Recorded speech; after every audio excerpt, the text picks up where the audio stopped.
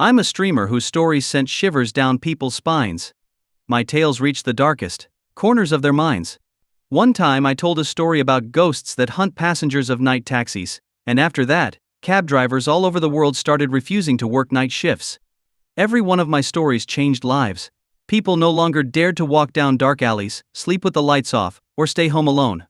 You'd think these were just stories. But for the people in this world, they became reality. My stories became a cultural phenomenon because no one before me had told such terrifying tales. But it wasn't always like this. In my old world, I was just a regular streamer. My horror stories entertained a small audience, but none of my tales could truly scare anyone. I was just one of many. And then, after a 3-day marathon of horror stories that I hosted for my subscribers, my heart gave out. I died. Wait, did I transmigrate? Looking around the unfamiliar room, Lin Xiao felt like his mind had turned to mush. He clearly remembered telling scary stories for 3 days and 3 nights in a live stream, and then his heart suddenly stopped, and he died. Yet somehow, unbelievably, he was here. Just then, a flood of memories surged into his head. This planet is called Langsing, and it's very similar to Earth. The history and development are almost the same, except for one thing: in this world, there are no real stories about the paranormal. Or rather, there are no true ghost stories. Their horror tales are incredibly primitive. For example, why do hundreds of pigs in the village squeal in the middle of the night? Why do girls' underwear constantly disappear in the dormitory? Why does Mr. Wine cry endlessly? Damn it! As soon as Lin Xiao absorbed all these memories, his eyes lit up. He realized that this was his opportunity. In his past life, he was a streamer who told terrifying stories. This meant that his skills were a perfect fit for this world. And although this world lacked real ghost stories, there were plenty of people who loved to hear them. And that meant this business had huge potential. There was real money to be made here. Mr. Lin, your show is about to start. Please get ready. A pleasant voice rang in Lin Xiao's ears. It was the station assistant Xiao Na. Oh, okay. Lin Xiao nodded quickly. Xiao Na sighed. Mr. Lin, even though today's recording is for the last episode of Midnight Radio, it's not entirely your fault. After all, there are only so many types of ghost stories, and people are tired of hearing the same ones. What? Lin Xiao was dumbfounded. What the heck? It's my first day at work, and the show is already getting cancelled. This must be a joke. Lin Xiao, what are you standing around for? Your show is about to start. Don't want to record the last episode? If not, get out of here right now. Just as Lin Xiao was feeling down, station manager Lin Deji walked over from his office. Upon hearing this, Lin Xiao's eyes narrowed slightly. Manager, I didn't mean that. Lin Deji snorted coldly. Then why are you still standing here? Go record the show, and after today, pack your things and get lost. Then, an irritatingly mocking voice came from behind. Exactly. How shameless. For 6 months straight, you've had the lowest ratings at the station. Our manager is kind-hearted to even let you finish properly. If it were up to me, I would have kicked you out ages ago. The speaker was a pale, smooth-faced man with an effeminate tone. His name was Zhang Hai, and he was the station's ratings champion. His show was called How Women Should Take Care of Their Skin. Hearing this, Lin Xiao stared directly at Zhang Hai. What are you looking at? Keep staring, and I'll gouge your eyes out. Zhang Hai gritted his teeth. Lin Xiao smirked. Ugly, and I can't even look. You. Zhang Hai nearly exploded with anger. The other colleagues at the station were equally shocked by Lin Xiao's words. Oh my! Lin Xiao actually dared to talk back to Zhang Hai. Who doesn't know that Zhang Hai is the manager's favorite? Lin Xiao must have a death wish. Well, today's Lin Xiao's last show anyway, so what's he got to lose? Exactly. Zhang Hai's so full of himself. Just because he's a little successful, he treats everyone like they're beneath him. He deserved that. Zhang Hai shot a venomous glare at Lin Xiao, then turned to Lin Deji. Manager, Lin Xiao insulted me. You've got to stand up for me. Upon hearing this, Lin Deji's face darkened. He opened his mouth to speak, but Lin Xiao didn't give him the chance. He turned and walked straight to the recording studio. Zhang Hai was fuming. Manager, Lin Xiao is totally disrespecting you. Why are you in such a rush? He's going to be gone soon anyway. Once the show's over, we'll deal with him properly. Lin Deji gritted his teeth. Zhang Hai nodded. You're right, manager. You always know best. And stop sucking up so much. Also, change that voice of yours. When you're not recording, speak normally. You're giving me goosebumps. Lin Deji gave him a sideways glance before returning to his office. There were 5 minutes left until the show began. Lin Xiao had just entered the recording studio when suddenly, a voice echoed in his mind. Congratulations to the host for successfully binding with the horror livestream system. System activating. System activated. Congratulations to the host for receiving a starter pack. Pack opening. Congratulations to the host for acquiring a master-level voice upgradable. Congratulations to the host for acquiring 100,000 ghost stories from Earth. Hearing this series of notifications, Lin Xiao's heart leaped with joy. The system had arrived. This was a must-have for anyone who time traveled. Mr. Lin, the show is about to start. Please get ready. Xiao Nei's sweet voice sounded again. Lin Xiao gave her an okay gesture. At the same time, on the station's official forum, a few scattered comments began to appear. I heard today is the last episode of Midnight Radio? Honestly, this show should have been cancelled long ago. It's completely unlistenable. Exactly. They should have just played some upbeat dance music. The ghost stories this host tells are so old. Same formula, every time. We need a female host. And she has to have a nice voice. Plus 10,086. Listening to this show is so awkward I could dig a whole 3-bedroom apartment with my toes. Sure enough, all the comments were complaints. It was clear how much of a failure the old Lin Xiao had been.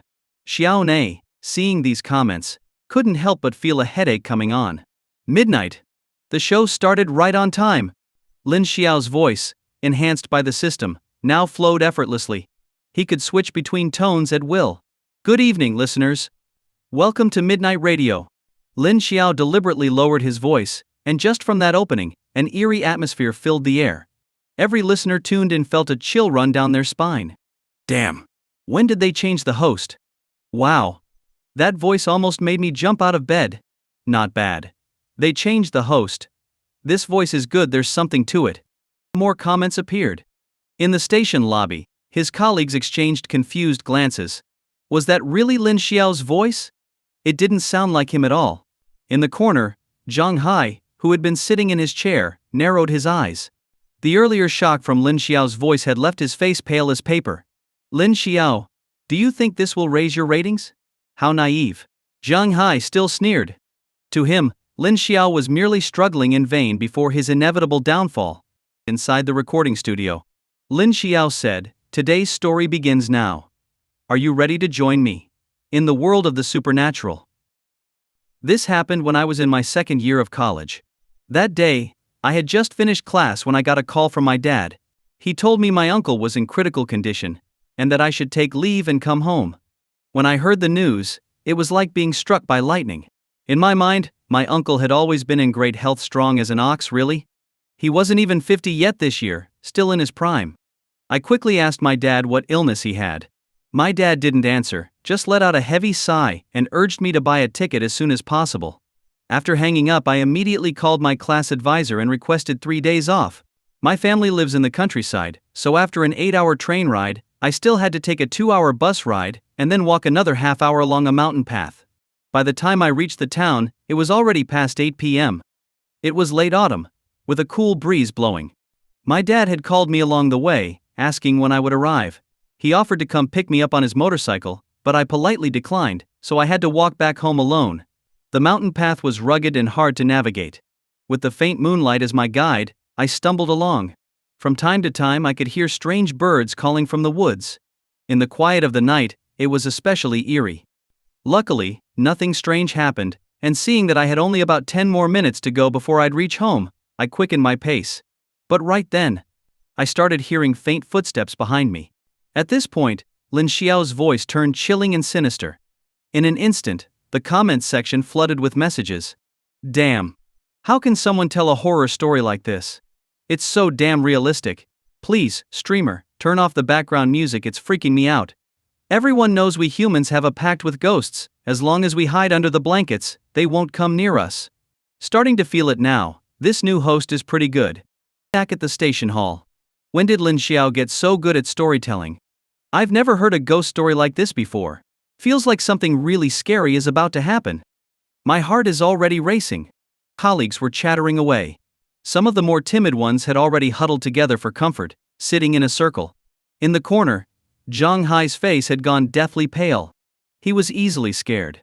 But the problem was, he couldn't bring himself to join the others, so he had to tough it out. Damn you, Lin Xiao. Just get lost already. I can't stand these paranormal hosts. Hai cursed under his breath. After taking a sip of water, Lin Xiao continued.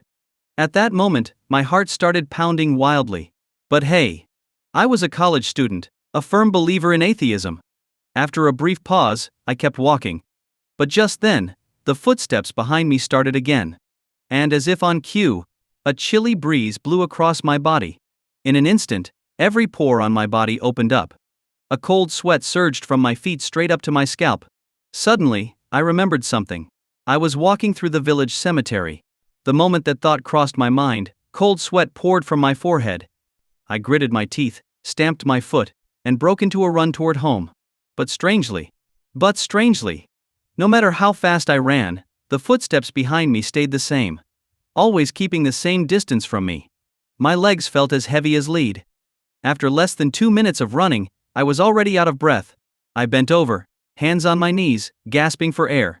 And just as I stopped, the footsteps behind me also stopped. I was about to turn around to see what was going on, when a voice, creepy and chilling, drifted into my ear. Young man. Wait for me. The voice was eerie, forlorn, as grating as a wheezing bellows. Boom! The moment I heard that voice, my mind exploded, going completely blank. Without a second thought, I took off running again, ignoring how tired I was, sprinting toward home. I could still hear the footsteps behind me, and my heart was pounding so loudly that I could hear it over everything else. But I didn't dare stop. I don't know how long I ran, but eventually, exhausted, I saw a light shining on my face. Yeah. Is that you? The voice was very familiar. It was my dad. I hurriedly shouted back, Dad, it's me. Honestly, at that moment, I was so emotional that I almost cried. My dad looked at me. Why are you running? I stammered, someone was following me. What? I remember it clearly when I said that. My dad froze, his body suddenly stiff, like he'd been struck by lightning. At this point, Lin Xiao paused again.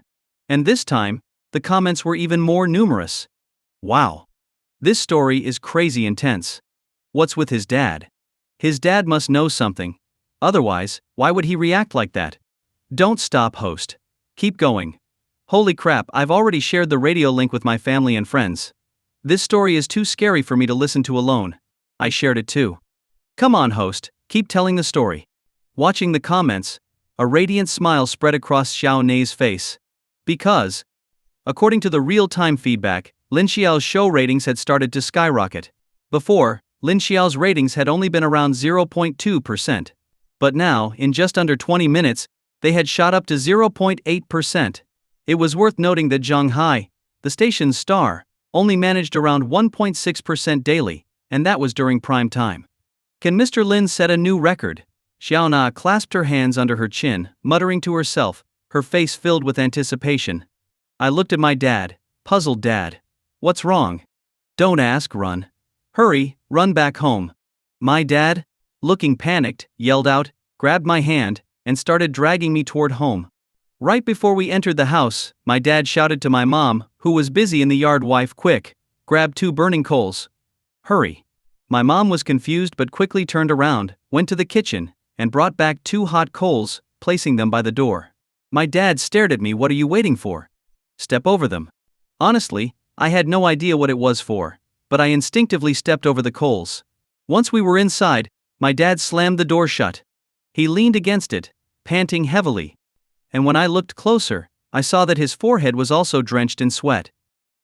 During dinner, my dad, surprisingly, poured me half a glass of Lao Baigan, a strong Chinese liquor. You have to understand, my dad never allowed me to drink before.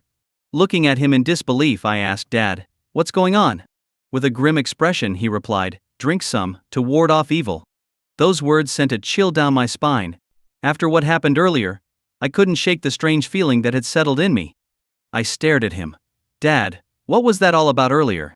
My dad looked me in the eye and said slowly, that was a ghost. My heart skipped a beat. A ghost. Hearing my dad say this shocked me to the core. He continued, ghosts exist in this world. Sometimes we just can't see them with the naked eye. The one that was following you was probably looking for a replacement spirit. And you were the target. My body began to tremble. If you hadn't run fast enough, once it caught up to you, your life would have been over, he added. Frowning, I asked, "Then why did you make me step over those burning coals when I got home?" My dad explained, "You had already been tainted by ghostly energy. If you'd brought that energy into the house, the ghost would have followed you inside. But fire repels ghosts. As soon as you stepped over the coals, the ghostly energy disappeared." After hearing this, everything suddenly made sense. I had never heard of anything like this before. At this point, the listeners on the forum started buzzing with activity. I learned something new. So, that's a thing. Wow. I never thought I could actually learn from listening to ghost stories. This host is killing it. Love it. I think this show should definitely continue. Back at the station. It's blowing up. It's blowing up. Jeona jumped out of her chair, face glowing with excitement. What's blowing up? Everyone turned to look at her. Jeona, brimming with joy, exclaimed, "The ratings. Midnight Radio's ratings just broke 1%. No way. That's amazing. Aside from Shanghai's show, we've never had another program break 1%, right? Lin Xiao is crushing it. Hats off to him. With stories of this quality, he's practically created a whole new genre of supernatural storytelling. Breaking 1% might not be the end goal. Let's hope the ratings hit 2% by the end of the show." Everyone in the room was genuinely happy for Lin Xiao. After all, nearly every employee at the station had been targeted by Shanghai at some point. Now that they saw someone finally rising up, how could they not be thrilled? As for Shanghai, his face turned grim when he heard Xiaone's announcement. Over 1%. Lin Xiao had actually surpassed 1%. The story continued. After dinner, with a bit of alcohol in me, I felt lightheaded. I turned to my mom. "I'm going to go check on Uncle." My dad was the first to speak up. "Don't go out tonight. Go tomorrow." My mom quickly agreed. "Yes, listen to your father." With no other choice, I went to bed early. The next morning, at the crack of dawn, I headed to my uncle's house with my parents. By the time we arrived, the courtyard was already filled with people.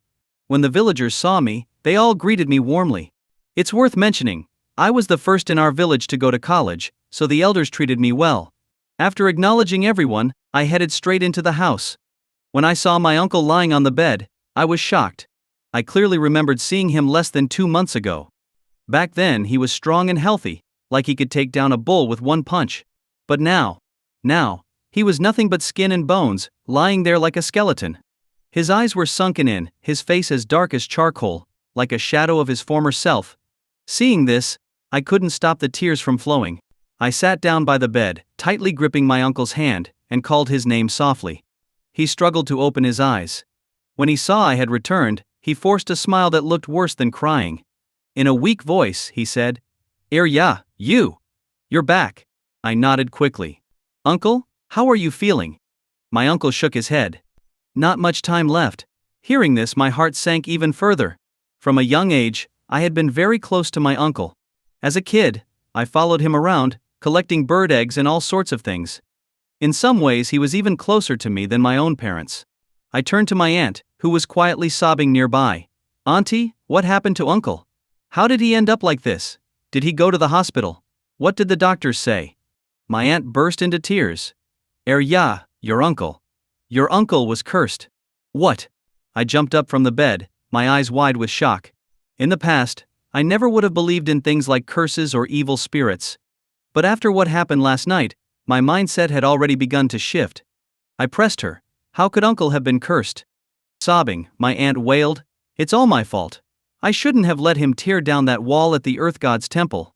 Just then, my dad spoke up in a low voice. "Let me explain. 3 days ago, my uncle's yard was being renovated, and they needed bricks for a pigsty. But they were a few hundred bricks short. My aunt had the idea to send my uncle to the Earth God's temple to take some bricks from the wall. In our village, there's an old Earth God temple. But it's been abandoned for years, only used as a storage place for farming tools. No one really pays attention to it. But the very night after he tore down part of the temple's wall to build the pigsty, strange things began happening. My uncle started having terrible nightmares and came down with a high fever. In just one night, he lost a huge amount of weight. The next day, my dad took my uncle to the hospital, but after all the tests, they found nothing wrong. That's when some of the village elders told my aunt that he might have been cursed. After hearing the whole story, I frowned deeply. If that's the case, This situation might be tricky to handle. Suddenly, my dad turned to my aunt. Has the yin lady arrived yet? My aunt shook her head. She was supposed to come this morning, but she still hasn't shown up. Just then, someone called out from outside, the yin lady is here. The yin lady, also known as the yin-yang lady. Legend has it that she has a yin-yang face, half black, half white, and practices dark arts. Her left hand helps the living by delivering babies, while her right hand aids the dead by conducting funerals. The truly powerful ones can even help ghosts give birth. Soon, an elderly woman, probably in her 70s or 80s, walked into the room. Her face looked normal enough, so the legend of the yin-yang face was obviously false. But I noticed something strange: her eyes. One was black, and the other was white, just like the dots on a taiji symbol. It gave her an unsettling appearance. Suddenly the yin lady fixed her eyes directly on me. Her cold, piercing gaze made me shudder, and I felt extremely uncomfortable. Instinctively I asked, "Why? Why are you staring at me?" In a raspy voice she replied, "You encountered a ghost." Boom! As soon as she said that, my mind exploded. How? Did she know I had a run-in with a ghost last night? My dad had said that crossing over the burning coals should have taken care of it. As soon as the yin lady spoke, my dad's expression tightened, and he rushed over to her. "Yin lady, please help my son clear away the ghostly energy." The yin lady calmly replied, "It's fine, nothing serious. Just have him drink some medicine, and he'll be fine." My dad thanked her profusely. Then, the yin lady walked past me, and went over to where my uncle was lying. The room fell completely silent. The yin lady started circling my uncle. All the while, she muttered something that sounded like an incantation, words no one could understand. My mom leaned over to me and whispered, "She's the most famous yin-yang lady in the entire area. Her family has been in this line of work for generations. They say she once helped a ghost give birth. That female ghost was so grateful that she became her spirit guardian." Curious, I asked, "What's a spirit guardian?" A spirit guardian is similar to a shaman's spirit. Shaman spirits refer to protective spirits from the animal world, and they typically fall into 5 categories: fox, weasel, hedgehog, snake, and rat, commonly known as the 5 immortal spirits. But a spirit guardian, she continued, serves ghosts rather than animals. After hearing my mom's explanation, I became deeply intrigued by this yin lady. Helping a ghost give birth, now that's something I'd never heard of before. At this point, Lin Xiao paused and took a sip of water. The listeners started buzzing with comments. "The host has a wild imagination. Helping a ghost give birth, seriously. Shaman spirits and spirit guardians, I'm learning all kinds of strange new stuff. Incredible storytelling skills, host. Why those specific animals for the 5 immortal spirits? Host, could you explain that? This is so good. This story is totally different from the supernatural tales I've heard before." At the same time, Xiao Na couldn't sit still any longer. She jumped up and ran straight to the station manager's office. "Manager, it's blowing up." Xiao Na exclaimed excitedly as she stood before Lin Deji. "What's blowing up?" Lin Deji frowned. He had been on the phone with his mistress for most of the night, and hadn't paid any attention to Lin Xiao's show. And even if he had, he wouldn't have cared much about it. After all, Lin Xiao had been at the bottom of the ratings for half a year. Plus, after tonight, the show was set to be cancelled. Xiao Na quickly composed herself and said, "Lin Xiao's midnight radio is blowing up in the ratings. It's already hit a shocking 1.3%, and it's still rising fast. It might even break 2%. What?" Hearing this, Lin Deji looked stunned. "Xiao Na, have you lost your mind? You think that kid's show could break 2%? Do you take me for a fool?" "Manager, if you don't believe me, just check the data yourself," Xiao Na urged him. The next second, Lin Deji got up and headed toward the main office. When he saw the live ratings data on the screen, it was as if he had been struck by lightning. It wasn't just 1.3 It had already broken 1.4%. Could it be? Lin Xiao has finally found his groove. Lin Deji muttered to himself, staring at Lin Xiao in the recording booth, completely dumbfounded. Just then, Zhang Hai came stomping over. "Manager, I suspect Lin Xiao is inflating his numbers." Lin Deji frowned slightly. "Do you have proof?" "No." Zhang Hai shook his head. Lin Deji scowled. "No proof, then stop talking nonsense." "But manager, don't you find it strange? Why would his ratings suddenly spike right at the end? Isn't that suspicious? Couldn't it be bots inflating the numbers?" Zhang Hai couldn't stand the idea of Lin Xiao's comeback. Hearing this, Lin Deji began to think. It was, indeed, a bit suspicious. There's no way the numbers are fake, Xiao Nei suddenly spoke up. Zhang Hai shot her a venomous glare, his eyes full of malice. Curious, Lin Deji asked, how can you be so sure? Just look at the comments section. All the viewers are real people, and their discussions are completely genuine. There's no way this could be bot, Xiao Na said confidently. Keep listening. Lin Deji sat down in a chair, his focus now fully on the show. Zhang Hai wanted to say something else but ultimately held back. The Yin lady circled back and forth for over 10 minutes. Finally, she stopped beside me. She looked at my aunt and rasped, your husband angered the earth god. He broke the earth god's legs, so the earth god is punishing him. My aunt immediately jumped up from her stool. What should we do, Yin lady? Please tell me what to do. Sigh. The Yin lady sighed. It's not too difficult. Does your family have a cow? Yes. My aunt nodded quickly. Cut off all 4 of the cow's legs, grind them into powder, and bury it beneath the earth god's statue. Burn lots of incense and paper offerings. In 2 days your husband will recover. After hearing this, my aunt was overjoyed and thanked her profusely. The Yin lady added, do it quickly. Don't delay, or your husband's life might be in danger. My aunt rushed out immediately. My dad followed close behind. Then the Yin lady turned to me. Young man, here's the medicine. Boil it into a broth and drink it. The ghostly energy within you will completely dissipate. Half doubting her, I accepted the tightly wrapped packet of herbs and politely thanked her. Strangely enough, after my aunt followed the Yin lady's instructions, that very night, my uncle's fever broke, and he could eat again. By the next morning, his complexion had returned to normal, and he was able to walk around. Detected that the story caused fear among the audience, fear level +10. Detected that the story caused fear among the audience, fear level +10. Detected that the story caused fear among the audience, fear level +10. The cold, robotic sound of the system echoed repeatedly in Lin Xiao's mind. Fear level? He had no idea what that was about. But right now, he had no interest in figuring it out.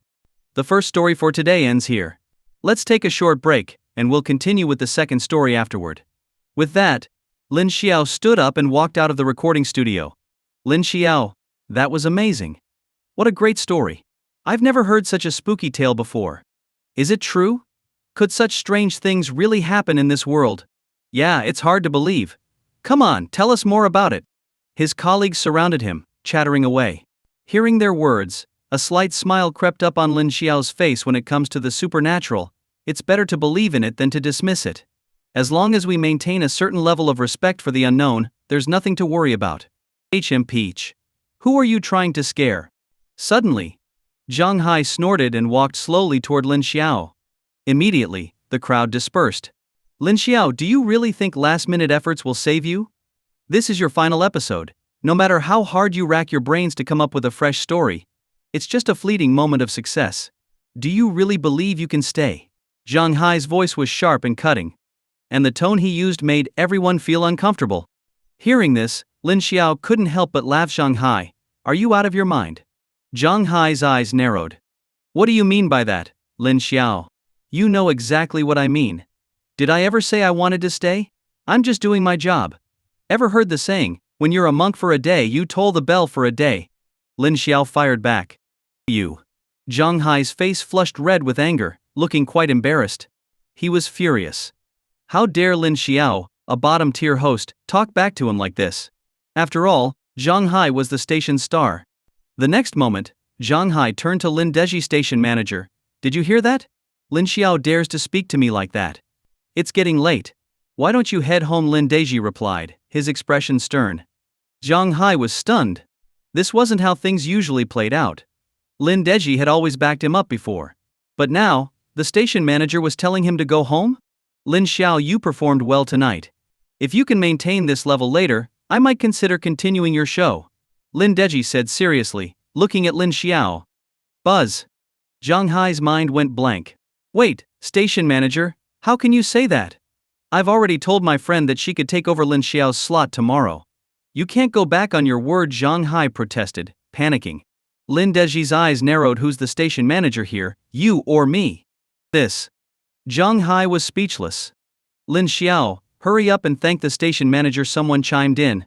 Yeah, take the opportunity to thank him for this chance. After all, Our station has never made such an exception before. Oh my gosh, the station manager actually bent the rules for Lin Xiao. That's impressive. Everyone began to speak up, but Lin Xiao remained calm. No need. Once tonight's show is over, I'll be leaving. As soon as he said this, Lin Deji froze in place. He had intended to give Lin Xiao a way out, but it seemed Lin Xiao wasn't taking the bait. Awkward. Truly awkward. After a short break, Lin Xiao returned to the recording studio. The others dispersed as well. Lin Deji's eyes were locked on Lin Xiao through the glass of the recording booth, his gaze filled with a cold, sinister intensity. Zhang Hai quickly spoke up. Station manager, this is the guy you're defending? Lin Xiao's nothing but an ungrateful wolf. Look at him now. You gave him a hand, and he's slapping you in the face. Damn it. He doesn't know what's good for him. Lin Deji was seething. Meanwhile, in the forum and chat room, where's the host? Did he go to the bathroom for some personal fun? Hurry up and get back to the second story. I can't wait any longer. Speed up. Please host faster. Damn it. I don't even dare to get out of bed to get water right now. To turn a ghost story into something this chilling, host, you're a genius. More. Hurry up. I'm dying of anticipation. Even during the break, the listener count wasn't dropping. In fact, it was steadily rising. That was terrifying in itself. Good evening, dear listeners. Now let's begin our second story for tonight. Lin Xiao's voice was like the sound of a knife scraping against glass, hoarse and grating. The eerie feeling immediately settled over the listeners. This story comes from a personal experience shared by a female classmate of mine from university. For now, let's call her Xiao. Xiao was one of the top students in our class. Every year during our 4 years at university, she won the national scholarship. When she graduated, she successfully landed a job at a well-known multinational company. Her salary was incredibly high, more than 20,000 yuan per month.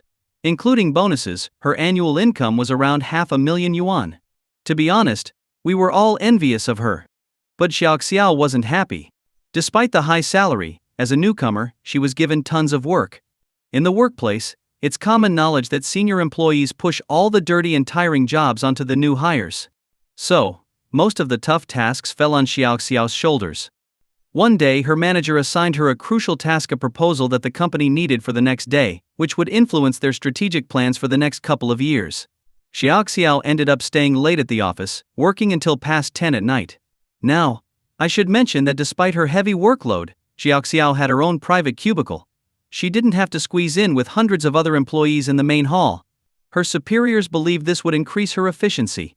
At around 10 p.m., after finishing part of the task, Xiao was starving. She wasn't in the mood to order food, so she decided to make herself a cup of instant noodles. Just as she filled the cup and sat back down in her chair, the lights in the main hall suddenly came on. You should know that when she stood up earlier, it was still pitch black outside. So that means the lights just turned on.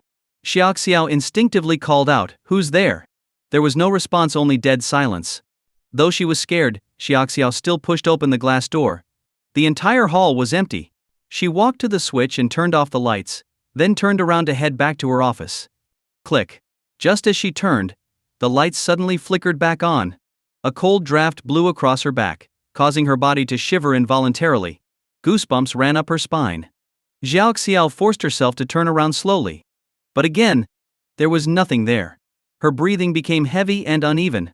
A story her colleague once told her suddenly popped into her mind. It was about several people who had died while constructing this building. And it happened right on her floor. To make things worse, the security guards had warned her before everyone must leave the building by 11 p.m. Thinking of this, Xiao glanced at her watch. 10:55 p.m. There were only 5 minutes left until 11 p.m. Her mind felt like a hammer was pounding away at it. Fear, tension, anxiety, and panic flooded her all at once. At this point, Xiao didn't care about her work anymore. She rushed back to her office, grabbed her bag, and headed for the exit. Just as she opened the company's main door, another cold gust hit her. Chills ran from the soles of her feet up to the top of her head. There was only 1 minute left until 11 p.m. Her mind went completely blank as she slammed the door shut and bolted towards the elevator. In the long hallway, the only sound was the rapid clacking of her high heels against the floor. Her back was drenched in cold sweat. When she finally reached the elevator, the clock on her watch struck exactly 11 p.m. The story ended there, leaving all the listeners completely stunned. Please stop, host. I beg you, don't go on. I can't take it anymore, it's too scary. Holy crap. I've never heard such a terrifying ghost story. My heart is pounding like crazy. Is this real or not? Do such creepy things really happen in the world? Good thing I'm wrapped up in my blanket. No fear at all. Host, keep going. Comments flooded the screen like snowflakes. Meanwhile, the ratings for Midnight Radio had officially broken Shanghai's 1.6%, shooting up to 1.8%. Xiao Nei was overjoyed as she turned to Lin Deji, station manager. We broke the record. Lin Xiao has shattered the station's listener record. Really? Lin Deji jumped up and quickly rushed over to Xiao Nei. When he saw the 1.8% rating, a broad smile spread across his face. He was thrilled. For a station manager, the higher the ratings, the bigger the budget he would receive from the higher-ups. For Lin Deji, he wished all his hosts could maintain a rating above 1%. But unfortunately, that was just a dream. Thankfully, Lin Xiao had pulled it off. He was now a rising star, a valuable asset. Station manager, Lin Xiao's numbers must be fake. Zhang Hai interrupted, his voice dripping with jealousy. Hearing this, Lin Deji's brow furrowed deeply. Shut up, can't you stand seeing someone else succeed? Fake? Did you even look at the total number of comments on Midnight Radio? Over 12,000. Tell me, where do you see anything fake? Zhang Hai was instantly at a loss for words. Get home and go to bed. You just can't handle seeing someone outperform you. How did I ever think you were the honest type? Lin Deji fumed.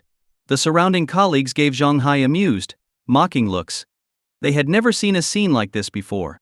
After taking a sip of water, Lin Xiao continued with the story. As Yak Xiao stood in front of the elevator, she suddenly heard the sound of bells ringing in her ears. Dong! Dong! Dong! The sound echoed down the empty corridor, making her shiver uncontrollably. And then, cold, eerie winds began pouring in from the windows at both ends of the hallway. Xiao Xiao felt as though she had been plunged into an ice cave. Her teeth clattered, and her body trembled violently. He he he he! Suddenly, a sharp, cold laugh pierced Xiao Xiao's ears. Xiao Xiao screamed in terror. The last bit of strength in her mental defenses crumbled at that moment. But it didn't stop there. She could clearly see 2 rows of white footprints appearing out of nowhere on the floor. The footprints were slowly coming towards her. Xiao Xiao's heart felt like it was about to leap out of her throat. Her legs weakened, and sweat poured down her forehead. She leaned against the wall, trying desperately to stay upright. The white footprints drew closer and closer. Her heartbeat quickened again. Xiao Xiao's voice trembled as she gasped, "Help me! Someone! Please save me!" But no one responded. At that moment, Xiao Xiao's eyes caught sight of the bathroom nearby. Summoning all her remaining strength, she sprinted toward it. Better to fight than wait to die. Rushing into the bathroom, Xiao Xiao immediately locked herself in the farthest stall. Sitting on the toilet lid, her breathing grew more and more rapid. She could hear her own breath, and the loud thumping of her heart as it pounded against her chest. Time ticked by, second by second. Xiao Xiao clenched her fists tightly, keeping her eyes shut, too afraid to open them for fear that a terrifying, blood-covered face might appear in front of her. Minutes passed 2, 3, but nothing happened outside. Her heart began to calm down slowly. This trick seemed to have worked. The feeling of narrowly escaping death made Xiao Xiao feel like she had been given a new lease on life. But just as she was about to let out a sigh of relief, a strange sound suddenly echoed in her ears. Tap, tap, tap, tap. As a woman, Xiao Xiao could immediately tell it was the sound of high heels scraping against the floor. Her heart tightened once again. In the middle of the night, how could anyone else be here? And why were they coming to the bathroom? Could it be someone else was also working late like her? Maybe they experienced the same thing. Thinking about this, Xiao Xiao began to listen closely. The sharp sound of high heels continued. Suddenly, through the small gap under the stall door, Xiao Xiao saw a pair of red high heels stop right in front of her stall. Her breathing quickened instantly. Her fists clenched tightly as she tried to stay calm. Summoning her courage, Xiao Xiao carefully asked, "Who's there?" There was no response from the woman outside. She just stood there. "Who is it?" Xiao Xiao repeated, "Someone's already in here. Go to the next stall." This time, the high heels moved. From the sound, it seemed like the person walked into the stall next to hers. Xiao Xiao let out a sigh of relief. At least now she wasn't alone. Having someone else around gave her some comfort. But before she could fully relax, The sound of the high heels that had disappeared suddenly reappeared in front of her stall, without warning. Buzz! Xiaoxiao's mind went completely blank. Her entire body felt as though it had fallen into an ice pit.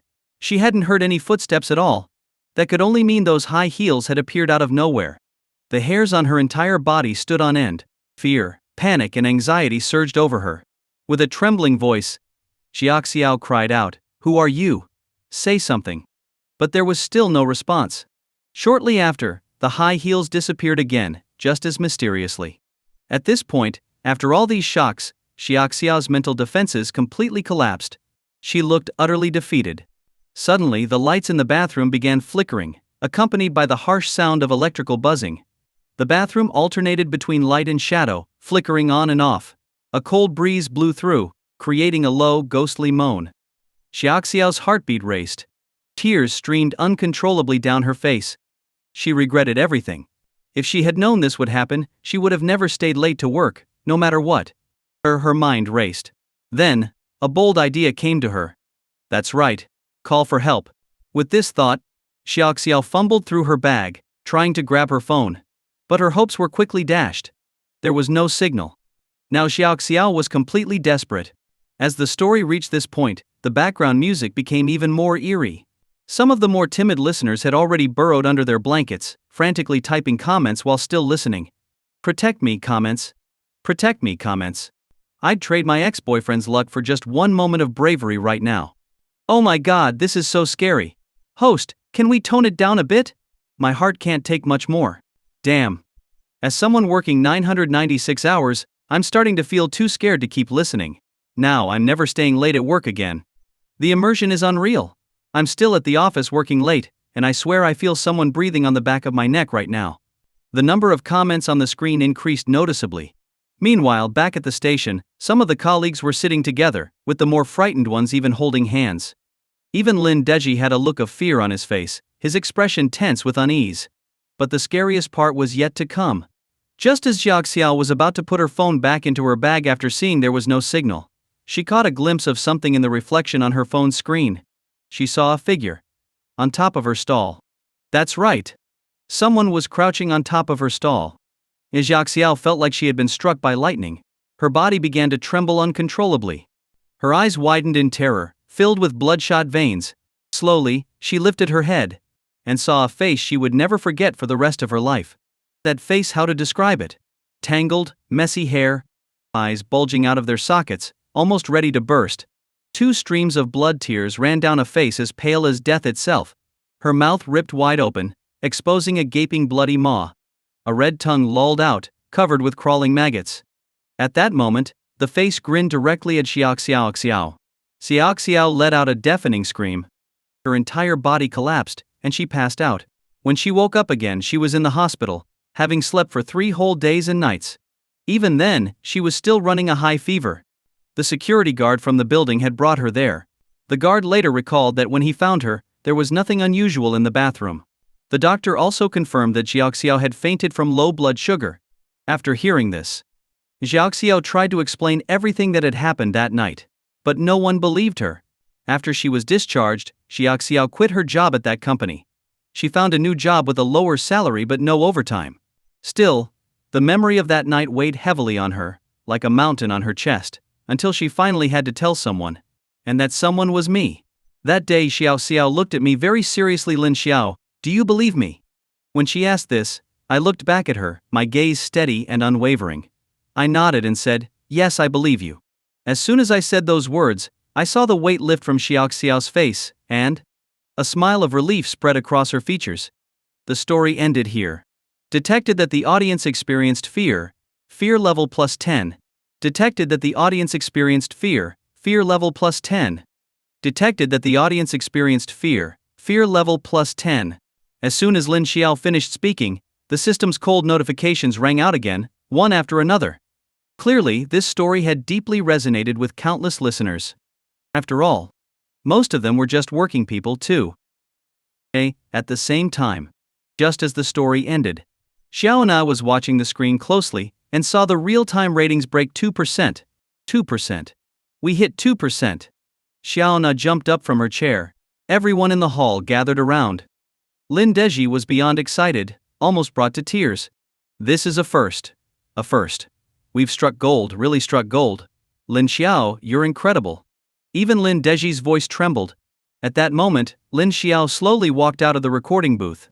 Without a second thought, Lin Deji rushed up and grabbed his hand tightly. Lin Xiao, you are the pride of our station. Hearing this, Lin Xiao frowned slightly. Mr. Lin, you're amazing. Today's ratings broke the station's record, and we even passed 2%. And for a midnight show. Those numbers are insane. Xiao Nei exclaimed bluntly. In response, Lin Xiao gave a faint smile. No big deal. Listen to that. Hear that. Now that's a real pro. Breaking 2%, and he just says it's no big deal. Lin Xiao, you're the true pillar of our station. Compared to you, Shanghai is nothing but a waste. Lin Deji shamelessly showered him with praise. However, Lin Xiao wasn't buying it. He completely ignored him. Lin Xiao, those 2 stories you told tonight were absolutely brilliant. I never knew ghost stories could be told like that. You're a genius. Yeah, we're not worthy. You're amazing. Please, can you teach us a thing or two in the future? Lin Xiao, we're begging for your guidance. You're too good. Amidst the constant flow of compliments, Lin Xiao remained calm. He looked at Lin Deji with a cool expression and said, Lin Deji, I'm officially announcing my resignation. I'm done. Buzz.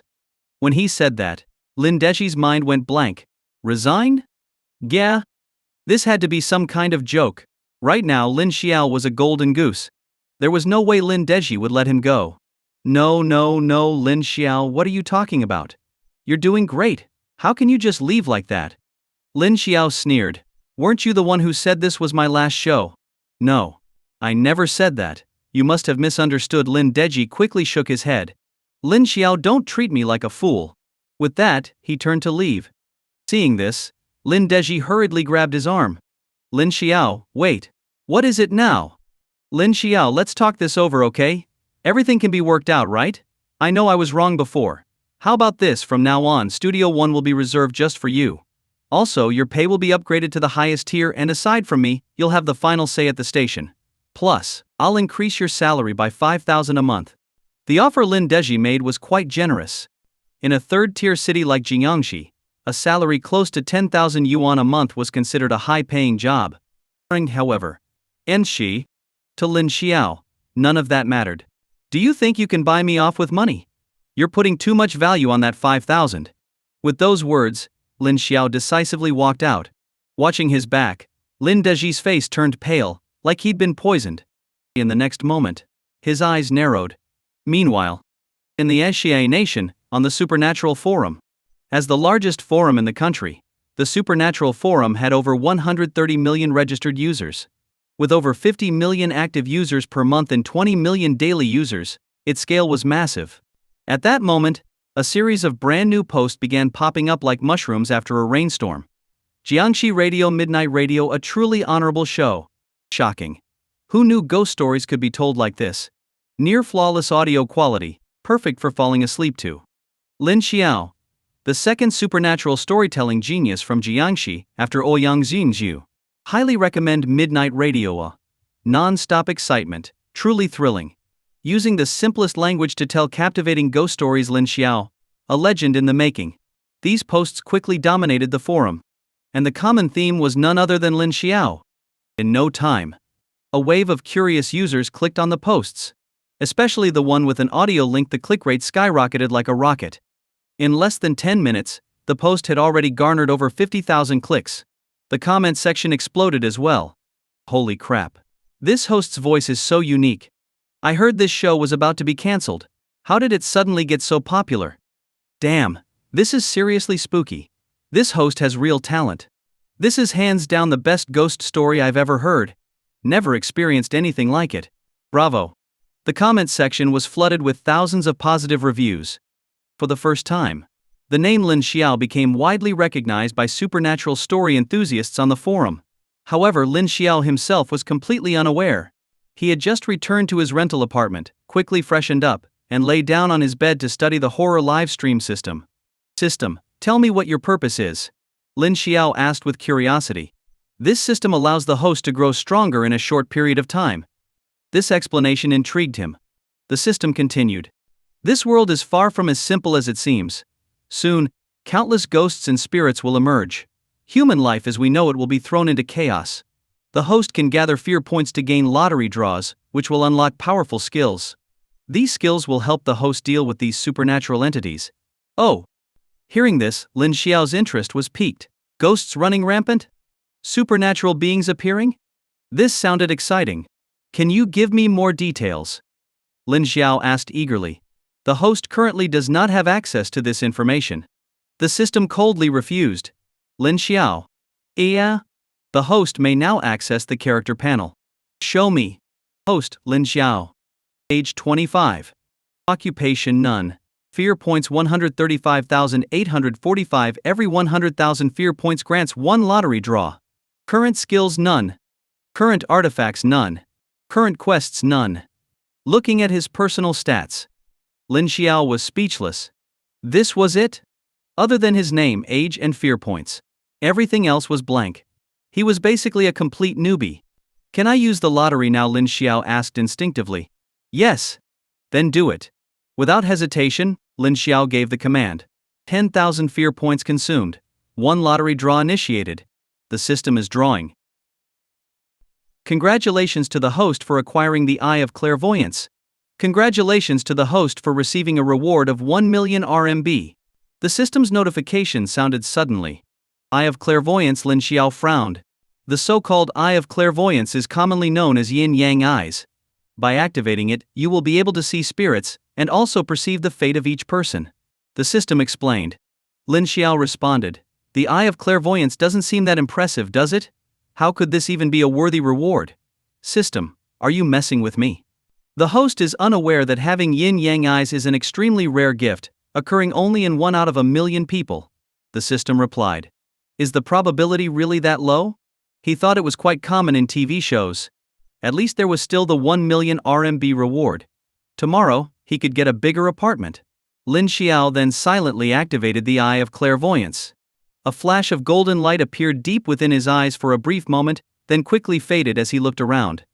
No ghosts were in sight. This reassured him a bit. The next morning, Lin Xiao woke up early, secured a new apartment, bought a new computer, and picked up various accessories. Yes, he was planning to start live streaming. What he didn't know was that he had already gone viral on the Supernatural forum. The post featuring his video had garnered over 6 million views in just one night. And the comments section? It had exploded, with over 500,000 comments. This is incredible. This host is truly something else. It's been ages since I've listened to such an immersive ghost story. Yeah, Lin Xiao is amazing. I regret not tuning in live last night. Tonight I absolutely must listen in. Same here. His stories are seriously gripping. But isn't the show over? Wasn't last night the final episode? No way. A show this good can't just stop. That would be such a waste. Say no more? I'm waiting for Midnight Radio. These were just some of the top voted comments. Clearly, Lin Xiao's storytelling style had captivated many. After setting up everything in his new apartment, it was already noon. Just as he was about to go out and grab a quick bite to eat, the doorbell rang. Standing outside was a young woman, bright and fashionable. She was wearing a simple workout outfit, but it couldn't hide her near-perfect figure. Moreover, her features were extremely delicate, and even without makeup, she could easily outshine most popular actresses. Hello, I'm your landlord. My name is Su Wan. Su Wan greeted him confidently. Hello. I'm Lin Xiao. He replied with a smile. I live upstairs. If you need anything, feel free to come find me. Su Wan said with a friendly smile. All right, Lin Xiao nodded in agreement. No problem. See you later. Su Wan turned to head upstairs. Suddenly, Lin Xiao called out to her. Yes, Su Wan asked, curious. Lin Xiao stared directly at the space between her eyebrows. He noticed a faint cloud of shadow lingering there, and streaks of dark energy swirling around her temples. It was a sign of ghostly influence. You've encountered a ghost. Lin Xiao said bluntly. Hearing this, Su Wan couldn't help but laugh. Lin Xiao, that kind of trick is a bit outdated when trying to impress girls. Su Wan chuckled. But Lin Xiao remained serious. You don't have to believe me. But I advise you to be cautious for the next couple of days. Try to avoid going out at night if possible. Su Wan paused, not responding, and then went upstairs. Lin Xiao didn't dwell on it. He had said his piece, and whether or not she took his advice was her choice. Meanwhile, in a luxurious villa in Jiangxi, Yang-Xun was listening to Lin Xiao's ghost stories from the previous night. As one of the few renowned supernatural storytellers in Xia Nation, Yang-Xun had made a significant name for himself, regarded as one of the pioneers of the genre. 50 years ago, Yang-Xun and 8 others laid the foundation for supernatural storytelling. Before them, the concept of supernatural stories didn't exist. Over the decades, they continually refined and expanded the genre, creating what it is today. Though the stories they told were generally quite basic, but their contribution was undeniable. At this moment, standing beside Yang-Xun was his grandson, Yang-Jin. "Grandpa, this Lin Xiao is being hailed as the second great supernatural storyteller in Jiangxi by the netizens. What's your take on that?" Yang-Jin asked. Hearing this, Yang-Xun nodded. "I think the young man deserves it." "Deserves it?" Yang-Jin frowned. "Come on, Grandpa. I don't think he's that special. The main reason for his success is probably his creepy voice and eerie background music. The stories themselves don't seem that extraordinary." "You don't know a thing," Yang-Xun scolded with a stern face. "Supernatural storytelling has become stagnant today. Why? Because people's imaginations are limited. But this young man's 2 stories have been a breath of fresh air. That's true talent." Yang-Jin fell silent. Yang-Xun took a deep breath. "Jin, we must not be biased against others. We must have the courage to acknowledge other people's excellence. Do you understand? Though Lin Xiao has only just started to shine, I can clearly see that his future is limitless."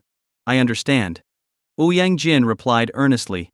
At 11 p.m., Jiangxi Radio Forum. The chat room was already buzzing with excitement. "I can't wait to hear the host's ghost stories. I'm so pumped, so pumped, so pumped. I'm super excited. I couldn't sleep well last night because of it. Tonight, I'm counting on the comments to protect me. I'd trade 10 years of my roommate's life for some divine protection. Midnight Radio won't be cancelled, right?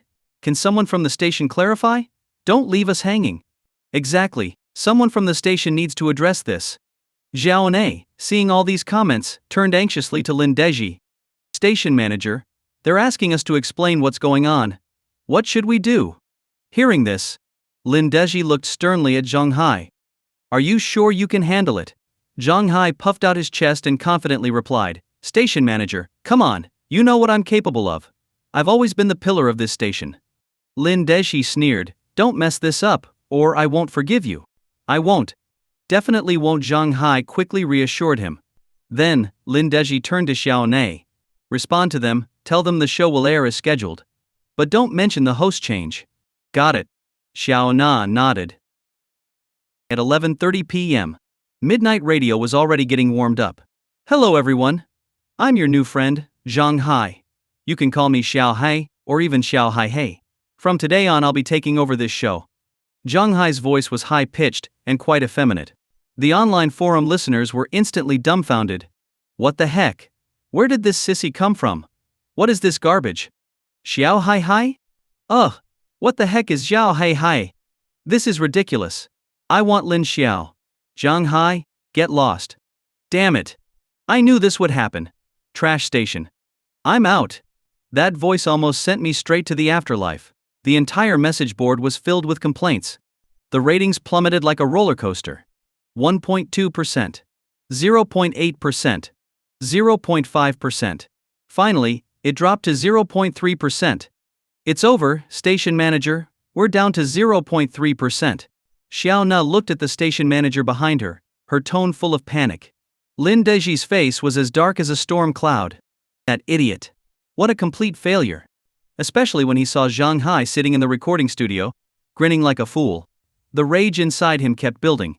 At Lin Xiao's home, he checked the time and logged onto the Dusha platform, where he opened the room he had registered earlier that day and started his stream. The title was simple: Lin Xiao's live stream. Straightforward and clear. The chat room had only a few messages trickling in. "I only listen to ghost stories from the top hosts. Newbies like you always tell the same old boring stuff." "Exactly. Doing ghost stories on Dosha? That's a bold move. I'm out." Seeing these comments, Lin Xiao didn't care. In his past life, he had been a streamer. He understood how platform recommendations worked. As long as the content was good, the audience would naturally come. Clearing his throat, Lin Xiao began his story. Su Man was a well-known horror novelist. As everyone knows, inspiration is the key in this line of work. When inspiration flows, the words pour out, and you can write thousands in a day. But when inspiration dries up, even after sitting in front of the computer for a whole day, you might not write a single word. Recently, Su Man had been struggling with a script commission, which was giving her a major headache. So, she came up with the idea to go out and find inspiration. She called her best friend, Xiao Yun. Xiao Yun mysteriously said, "I know a place that's perfect for you." Su Man immediately pressed for details. But Xiao Yun kept her in suspense, and soon drove over to pick her up. In the car, Su Man looked at Xiao Yun and said, "You sneaky woman, keeping secrets from me. Where are we going?" Xiao Yun pouted. "It's a place outside the city. Want to go?" "Let's go," Su Man agreed without hesitation. As they drove along the road, watching the scenery on both sides, Su Man let out a deep breath, feeling her mind clear up. After driving for about 2 hours, the car started climbing a mountain. Curious, Su Man asked, "Where are you taking me?" Xiao Yun replied mysteriously, "You'll see soon enough." They followed a cement road, moving forward. The scenery remained beautiful. But halfway up the mountain, all the trees ahead were snapped in half. The cuts were very clean. And the flowers and grass by the roadside had all withered away. It looked like a clear dividing line before it. Everything was lush and vibrant, but beyond it, not a single blade of grass grew. Seeing this, Su Man's brows furrowed slightly. Her intuition told her something wasn't right. A feeling of unease settled over her. Su Man looked at Xiao Yun, her voice tense. "Where exactly are we? Why did you bring me here?" Xiao Yun smiled. "At the top of this mountain, there's a villa. It belongs to a distant relative of mine, but they moved south to start a business years ago, so it's been empty. I heard you've been struggling with writer's block, so I thought this would be a good place for you to stay for a few days." "What? Are you scared? If you're too afraid, we can turn back now." After hearing the explanation, Su Man finally relaxed. She smiled awkwardly. "You should have just told me. Why keep it a secret? What's there to be afraid of? Of course I'll stay, but you'll have to stay with me." Xiao Yun quickly agreed. Yes, my dear Miss Su, I'll stay with you all right." Su Man jokingly scolded. "You little brat." Soon, the car reached the top of the mountain. As Xiao Yun had said, there was indeed a villa there, its walls covered in ivy, giving it an eerie and ominous vibe. Next to the villa was a small house, likely for storage. After getting out of the car, Xiao Yun looked at Su Man proudly. "So, what do you think? Isn't this place great? Do you feel the inspiration flowing?" Su Man smiled wryly. "It feels like something, all right, but aren't we being a little reckless just barging in like this? Did you tell your relatives?" Xiao Yun quickly nodded. I told them. Just then, a rustling sound came from the roof of the villa. Suddenly, a flock of crows took off into the sky. They let out piercing cries as they flew away. This made the villa seem even more ominous. Su Man's face paled, but she kept it to herself. As a horror novelist, she thrived on these kinds of challenges. Creak. A harsh sound echoed. The door of the storage room slowly swung open. At this point in the story, Lin Xiao took a sip of water and glanced at the chat. At some point, the interactions had picked up. Wow. I underestimated him. This host is good. I've never heard this story before. Holy crap, it's Lin Xiao from Jiangxi Radio. He's hiding here. Haha, I've been looking everywhere for him. It's really him. Last night's story nearly scared me to death. Lin Xiao had been recognized. Soon, posts about Lin Xiao's move to Dusha started popping up on the Supernatural forum. In no time, the number of viewers in Lin Xiao's live stream skyrocketed. At first, there were only about 50,000. But within less than 3 minutes, the numbers soared to 1 million. For a new streamer on their first day, those numbers were top tier. And this was just the beginning. Watching the rapidly growing viewer count, Lin Xiao wasn't fazed. He simply continued his story. Su Man and Xiao Yun stared intently at the door that had opened on its own without any wind. A strange feeling crept over Su Man.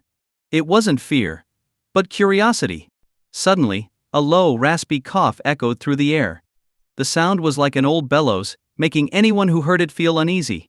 Then, an elderly hunchbacked man slowly emerged from the storage room. The man looked hideous. His face was covered in burn scars, and one of his eyes was blind, clouded over as if shrouded in darkness. He looked unsettling. But that wasn't the worst part. The most horrifying thing was his hand, which was severely decayed and covered in white pus. A sharp, pungent odor filled the air, stinging Su Man and Xiao Yun's noses. Xiao Yun nearly gagged and threw up. The old man slowly approached them. Finally, he stopped in front of Su Man and lifted his head to look at them. "Which one of you is Miss Xiao Yun?" "That's me," Xiao Yun quickly responded. The old man nodded. "The master called me earlier. He said you'd be staying here today. I've already prepared the rooms for you. Let's go inside." Su Man examined the old man and suddenly asked, "Who are you, sir?" The old man remained expressionless. "Just call me Fu Bo. I've been looking after this house for years, and I handle all the cleaning as well." Xiao Yun chimed in. "My relatives did mention that someone helps maintain the house." With that, Su Man's wariness faded. The house was traditionally decorated, with an expensive pierwood sofa in the living room. The villa had 3 floors. The second floor had 6 rooms, and the third floor housed an attic and a walk-in closet. There was one locked room too. After giving them a tour, the old man rasped, "I've already cleaned these rooms. Feel free to stay in any of them. I'll handle all your meals. I hope you have an unforgettable time here." With that, the old man turned and went downstairs. Neither Su Man nor Xiao Yun noticed the eerie smile that crossed the old man's face as he turned away. At this point, the chat exploded with activity. It's worth noting that the number of viewers in Lin Xiao's stream had already surged to 3 million. This is great. What a gripping story. I have a bad feeling about that old man. User I love Lin Xiao just gifted 10 super rockets to the streamer. Holy crap. This boss is crazy. The boss didn't hold back. Just like that, 2 grand in tips. Wealthy people or something else. Hey boss, need a driver. Comments flooded the screen like a blizzard. Meanwhile, Lin Deji also heard about Lin Xiao's stream on Dosha. He immediately entered Lin Xiao's stream. When he saw the 3 million viewers, Lin Deji's face darkened even further. He glanced at Zhang Hai, who was still in the studio, delivering his awkward ghost stories. Rage bubbled up inside him. Has the listener count gone up at all? Lin Deji couldn't be bothered to watch the screen, so he asked Xiao Na directly. Xiao Na stammered, "Station manager, Midnight Radio's ratings have dropped to just 0.2%. Boom! Hearing this, Lin Deji couldn't contain his fury any longer. It erupted like a volcano. Without hesitation, he stormed into the recording studio. "Station manager, what's up? You seem excited. Have the ratings skyrocketed? I knew it. A show this simple could be done by anyone." Zhang Hai grinned smugly as he looked at Lin Deji. In the next second, Lin Deji roared, "Get out." Zhang Hai froze. "What do you mean, station manager? Idiot. You're a complete idiot. Do you know what the ratings are now? 0.2%. You're not even 1/10 as good as Lin Xiao." Lin Deji's rant echoed through the studio. Meanwhile, the remaining few listeners in the chat began sending confused messages. "What's going on? I was about to fall asleep, and then this happens. What's the deal? Screw this. I'm done listening. What a mess. Guys, I heard Lin Xiao's live on Dusha now." "Seriously? Then what are we waiting for? Let's go." With that, the few remaining listeners quickly left the stream. After a short break, Lin Xiao continued his story. Although Fu Bo was ugly, the food he prepared was delicious. Su Man ended up eating 2 full bowls at lunch. Afterward, she and Xiao Yun took a walk around the villa. The scenery was nice. Aside from the strange trees and plants, everything else was fine. As night fell, after dinner, Su Man returned to her room, closed the door, and turned on the desk lamp. She set her laptop on the table and began searching for writing inspiration. Her desk was right by the window.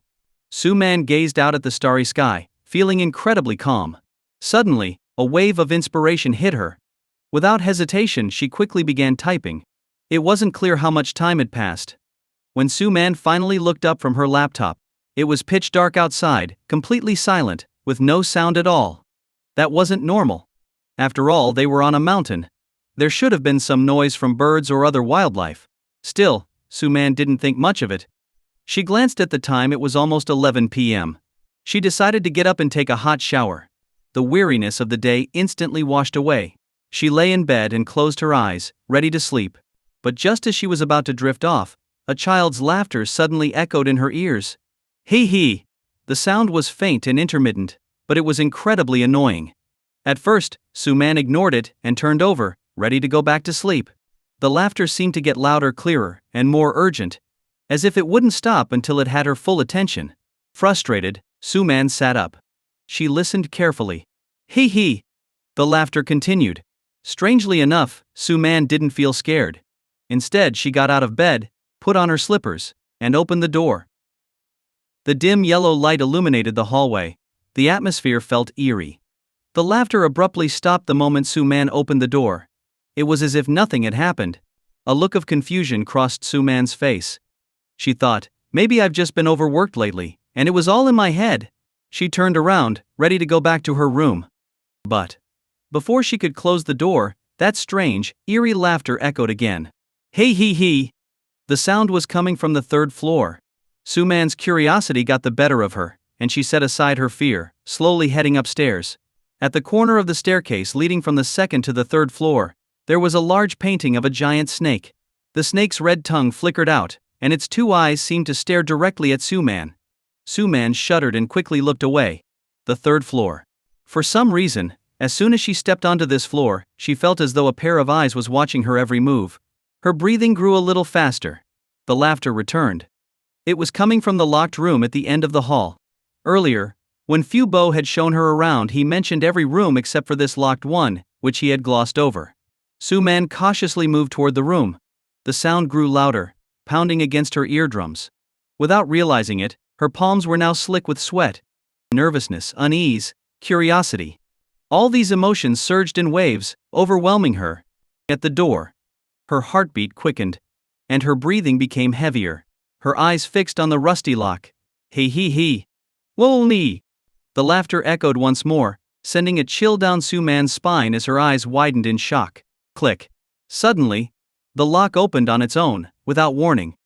At this point in the story, some of the more timid viewers were already crying out in the chat. Holy crap. I'm too scared to keep listening. This is way too creepy. Help. Protect me, chat. Protect me, chat.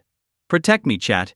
I'm offering 10 years of my roommate's single life in exchange for divine protection. This is intense.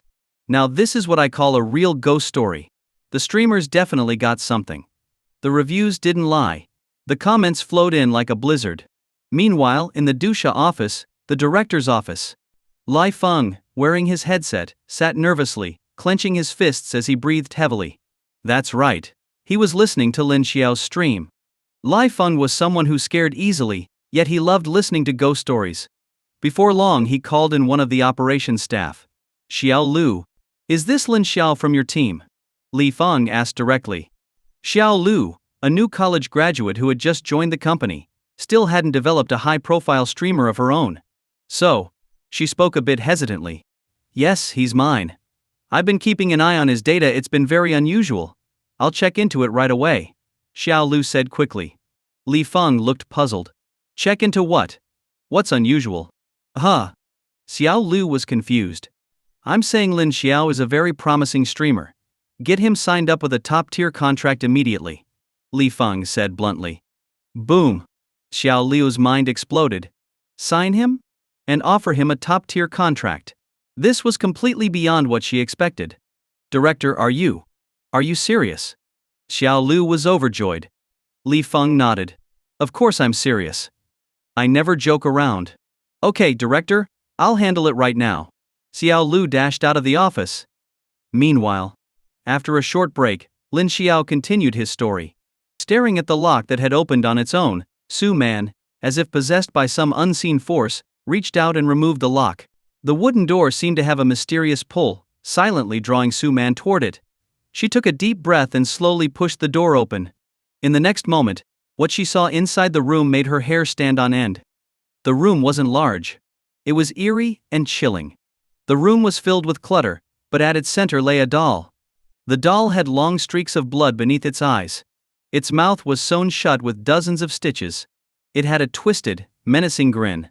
And the laughter, it was coming from the doll's mouth. Hee hee. The doll's laughter continued. Su-man felt her scalp tingle, and every hair on her body stood on end. Su-man screamed. And suddenly jolted awake. It was all just a dream. Her clothes were drenched in sweat. Beads of sweat still rolled down her face. Her breathing was labored. And her heart felt like it was about to burst out of her chest. Before she could fully recover, the sharp, eerie laughter pierced her ears again. This time, she was sure it wasn't a dream. Fear, anxiety, panic, all flooded her heart. But instead of retreating, Su-man got up, opened her door, and slowly walked toward the third floor. Everything mirrored her dream exactly. Su-man tried to calm herself. Before long she reached the third floor, standing in front of that same door. The rust-covered lock was still there. And once again, the lock opened on its own. Su-man swallowed hard, extended her hand, and removed the lock. Then, she slowly pushed open the door. What she saw inside was the same eerie doll with the twisted grin. This time, however, she was prepared. Although her legs felt weak, she still had some sense of control. As a ghost story writer, Su-man had more courage than most. She stared directly at the doll, and the doll's pitch-black eyes stared right back at her. The doll suddenly laughed. Su-man felt a jolt of electricity run through her. She stood frozen in place, unable to move. At that moment, Su-man vaguely heard the sound of people arguing outside the villa. Her brow furrowed. She quickly shut the door and slowly made her way to the window, looking down. At the entrance to the storage room stood two people. One was Fubo, and the other was a middle-aged man, around 40 years old. Their voices were so low that Su-man couldn't make out what they were saying. Just then, Bull, Fubo suddenly lifted his head, his sharp, eagle-like eyes glancing toward the window where Su-man was watching. Su-man's body jolted with fear, and she quickly ducked out of sight. A feeling of being caught red-handed flooded her mind. Without thinking further, and forgetting all about the doll, she turned and hurried downstairs, rushing back to her room. Her head buzzed, as if she were drunk, her temples throbbing painfully. Lying in bed, Su-man found herself completely unable to sleep. Everything that had happened that night left her feeling lost and unsettled. First, the creepy doll, and now Fubo and that mysterious man.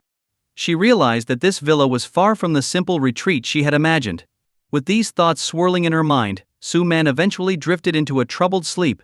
The next morning, just after 10, a knocking sound woke her. It was Xiaoyun standing at the door.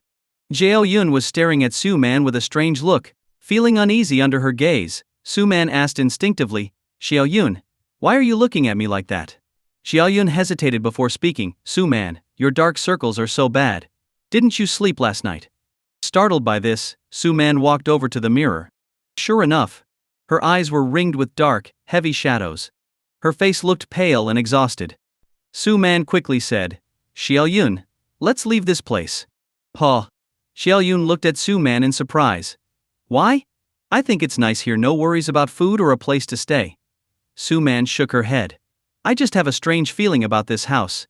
Xiaoyun laughed playfully. "No way, Su-man. Are you just too tense? I haven't felt anything weird. But come on, it's nothing. Let's go have breakfast." Before Su-man could finish, Xiaoyun interrupted. Downstairs, Fubo had already prepared breakfast. Su-man and Xiaoyun ate while Fubo stood nearby, watching them. Su-man felt as though his eyes were fixed on her the entire time. A cold, uneasy feeling crept over her, making her squirm in her seat. Su-man looked up at Fubo and forced an awkward smile. "Fubo, why don't you sit down and eat with us?" Fubo's voice was raspy and cold. "I'm just a servant. I can't sit with the masters." Xiaoyun, unbothered, said, "Fubo, what are you talking about? It's not like that anymore. Why keep such old customs?" Fubo declined. "No need, you eat. I'll go prepare lunch." With that, Fubo turned and walked out. Once he left, Su-man leaned in toward Xiaoyun. "Xiaoyun, don't you think Fubo is acting strange?" Xiaoyun looked puzzled. "Strange? No, he seems fine to me. What's with you? We came here to relax, but you're acting like you're on edge. At this rate you'll end up with a nervous breakdown." Hearing this, Su-man dropped the subject. After breakfast, the two of them lounged on the sofa watching TV. Not long after, Xiaoyun received a phone call. She looked at Su-man apologetically. "Su-man, sorry about this, but my dad just called.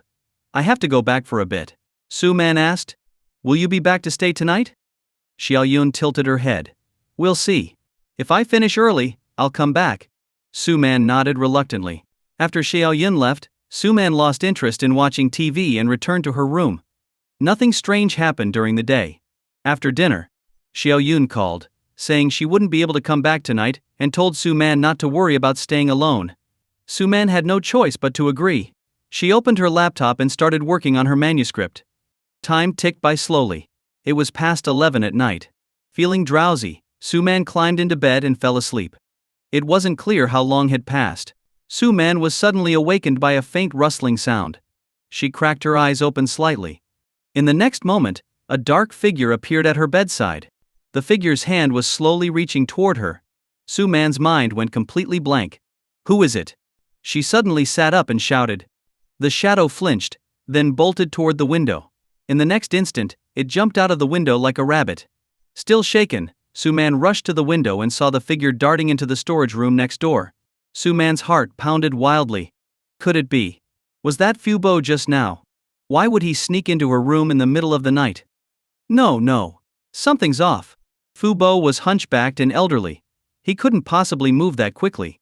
Then, who was it? A cloud of confusion settled over Su-man's mind. She didn't waste any more time. After quickly dressing, she crept downstairs, slipped out through the back door, and snuck around to the back of the storage room. Inside, she could hear voices. You idiot. Why did you do that? Don't you know she's the master's guest? It was Fu-bo's voice, full of anger. Then, a deep voice responded. You old fool. I already told Lily that I have a villa here. If these outsiders stay here and Lily finds out the truth when she comes, what am I supposed to do? Do you want me to stay single forever? Fu-bo was furious. You fool. Why did you make such a ridiculous claim? This villa belongs to the master, not you. The man sneered, H-impeach. You old fool. It's your fault. You've lived all these years and can't even afford a house. You're useless. I don't care. This villa is mine. Listening to their conversation, Su-man finally understood. The man she had seen last night was Fu-bo's son, and the same man who had just entered her room. After hearing the middle-aged man's words, Fu-bo shouted, Get out. Leave right now. I don't want to see you again. Get out. Fu-bo's son snarled, Damn you, old man. I'm giving you one more day. If you don't kick those people out by then, don't blame me for what I'll do. Oh, and by the way, I already killed that woman, Xiaoyun. Buzz. When Su-man heard this, her mind went blank, as if it had exploded. What? Xiaoyun is dead. How could this be? Su-man felt all the strength drained from her body, leaving her frozen in shock. Fu-bo cried out, This is a terrible sin. Fu-bo's son sneered, I'll deal with that other woman next. Then this villa will be mine. Hearing this, Su-man's heart skipped a beat. She jumped to her feet and ran toward the house. Just then, Su-man accidentally stepped on a dry twig, and the sharp sound echoed through the air. Who's there? Fu-bo shouted, his voice filled with alarm. Su-man's heart raced. Without thinking, she took off running. But before she could get far, Fu-bo's son caught up to her and slammed her to the ground. In the storage room, Su-man was tied to a chair. Fu-bo's son, with his large, menacing face, looked like a wild beast. His bloodshot eyes stared directly at Su-man. Fu-bo stood nearby, holding a machete, his gaze also fixed on her. Su-man's face was pale, her expression filled with fear. She struggled against her restraints, trying desperately to free herself. But all her efforts were in vain. With a voice full of desperation, Su-man pleaded, Fu-bo, please, let me go. Facing death, no one can remain calm. Upon hearing this, Fu-bo sighed deeply. You probably heard our conversation just now, didn't you? Su-man's mind went blank. As if it had exploded. His meaning was clear. Seeing Su-man remain silent, Fu-bo continued, No matter how much of a scoundrel my son is, he's still my son. I only have one child, and I can't just watch him go to jail. Su-man frantically shook her head. No, Fu-bo, I won't say anything. You have to believe me. I swear I won't tell anyone. Fu-bo sighed again. Girl, I've lived long enough to know one thing: only the dead can keep secrets. Fu-bo's son snapped, Stop wasting time, old man. Kill her, and it'll all be over. Shut up, Fu-bo barked, glaring at his son with frustration. If you hadn't tried to show off, none of this would have happened. His son sneered, Don't give me that. This is all because you're useless. If you'd bought me a house in the city, I wouldn't have to do this. Now you're trying to blame me. How convenient. At these words, Fu-bo fell silent. He slowly turned his head and stared at Su-man. In his cloudy eyes, Su-man saw a cold, merciless gaze, like that of a predator. Su-man screamed, Don't kill me. Fu-bo, I swear I won't say anything. I can promise you. Fubo sighed once more and raised the machete as he slowly approached her. Fear, despair, and panic overwhelmed Su-man. Her mind raced, desperately searching for a way out. Suddenly a thought struck her, and she shouted, "Fubo! This villa is cursed.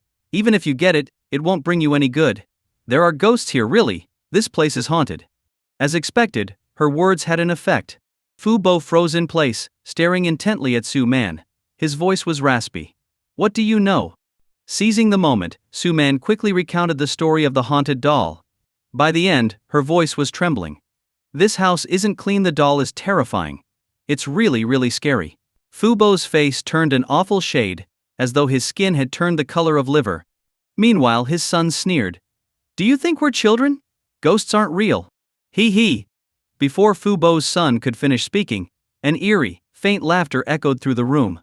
The laughter was chilling, piercing the silence and making their hair stand on end. Su-man screamed, "That's it! That's the sound! It's back!" Fubo's son shuddered violently, beads of sweat appearing on his forehead. Fubo wasn't much better off, his expression was tense, his eyes filled with panic. He shook his head frantically, muttering, "It can't be. It's impossible. How is she still here after all these years?" Su-man furrowed her brows in confusion. Could it be that Fubo knew something? His son glared at him. "Old man, what's going on? Tell me now." The laughter continued to echo around them. After several minutes, Fubo finally calmed down. He began to speak, revealing an old secret. Years ago, this villa belonged to a happy family of 4. Fubo had been their servant even before the children were born. The family's second child was a girl. When the girl was 3 years old, Fubo had taken her to play in one of the rooms on the 3rd floor. But in a moment of carelessness, the girl ran into a glass pane and died instantly. Her blood stained the floor, and the doll she had been holding was soaked in bright red blood. Fubo was terrified, unsure of what to do. If the incident became known, not only would he lose his job, but he would also likely face prison. An idea formed in Fubo's mind. He set fire to the house, hoping to destroy the evidence. In the process, he suffered severe burns himself. That's why Fubo's face and arms are scarred. After that, the matter was quietly covered up. The family, devastated by the tragedy, spent a fortune restoring the villa but then moved away, never returning. Fubo stayed behind, watching over the villa to this day. After hearing Fubo's story, Su-man was stunned. This was beyond anything she could have imagined. Fubo, who had seemed so unassuming, was hiding such a dark past. Carefully, Su-man said, "Fubo, it wasn't entirely your fault." Fubo let out a bitter laugh. "Girl, don't bother comforting me. It's too late. And now, you know too much. You must die." Su-man's will to survive kicked into overdrive. She pleaded, "Please don't kill me, Fubo. I can give you money enough to buy a house in the city. Just don't kill me." Fubo's son scoffed. "I have this villa, why would I want a house in the city? Do you? I think we're fools? Old man, stop wasting time and finish it already." Fubo didn't hesitate this time. He took a step closer to Su-man, raising the machete again as he approached her. But before he could strike, his hand froze in mid-air, as if something had paralyzed him. His eyes were wide, staring straight ahead, as if he had seen something terrifying. Su-man, confused, slowly turned her head to see what he was looking at. At this point, Lin Xiao's voice abruptly stopped. The chat exploded with reactions. Whoa! This story is full of twists and turns. The streamer's imagination is incredible. User I love nutritional drinks just gifted Lin Xiao 10 super rockets. The boss has lost it. The boss wasn't thinking straight. Hold up, I need to grab a couple more blankets before we continue. Wait up, wait up. Some generous viewers were already flooding the stream with gifts. Meanwhile, Lin Xiao's system notifications kept chiming in. System audience fear level detected, fear points plus 10. System audience fear level detected, fear points plus 10. System audience fear level detected, fear points plus 10. Yet, the most exciting thing in the livestream was still to come. When a particular username appeared in the chat after sending a donation, everyone in the stream was left speechless. User Ouyang Zun has gifted streamer Lin Xiao 10 super rockets. User Ouyang Zun has gifted streamer Lin Xiao 10 super rockets. User Ouyang Zun has gifted streamer Lin Xiao 10 super rockets. Ouyang Zun made his entrance, without a word, donating 30 super rockets, a total of 60,000 RMB. In the realm of horror storytelling in China, Ouyang Xun holds an unshakable, legendary status. He had retired from the scene long ago, completely stepping away from the public eye. But now? For Lin Xiao, Ouyang Xun had reappeared, and not only that, but he came bearing a huge donation. Holy crap. It's Ouyang Xun. Is this for real? I'm floored. It's him. It's really him. See the verified badge next to his name? Who else could it be but Master Ouyang? This is insane. This means the streamer has officially earned Ouyang's seal of approval. An absolute honor. The chat exploded, messages pouring in like a flood. When Lin Xiao noticed, he too was a bit surprised. Thank you, Master Ouyang, for your generous support. I really appreciate it. He smiled as he spoke. Although Lin Xiao usually maintained a modest demeanor, he still had to show respect where it was due, especially to someone as esteemed as Ouyang Xun, who had just dropped 30 super rockets without a second thought. No need to be so formal, Lin Xiao. I see great potential in you. When you're free, let's meet for tea and have a proper chat. Ouyang Xun's message appeared in the chat, extending an invitation. Lin Xiao didn't dwell on it but instead continued his story. When Su Man turned to look behind her, she froze in shock as well. On the worn-out table, a doll had suddenly appeared. The doll's mouth seemed to have stretched even wider, making it look even more terrifying. A spine-chilling laugh echoed from the doll's mouth, sending chills down her back. Fear, horror, dread. Fu Bo's son was trembling violently, his legs shaking uncontrollably. A stream of liquid flowed from his pants. A ghost, he screamed. He turned to run but hadn't gone far before he tripped and fell face first. His head slammed into a piece of metal. Half of his head was sliced clean off. Red and white matter splattered from his skull, staining the floor. The smell of blood filled the room, and the pool of blood slowly crept toward Fu Bo's feet. The scene was gruesome beyond words. Su Man's eyes widened in terror, her breathing growing ragged as her body trembled uncontrollably. Although she had written similar scenes in her horror novels, witnessing it firsthand was a completely different experience. Watching his son's lifeless body, Fu Bo crumbled. He let out a blood-curdling scream, his voice filled with anguish and madness new. His eyes were bloodshot, drool dripping from the corners of his mouth, as if he had lost his mind.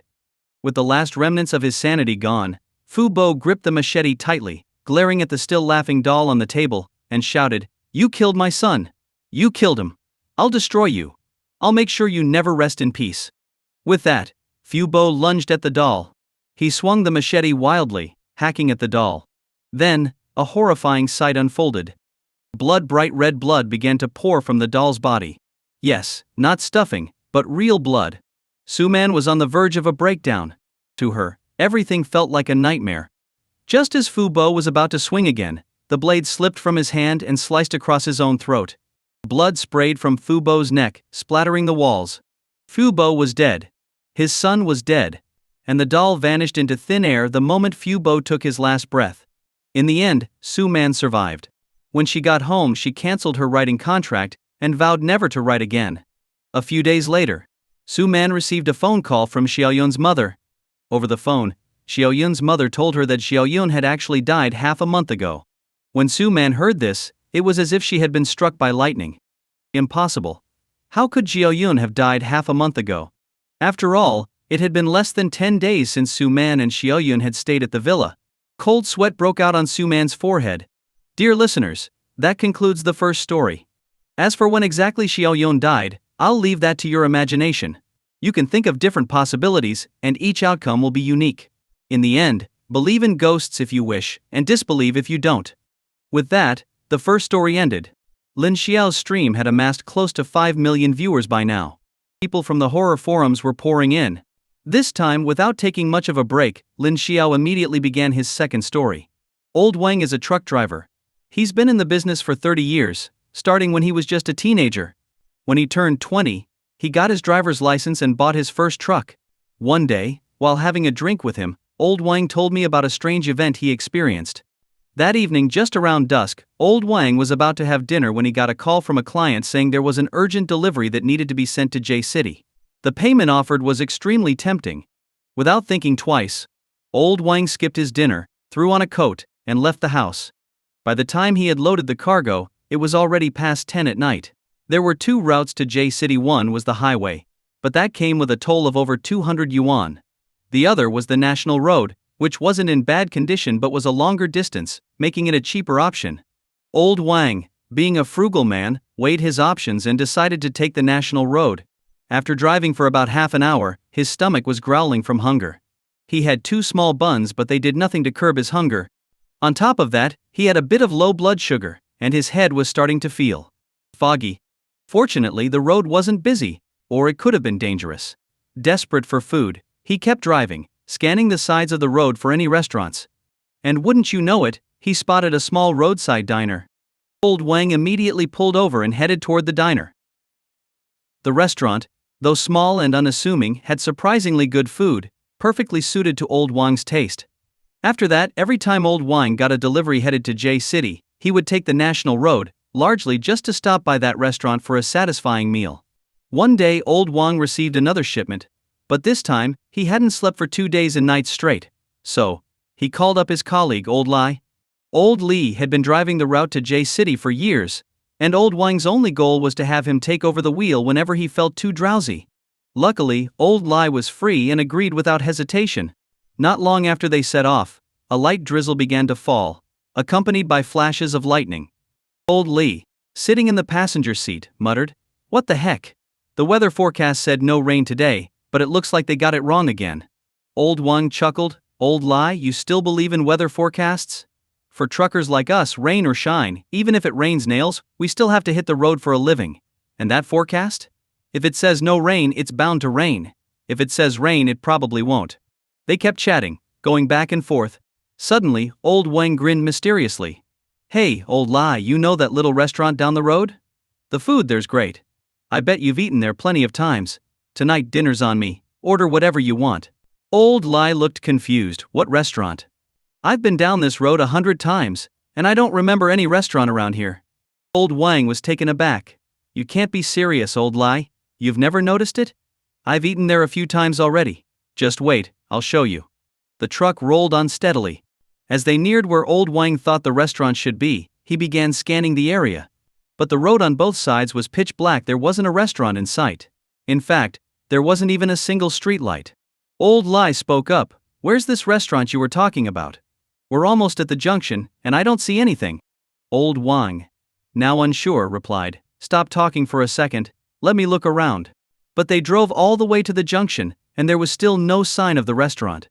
Old Li chuckled, "You're messing with me, aren't you? There's no restaurant around here. You're pulling my leg." Offended, Old Wang snapped back, "No way. I'll prove it to you." He promptly turned the truck around and headed back the way they had come. Old Li asked what was going on. Old Wang cursed under his breath, "I refuse to believe it. I know that restaurant is around here somewhere.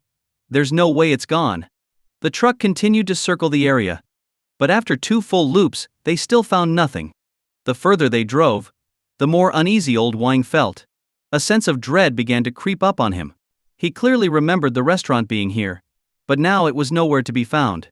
If this wasn't strange, then what was? Old Li gave Old Wang a strange look, his voice tinged with fear. "Hey, do you think maybe you've encountered a ghost?" At that very moment, a bolt of purple lightning streaked across the sky. Old Wang felt a chill run down his spine, as if cold air was shooting up from his feet to the top of his head. At this point, the chat in Lin Xiao's live stream lit up with excited comments. "A ghost restaurant? No way. That's wild.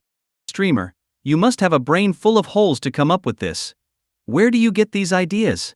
I've never heard of anything like this before. Streamer, you're seriously impressive. This is awesome. Hold on. I'm waking my daughter up to listen with me.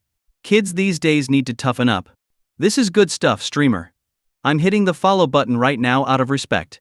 Messages filled with praise and gifts flooded the chat. Lin Xiao's stream continued to surge in popularity, with viewer numbers quickly approaching 6 million. This kind of success wasn't just rare for a new streamer, even seasoned veterans would struggle to achieve such a feat. Lai Feng, the director of operations, was thrilled. The higher Lin Xiao's numbers climbed, the better it was for him. After all, if he could cultivate a top-tier streamer, his year-end bonus would be substantial. Thinking of this, Li Feng immediately called Xiao Liu. "Xiao Liu, give Lin Xiao a top recommendation spot right now," Li Feng ordered decisively. Xiao Liu was stunned. "Director, what did you say? Give him a top spot? But Lin Xiao hasn't even signed a contract yet. Signing the contract is just a matter of time. Don't worry about that, just give him the spot. I want to see how far this guy can go. Lai Feng was eager to see the results. Xiao Lu was just as excited. After all, Lin Xiao was a streamer from her team. After a brief pause, Lin Xiao continued with the story. Encountered a ghost. That might actually be the case. Seeing the shocked expression on old Wang's face, old Li quickly backtracked. No, I was just kidding. Don't take it seriously. There's no such thing as ghosts in this world. Forget what I said. Let's just focus on getting some food up ahead. Despite his words, both men now had a sense of dread hanging over them. The truck was eerily quiet, except for the sound of the wind and rain, and their breathing. Neither of them said another word. Thunder rolled and lightning flashed as they continued down the road. Old Wang's unease only grew stronger. His mind was racing. It didn't make sense. He had eaten at that restaurant so many times before. Why was it suddenly gone? Could it be because of the weather? Maybe the place was closed, and that's why it was so dark. But then old Wang dismissed that thought. Even if it were closed, the building would still be there, right? But the problem was that after circling around, they hadn't seen any buildings at all. Old Wang glanced at old Li and asked cautiously, "Hey, do you think I really ran into a ghost?" Old Li took a deep breath. "I don't know. Let's stop at the next restaurant and ask around." Old Wang nodded in agreement. They drove on in silence. Not long after, they reached the outskirts of J City, where the roadside was lined with small diners. Old Wang parked the truck, and the two of them headed into one of the restaurants together. After 3 rounds of drinks, the remaining diners had already left. It was obvious that old Li had a good relationship with the owner, as he called him over directly. The owner smiled and said, "Old Li, what's up? Why so mysterious?" Old Li placed his hand on the owner's shoulder. "Boss, I want to ask you something." At this point, old Wang also joined them. The owner looked at him. "Go ahead, ask. If it's something I know, I'll tell you." Old Li glanced at old Wang, signaling for him to speak. Without holding back, old Wang explained his situation all at once. After the owner listened to old Wang's story, his expression instantly turned grim. His body visibly trembled, as if he'd heard something unbelievable. Old Li immediately noticed something was off and pressed, "Boss, do you really know the background of that restaurant?" The owner sighed. "Yes, 10 years ago there was indeed a restaurant there, called Xiaofeng Restaurant." Upon hearing this, old Wang immediately chimed in, Yes, that's right, it was called Xiaofeng Restaurant. Yes, that's the name." And then, the owner continued slowly, 10 years ago, the national highway wasn't like it is now. Back then it was just a cement road, a bit better than a mountain path. Xiaofeng was a very forward-thinking woman and quickly opened a restaurant by the roadside. I have to admit, her business was doing well. Every day, passing drivers would stop to eat at her place. No matter how hungry they were, they'd hold on until they got to her restaurant. It was so well known that people would say if you eat elsewhere, you'll get a cough. But one rainy night, the owner paused here, remaining silent for 2 minutes before continuing, Xiaofeng Restaurant. 6 people died there. The whole place burned to the ground. To this day the killer is still at large, and no one knows where they are. Ever since then, passing drivers have occasionally seen Xiaofeng Restaurant, but on rainy nights it disappears. The owner sighed deeply. What a pity, what a pity. After hearing the story, old Wang felt a shiver run down his spine. His legs started to feel weak. He was genuinely scared. Luckily, Xiaofeng didn't seem to have any harmful intentions. Otherwise, his life might have been over long ago. Without realizing it, old Wang's back was soaked in sweat. That night, after unloading the cargo, old Wang hit the highway early the next morning. From that day on, no matter how urgent the cargo was, he never took that highway again. This story is shorter compared to the first one, but I think it's just as thrilling. Today was my first live stream, and I want to thank everyone for your support. I'll do my best to schedule future streams so that everyone can enjoy them. Alright, see you tomorrow. After finishing his words, Lin Xiao didn't wait for anything else and directly ended the stream. As soon as he logged off, his phone rang. It was an unknown number. Lin Xiao answered the call immediately. "Hello, is this Lin Xiao? I'm Xiao Liu, a staff member from Dusha, and I'm also in charge of your operations." Xiao Liu started with a brief introduction. Lin Xiao was slightly taken aback. Hello, I'm here to discuss a contract with you. Would you be interested?" Xiao Liu quickly followed up. From the moment Xiao Liu introduced herself, Lin Xiao knew her intentions. Of course I'm interested. But I have high expectations for contracts. Can your team meet them? Lin Xiao said casually. Upon hearing this, Xiao Lu quickly replied, we can offer you a top-tier contract because your potential is enormous. Top-tier contract. Lin Xiao raised an eyebrow. Sorry, but I'm not interested. Xiao Lu was stunned. A top-tier contract? And you're not interested? That's unbelievable. This is the dream of countless streamers. But Lin Xiao just said he wasn't interested. Xiao Lu hurriedly said, wait, Lin Xiao, you probably don't fully understand our top-tier contract. How about I explain it to you? No need. Lin Xiao rejected her. If you offer a platinum contract, I'll sign. He was that straightforward. No platinum contract, no deal? That's ridiculous. Okay, I understand. Let me check with my supervisor and get back to you. How about that? Lin Xiao's calmness caught Xiao Liu off guard. Sure. Lin Xiao agreed without hesitation. After hanging up, Xiao Lu rushed to Li Feng's office and relayed Lin Xiao's request. Li Feng frowned slightly. To be honest, offering a top-tier contract after just one day of streaming was already extraordinary. But now, Lin Xiao was asking for a platinum contract, something that had never happened before in Dusha's history. Even as the director, Li Feng felt the pressure. Has tonight's data been compiled? Li Feng asked. Xiao Lu shook her head. Not yet. Let's wait. The data should be out soon. We'll decide after reviewing it. Li Feng said seriously. Just then, someone knocked on the door, and the data was delivered. Popularity third on the platform. Number of comments first. Amount of donations second. These were Lin Xiao's stats on Dusha that night. Give him the platinum contract. Li Feng made the decision with a firm nod. Xiao Luyu was overjoyed. Understood, director. When Xiao Lu shared the news with Lin Xiao, he didn't hesitate and agreed immediately. Lin Xiao, let me explain. Our Dusha Platinum contract includes an annual base salary of 20 million yuan. The donation split is 70% for you and 30% for the platform. The contract is renewed yearly, and if your stats remain strong, your base salary can be increased. Xiao Lu summarized it clearly. Lin Xiao replied, sounds good. I have no other objections. In that case, I'll draft the contract. Lin Xiao, welcome to the Dusha family. Xiao Lu said, smiling broadly. Host, you've accumulated 100,000 fear points. You can now exchange them for a lottery spin. Would you like to redeem it? Upon hearing this, Lin Xiao immediately responded, redeem, redeem. The system has redeemed one lottery spin for the host. Spinning the lottery wheel for the host.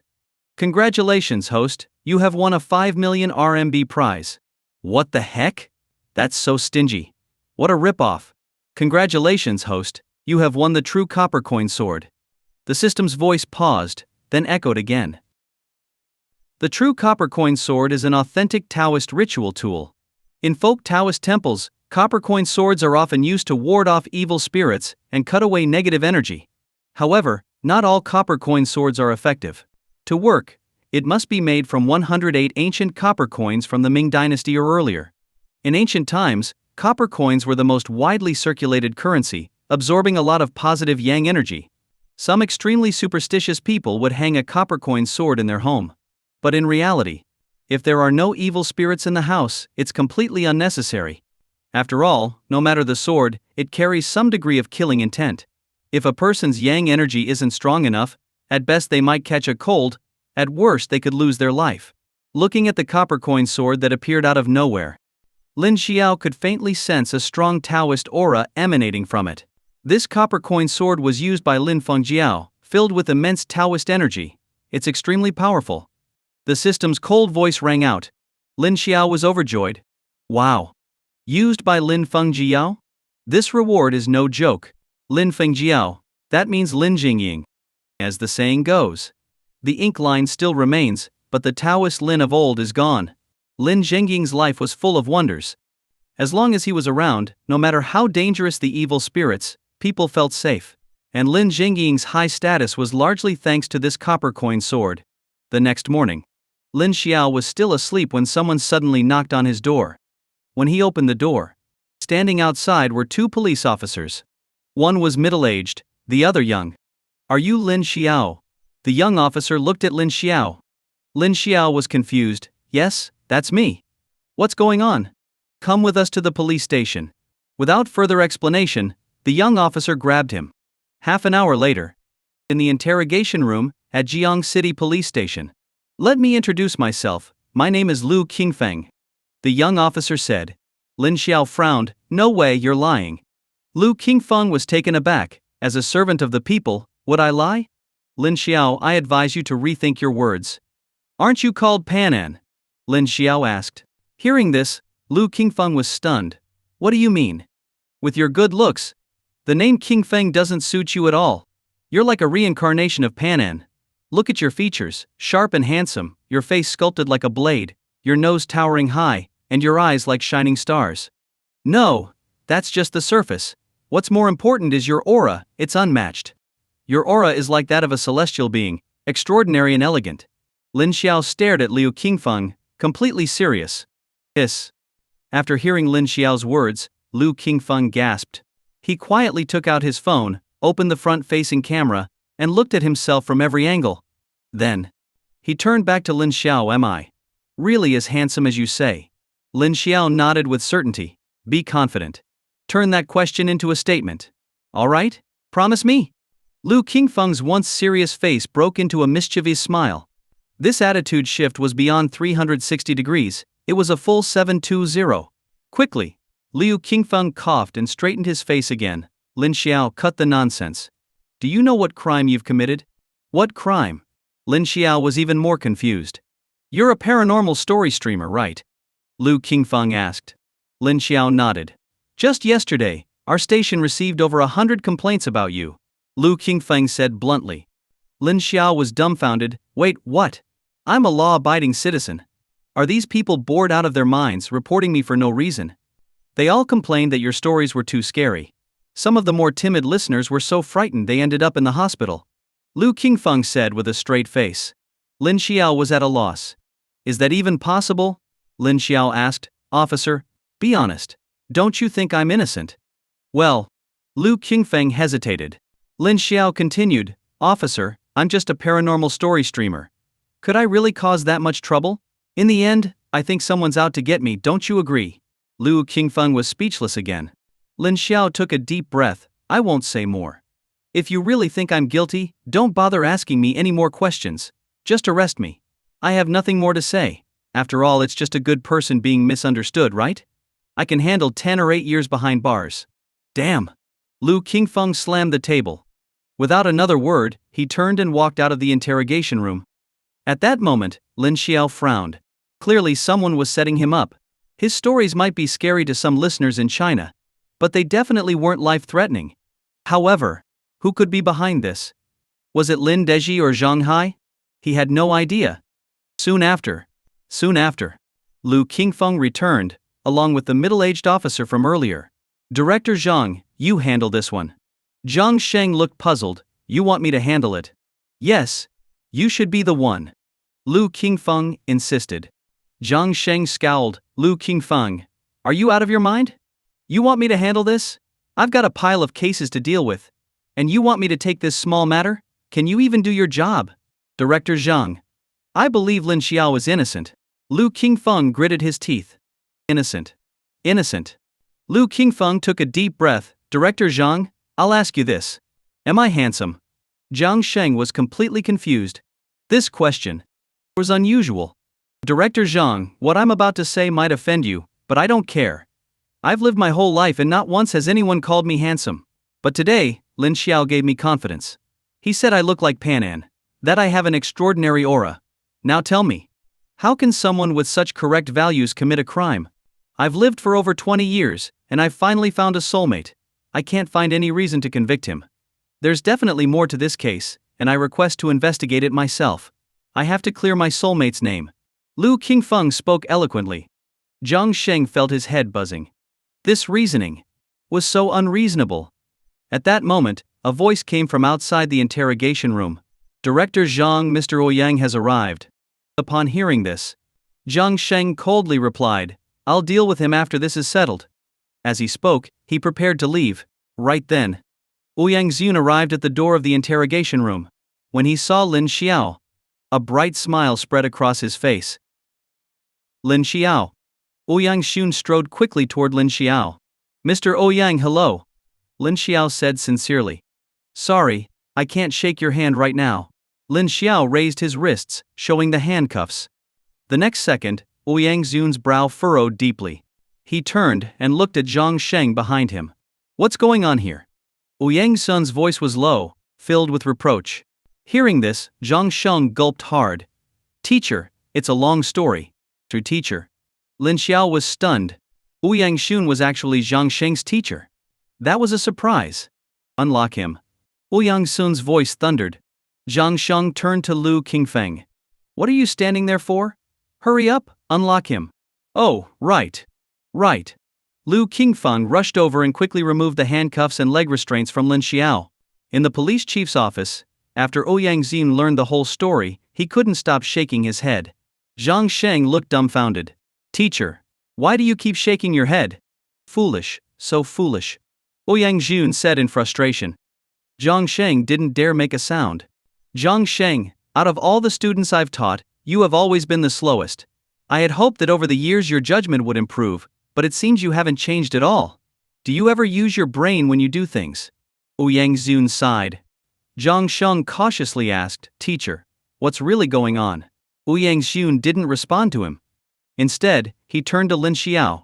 As the saying goes, a teacher's lack of strictness reflects their own failure. Lin Xiao, I apologize on behalf of my disappointing student. Hearing this, Lin Xiao smiled. No need to be so polite, Mr. Ouyang. You're my elder, a respected and honorable figure in the field. How could I deserve an apology from you? Ouyang Zun waved his hand. You can't put it that way. Knowledge comes in stages, and each field has its own expertise. In the realm of paranormal stories, your skills surpass mine. I feel ashamed of myself. Lu Qingfeng was completely bewildered. Was this some sort of mutual flattery? Zhang Sheng wasn't any better off, he was just as confused. Teacher, can I just ask what's going on? I'm completely lost. Zhang Sheng looked desperate. Ouyang Zun frowned. To be clear, I came here today specifically for Lin Xiao. You knew why Lin Xiao was brought here? Zhang Sheng asked. Of course I knew. But did you investigate thoroughly? Arresting someone without knowing the facts, are you worthy of wearing that uniform? Ouyang Zun's voice was firm and commanding, leaving Zhang Sheng dumbfounded. Before I came, I already knew everything. Lin Xiao was framed. And the one who started the rumors is Jiang City Radio's director, Lin Deji. Ouyang Zun stated bluntly. Lin Xiao's brow furrowed. So, it was Lin Deji, after all. But how did Ouyang Zun know? Zhang Sheng was shocked. Teacher, how did you find out? Why? You don't believe me anymore? Ouyang Zun asked back. Zhang Sheng hurriedly shook his head. No, teacher. How could I not believe you? Actually, this isn't a big deal. Even if Lin Xiao did cause such a stir, it wouldn't have been a serious problem. I brought him here just to meet him in person. Maybe my approach was a bit rough, but I'm sure Lin Xiao won't mind, right? As he spoke, Zhang Sheng winked at Lin Xiao. Lin Xiao was stunned for a moment. Mr. Ouyang, since everything's cleared up, there's no issue. Lin Xiao, you're very generous. Ouyang Zun nodded with satisfaction. Mr. Ouyang, I'll send someone to arrest Lin Deji immediately. Spreading false rumors is still against the law. Lu Qingfeng volunteered eagerly. Zhang Sheng added, Yes, Xiao Lu, hurry up. That Lin Deji nearly caused me to wrongly accuse an innocent man. We must bring him in and interrogate him. After leaving the police station, Ouyang Zun insisted on driving Lin Xiao home. In the back seat of the car, Lin Xiao looked at Ouyang Zun. Mr. Ouyang, thank you for helping me out today. There's no need to be so polite with me. Lin Xiao, I truly admire you. At such a young age, you've already achieved so much in the field of paranormal storytelling. Every one of your stories is captivating. Ouyang Zun spoke from the heart. Lin Xiao smiled. You're too kind, Mr. Ouyang. Do you know why I said you were framed by Lin Deji? Ouyang Zun suddenly asked. Lin Xiao shook his head. Please enlighten me. Do you know a woman named Xiao Nei from the radio station? I do. She's the one who told me. At first I was skeptical, but after hearing the whole story from Zhang Sheng, I realized Xiao Nei was telling the truth. Ouyang Zun explained plainly. Hearing this, Lin Xiao narrowed his eyes. He hadn't expected Xiao Nei to secretly help him behind the scenes. It was truly unexpected. After all, if the truth were to come out, Xiao Nei would lose her job. When Lin Xiao got home, the first thing he did was send a message to Xiao Nei. thanking her. Xiao Nei quickly replied, "No worries, Lin Xiao." Later that afternoon, Lin Xiao had just finished his nap when the doorbell rang. When he opened the door, Su Wan was standing outside. Her face looked even worse than the day before, exhausted and worn. Seeing this, Lin Xiao immediately activated his clairvoyance and took a closer look at Su Wan. Sure enough, the dark energy between her eyebrows was even stronger than the previous day, and a shadowy black aura had begun to form around her temples. Once the black aura fully formed, not even a deity could save her. Lin Xiao, can I come in? Su Wan looked at Lin Xiao, her voice filled with pleading. Without a word, Lin Xiao stepped aside, allowing her to enter. Once Su Wan was seated on the sofa, Lin Xiao poured her a cup of warm water and handed it to her. Su Wan gripped the cup tightly, her face still pale. Lin Xiao sat down, looking at her intently. "Tell me, what happened last night?" Lin Xiao asked seriously. Su Wan's voice trembled. "Last night I saw a ghost. Aishame." Lin Xiao's eyes narrowed. "Go on. Can you help me?" Su Wan gazed at Lin Xiao, her voice full of desperation. Hearing this, Lin Xiao took a deep breath. "How can I help if you don't tell me everything?" "All right, I'll tell you." Su Wan nodded firmly, and then began her story. A week ago, Su Wan and a few friends went on a trip to a small island near Jiang City. Before setting out, they had already agreed that the purpose of the trip was to seek thrills. The island was called No Return Island, meaning once you go, you don't come back. To most people in Jiang City, this island was something to avoid at all costs. This is because, during the war, over 360 people on No Return Island were massacred by invaders from the Sun Nation. All the bodies were left to rot in the wilderness. Even though decades had passed and the island had been developed several times, very few tourists dared to go there. Su Wan went with a group of 3 men and 4 women. The 3 men were boyfriends of the 3 girls in the group. They were all close friends. After arriving on the island, they headed straight to a spot they had planned to visit, a small beach by a large lake. The men set up the tents while the women prepared the food and drinks. Everyone was chatting and laughing, enjoying themselves. As night fell, the 8 of them gathered around the campfire. Suddenly, one of the guys suggested telling ghost stories. This idea was quickly supported by most of the group. Although Su Wan felt a bit uneasy, she eventually agreed. The guys started telling ghost stories, but most were the same old, not very scary ones. Then, a guy named Lin Yuan stood up and walked into the woods, saying he needed to pee. The game was paused for the time being. Su Wan took a sip of water, feeling the cool breeze from the lake. It was quite pleasant. However, she soon started to feel uncomfortable. It felt like a pair of eyes were staring at her from behind. But whenever Su Wan turned around, no one was there. A friend of hers came over, looking concerned. "Xiao Wan, what's wrong? You seem uneasy." "Nothing." Su Wan shook her head. "Hey everyone, look what I found." Before Su Wan could finish her sentence, Lin Yuan returned from the woods, holding something oval-shaped in his hand. It was too far away to see clearly. His girlfriend instinctively asked, "Yuan, what are you holding?" Lin Yuan didn't answer and ran toward the group. When he got closer, everyone, including Su Wan, felt a chill run down their spines. Cold sweat started forming on their bodies. Lin Yuan was holding a skull. The pale skull, illuminated by the campfire, looked terrifying. All the girls' faces turned as white as the skull itself. "Yuan, what are you doing? Get rid of that. It's too creepy," his girlfriend screamed. Seeing their expressions, Lin Yuan burst out laughing. "Hey Lin Yuan, kick the skull over here.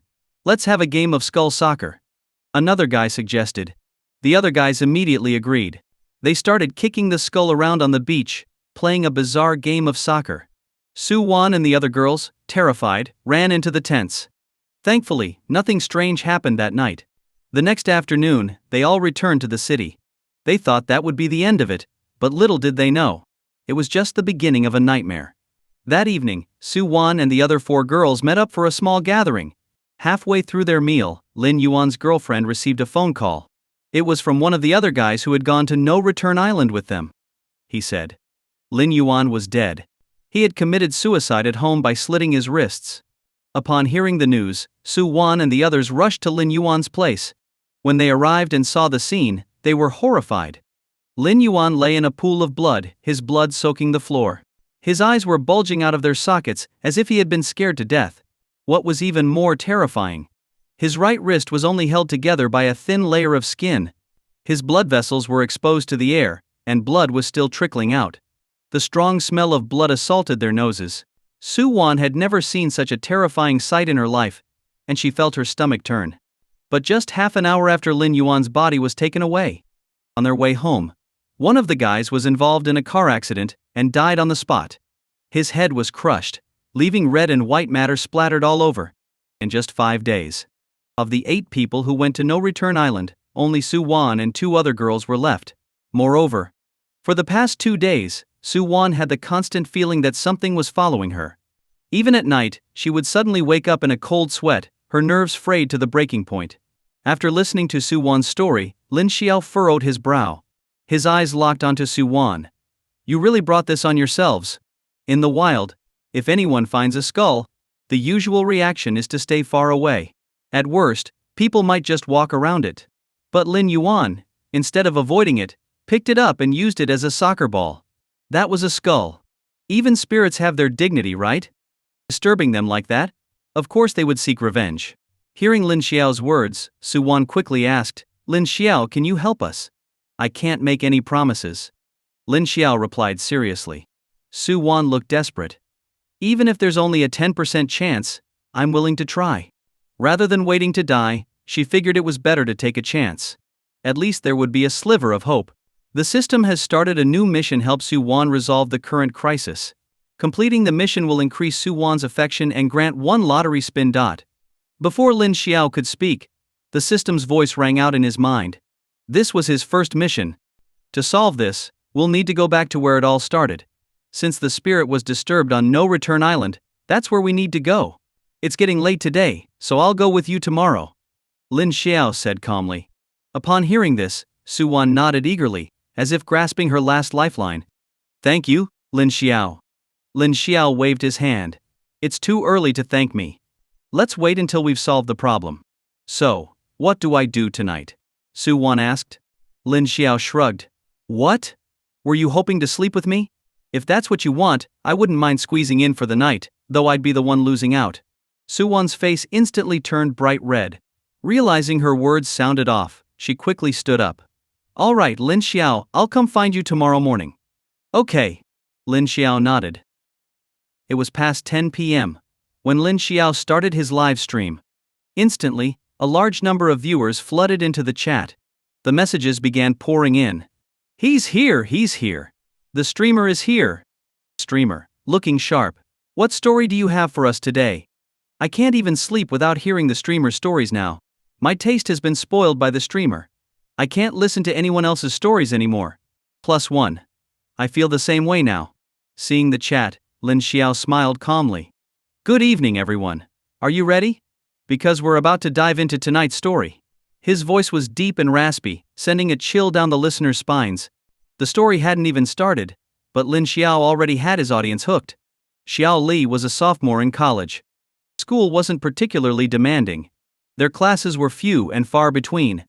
There were 4 girls in the dormitory: Xiao Li, Wang Qian, Li Ai, Mai Mei, and Lu Xiao. They all got along well, attending classes together, leaving together, and even eating together as a group. That evening, after dinner, Xiao Li, Wang Qian, and Li Mei returned to the dorm first, while Lu Xiao went out, saying she had something to do. Around 10 o'clock, Lu Xiao came back. She looked at the drowsy Xiao Li and the others with a mysterious expression, clapped her hands and said, Girls, do you know what pen fairy is? Hearing that, Xiao Li and the others looked at her curiously. Wang Qian asked, What's pen fairy? Li Mei muttered, What a strange name. I've never heard of it before. So, what is it? Seeing their reactions, Lu Xiao smiled smugly. Pen fairy is a summoning game. Xiao Li frowned. A summoning game. Lu Xiao pulled up a chair and, after glancing at the others, began to explain pen fairy, also known as inviting the pen fairy, is a form of summoning spirits. In reality, it's inviting a ghost. Upon hearing this, the timid Xiao Li's face turned pale. Inviting a ghost? That's way too scary. But Li Mei and Wang Qian were intrigued. Wang Qian was the first to ask, What's the point of inviting a ghost? Lu Xiao, feeling proud, said, If we successfully summon the pen fairy, we can ask it many questions. It's basically a form of divination. Li Mei's curiosity grew. Any question? I want to ask when I'll find a boyfriend. Lu Xiao rolled her eyes. You're just worried about not getting married. Aren't you ashamed? Yeah, exactly, Wang Qian agreed. Then Lu Xiao turned to Xiao Lai, Xiao Li. Why aren't you saying anything? Are you not playing? Hearing this, Xiao Lai nervously replied, Xiao Xiao Xiao, I think we shouldn't play this game. It feels off and I'm getting creeped out. Wang Qian egged her on. Xiao Li. What are you afraid of? We're all here. Lu Xiao nodded. Yeah, this game is only fun with 4 people. If you don't join, none of us can play. With that, Xiao Li was essentially forced into the game. Next, Lu Xiao explained the method and the rules for summoning the pen fairy. Xiao Li and the others nodded, indicating they understood. Soon, everything was prepared. A desk, a pen, and a sheet of paper. The 4 of them sat in their designated spots. Lu Xiao turned off the lights, leaving only a single candle to light the room. The eerie atmosphere instantly settled over them. Xiao Li's palms were already sweating. She trembled. Maybe we shouldn't play. I keep feeling like something's watching me. At this point, Lu Xiao and the others refused to stop, urging Xiao Li to continue. In the end, Xiao Li reluctantly agreed. They all placed their hands on the pen. Lu Xiao looked at the group. Are you all ready? They nodded. Lu Xiao added, remember, no matter what happens, do not let go. If you let go, the consequences could be dire. We're just playing around, there's nothing to be afraid of. As long as we send it away, nothing will go wrong. Understand? They nodded again. Then, they began to chant softly, Pen Fairy, I am your past life, you are my present. If you wish to continue our bond, please draw a circle on the paper. Time passed, minute by minute. Their hands remained lightly gripping the pen. Nothing happened. The pen didn't move at all. As if frozen in place. They kept chanting, repeating the words over and over. 10 minutes passed. There wasn't even a shadow of the pen fairy. Xiao Li whispered, it's not working. Did we do something wrong? Wang Qian chimed in, Xiao, are you sure this is the right way to play? Lu Xiao, eyes closed, replied, it's definitely correct. This is exactly how I played with my friends earlier, and we successfully summoned the pen fairy. We even asked it a lot of questions. Li Mei asked, then why can't we summon it? Lu Xiao's voice suddenly grew louder. My friend said, if someone has strong yang energy, they won't be able to summon the pen fairy. Xiao Li was curious. What do you mean by strong yang energy?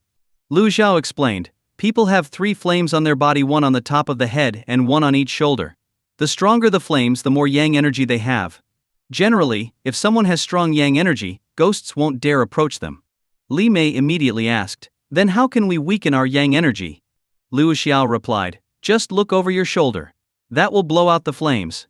As soon as she said this, Li Mei turned her head. Wang Qian followed suit. They looked at Xiao Lai, who was still hesitating, and said in unison, Xiao Lai, what are you waiting for? Hurry up. We're waiting for you. Xiao Li bit her lip. Though reluctant, she couldn't resist their pressure, so she turned her head to glance behind her. Lu Xiao was satisfied. Let's continue chanting. Pen fairy, I am your past life, you are my present. If you wish to continue our bond, please draw a circle on the paper. They repeated the chant over and over. Time passed slowly. The pen still didn't move. Wang Qian was growing impatient and was about to suggest they stop when the pen, which had been completely still, started moving. At this point, Lin Xiao paused the story. The chat exploded. They're really playing with fire here. Are today's college students always this curious? Is this game real or fake? I've never heard of it before. It's coming. The pen fairy is coming. Streamer, keep going, don't stop. My blanket is ready. If I back down now, I'm no hero.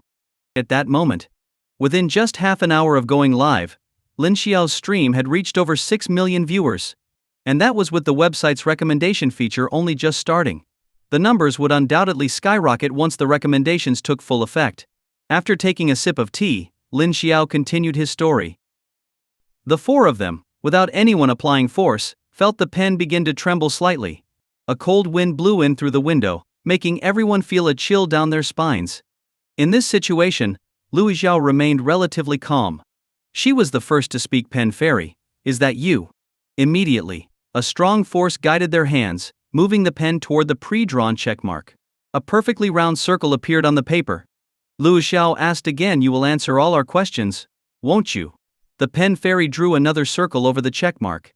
Lu Xiao then said, "Feel free to ask any questions you have. Don't be afraid, the pen fairy won't harm us." Li Mei, intrigued, started asking questions. Over the next few moments, each of the four took turns asking their questions, and the pen fairy responded to everyone. Even Xiao Lai, unable to resist her curiosity, asked 2 questions. Time passed minute by minute. The candle on the corner of the desk continued to burn, its wax slowly dripping down. Suddenly Lu Xiao asked, "Did you die of natural causes, or were you murdered?" As soon as she asked this question, the pen fairy, which had been cooperative until now, began to shake violently. A heavy force suddenly weighed down on the pen. Their hands started to tremble. The pen fairy was angry. A fierce gust of wind howled into the dorm. The candle flickered wildly, on the verge of going out. Xiao Li, terrified, screamed, "Pen fairy, we're sorry. You don't have to answer that question. Please don't answer." Lu Xiao hurriedly added, Yes, pen fairy, you don't have to answer. Just forget I asked." However, the pen fairy's strength only grew stronger. Suddenly, Wang Qian let out a scream as her hand jerked away from the pen. This caused the others to lose their grip as well, and the pen fell straight onto the paper. With a sharp hiss. The candle immediately went out as soon as the pen dropped. Unnoticed by any of them, all 4 girls' backs were drenched in sweat. They gasped for breath. Lu Xiao, barely able to steady herself, stood up and turned on the lights. The bright light flooded the room, causing them all to squint. The 4 of them remained sitting in their spots, staring at each other in silence.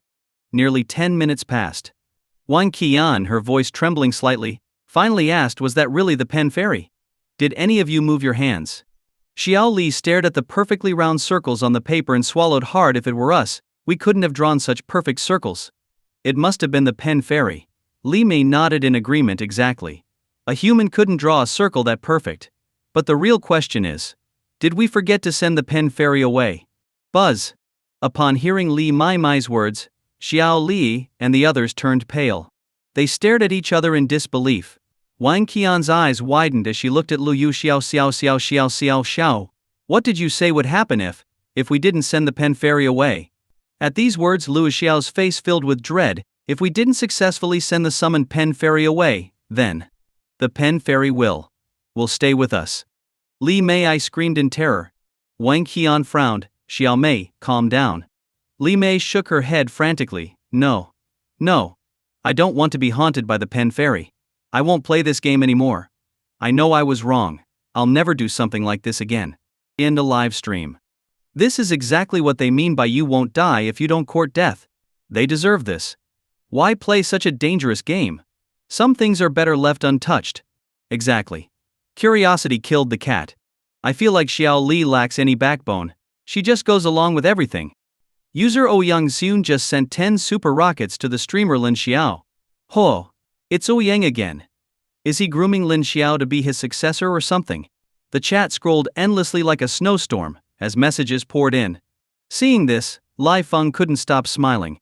7 million viewers. Thousands of comments every minute. And gifts planes worth 100 yuan at a time. This was the kind of attention only top-tier streamers could hope for. No. Even top-tier streamers rarely maintain this level of engagement every day. This risky bet. Li Feng knew he had won and won big. After thanking the viewers for their generous gifts, Lin Xiao continued the story. After hearing Li Mei's words, Lu Xiao tried to comfort herself. Actually, we don't need to worry so much. After all, no one really said that if you don't send the pen fairy away, it'll haunt you. I think it's just something to scare people. Wang Qian nodded quickly. Yeah, it must be a lie. There's no way something like this could happen. I don't believe it. At that moment, they were like headless flies, desperately trying to convince themselves. But soon, Lu Xiao would be proven wrong. After calming down a bit, the girls all climbed into their beds, ready to sleep. A little past midnight, they had all drifted off into dreams. Soft snores filled the room. When, for some unknown reason, Xiao Li suddenly shivered and slowly opened her eyes. The moonlight outside spilled into the room, and Xiao Li's gaze fixated on the white ceiling. She was no longer sleepy. Thoughts rushed through her mind like a tide. Ever since they had started playing the pen fairy game, Xiao Li had felt uneasy.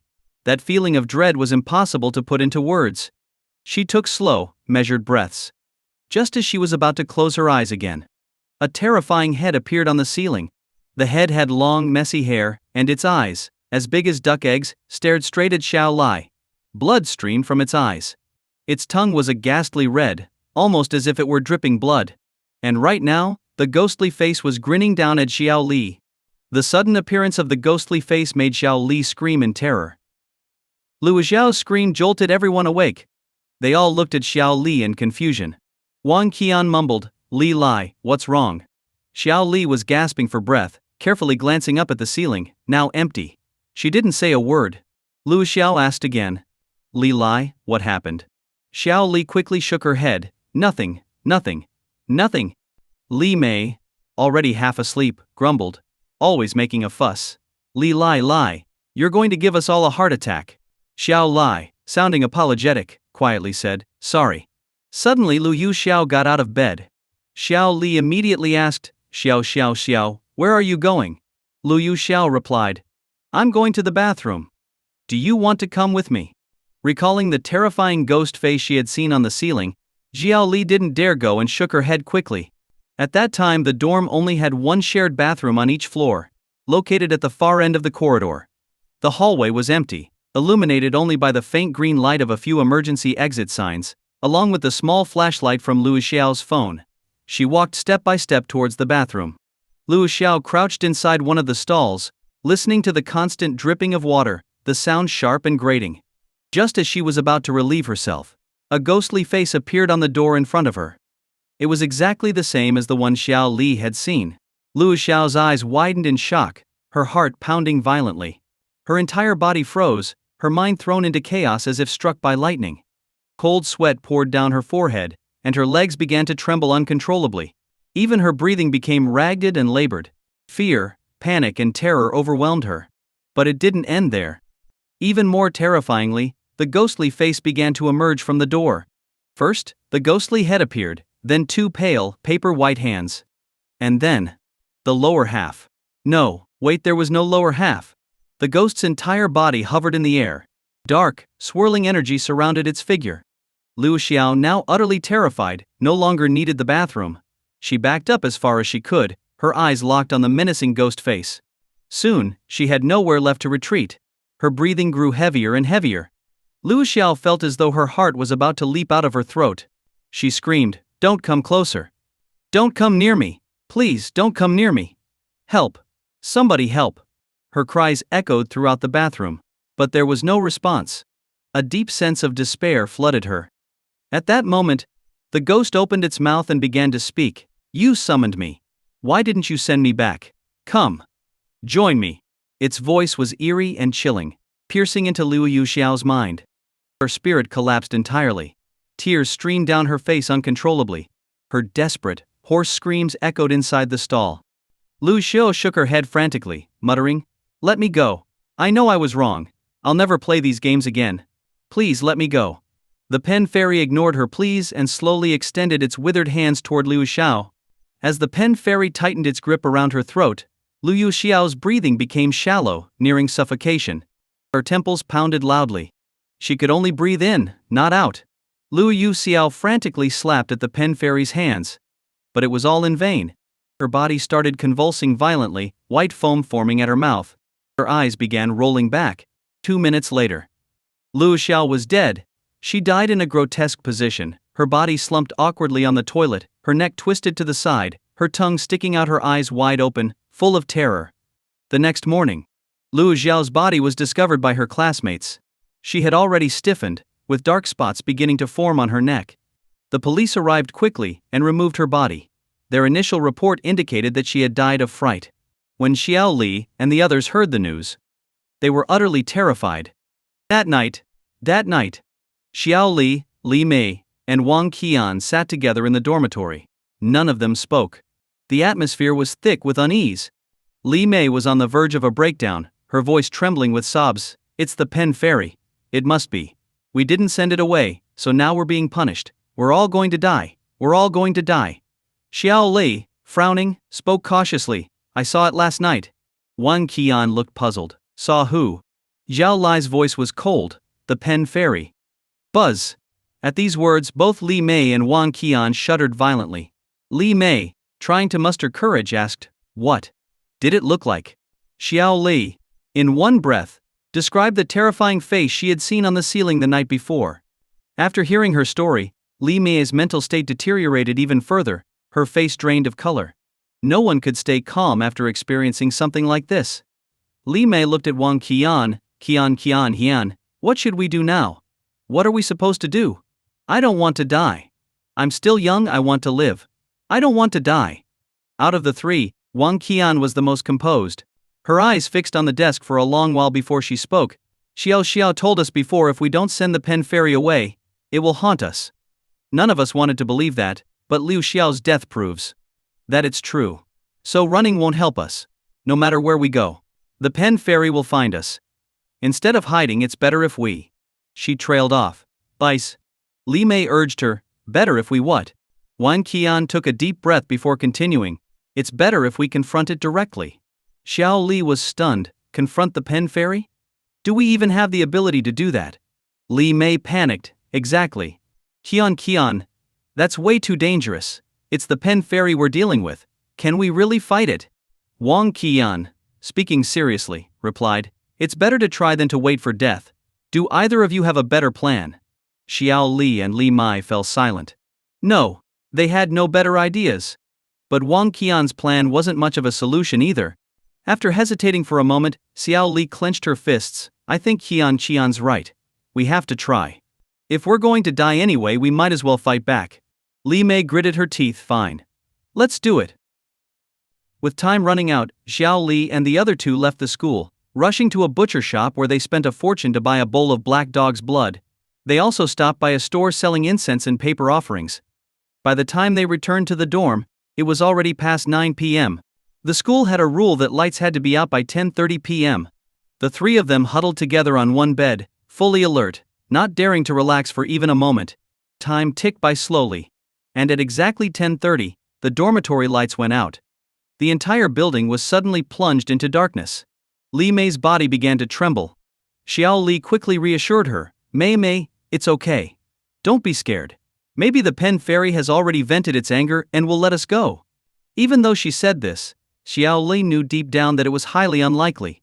Wang Qian took a deep breath. We've prepared so much black dog's blood, incense and paper money. Surely the pen fairy will give us some leeway. Don't worry too much. Li Mei's voice quivered. Qian, do you think the black dog's blood will really work? Wang Qian hesitated. It was her first time dealing with something like this, so how could she know? But having it was better than nothing. It gave them some psychological comfort at least. The first half of the night passed without incident. The tension began to ease, and waves of drowsiness washed over them. Just as they were about to drift off, footsteps suddenly echoed through the hallway. Tap, tap, tap. The sharp sound of footsteps pierced the silence. Xiao Li's body jerked as she shook Li Mei and Wang Qian awake, whispering, there's something outside. Upon hearing this, Li Mei and Wang Qian immediately woke up.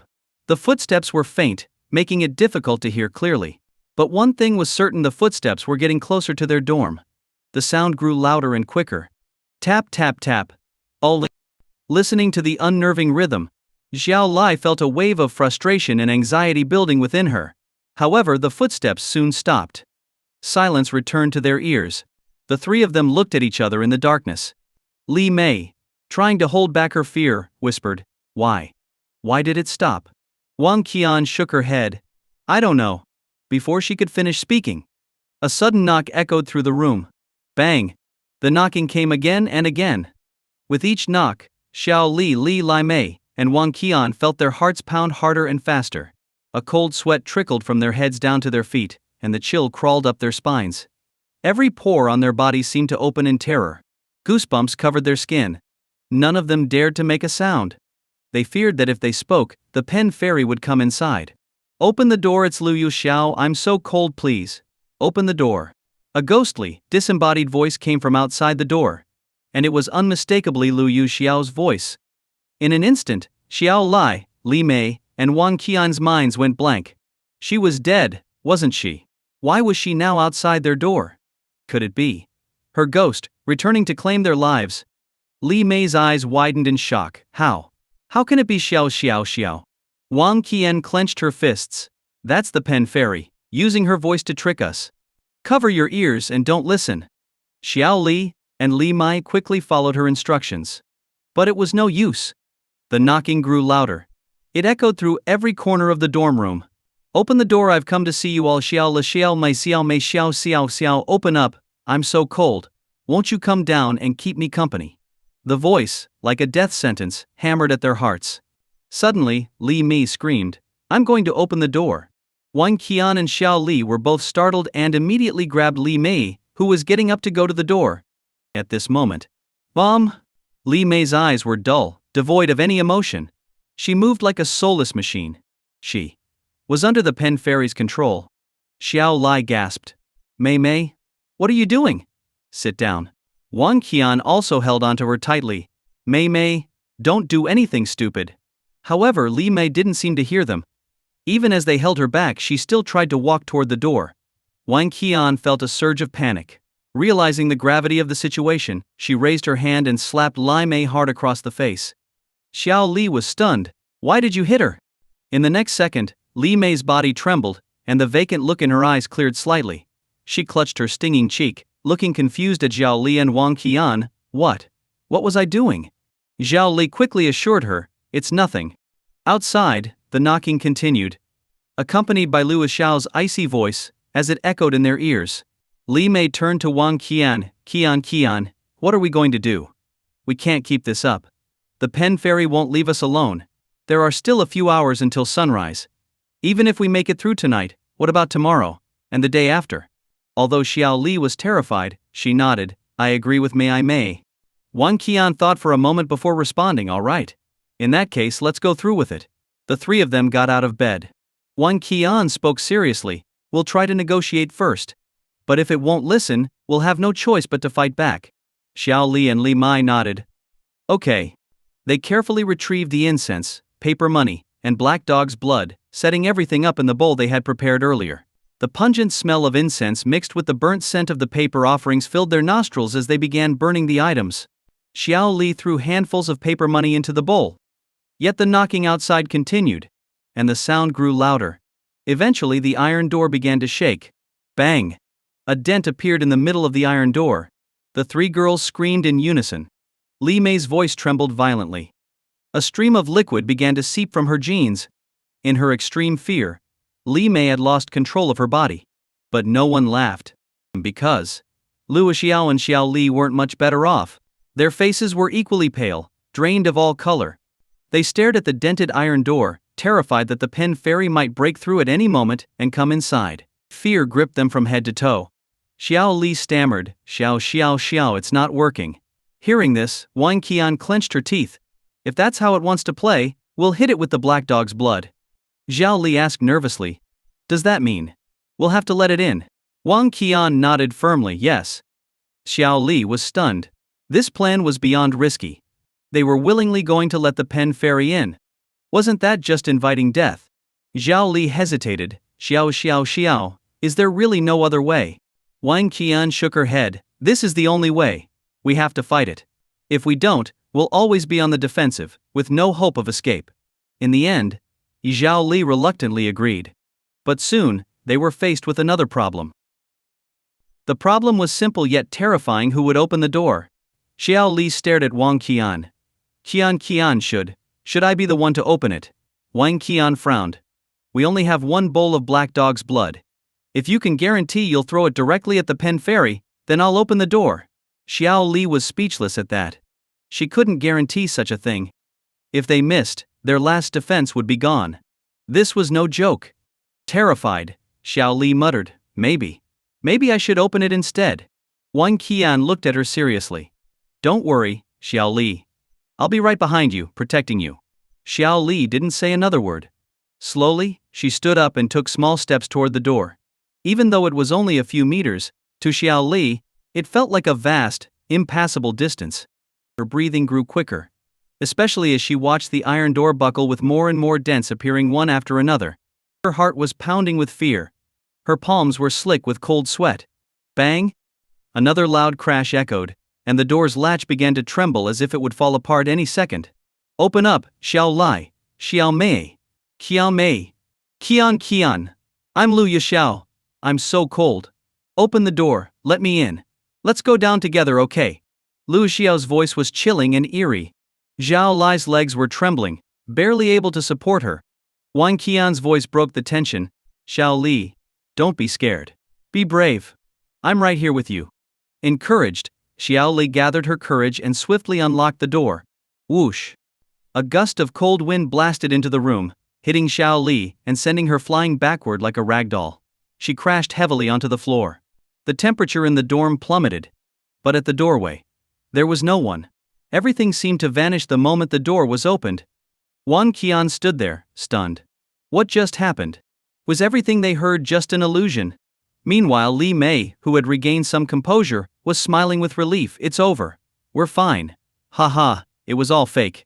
There's no pen fairy. None of it was real. But before Li Mei could finish her sentence, Wang Qian and Xiao Li's gazes locked onto something behind her. Their faces went pale with horror. Xiao Li clasped her hand over her mouth, eyes wide with terror, unable to make a sound. Li Mei? Puzzled, asked Xiao Li, Qian, what's wrong? Why are you staring at me like that? Without saying a word, Wang Qian slowly raised her hand and pointed behind Li Mei. At this point, Lin Xiao deliberately paused the story. Immediately, the livestream chat exploded with comments. I'm scared, but I can't stop listening. I feel like Li Mei's about to become a victim. OMG. The background music is making this so much worse. Turn it off. My heart can't take it. There's no way I'm ever playing this kind of game. Too terrifying. I bet there's gonna be a twist at the end. The streamer always does that. Keep going, please. Don't stop. The comments scrolled by so fast, it was impossible to keep up. Some viewers who couldn't handle the intensity of the story avoided looking at the chat entirely. Fear level detected in viewers, fear points plus 10. Fear level detected in viewers, fear points plus 10. Fear level detected in viewers, fear points plus 10. The system's notifications kept pinging in Lin Xiao's mind. This story was generating a massive amount of fear points. At this rate, it wouldn't be long before he could trigger another reward. Taking a sip of water, Lin Xiao continued the story. Li Mei wasn't stupid. When she saw Wang Qian pointing behind her, she understood immediately. For a moment, her body froze in place, unable to move. Beads of sweat, as large as soybeans, rolled down her forehead. Fear, panic, unease, terror, all these emotions crashed over her like waves. Li Mei felt an icy chill creeping down her spine. Cold wind brushed against her neck. Li Mei's mind was on the verge of collapse. She screamed and whipped around to look. And there, floating behind her, was Lu Xiao. Lu Xiao's face was twisted and grotesque. Her eyes bulged unnaturally, and her long tongue lolled out of her mouth. Her hair hung in tangled strands, and her face was covered in bulging, pulsing veins. Upon closer inspection, it was clear that Lu Xiao's head wasn't facing the right way, it had been twisted a full 180 degrees. Hey. Lu Xiao's ghostly eyes were locked onto Li Mei. Li Mei's heart raced faster and faster. Her mouth hung open, her body stiff as if struck by lightning. Her eyes widened in terror. Her breathing became ragged and shallow. Bang! Li Mei fell backward, hitting the ground with a thud. She was dead. Frightened to death. Xiao Li shouted, Qian, what are you waiting for? Throw the black dog's blood. Wang Qian snapped back to her senses and quickly grabbed the bowl of black dog's blood, throwing it at Lu Xiao. Lu Xiao let out a series of blood-curdling screams. As soon as the black dog's blood touched her, white smoke began rising from her body. Her facial features started melting, merging into one another. Yes, Lu Xiao's face was melting into a shapeless mass. At that moment, the pen fairy finally revealed itself. Xiao Li was horrified, realizing that they had fallen into a trap. The pen fairy had used Lu Xiao as a shield to block the black dog's blood. Wang Qian's face was ashen. The pen fairy's appearance was grotesque beyond belief. White maggots crawled out of its empty eye sockets, wriggling and squirming. It was as disgusting as it was terrifying. Xiao Li and Wang Qian clung to each other, their bodies trembling uncontrollably. In a final burst of courage, Wang Qian dropped to her knees and begged, Great Pen Fairy, please spare us. If you let us go, we'll do anything you ask. Xiao Li quickly chimed in, Yes. Great pen fairy, we were wrong. Please, just give us one more chance. After they finished speaking, the temperature in the room began to rise. The pen fairy's ethereal voice echoed again. You're willing to help me. The voice wasn't as terrifying as they expected. In fact, it was almost pleasant. Xiao Li and Wang Qian nodded frantically. The pen fairy spoke again. Very well. I'll give you a chance. Tomorrow night, bring me Lai Tian. Hearing that name, Xiao Li and Wang Qian exchanged puzzled glances. Li Tian was someone they all knew. He was the dean of the university. His wife was the only daughter of the school's principal. If nothing unexpected happened, Li Tian had a bright future ahead of him. Xiao Li and Wang Qian were both stunned. Why did the pen fairy suddenly mention him? Xiao Li gathered her courage. What about Director Li? The pen fairy let out a chilling laugh when she heard this. The laughter was so eerie that it sent shivers down their spines. Finally, the pen fairy stopped laughing. Li Tian is mine. He belongs to me. It was him who killed me. Now, I want revenge. I want him to come down and join me. As it turned out, the pen fairy had been a student at this very school 10 years ago, and at that time, Li Tian had just graduated and become a teaching assistant. Back then, Li Tian and she were deeply in love, their relationship full of passion. But the dean's daughter suddenly stepped in and stole him away.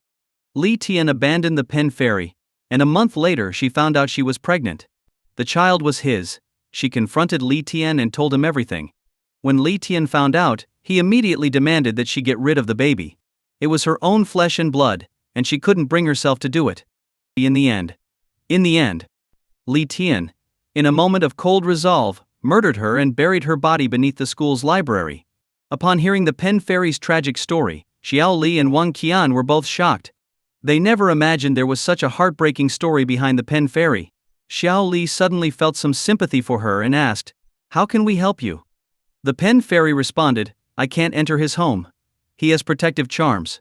I need you to lure him to the library, where my power is strongest." Wang Qian, determined, said, "All right, we'll help you." When the pen fairy heard this, she said, "Tomorrow night at 10, meet me at the library." With that, the pen fairy vanished. That same night, Lai Mei's body was taken away. The school arranged a new dorm for Xiao Li and Wang Qian. The next evening, they found Li Tian. Wang Qian was beautiful and had a great figure. With just a little flirtation, Li Tian fell for the bait and followed Wang Qian to the library, ready to commit indecent acts. The night was dark and quiet. Next to the library, Li Tian was holding a bouquet of red roses as he walked toward Wang Qian, who stood waiting under a street lamp. There was a sleazy grin on his face. This guy was infamous for being a lecher. He had taken advantage of countless students. But someone as stunning as Wang Qian was rare for him. Li Tian's grin widened as he approached. Wang Qian had her back to him, standing motionless. Without hesitation, Li Tian grabbed her by the waist. He chuckled, Qian, turn around so I can give you a kiss." The next second, Wang Qian slowly turned around. But her face was the pen fairy's. Li Tian froze in place, his mouth gaping open, his face full of shock and terror. His voice trembled, "Why is it you?" The pen fairy let out a sinister laugh. "Li Lang, do you still remember me?" Li Tian staggered back, shaking his head, repeating, "Impossible, impossible, this is impossible." The pen fairy continued, "Li Lang, come down and join me." With that, she reached out with her hands and wrapped them around his neck. The next day, Li Tian's body was found. It had become stiff and contorted. The story ended. The chat exploded with comments. "I knew there'd be a twist, classic streamer style. Man, even ghosts have it tough sometimes." The pen fairy's story is so tragic when you think about it. She's kind of pitiful. Yeah, Li Tian was scum. How could he do such disgusting things? He got exactly what he deserved. This streamer never tells a boring story. I love it. Lin Xiao took a deep breath and sipped his tea. Sometimes it's not the ghosts that are scary, it's the human heart. This conclusion hit the mark perfectly. For a moment, gifts and donations poured in like snowflakes. Meanwhile, at Jiang City radio station, is in the station director's office. How was Lin Xiao still fine? Lin Deji glared at the computer screen, frowning deeply. This was completely unexpected. He had spent a hefty sum hiring over 100 people to flood the station with complaints about Lin Xiao. By all logic, Lin Xiao should have been detained for at least a week or two. But now, Lin Xiao was completely unharmed. Something wasn't right. Damn it. This guy has more lives than a cat. If it didn't work this time, then I'll try again. One day I'll make sure he crawls back to me, begging for forgiveness. Lin Deji muttered, narrowing his eyes. On the other side, at Jiang City Police Department. Recently there had been a series of murders in Jiang City. 5 people had died within just 5 days. After some investigation, rumors began to circulate that these deaths were caused by supernatural forces. Of course, Zhang Sheng, the newly appointed police chief, didn't believe any of it. He'd only been in Jiang City for 2 months, and the department was already swamped with unsolved cases. He was reviewing old files, trying to find some common threads. Just then, Lu Qingfeng burst into the room. His eyes were fixed on Zhang Sheng. "Chief Zhang, you won't believe what I've discovered. I might have uncovered a huge secret." Lu Qingfeng was acting mysteriously. Zhang Sheng frowned. "What secret?"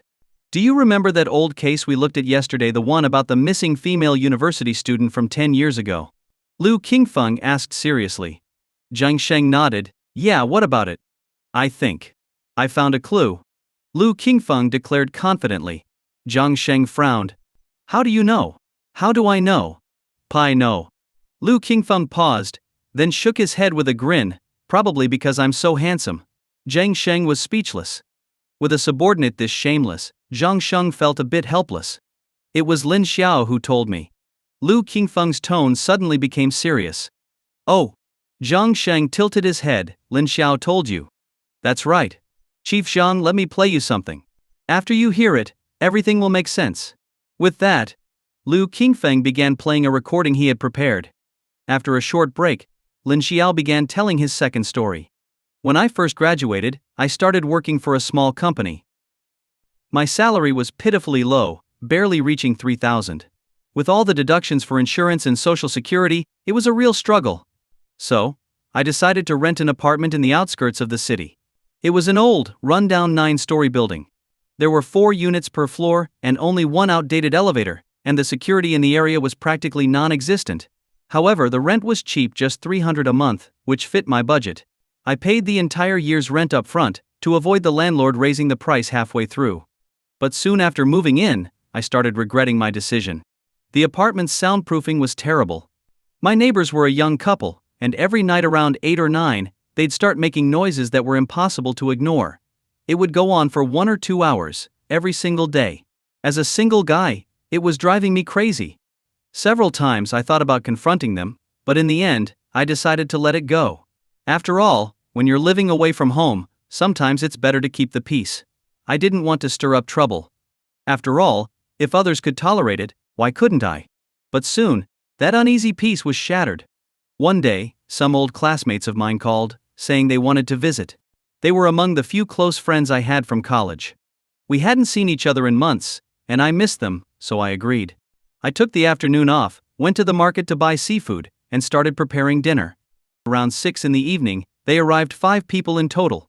We had all shared a dorm during university and were still very close. My place was old and small, just 1 bedroom and a living room, but they didn't mind. We all knew each other well, after all. To note, I'm actually a decent cook. Back in college, I was the one who usually handled the cooking when we went camping or on trips.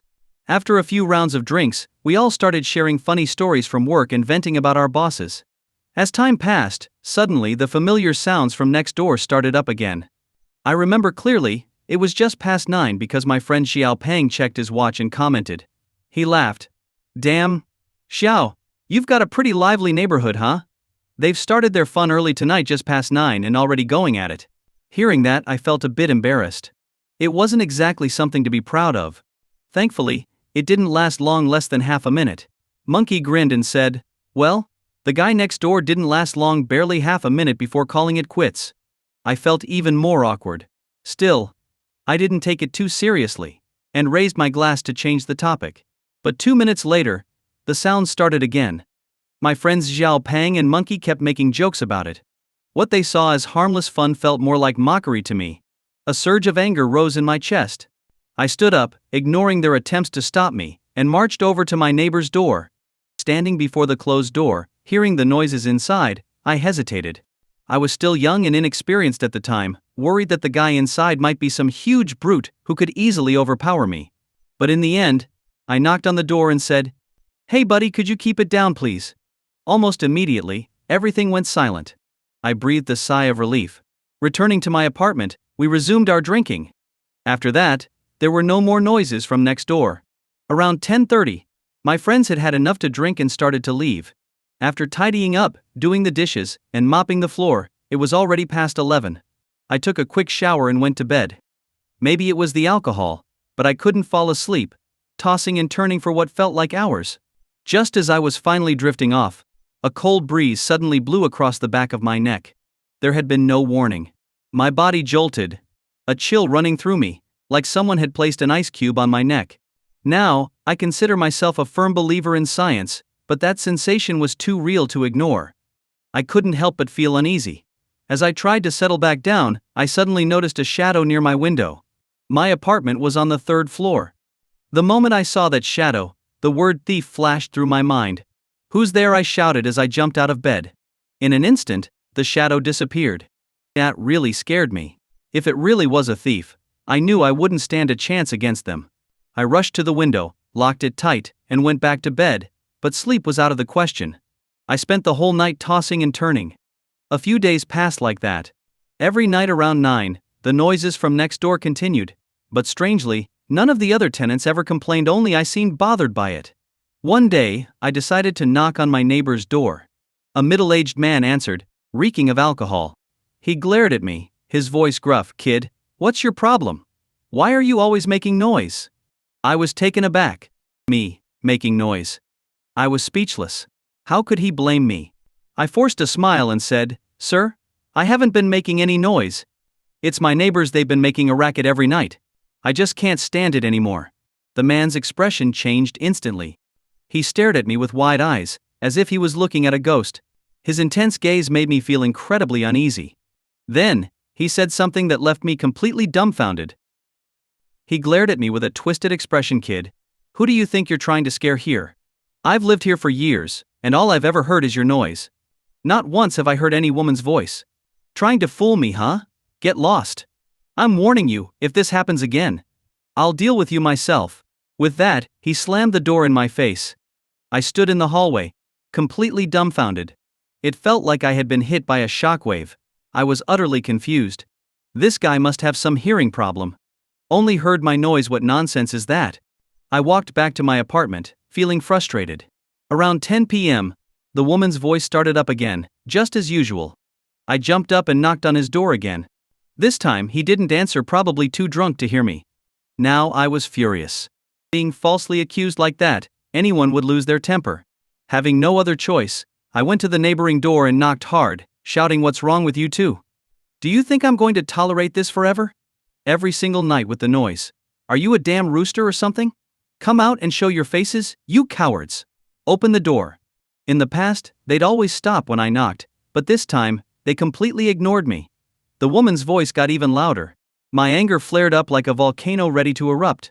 I swore that I was going to have a real conversation with that guy tomorrow. There's no way I could just let this go. The next day, I finally ran into my neighbor in the elevator. He was a young guy, but he looked terrible, skinny, sunken eyes, and completely worn out. He was holding a black briefcase, leaning against the elevator wall, catching some sleep. He smelled faintly of rotting fish. And I couldn't help but smirk to myself. That's what you get for being so selfish, buddy. Now your body's starting to give out, huh? It's like they say, you don't ruin the field, but the ox sure gets worn out. Feeling a bit sorry for him, I patted him on the shoulder. I'm the type of person who talks tough but has a soft heart. The day before, I'd been so angry, swearing I'd confront him, but seeing him like this made me soften up. The guy jerked awake and stared at me with those lifeless eyes. The way he looked at me sent chills down my spine. His gaze wasn't normal, it was cold, piercing, and inhuman. His voice was equally unsettling, like nails scraping on a chalkboard. "What do you want?" I took a deep breath. "Hey, I live next door," I began. His response was robotic and emotionless. "Get to the point." I swallowed hard. "Look man, it's just the noise at night. Can you keep it down when you're with your girlfriend? It's seriously disturbing the neighbors. If this keeps up, I'll have no choice but to call the cops. As they say, even a clay figurine has a temper." My patience had limits. This guy had been causing trouble and still acted arrogant in front of me. There was no way I could tolerate that. To my surprise, the guy just turned his head and didn't say a word. As he moved, a decay hit me again, this time, even stronger. It was so bad I nearly gagged. At this point, I realized this guy didn't care at all. Listeners in the chat room went wild at this point. Whoa, this guy's got some nerve. Gotta respect that bold attitude. Bold? This punk's lucky. If he tried that with me, I'd punch him in the face and knock out his teeth. Man, you really went soft, didn't you, host? Threatening to call the cops? That won't scare anyone. Something's definitely off with this dude. Mark my words, this story's about to get weird. Some people in the chat, ever the detectives, started speculating about where the story was going. At that moment, over at Ouyang Xun's house, both he and Ouyang Jin were listening to my story. Ouyang Xun turned to his grandson and asked, Jin, what do you think happens next? Ouyang Jin confidently replied, I bet this guy is a killer. Ouyang Xun raised an eyebrow. And why do you think that? Well, for starters, the guy looks like he's in terrible shape. Probably from the stress of committing crimes. Also, the host mentioned the smell. It's got to be because he's hiding a corpse in his apartment. Ouyang Jin laid out his theory with a serious expression. Ouyang Xun nodded approvingly. Not bad, Jin, your analysis is improving. But don't get cocky, keep working hard. Yes. Grandpa Ouyang Jin beamed with pride. He was thrilled. Getting a compliment from his strict grandfather was no small feat. It would keep him happy for days. He added, I can't think of another explanation for where this story might go. What do you think, Grandpa? I'm staying silent on this one, Ouyang Xun said wisely. You should never jump to conclusions without being sure of the outcome. Even in front of his grandson, Ouyang Xun wasn't about to risk being wrong. It's just not his style. Meanwhile, I sipped my tea and continued the story. I got out of the elevator, gasping for air, watching the guy disappear into his apartment. To be honest, I was furious, but there was nothing I could do. He was the type who just didn't care. A couple more weeks passed, and I'd reached my limit. Finally, I called my landlord. Soon enough, the landlord came over. But when I explained the situation to him, his face changed completely. When I saw the landlord's expression, I immediately knew something was wrong. I asked him, why do you look like that? The landlord swallowed hard, his voice trembling slightly. There's no one living next door. Boom. My mind went completely blank the moment I heard those words. The landlord said there was no one living next door. This was completely beyond my expectations. My whole perception of reality collapsed in that instant. No way. That's impossible, I blurted out. You must be joking, right? I just saw the tenant a few days ago, a young guy. What? The landlord's face turned pale. His eyes locked onto mine, and after a long pause he spoke again. Was he skinny? With a deathly look. I quickly nodded. The landlord's body shuddered, and he nearly collapsed on the spot. I grabbed him just in time. What's going on? Why are you so scared? He stared at me with wide eyes, shaking his head frantically. You've seen a ghost. You've seen a ghost. Boom. As soon as the landlord said that, I felt a chill run down my spine. My whole body was drenched in cold sweat, and goosebumps rose all over. A freezing sensation spread from the soles of my feet all the way to the top of my head. I've always been a staunch non-believer in ghosts and spirits. But the events of the past few days had shaken everything I thought I knew. I started remembering the man across the hall saying he never heard the woman's voice at night. My face grew pale. Could it be that I really did see a ghost? Honestly, I still couldn't believe it. No, that's impossible. I saw him in the elevator. How could he be a ghost? The landlord furrowed his brow. Come with me. He led me towards the elevator. A few minutes later we arrived at the security office, where all the building's surveillance footage was monitored. The landlord looked at me. Tell me, when exactly did you see that young man? I thought carefully, and gave him the exact time. When the security guard pulled up the footage from that day and time, the elevator showed something eerie. It showed me standing there, talking to thin air. Thud. Tull. I collapsed to the ground. All the strength drained out of me in an instant. I was gasping for breath, my eyes empty. The security guard, confused, looked at the landlord. What's going on here? The landlord took a deep breath, shook his head, and said nothing.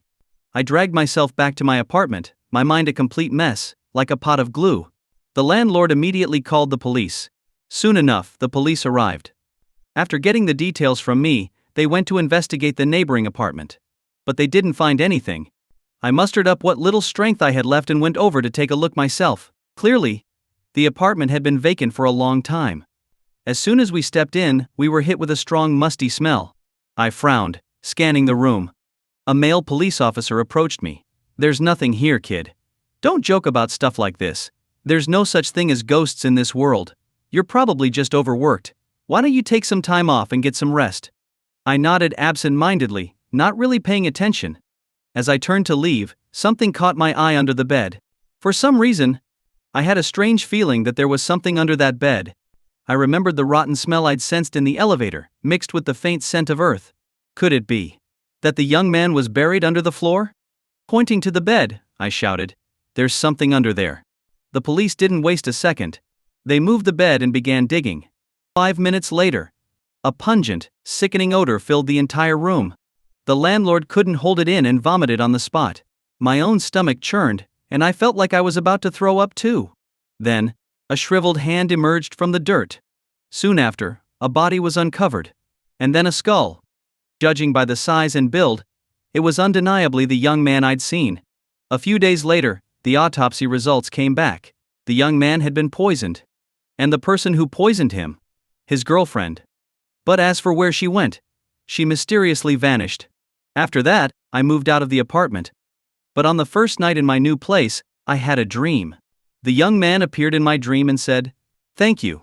And that was the end of it. The story concluded. The chat room exploded with comments. "Is this for real, host? It feels too strange. Do things like this actually happen?" As they say, rest in peace, that guy probably couldn't move on and needed you to help him. Wow, this story was great. Gave me chills. Renting can be dangerous sometimes. I've had some weird experiences, but nothing as crazy as this. Yeah, better keep an eye out. You never know when you might run into something sinister. Seeing all the comments, Lin Xiao smiled and said, "Paranormal stories, believe them if you want, or don't if you don't. Just don't take it too seriously." That's all for tonight's stream. See you all tomorrow. With that, Lin Xiao ended the stream. Over at Ouyang Zun's home. Brilliant. Lin Xiao really knows how to tell a story. What an unexpected, yet logical, conclusion, Ouyang Jin exclaimed in excitement. Ouyang Zun chuckled. Lin Xiao has great potential. If you get the chance, you should learn from him. In the past, Ouyang Jin might have scoffed at such an idea. But now, he nodded earnestly. "Grandpa, don't worry. Lin Xiao's practically my idol now. Next time I meet him, I'll make sure to ask for his advice." Ouyang Jin spoke with full confidence. Meanwhile, at the Jiang City Police Department, in the chief's office. After Zhang Sheng finished listening to Lin Xiao's story about the pen fairy, his expression turned extremely serious. He stared intently at Liu Qingfeng. "Is there someone named Li Tian at Jiangzhou University?" "There is." Liu Qingfeng nodded firmly. "I just checked, and yes, Li Tian is indeed there. He's even the son-in-law of the university's president." "Dispatch the team," Zhang Sheng ordered without hesitation. Zhang Sheng was known for his swift and decisive actions. He never overlooked any clue, no matter how small. Upon hearing Zhang Sheng's command, Liu Qingfeng immediately turned and left the room. Minutes later, the entire police force was mobilized. 4 police cars sped towards Li Tian's residence. In Jiangzhou, at a residential complex, Li Tian's family was already asleep. Upon arriving at the scene, a dozen officers quietly positioned themselves by the entrance. Zhang Sheng gave Liu Qingfeng a nod, signaling him to proceed. Understanding the cue, Liu Qingfeng rang the doorbell. Moments later, the door opened, revealing a woman in her 30s, her face filled with confusion as she looked at Liu Qingfeng and the officers. "Who are you looking for?" she asked, curious. Liu Qingfeng spoke sternly. "Is this Li Tian's residence?" "Yes." She nodded. "Is Li Tian home?" Liu Qingfeng asked again. The woman nodded once more. "Move in," Liu Qingfeng signaled, and the officers quickly entered the house. It wasn't long before Li Tian was dragged out of bed. In the living room, Li Tian's gaze shifted nervously between the officers. Liu Qingfeng flashed his badge. "Li Tian, you are officially notified that you are under arrest for suspicion of murder. We are taking you into custody in accordance with the law." Upon hearing this, the woman was horrified. "No way. Officer, you must have the wrong person. My husband would never kill anyone. He's the dean of Jiangzhou University. It's impossible. This must be a mistake." Liu Qingfeng frowned. "What's so impossible?" Do you think there aren't people in this world who wear a human mask but are monsters on the inside? Don't obstruct our investigation, or we'll have to take measures against you." The woman fell silent, speechless. She turned to Li Tian, pleading, "Honey, why aren't you saying anything? Tell them you didn't do it. Clear this up now." Just as Li Tian was about to speak, Lu Qingfeng interrupted. "Li Tian, you have the right to remain silent, but anything you say can be used as evidence in court. If we're here to arrest you, it's because we already have substantial proof. It would be wise not to resist." Li Tian deflated like a wilting plant. He looked at his wife with regret. "Qingqingyi, I did kill someone. For years I've lived in torment, unable to escape the guilt. I can't go on like this anymore. It was my impulsiveness that caused all of this, and it's my fault. I'm so sorry." Upon hearing this, Zhang Sheng's eyes narrowed. To be honest, he was shocked. He had been taking a gamble, but now it seemed like he had won. Had it not been for the urgency of the situation, he would have gone straight to Lin Xiao to ask him how he knew all this. "Take him away," Zhang Sheng ordered as he turned to leave. This was, without a doubt, the easiest case he had ever solved in his entire career. Back at Lin Xiao's home. After taking a shower, the system's voice suddenly echoed in his mind. "Congratulations, host. Your fear points have exceeded 100,000. You have automatically been granted a chance to draw a reward. The system is now drawing. Congratulations, host. You have received the Mao Shan Taoist techniques." Lin Xiao was stunned. The Mao Shan Taoist techniques were top-tier skills. They were divided into 5 categories: spells, talismans, hand gestures, footwork, and formations. Even just the spells alone numbered in the hundreds, and the talismans were even more abundant. The talismans were divided into several levels: gold, silver, purple, blue, and yellow. Yellow talismans were the weakest, while gold talismans were the most powerful. Most people who studied the Mao Shan Taoist techniques would only ever be able to create yellow talismans in their lifetime. Only a rare few, considered prodigies, could produce blue talismans. The hand gestures were essential for making both spells and talismans effective. Without them, even the most powerful talismans wouldn't work. As for the footwork and formations, those were more advanced techniques. Examples of footwork include the 8 trigram step, the spirit officer step, and the Daming Luo step. Formation techniques were even more profound, such as the golden trigram formation, the 7-star formation, and many others. Now, all this knowledge had flooded into Lin Xiao's mind. A bright smile spread across his face. These skills were incredibly valuable. Combined with his copper coin sword, he felt much more confident about his upcoming trip to the island. The next morning, Lin Xiao wasted no time and went to a store selling ceremonial items. He bought yellow paper, black dog's blood, brushes, ink, and other tools for drawing talismans. By the time he returned home, it was already past 7. After preparing the ink, Lin Xiao started practicing drawing talismans, imitating the movements he had seen in old Taoist films. However, his first attempt ended in failure. Drawing a functional talisman was much harder than it looked. The challenge was that Lin Xiao lacked the necessary Taoist energy, making it harder for him to create effective talismans. It wasn't until his 10th attempt that he successfully made an ice talisman. The ice talisman, also known as the Frost Curse talisman, could temporarily freeze ghosts, buying time, though it wasn't capable of doing much damage. With his first successful attempt under his belt, Lin Xiao found it easier to draw more. Soon, he had made over a dozen frost talismans. Afterward, he attempted a fire talisman, specifically a flame curse, which focused more on offense. Of course, these were low-level talismans. Higher-level talismans, such as the Meteor Fire Rain talisman or the Thunder Nine Heavens talisman, were far beyond his current ability. Lin Xiao understood his limitations and didn't waste time trying to create more advanced talismans. By 8:30 a.m., Lin Xiao was ready. Right on time, the doorbell rang. He stood up and opened the door. Standing outside the door was Su Wan, along with 2 visibly exhausted girls. Even though they had makeup on, they still looked incredibly drained. "Lin Xiao, let me introduce you. This is Ixi, Lin Yuan's girlfriend, and this is Andy," Su Wan explained briefly. Lin Xiao nodded in acknowledgement. Sixi looked at him anxiously. "Lin Xiao, can you really help us? I can't guarantee anything right now." Lin Xiao shook his head, "But since I promised Su Wan, I will do my best." "Lin Xiao, please, you have to help us. If this continues, I'll lose my mind," Andy pleaded, her voice filled with fear. To be honest, Lin Xiao felt a bit troubled by these 3. After all, on Wuhuhuai Island, they hadn't participated in messing with the skull, yet they were still being haunted. This was simply bad luck. In other words, they were caught in an unfortunate situation. Let's talk as we go. Hopefully we'll be back by tonight, Lin Xiao said seriously. The four of them headed to the pier. To get to Wu Hui Island, they had to take a boat. Su Wan drove a BMW 525i. It was clear from this that her family was quite well off. Andy, tell Lin Xiao about what's been happening to you these past few days so he can give you some advice, Su Wan suggested. Andy immediately started explaining. Ever since Lin Yuan died, Andy had been having the same dream every night. In the dream, she became the bride of a strange man. She could never see the man's face clearly, as it was always shrouded in mist, but she was certain of one thing: he wasn't human. Because he didn't have a lower body. Every night, the man would tie her up and whip her savagely. This endless cycle of torment had pushed Andy to the brink of a mental breakdown.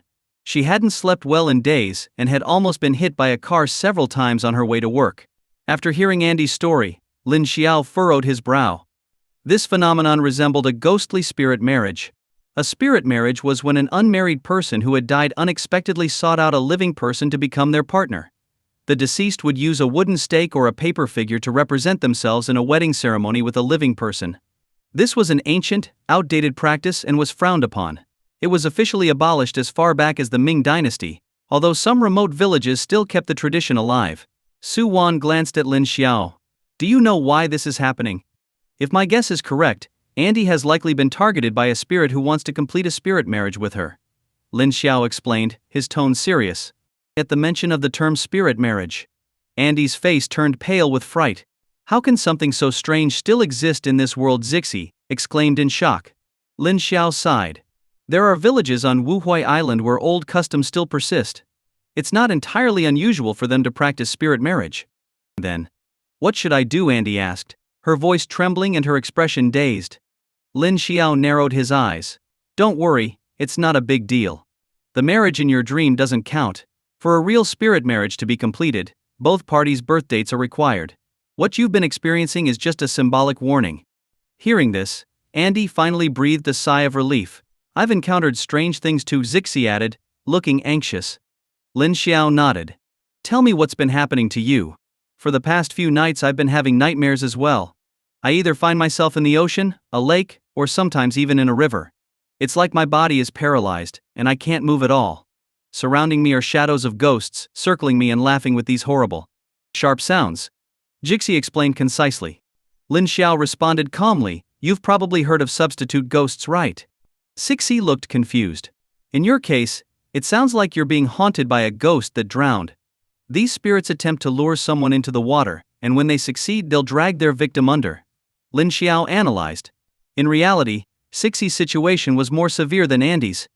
Ghosts who died in water were relentless, and once they targeted someone, they wouldn't stop until they claimed their life. If Zixi got too close to any body of water, the ghost would seize the opportunity to drag her under. After a brief pause, Lin Xiao continued, To be honest, what you're all facing is much more complicated than I expected. Each of you is dealing with different spirits, meaning multiple ghosts have set their sights on you. Solving this issue will require taking them down one by one, which significantly increases the difficulty. So, what should we do? Su Wan asked, her voice tense. Lin Xiao, you must save us. If you help us through this, we'll do anything to repay you. Andy clenched her fists, pleading. Zixi quickly added, That's right, Lin Xiao, we're relying on you. We know it's a lot to ask, but we truly need your help. There's no one else we can turn to. Lin Xiao smiled faintly. As I said, I'll do everything I can. With that, they reached the pier. Most of the boats were for going out to sea. There weren't many vessels designated for trips to Wuhui Island. Thankfully, Su Wan had money. With a quick decision, she chartered a small double-decker speedboat, and they set off toward the island. In the boat's cabin, Lin Xiao took out the yellow paper, brush, and ink he had prepared earlier and continued drawing talismans. For him, these talismans were essential. It's always better to be prepared, especially when dealing with multiple ghosts. He didn't want to run out of resources when he needed them most. As Lin Xiao focused on drawing, Zixi and Andy watched in awe. Su Wan, who was steering the boat, had a license to operate it. Lin Xiao diligently crafted talismans, completing several ice and flame talismans in quick succession. He had grown quite skilled at drawing these two types. The pier was about an hour's journey from Wuhui Island. At the bow of the boat, Sixie and Andy stood together, gazing anxiously at the looming island in the distance. Suddenly, Andy spoke. "Shixie, do you think we'll make it through this?" Zixi pressed her lips together and nodded firmly. "I believe in Lin Xiao. He seems very capable."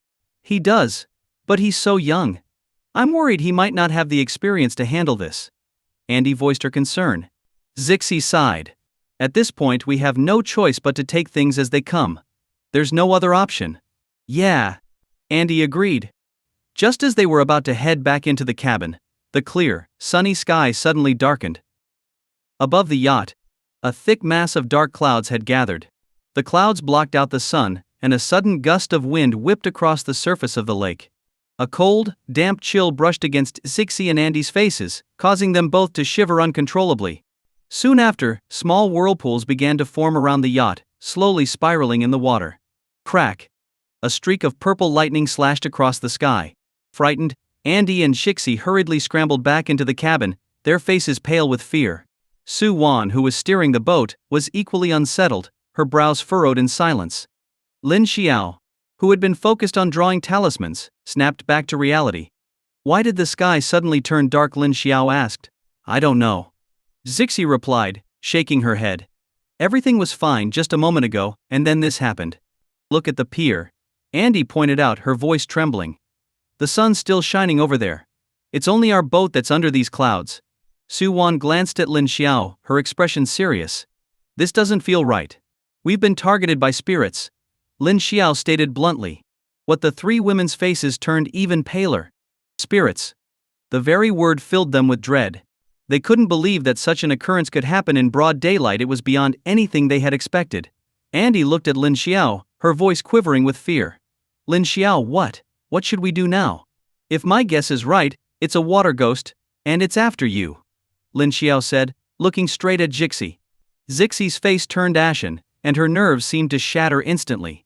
"Lin Xiao, what are we going to do?" "I don't want to die." Zixi clutched Lin Xiao's hand tightly, her fingers icy cold.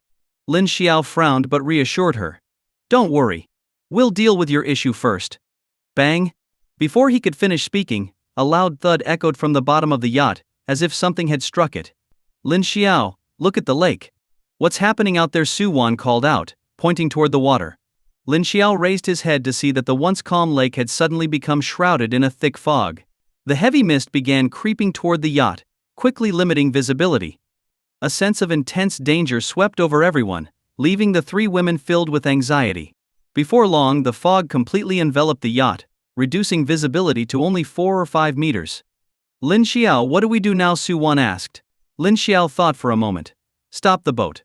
We can't keep going. We'll stay where we are. Water ghosts love to play tricks, and if we keep moving, we might hit a reef. If the boat starts taking on water, dealing with the ghosts in the lake will become much harder." Understood. Su Wan quickly released the throttle, and the yacht came to a slow stop. Without any hesitation, Lin Xiao rushed out onto the deck. He activated his spirit-seeing eyes and scanned the surface of the lake. What he saw next even gave him a scare. The lake was filled with shadowy figures, all surrounding the yacht. There had to be at least 20 or 30 water ghosts lurking in the water. If anyone fell overboard, they would be dragged under in an instant, with no chance of survival. It was Lin Xiao's first time encountering such spirits in real life, and though fear flickered in his heart, he stayed composed. At that moment, Su Wan stepped onto the deck, her tension evident.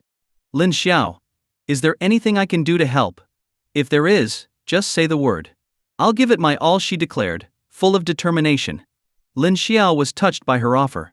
Despite her fear, she still wanted to help. At least, he thought, Su Wan wasn't ungrateful. This wasn't a favor in vain. "Not right now. Go back inside, I'll handle this," Lin Xiao said seriously. Su Wan hesitated for a moment, then nodded. "Let me know if you need anything." As she returned to the cabin, Lin Xiao grasped one of his ice talismans, ready to use it against the ghosts at a moment's notice. He. Come down and play with us. It's fun down here. Come join us. Sixie, come be with me." Suddenly, eerie voices echoed up from the lake. The voices were full of seduction, enough to make anyone's mind waver. Lin Xiao furrowed his brow, realizing that these water ghosts were craftier than he had expected. Inside the cabin, Sixie began convulsing violently as soon as she heard the voices calling her name. She collapsed to the floor, foaming at the mouth, her eyes rolling back in her head, her face twisted in agony. Both Su-won and Andy were terrified by her sudden seizure. Lin Xiao, come quick. Something's happening to Shixi, Andy shouted. Lin Xiao rushed back into the cabin. Seeing Zixi lying on the floor, his expression darkened. They hadn't even reached Wu Huai Island yet, and they were already encountering such strange occurrences. This was a terrible start. If they couldn't deal with these water ghosts now, then everyone on board would be in grave danger. With that thought, Lin Xiao grabbed a nearby piece of paper and began chanting. This water is no ordinary water. One drop on the inkstone calls forth clouds and rain. When the sick drink, ailments disappear, and evil spirits are destroyed. By law, I command this. As he finished chanting, a cleansing water talisman formed in his hand. Go Lin Xiao pressed the talisman onto Shichi's forehead. Dag. Sixi's body jerked upright, and she vomited out a large amount of foul liquid, mixed with strands of waterweed. But fortunately, her consciousness had returned. What just happened? Andy asked, bewildered. Lin Xiao exhaled deeply. She was being controlled by the water ghosts. These ghosts are far more powerful than we initially thought. They can control people from a distance. What should we do now? Su-won asked quickly. Lin Xiao looked intently at Jixi. To break the spell, we need to lure them out. Sixi, I have to ask, are you willing to be bait? Bait? Sixi was still shaken, but this was a matter of life and death. Even though she was terrified, she knew she had no other choice. Lin Xiao nodded. Yes, bait. They still think they have control over you. What I need you to do is follow their lead. Get into the water. Boom! The suggestion left Zixi's mind reeling. Get into the water. That sounded like sending herself to her death. The water was full of ghosts, and she was barely holding it together while on the yacht. Going into the lake would be like throwing herself to the wolves. Sixi hesitated, her voice trembling. Su-won furrowed her brow. Sixi, this is your last chance. If you don't take it, the consequences could be unimaginable. Exactly, Sixi. We're all here, and Lin Xiao knows what he's doing. He won't let anything happen to you. Andy reassured her. Zixi looked at Lin Xiao, her expression torn. Lin Xiao, I respect your decision. If you can't do it, we'll think of another plan. Lin Xiao said firmly. I'll do it. Zixi nodded resolutely. Lin Xiao let out a sigh of relief. Soon, a rope was securely tied around Jixi's body, one that had been on the yacht beforehand. She also wore a life preserver. Everything was ready. Despite all the preparations, Sixi was still visibly nervous. Waves continuously lapped against the boat, and although they couldn't see the water ghosts in the lake, the atmosphere was undeniably eerie. Lin Xiao looked at her and reassured, don't be afraid. Okay. Sixi nodded. She followed Lin Xiao onto the deck, with Su-won and Andy close behind. Go ahead. Lin Xiao instructed, keeping a firm grip on the ice talisman in his hand, ready to use it at any moment. All right. Sixi replied, carefully sitting down at the edge of the deck, slowly lowering her legs into the water. Before she could ease herself in, a pair of cold hands suddenly grabbed her ankles and yanked her into the water with force. Splash. Her body hit the lake hard, and cold water rushed into her mouth and nose, filling her throat. Sixi flailed desperately, her hands slapping the water, trying to call for help through muffled cries. Seeing this, Lin Xiao immediately threw the ice talisman into the water. The moment it hit the surface, the talisman dissolved, and a thin layer of ice began to spread out from where Zixi had fallen. Gasping for air, Sixi managed to take a few deep breaths. But before she could fully recover, the ice quickly melted away, and countless black hands emerged from the water. What is that? Su-won exclaimed, terrified. Andy's eyes widened in horror. Oh my god! Why are there so many hands in the water? Lin Xiao ignored them, focusing on the task at hand. He pulled out several more ice talismans and threw them toward Jixi. This time, the ice formed thicker layers, slowing the movement of the black hands. Seizing the moment, Lin Xiao cast a fire talisman, sending flames toward the grasping hands. Boom! Flames erupted, burning the black hands, which began to dissolve into dark smoke. The air was filled with ear-piercing screams, sharp enough to feel like they were tearing through Lin Xiao's eardrums. Su-won and Andy instinctively covered their ears, their faces contorted in pain. In the water, Sixi was no better off. Blood trickled from her mouth as her body grew increasingly weak. The black hands began to disintegrate. The combination of the ice talisman and the fire talisman worked like a charm, creating a perfect balance of cold and heat. Lin Xiao could see that the water ghosts were gradually retreating. As they disappeared, the dark clouds above began to clear, Sunlight pierced through the sky, shining once again on the surface of the lake. The air warmed, and the thick fog that had surrounded them vanished. "What are you waiting for? Get Sixi out of the water," Lin Xiao urged, glancing at Su Wan and Andy. Snapped out of their daze, the two women quickly grabbed the rope and pulled Zixi back onto the yacht. By the time she was pulled out of the lake, Sixi was utterly exhausted, gasping for breath. Dark handprints were visible around her ankles, a chilling reminder of what had just happened. Andy immediately asked, "Lin Xiao, what are those marks?" "They're from the water ghosts," Lin Xiao said calmly. Su Wan was alarmed. "Does that mean Shixi's problem isn't solved yet?" Sixi's face paled at this, her body trembling violently. Though she had only been in the water for a few minutes, the suffocating fear was something she never wanted to experience again. Lin Xiao smiled lightly. "It's been dealt with." "Then why are these marks still here?" Sixi asked, her voice filled with tension. "They'll fade over time. Those ghosts held on to you pretty tightly, so it's only natural for the marks to remain," Lin Xiao explained. "So, I'm safe now?" Jixi asked cautiously. Lin Xiao nodded. "Yes, you're fine now." "Thank you." Lin Xiao. Zixi stood up shakily and threw her arms around Lin Xiao in a tight hug. This caught Lin Xiao off guard. Being hugged by a beautiful woman like this left him feeling a bit flustered. The yacht started moving again, and everyone returned to the cabin. Having used up most of his ice and fire talismans to deal with the water ghosts, Lin Xiao needed to prepare more. After all, the real battle had yet to begin. Focused on drawing more talismans, Lin Xiao worked in silence, while Andy and Jixi sat nearby, careful not to disturb him. Just as they were about to reach the island, Lin Xiao's phone rang. It was an unfamiliar number. He answered the call. "Where are you?" My friend Lu Qingfeng's voice came through. He now regarded Lin Xiao as his confidant. Lin Xiao raised an eyebrow. "What's going on?" "There is something. The police chief wants you to come to the station as soon as possible," Liu Qingfeng said succinctly. "I'm busy. I'm not going," Lin Xiao replied nonchalantly. "Haha. I like your attitude. If you don't want to come, then tell me where you are, and I'll come to you." "Wuhu Island? Come if you want," Lin Xiao said. "Wuhu-High Island?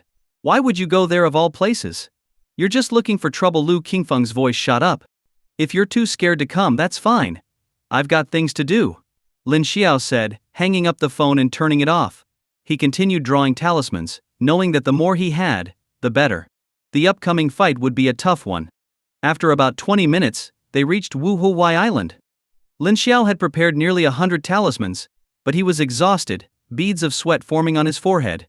Sixi quickly handed him a packet of tissues, and Lin Xiao gratefully accepted, wiping the sweat away. He then stepped onto the deck, staring intently at the island ahead.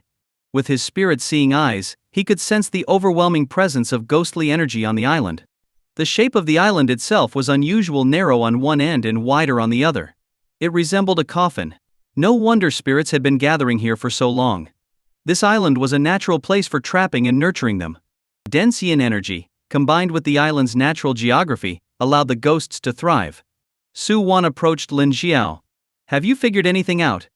Lin Xiao smiled but didn't share his discovery, not wanting to burden her with more fear.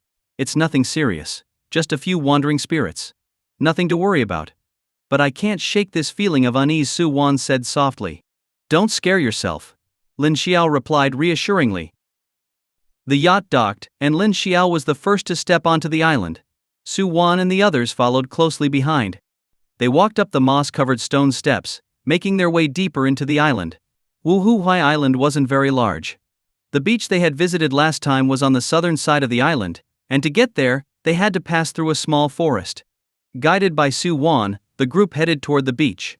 Even though it was midday, the forest seemed untouched by sunlight, casting a shadowy, eerie atmosphere. Xixi and Andy clung to each other, cautiously following behind Lin Xiao, too scared to make a sound. Su Wan glanced at Lin Xiao. "This forest is really strange.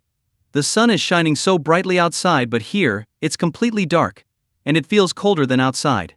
It's ghostly energy," Lin Xiao said casually. Su Wan froze, her voice trembling. "Ghostly energy? That's right. This island is filled with it. I'm honestly surprised you guys dared to come here for fun. You young people sure are brave," Lin Xiao said with a wry smile, shaking his head. Andy's voice quivered. "If I'd known all this would happen, I wouldn't have come even if you paid me. There's no cure for regret." Lin Xiao shrugged. As they chatted, Su-won realized that Lin Xiao was deliberately talking more to help ease their tension. A man like him was rare, and her feelings for Lin Xiao began to grow. Suddenly, Andy screamed, startling Su-won and Jixi. "Andy, what's wrong?" Su-won frowned. Andy didn't respond, her mouth agape, pointing toward a figure standing not far ahead. The figure was hunched over, swaying from side to side as if they might collapse at any moment. When Su-won and Jixi saw the figure, they both froze, feeling a cold chill creeping up their spines. The figure just stood there, unmoving. Gathering her courage, Su-won turned to Lin Xiao and whispered, "Is that a ghost?" Lin Xiao shook his head.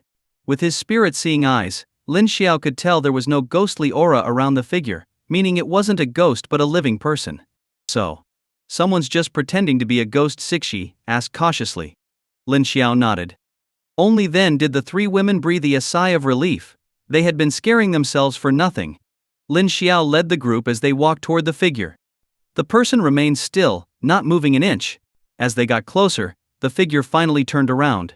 Su-won couldn't help but scream at the sight.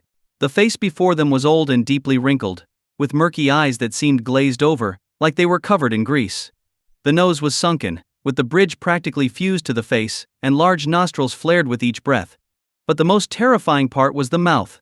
The left corner was slashed open, exposing yellowed gums and rotting teeth. Seeing this face, which was even scarier than a ghost's, Lin Xiao took a deep breath. "Excuse us, grandmother. Could you let us pass?" The old woman stared at Lin Xiao, her gaze piercing and unsettling. A shiver ran up Lin Xiao's spine despite his composed demeanor. Even Lin Xiao felt a deep unease, and the women behind him were even more terrified. "Are you heading to the southern beach?" the old woman asked in a hoarse, grating voice. Lin Xiao didn't lie and nodded. The old woman continued, "It's not safe there. You shouldn't go." Su-won bit her lip and took 2 steps forward. "Grandmother, we have to go. If we don't, we'll die. Even if it's dangerous, we have no choice." Her tone was resolute. The old woman's gaze shifted to Su-won, causing her to instinctively take 2 steps back, her hands clutching her clothes nervously. "You're being haunted," the old woman suddenly said. It was clear she knew what she was talking about. Andy quickly asked, "Grandmother, why are you here?" "I've lived on this island my whole life. Where else would I be?" the old woman replied, her question pointed. She was a native of the island. Lin Xiao spoke up, "Grandmother, as you can see, my friends are being haunted. As they say, only the one who tied the knot can untie it. I'm sure you understand this. Please let us pass." The old woman sighed. "It's hard to advise those who are destined for death." With that, she stepped aside, clearing a path. Lin Xiao bowed to her and led the group toward the beach. As they passed, the old woman turned and smiled a chilling, unsettling smile that left no one sure of its meaning. After about 10 minutes, the deeper they ventured into the forest, the colder and darker it became. Thick white fog began to swirl through the trees. Sixi and Andy huddled close to Lin Xiao, fear evident in their every step. Suddenly, Su-won stopped in her tracks. "What's wrong?" Lin Xiao asked. Su-won frowned. "Lin Xiao, don't you think we've been going in circles?" Lin Xiao scanned the surroundings. "I've been watching that tree. The bark in the middle is stripped off and now, we're seeing it again." Su-won pointed to a large tree on the left, her voice tense. Without a word, Lin Xiao walked up to her. "I'll lead the way. Stay close." "Okay." Su-won nodded. 5 minutes later, they found themselves back at the same spot. They had indeed been walking in circles. Andy's voice trembled. "Lin Xiao, what's going on? Why can't we get out?" The old woman wasn't lying. "This place really isn't safe," Sixi added, her fear intensifying. Su-won, staying calmer than the others, looked at Lin Xiao. "Do you know what's happening?" Lin Xiao nodded seriously. "We're being trapped by a ghost's illusion." A ghost's illusion? Su-won and the others had never heard of such a thing. Lin Xiao explained, "It's a trick ghosts use. They create illusions with their ghostly energy to confuse people. Even though it seems like we're walking in circles, we've actually wandered far from our starting point. The ghost is leading us into danger toward cliffs, lakes, or worse. If we don't catch on in time, it's a dead end." Hearing Lin Xiao's explanation, the women exchanged anxious glances. This was terrifying. If they hadn't realized it in time, they would have been doomed. "What do we do now? If we're stuck here, it's like a slow death," Andy said, her voice full of anxiety. Lin Xiao responded casually, "It's no big deal. There are plenty of ways to break the ghost's trick. What way? Su Wan immediately asked. Boy's urine. Lin Xiao replied bluntly. As soon as those words left his mouth, Su Wan's face flushed red with embarrassment. Boy's urine. Shixi and Andy exchanged confused looks. They had long passed the stage of innocence. Su Wan bit her lip. I'm still. But she struggled to finish her sentence, too embarrassed to continue. Women's urine won't work.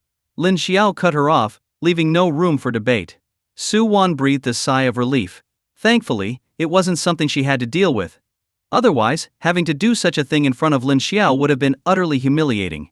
So what now? Lin Xiao Andy asked with a furrowed brow, clearly still worried. Well, what else can we do? I'll have to handle it. Lin Xiao replied seriously. At that, Su Wan couldn't help but let out a soft giggle. Even though it wasn't the right moment to laugh, she couldn't hold it back. Lin Xiao was still a virgin? The idea of it was too funny to keep in. Wait, you're still a virgin? Shixi asked curiously. Lin Xiao's face darkened. Why did they have to repeat that? What's so embarrassing about being a virgin? In fact, Lin Xiao took pride in it. It showed that he had self-control. Turn around, all of you. No peeking, Lin Xiao commanded with a firm tone. Obeying him, Su Wan, Zixi, and Andy all turned their backs. Without a second thought, Lin Xiao did what was necessary. Soon, the thick fog in the forest began to disperse, revealing a new scene before their eyes. They were standing on the beach. And if they had kept walking, they would have ended up in the lake. At that moment, Lin Xiao's foot was just about to step into the water. All done, Lin Xiao said, adjusting his clothes. The three girls slowly opened their eyes. Oh my God! How did we end up here? Andy gasped in surprise. Yes, this is the spot. Lin Xiao, this is the beach where we camped last time, Shixi quickly added. Nearby, a pile of burnt-out wood was still visible. Hearing their words, Lin Xiao started surveying the area. Oddly enough, there was no trace of ghostly energy. Everything seemed completely normal, just like any other place. Su Wan approached him. Do you see anything unusual? No, it's all normal. Lin Xiao replied directly. What do we do then? Su Wan asked, sounding concerned. We wait. Lin Xiao said nonchalantly. Wait. Su Wan was puzzled. Andy's situation involves a ghost marriage, which usually only happens at night. If we try to find them, it'll be like searching for a needle in a haystack. But if they come to us, it'll be much easier. Instead of wasting our energy, we wait for them to make the first move. Lin Xiao explained as he sat down on the sand. And what about me? Su Wan asked. As soon as we deal with Andy's problem, yours will be resolved too. You're simply being haunted. Once we eliminate the ghosts, everything will be fine. Lin Xiao reassured her. Okay. Su Wan nodded, feeling a bit more at ease. Time passed slowly. Around 3 in the afternoon, Lin Xiao's phone rang. It was a call from Lu Qingfeng. Buddy, where are you? Lu Qingfeng asked as soon as Lin Xiao answered. Lin Xiao sighed. I told you already, I'm on Wuhuai Island. Hey, I just got on the island. Where are you? I'll come find you. Lu Qingfeng said, his voice full of mischief. Lin Xiao was momentarily stunned. Lu Qingfeng had actually followed them to the island. South Beach. Come over. Lin Xiao replied before hanging up. Su Wan blinked in confusion. Who was that? After thinking for a second, Lin Xiao responded, a shameless man. 20 minutes later, Lu Qingfeng appeared, dressed in casual clothes and practically skipping toward them. It was obvious he had gone to some effort to spruce himself up. Ever since Lin Xiao had complimented him, saying he looked like Pan An, Lu Qingfeng had started taking better care of his appearance. Buddy, you're impressive. Bringing 3 girls to Wuhuai Island for some fun. Respect. Lu Qingfeng plopped down next to Lin Xiao, giving him a thumbs up. Lin Xiao briefly introduced him to Su Wan, Sixi, and Andy, after which Lu Qingfeng turned to Lin Xiao. So, what are you doing here? I came to thank you, Lu Qingfeng said, without hesitation. Lin Xiao looked at him, confused. Thank me? For what? Lu Qingfeng waved his hand. You don't know, do you? Thanks to you, we solved a 5-year-old cold case. Our boss was so happy he gave me the afternoon off. Lin Xiao was stunned, not quite sure what to make of it. Because of me you solved a case? Lu Qingfeng, you're making no sense. Lu Qingfeng rubbed his hands together. Remember that ghost story you told last night, the one about the spirit writing game? Yeah. Lin Xiao nodded. Well, I was listening and realized it sounded eerily similar to a missing person case at Jiangzhou University. And, get this, The guy involved was named Li Tian, just like in your story, and he was the dean. Hearing this, Lin Xiao's eyebrows knitted together. Could the world really be that strange? And then what happened? Lin Xiao couldn't help but ask. So, the captain and I decided to raid Li Tian's place, and guess what Lu Qingfeng said, pausing for dramatic effect. He really was the murderer. Exactly. Lu Qingfeng slapped his leg. You hit the nail on the head. Lin Xiao was baffled. This whole thing seemed like a crazy coincidence. Looking intrigued, Lu Qingfeng leaned in. Buddy, how did you know about the case? Share your secret with me. In terms of looks, I'll admit I'm better, but when it comes to brains, I've got nothing on you. Lin Xiao's face twisted in confusion. Was that supposed to be a compliment or an insult? I'm telling you, I made the story up, Lin Xiao said. Lu Qingfeng gave him a skeptical look. Do you think I'm stupid? Made it up? Yeah, right. Go ahead, make up another one. Actually, it was the spirit who told me the story, Lin Xiao said, his expression suddenly turning dark and ominous. Lu Qingfeng wasn't expecting that and visibly shuddered. Damn, buddy. Don't scare me like that. Can you really communicate with spirits? Lin Xiao nodded seriously. Of course. Come on. Get out of here. There are no such things as ghosts. Lu Qingfeng scoffed, clearly not convinced. But Zixi chimed in, they're real. Yeah, it's true. Andy agreed. Lu Qingfeng looked puzzled. Where are they? Bring one out and let me see it. I refuse to believe in this nonsense. Lin Xiao's lips curled into a faint smile. You don't believe in ghosts? Fine. Soon you'll see for yourself. Nightfall slowly descended, and Wuhuai Island was swarming with mosquitoes. Lin Xiao and the others sat under a tree, occasionally hearing the cawing of crows in the distance. Damn it. Why do these mosquitoes only come after me? Am I their personal blood bank? Lu Qingfeng complained, swatting at the pests. Lin Xiao glanced at him and said, if you can't handle it, you might as well head back. Buddy, I don't like what you're implying. There are so many girls here. Do you really think you can protect them all by yourself? As a police officer, it's my duty to protect them, Lu Qingfeng said with an air of righteousness. Su Wan rolled her eyes. We have Lin Xiao, that's all we need. Yeah, I agree, said Jixi. Same here, added Andy. Lu Qingfeng felt his dignity crumble. He considered himself as handsome as the legendary Pan An. Yet here he was, facing this blatant disregard from everyone. Just as Lu Qingfeng was about to respond, a sudden gust of chilling wind blew through, catching everyone off guard. The air turned bone-chillingly cold. Su Wan and the others shivered, feeling the icy wind cut through them. Even Lu Qingfeng trembled. This is strange. It's the middle of summer, yet how did the temperature drop so fast on this island? The ghosts are coming, Lin Xiao said quietly, his gaze fixed straight ahead. At that, Su Wan, Shixi and Andy instinctively moved closer to Lin Xiao. Lu Qingfeng, however, remained skeptical. Buddy, that line might work on girls, but it won't scare me. There's no such thing. Turn around and see for yourself, Lin Xiao said, his tone icy. Lu Qingfeng turned his head and his jaw dropped. In the distance, a wedding procession was approaching. Leading the group were two figures carrying large red banners, followed by a grand sedan chair carried by 8 figures, and a group of musicians playing suona flutes. All their faces were painted pale, almost ghostly white. The two figures leading the procession even had large red dots painted on their cheeks. They looked like paper effigies. To make things even stranger, they were all floating above the ground, their feet not touching the earth. The eerie atmosphere sent shivers down Lu Qingfeng's spine. His legs began to tremble as he stared, wide-eyed, at the procession. The haunting wedding music filled the air, making the situation even more surreal. Lu Qingfeng, a staunch atheist and police officer, had never seen anything like this in his life. He couldn't comprehend what was happening. Lin Xiao, why are they playing the suona? Su Wan asked, her hands gripping Lin Xiao's sleeve, her voice trembling. Lin Xiao frowned. For a ghost marriage, they play the suona, just like they would for a funeral. A ghost wedding is considered a funeral in essence. Lu Qingfeng, what are you doing standing there? Get back here, Lin Xiao said sternly. Swallowing hard, Lu Qingfeng stammered, buddy, this must be some kind of joke, right? Just people pretending to scare us. It was hard to believe Lu Qingfeng still thought this was all an act. You should listen, those are real ghosts, Andy called out, her voice filled with panic. Lu Qingfeng, rather than retreating, seemed even more emboldened. Ghosts? What nonsense.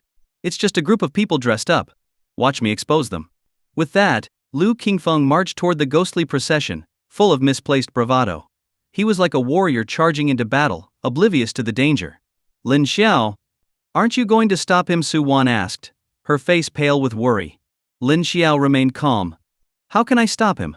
He wants to show off in front of you. The three girls exchanged nervous glances. Meanwhile, Lu Qingfeng continued his bold advance toward the ghostly wedding procession. Standing in front of the group, he placed his hands on his hips and shouted, "Stop right there." To everyone's surprise, the procession halted. Their faces were devoid of life, their eyes hollow as they stared at Lu Qingfeng. Seeing that they had stopped, Lu Qingfeng became even more convinced that these were just people in costumes. He took a deep breath and shouted, "You think there's no law on Wuhai Island? Scaring people like this at night, what if someone gets hurt? You'd be responsible. I'm giving you one chance to leave, or I'll arrest you all and take you to the station." Lu Qingfeng felt a surge of satisfaction. This was the most authoritative he had ever felt in front of women. Just then, one of the ghosts holding the red banner began speaking, but it wasn't in any language Lu Qingfeng could understand. It was an eerie, unintelligible muttering, like an incantation. "Hey," Lu Qingfeng shouted, frowning. "Speak clearly. If you keep mumbling like that, I'll charge you with contempt of an officer."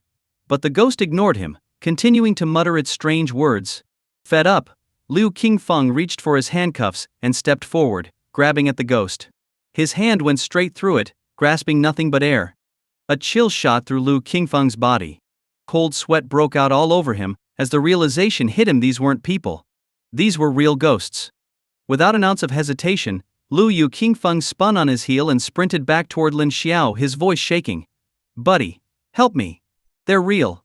They're real ghosts." Lu Qingfeng, who just moments ago had been full of bravado, was now trembling like a leaf. As he raced toward Lin Xiao, the ghostly wedding procession started moving again. They sang all the way, as if no one could stop them, heading straight for Lin Xiao. At this moment, Lu Qingfeng had already reached Lin Xiao. "Stand back." Lin Xiao's voice boomed. Okay, Lu Qingfeng, already terrified, didn't need Lin Xiao to say anything further. He ran straight toward Su Wan. Soon, the ghostly wedding procession had completely surrounded Lin Xiao. In each hand, he held a talisman, one of ice and the other of fire. He hurled them at the two ghosts holding large red banners at the front. Sizzle. The fire talisman took effect instantly. With a loud whoosh, a blazing fire enveloped the ghost. However, the effect was minimal. The ghost emitted a massive surge of dark energy, immediately extinguishing the flames. Lin Xiao frowned. These ghosts were far stronger than the drowned ghosts he had encountered before. Seeing this, Su Wan's voice trembled with worry. "Lin Xiao, be careful." "Yes, Lin Xiao, stay safe. You can't get hurt," Shiji also warned. Lu Qingfeng, standing to the side, was feeling rather frustrated.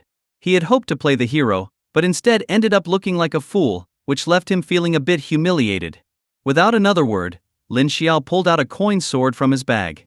This was his greatest weapon. Holding the coin sword, Lin Xiao muttered some incantations. Soon, a layer of white moonlight covered the sword. With a roar, Lin Xiao charged at the nearest ghost. Boom! The moment the coin sword touched the ghost, its body was thrown back, instantly disintegrating into black mist, completely vanishing. The power of the ordinary coin sword was already terrifying. But Lin Xiao's sword? It was one that had once belonged to Lin Zhengying, making it even more formidable. With one strike he killed a ghost. Lin Xiao swiftly turned, thrusting the sword toward another. Lin Xiao fought like a celestial master descended to earth, destroying every ghost with each attack. In less than 2 minutes, the entire ghostly wedding procession, more than a dozen ghosts, had been completely eradicated by Lin Xiao. All that remained was the eerie red sedan chair, exuding a strange aura, standing in the middle of the scene. It sent a shiver down anyone's spine. Lin Xiao sheathed his coin sword and began walking towards Su Wan and the others. However, before he could take 10 steps, Lu Qingfeng suddenly pointed behind him. Sensing something was wrong, Lin Xiao turned around. There, sitting in the sedan chair, was a person, dressed in a groom's attire, wearing a black feathered hat. His face was deathly pale, but his eyes glowed blood red. On his face was a sinister, terrifying smile. A thick, swirling cloud of dark energy surrounded him. This was the true master of the ghostly wedding, Ghost Marquis of Wuhai Island. Is this the boss? Lu Qingfeng's voice trembled with fear. Lin Xiao frowned deeply. From the Ghost Marquis, Lin Xiao could feel a power capable of destroying everything. A wave of terror swept over him. For his first ghost hunting mission, running into such a powerful enemy, Lin Xiao couldn't help but feel his bad luck. Filthy Taoist. You carry the scent of Lin Zhengying on you. The ghost marquis suddenly opened his mouth, his voice chilling. Lin Xiao's heart skipped a beat. He knows Lin Zhengying? Who are you? Lin Xiao asked. The ghost marquis laughed maniacally. Who am I? He. I am the ghost marquis of Wuhuai Island. Ghost marquis. Su Wan and the others were visibly shocked. Just hearing that name was enough to tell them how strong he was. I never expected that scoundrel Lin Zhengying to have a disciple. 50 years ago he and I fought, and his Taoist skills were far superior. He had the upper hand the whole time. I've been training for decades seeking revenge. But before I could face him again, the scoundrel died. No matter. If you're his disciple, killing you will be just as satisfying. The ghost marquis slowly stood up. Lin Xiao was stunned. Wait, what? When did he become Lin Zhengying's disciple? It was just a reward from the system. Brother, go fight him, Lu Qingfeng shouted, cracking his knuckles. Fight? How? With my life? Lin Xiao's mind raced, thoughts flashing through his head like slides. Honestly, he had no idea how to defeat the ghost marquis. Judging by the dark energy around him, the ghost marquis had cultivated for at least 60 years. Defeating him? That was nothing short of a pipe dream. Before Lin Xiao could think of a solution, the ghost marquis vanished, suddenly appearing right in front of him. Hey!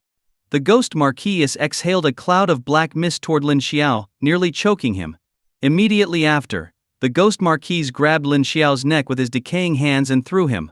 Lin Xiao's body flew like a ragdoll, crashing into Lu Qingfeng. Lu Qingfeng let out a pitiful cry.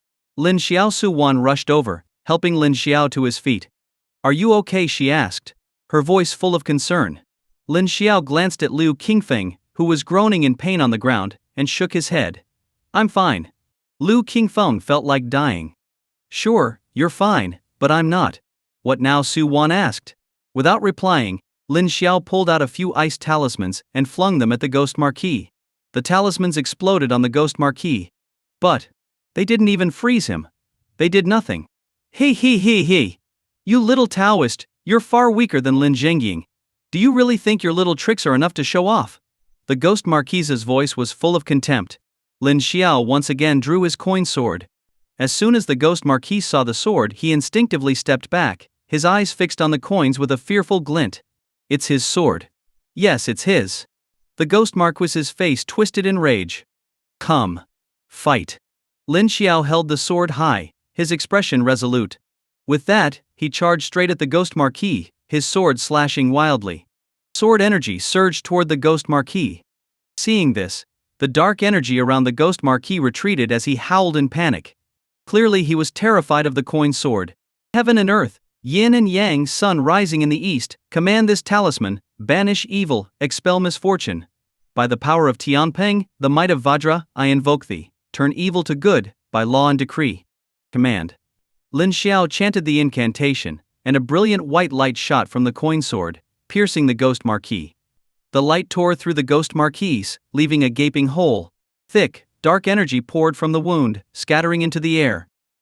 Awesome job! Lu Qingfeng cheered, waving his hands excitedly like a devoted fan.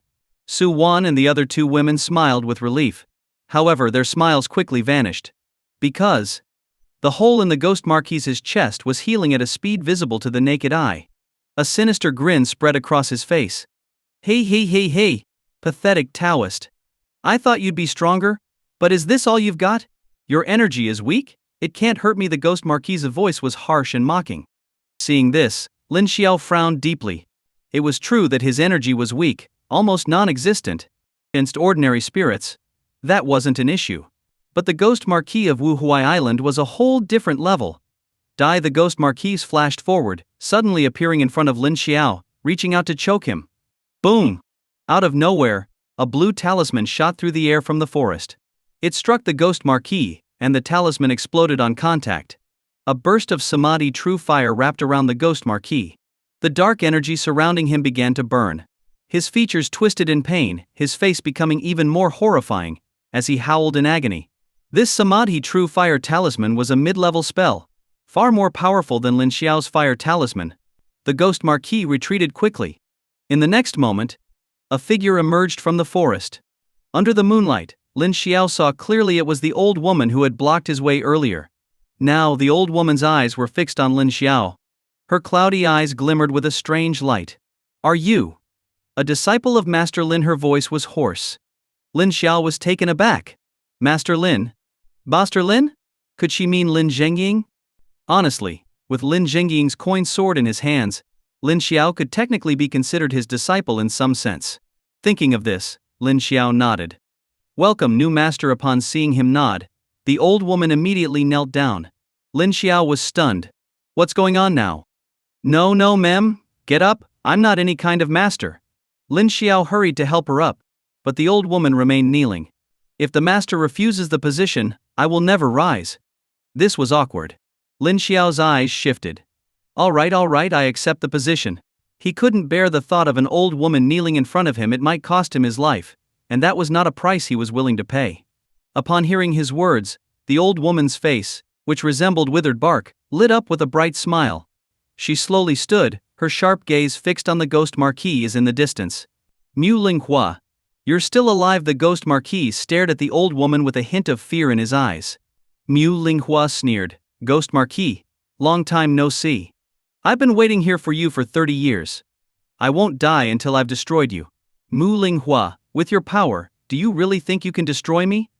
"Very well, today I'll rid myself of both of you. I'll remove all obstacles to the revival of the ghost clan." With that, the ghost marquis disappeared again. Mu Linghua began chanting, and blue talismans appeared out of thin air, swirling rapidly around her. The blue talismans glowed with golden light, enveloping her completely. This was the power of righteousness.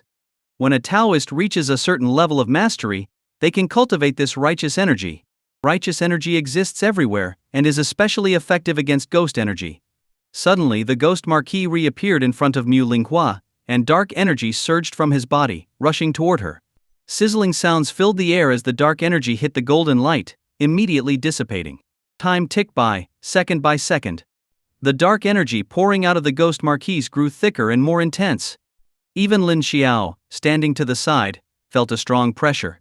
Meanwhile, the blue talismans surrounding Mu Linghua were dimming. Her face became tense, and her body trembled slightly.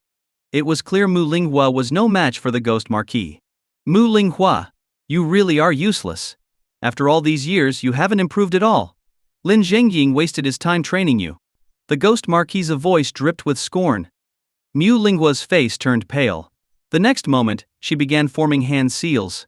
The dimming golden light suddenly flared up again. It wildly consumed the ghost marquis's dark energy, like a magnet pulling it in. The ghost marquis's face twisted in shock. "You're risking your life." A serene smile appeared on Mu Linghua's face. "The new master of the Lingbao sect has emerged. Sacrificing myself to ensure his future, what could be more worthy? Ghost marquis, today I'm taking you down with me." As she spoke, a golden array formed in front of her. She bit her tongue and spat blood onto the array. Crack! Crack! Out of nowhere, a lightning bolt split the sky. The ghost marquis's face darkened further. He tried to flee, but his body was locked in place, unable to move. "Master Mu, don't!" Lin Xiao shouted at Mu Linghua. Even though they hadn't known each other long, she had saved him. Watching her sacrifice herself didn't sit right with him. "Stand back," Master Mu Linghua called to Lin Xiao. "Brother, come back!" Lu Qingfeng, quick on his feet, grabbed Lin Xiao and pulled him away. "Mu Linghua, you're mad!" The ghost marquis was now terrified. Powerful energy surged out of Mu Linghua, snapping trees in half all around her. It was a clear sign of her immense strength. Night of 100 ghosts. At that moment, the ghost marquis screamed to the sky. Thick clouds suddenly gathered overhead, covering all of Wuhuai Island. Ghosts of all kinds rushed in from every direction. Hanged ghosts, drowned ghosts, substitute ghosts, headless ghosts, they all came charging at Mu Linghua. The first wave of ghosts dissolved the moment they touched her array. But with each passing moment, the golden light grew weaker. Mu Linghua's expression changed slightly, and she chanted even faster. The ghost marquis let out a piercing laugh. "It's useless. Even Lin Zhengying couldn't withstand the night of 100 ghosts. What chance do you have?" The ghost marquis was right.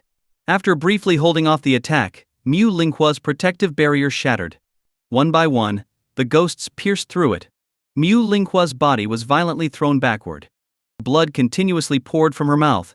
She instantly looked 10 years older, as if her life force had nearly burned out. Old Lady Lin Xiao rushed over in an instant, catching Mu Linghua by supporting her back. Immediately, Lin Xiao swung his coin sword, sending beams of white light toward the ghosts. Sizzle. Several of the leading ghosts were instantly vaporized. However, it was just a drop in the ocean. The remaining ghosts pressed forward, one after another, closing in on Lin Xiao. Master, step back. Leave this to me, Mu Linghua shouted in panic. Lin Xiao frowned. You've done enough. Let me handle the rest. Lu Qingfeng. Get her out of here. Lin Xiao cut her off before she could finish. Lu Qingfeng hurried over, quickly pulling Mu Linghua aside. The ghost marquise's blood-red eyes fixated on Lin Xiao. You have no real power, but plenty of courage. You've got some of Lin Zhengying's boldness. Lin Xiao remained silent, frantically swinging his coin sword. Pillars of white light spread outward, accompanied by shrieks from the ghosts. It's over, the ghost marquise's voice screeched. In the next moment, the ghosts fused together. A massive ghost, towering 5 or 6 meters high with a horrifying face and thick dark energy, formed in front of Lin Xiao. The heavy aura of darkness immediately engulfed him. Seeing this, Su Wan screamed in panic, Lin Xiao, be careful. If anything happened to Lin Xiao today, Su Wan would never forgive herself. After all, she had begged him to come and help her. The freezing dark energy whipped across Lin Xiao's face. Red streaks of blood instantly appeared. An overwhelming force crashed down on him. His legs started to tremble. The coin sword in his hand shook violently, humming with a buzzing sound. At the end of the day, Lin Xiao was still too weak. Cough. A mouthful of blood sprayed from Lin Xiao's mouth, and his face flushed red. His breathing became labored. The system has detected the host's fear level reaching 100,000. A free lottery spin has been triggered. The system is conducting the lottery. Congratulations, host. You have obtained 100-year Taoist energy. Suddenly, the system's voice echoed in his mind. In an instant, an immensely pure power surged into Lin Xiao's body. The 100-year Taoist energy raced through his limbs and veins like a wild serpent. Brilliant golden light enveloped his entire body. What's happening? Lu Qingfeng was dumbfounded, staring at Lin Xiao, who looked like a divine figure. His mouth hung open, and his eyes were wide with disbelief. Su Wan, Andy, and Shi were also completely stunned. Meanwhile, Mu Yu Linghua's eyes gleamed with excitement. Taoist energy. The master has awakened his Taoist energy. Heaven bless the Lingbao sect, Mu Linghua exclaimed, her voice trembling with joy. Lu Qingfeng was confused. Old lady, what is Taoist energy? Taoist energy is a mystical force unique to us cultivators. The stronger the Taoist energy, the greater the power, Mu Linghua explained, her voice shaking. Lu Qingfeng was still lost. So is Lin Xiao's Taoist energy strong or not? Strong. Incredibly strong. Mu Linghua fixed her gaze on Lin Xiao. At that moment, the Taoist energy surrounding him began to solidify. Only 100-year Taoist energy could create such a powerful visual effect. The ghost marquis stood in front of Lin Xiao, equally astonished. This Taoist energy was even stronger than Lin Zhengying's. Impossible. How could you possess such overwhelming Taoist energy? The ghost marquis's voice was filled with disbelief. A cold smile appeared on Lin Xiao's face. Afraid? It's too late. You're dead. Hearing this, the ghost marquis quickly turned, trying to flee. Seeing this, Lin Xiao swiftly pulled out paper and pen, chanting as he wrote. Summon the 5 thunder gods, lightning scorches and protects, 1 to guard life, 2 to bind ghosts, heaven's path commands, with law and decree. As he finished the chant, the last stroke of the talisman was completed. In an instant, the talisman turned blue. With the infusion of 100-year Taoist energy, Lin Xiao's talisman drawing skills had been greatly enhanced. Command. The blue fire cloud talisman shot toward the ghost marquis. The ghost marquis let out a blood-curdling scream. His voice filled with terror. Su Wan and the others felt their eardrums ache from the piercing sound. The dark energy surrounding the ghost marquis began to burn and dissipate rapidly. He tried to escape, but Lin Xiao's 100-year Taoist energy had bound him tightly, leaving him immobilized. The fire cloud talisman continued to burn fiercely. The massive 5-meter-tall ghost began to dissolve. The night of 100 ghosts? Destroyed. The ghost marquis's body slowly became transparent, and his screams grew weaker. Seeing this, Lin Xiao didn't hesitate. He hurled the coin sword straight at the ghost marquis's chest. The ghost marquis howled toward the sky. His features twisted, and his body faded even faster. Filthy Taoist. The day my ghost clan rises will be the day you die. The ghost marquis glared at Lin Xiao, his voice filled with resentment. And then, the ghost marquis vanished completely. The thick clouds that had covered Wuhuai Island also began to recede. The clear moonlight once again shone down on Wuhuai Island. The ghost marquis was dead. Brother, that was amazing. You're so cool. Can I be your student? Teach me that move. Lu Yu Qingfeng rushed over to Lin Xiao, shamelessly grinning. Lin Xiao glanced at him with disdain, and then turned to Mu Linghua. Old lady, how are you feeling? Lin Xiao asked. Mu Linghua sat cross-legged on the ground, shaking her head. I'm already at the end of my rope. I won't make it. What? Su Wan gasped. Old lady, come back to the city with us. I'll get you to the best hospital. I'll pay anything. It's no use. Mu Yu Linghua replied. I've exhausted all my vital essence. I'm only holding on by a thread. In life, it's said that one's essence, energy, and spirit are vital. Once vital essence is lost, not even the greatest of immortals could save you. Lin Xiao knelt beside Mu Linghua. Is there anything I can do for you? Master, I have no regrets in this life. I only hope you will help the Lingbao sect flourish.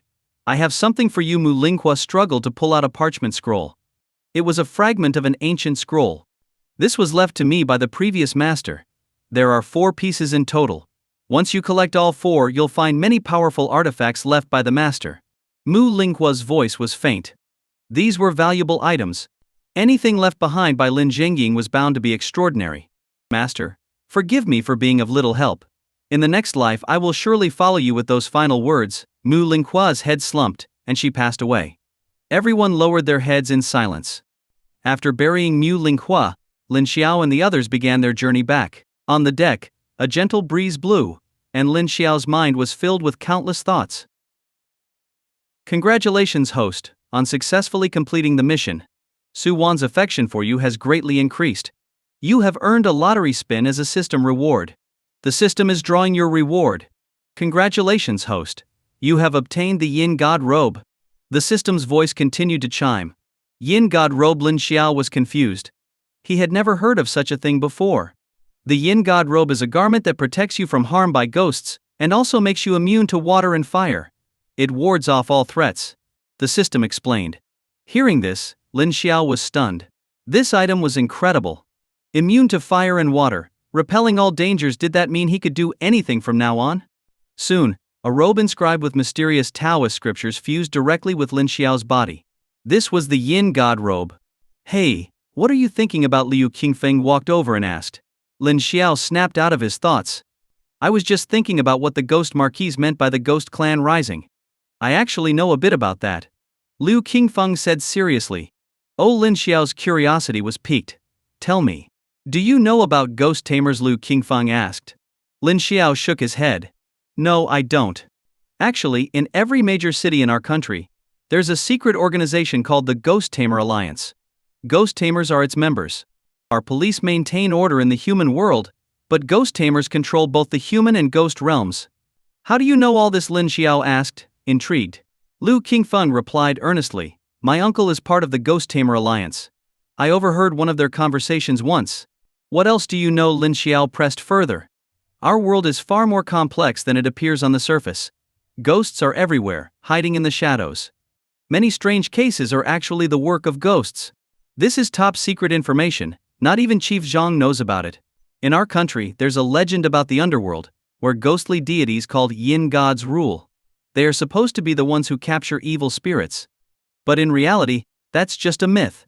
There are many ghosts causing chaos in the human world, but no Yin gods to capture them. So, the Ghost Tamer Alliance was formed. These ghost tamers have special powers. They can even form contracts with ghosts. Hearing this, Lin Xiao grew more interested. Contracts between humans and ghosts? Why?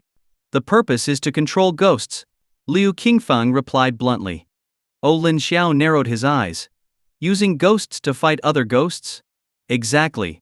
Liu Qingfeng nodded. Ghosts have no physical bodies, so ordinary people can't harm them.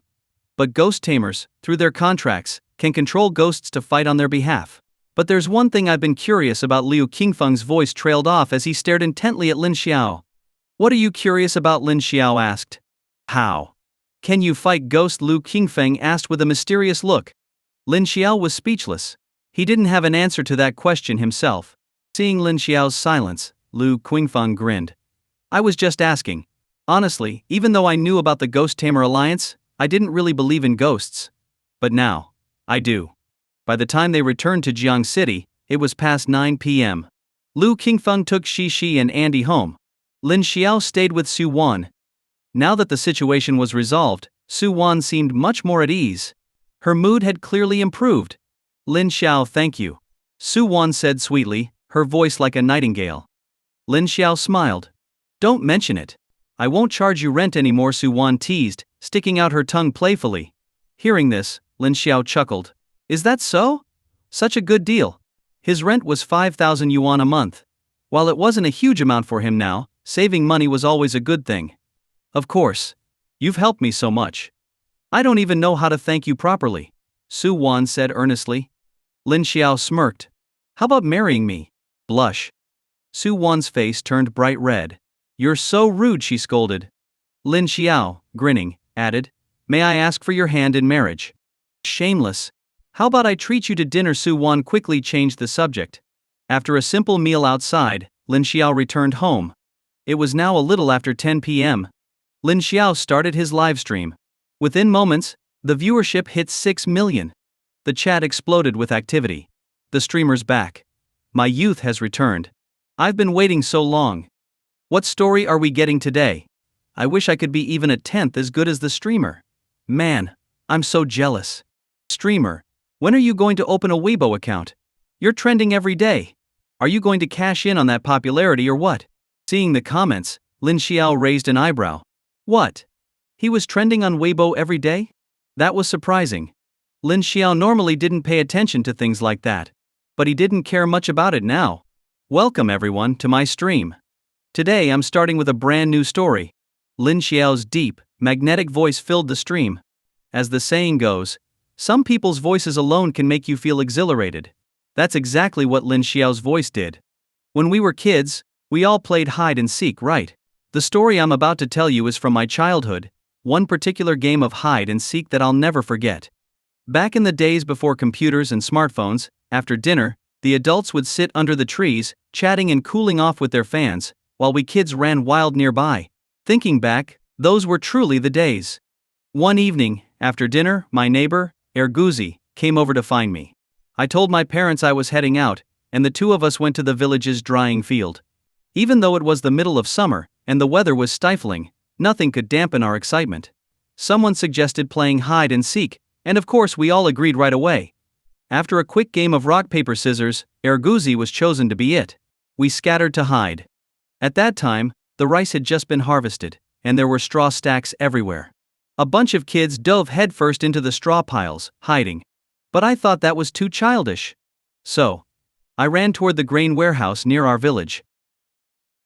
It was a hot summer night, the moon was bright, and the fields echoed with the croaking of frogs. There were no other kids around me anymore. The grain warehouse was just ahead. To call it a grain warehouse was a bit of a stretch. It was really a massive metal shed where the village stored farming tools. Except during the busy harvest season, it was rarely opened. I snuck around to the back of the warehouse, where there was a large pile of dry firewood. On top of the pile was a small skylight. I climbed up the firewood with both hands and feet, and with a quick flip, I was inside the warehouse. Other than a few faint beams of moonlight, the warehouse was eerily quiet. At that age, I was fearless. I found an old wooden rice harvester, and I crawled inside. Every now and then, I could hear the distant sounds of small animals. The warehouse was stiflingly hot. Soon enough I was drenched in sweat, but I didn't care. I was determined to be the last one found. About 10 minutes passed. I could hear my friends' faint voices in the distance. Sure enough, they were looking for me. Anyone who has played hide and seek knows that you can't start a new round until all the hidden players have been found. I held my breath, trying not to make a sound. After about half a minute, the voices faded. The warehouse fell silent once more. I started itching all over, probably from some bugs. Just as I thought it was safe to come out, I suddenly heard a faint laugh. How do I describe that laugh? It was soft, like a newborn kitten meowing. It was quiet, but it sounded very real. I didn't feel scared back then, just curious, so I stood up inside the harvester and, with the faint moonlight, made my way toward the sound. Soon enough, in the corner, I saw him. A little boy, curled up in the corner. His face was deathly pale, like white paper completely devoid of color. His hands were wrapped around his legs, and he lifted his head, staring right at me. I had never seen him before in our village. And his clothes were different too. He was wearing some kind of old-fashioned long robe. It looked strange. Hands on my hips, I raised my voice and asked, "What are you doing in our village's warehouse? Are you here to steal something?" In the past, it was common for people in the countryside to steal things. A lot of lazy people would try to steal parts from the rice harvesters to sell for scrap. Those parts were heavy and worth some money. Even though he was a kid, I couldn't rule out that he might be a thief. But when I spoke, the little boy completely ignored me. I felt my pride had taken a serious hit. This was my village, my territory, and he dared to ignore me. I couldn't stand it. I stomped my foot and shouted, "Are you going to answer or not? If you don't, I'll hit you." As I spoke, I raised my small fist, intending to scare him.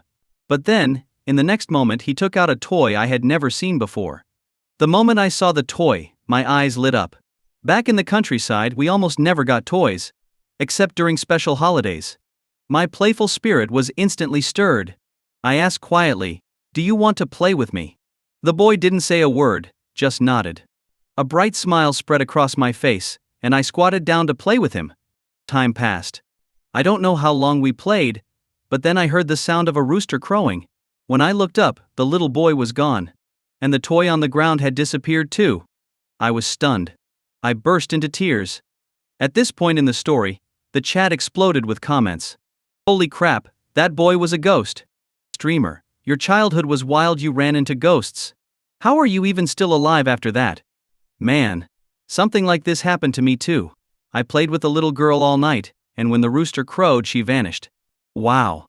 I remember something similar happening to me too. I didn't think much of it back then, but now that I've heard your story, it's all coming back to me." This story resonated deeply with many viewers. The comments section was filled with tales of strange encounters with ghosts. Lin Xiao took a sip of water and continued. "At the exact moment I started crying, my parents happened to be near the warehouse. They heard my cries and immediately asked the village chief for the key, opened the warehouse, and carried me home. Looking at my exhausted parents, I felt incredibly guilty. But the story doesn't end there. After I got home and lay down, I started burning up with a high fever. My parents didn't even bother resting, they rushed me to the local clinic on their bicycle, where I was given 2 bottles of medicine to bring the fever down. But it didn't work. My fever wouldn't break. Lying there, I felt like my body was on fire. My mom was frantic, constantly asking me what was wrong. She was crying so hard. I struggled to open my eyes and said in a daze, "Mom, I'm fine." As soon as she heard that, my mom's tears fell even harder. She was devastated, saying, "My child, what's wrong with you? Why did you stay in the warehouse all night?" I told her, in bits and pieces, about what had happened in the warehouse the night before. When my dad, who had been standing nearby, heard this, his face turned pale. My mom looked at him. "What's going on?" she asked. My dad frowned and whispered, "Our boy ran into something unclean." I remember clearly when my mom heard that, she shuddered, her face turning white as a sheet. She anxiously asked, "What should we do now?" My dad was completely at a loss. He didn't answer my mom but instead walked out of the house. Not long after, he returned with my great-great-grandfather. In our village, my great-great-grandfather was the most respected person. In his younger years, he had learned some folk magic. Sadly, he passed away when I was in my early teens due to illness. After listening to the strange events of the previous night, my great-great-grandfather furrowed his brow deeply. In a deep, raspy voice he asked, was the boy's face deathly pale, and was he round-faced? Weakly, I confirmed that he was right. The next second, my great-great-grandfather sighed and said, "I know who it is." My dad immediately pressed for details. My great-great-grandfather explained slowly, "Over 20 years ago, there was a fire in the grain warehouse. A boy from the neighboring village was playing inside when the fire broke out, and he was tragically burned to death. He was holding a toy at the time." Hearing this, my dad panicked. His own son had encountered a ghost. This was no small matter, and it could be life-threatening. My mom, tearful and frightened, asked, "What should we do now?" My great-great-grandfather took a deep breath, looking confident. "Don't worry, I know what to do. My dad asked, "What's the plan?" "Tonight, bring some incense and paper money to the warehouse, burn them, and ask the boy for forgiveness. That should resolve the issue," my great-great-grandfather instructed. Without hesitation, my dad went to town and bought a lot of incense and paper money. That night, my parents went to the grain warehouse. For some reason, even though it was midsummer and should have been hot, the moment they approached the warehouse, a chilling breeze swept through them, cooling them to the bone. My mom gripped my dad's hand tightly, trembling in fear. But they say a mother's love is great. Any other situation, and my mom might have run away. But knowing my life was at stake, she pushed through her fear and followed my dad to the warehouse. They lit the incense and spread out the paper money, burning it all in one go. My mom mumbled under her breath, "Little boy, please forgive our son. He's young and doesn't understand. Please be kind and spare him. Here's some incense and paper money for you. Take it as a small token from us. We'll burn offerings for you every year on this day, but please let our son go." My dad chimed in, "Yes, little boy. The living and the dead belong in different worlds.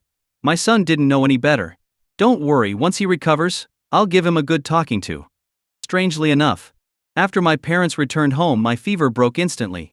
Though still weak, I was no longer burning up. My mom cried tears of joy. Since I hadn't eaten all day, I was starving, and I asked her to make me some fried eggs. Normally, my dad would have scolded me harshly for making such a request. But this time, to my surprise, he told my mom to go ahead and make them. From that day forward, I never dared to play outside at night again. And to this day, every year on that same day, my parents still go to the grain warehouse to burn paper for that little boy. And with that, the story came to an end. The viewers in the livestream chat were buzzing with comments. "This story feels so real, it brings back memories of my childhood. I miss those carefree days. Man, that kid's grown up now.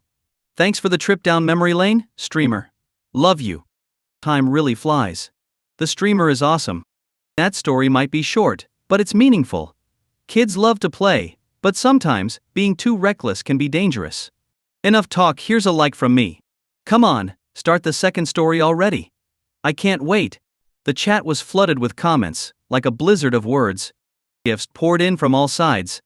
Lin Xiao had quickly become one of the top 3 streamers on the platform Dusha. In just a few days.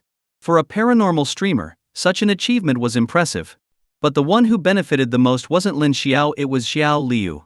Earlier that day, Xiao Liu had been promoted to team leader by Lai Feng, bypassing the usual requirements.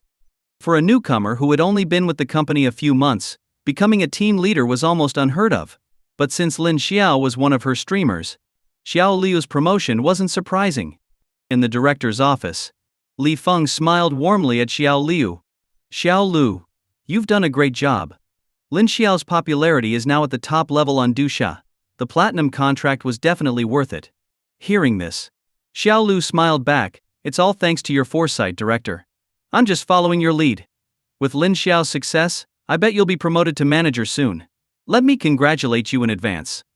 Haha, Li Feng burst out laughing. That flattery hit just the right spot. After a short break, Lin Xiao began telling his second story. His voice was deep, slightly raspy, and captivating. Lin Xiao spoke slowly. "This is a story from a long time ago.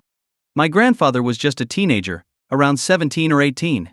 It was during the Republic of China era, a time of warlords and chaos. Life was hard.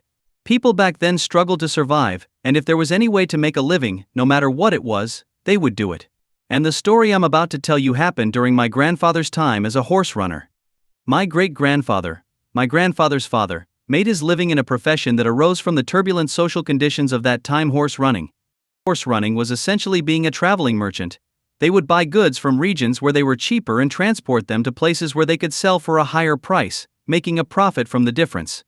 Depending on the regions they traveled to, these traders had different names. Those who traveled back and forth between southern regions were called southern horses. Those who went to the northwest were known as northern horses. My great-grandfather was one of those northern horses.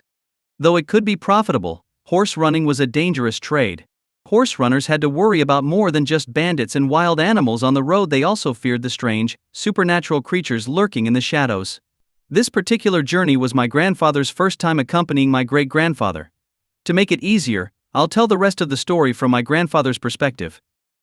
Back then, I had just turned 18. I was the eldest son in the family. In those days, when you reached my age, it was expected that you'd start contributing to the household, finding some way to make a living. In the old feudal times, for most poor families, sons inherited their father's work. In other words, whatever the father did, the son would have to follow. After all, finding a new trade was nearly impossible without the right circumstances. Originally, a few years earlier, I should have started horse running with my father. But my father said that even though I was old enough, my vitality hadn't fully settled yet. On the road, horse runners often encountered lords. These so-called lords were actually malevolent spirits. There were 2 reasons they were called that. First, because you couldn't afford to offend them. Second, because of the unspoken rule, if you don't mess with the ghosts won't mess with you. Show respect to them, and they won't harm you. Because of this, my father delayed my joining the trade for a few more years. It wasn't until I turned 18 that he finally agreed to let me join. Horse runners typically traveled in groups. The number of people could range from 20 to 100. Traveling together helped deter bandits and thieves, and it was also good to have companions on the road. Most importantly, the horse runners were usually fellow townsmen, so there was a bond of trust. If something unfortunate happened, at least there would be someone to handle the aftermath. My father's group was a medium-sized team, with about 50 runners, all from our village. That night, at the agreed time, we set off. Now, there's a reason why horse runners leave at night. It's to prevent anyone from knowing how much money you're carrying for goods, to avoid tipping off bandits or thieves. Another reason is that families are usually asleep at night, so leaving quietly reduces the emotional burden on the runners. After listening to my father, I started to understand. I thought to myself, this seemingly simple trade has a lot of nuances. This time, our destination was in Tibet. The region's DZ beads and amber were in high demand. The team leader said it would take about a month to reach the destination. By seniority, I had to call him third uncle. Time flew by. We traveled for over 20 days without incident. Everyone thought that luck was on our side and that we'd reach our destination without any trouble. But little did we know, in those last few days, we'd encounter one of the most bizarre events in my entire horse running career, something that left the entire team shaken. At this point in the story, Lin Xiao intentionally paused. The audience's curiosity had been fully piqued. The live stream chat was filled with complaints. "Damn it, streamer! How could you stop now? I swear, one day I'll have a knife in hand and hunt down every streamer who cuts stories like this. Seriously? You drop this cliffhanger on us now? I might not be human, but you're definitely a troll. Come on, streamer. Don't play games, get on with it. I'm dying to hear what happens next." Horse running feels so nostalgic. My grandpa used to be one. Man, this story really hits home. This has to be based on a true story. Everything the streamer says matches what I've heard about horse running. Lin Xiao's pause stirred up a bit of an uproar. The chat was flooded with messages urging him to continue. The flow of virtual gifts surged as well. At the Ouyang family home. "Jinier, have you noticed something about the way Lin Xiao tells his stories?" Ouyang Zun asked. Hearing this, Ouyang Jin frowned slightly and shook his head.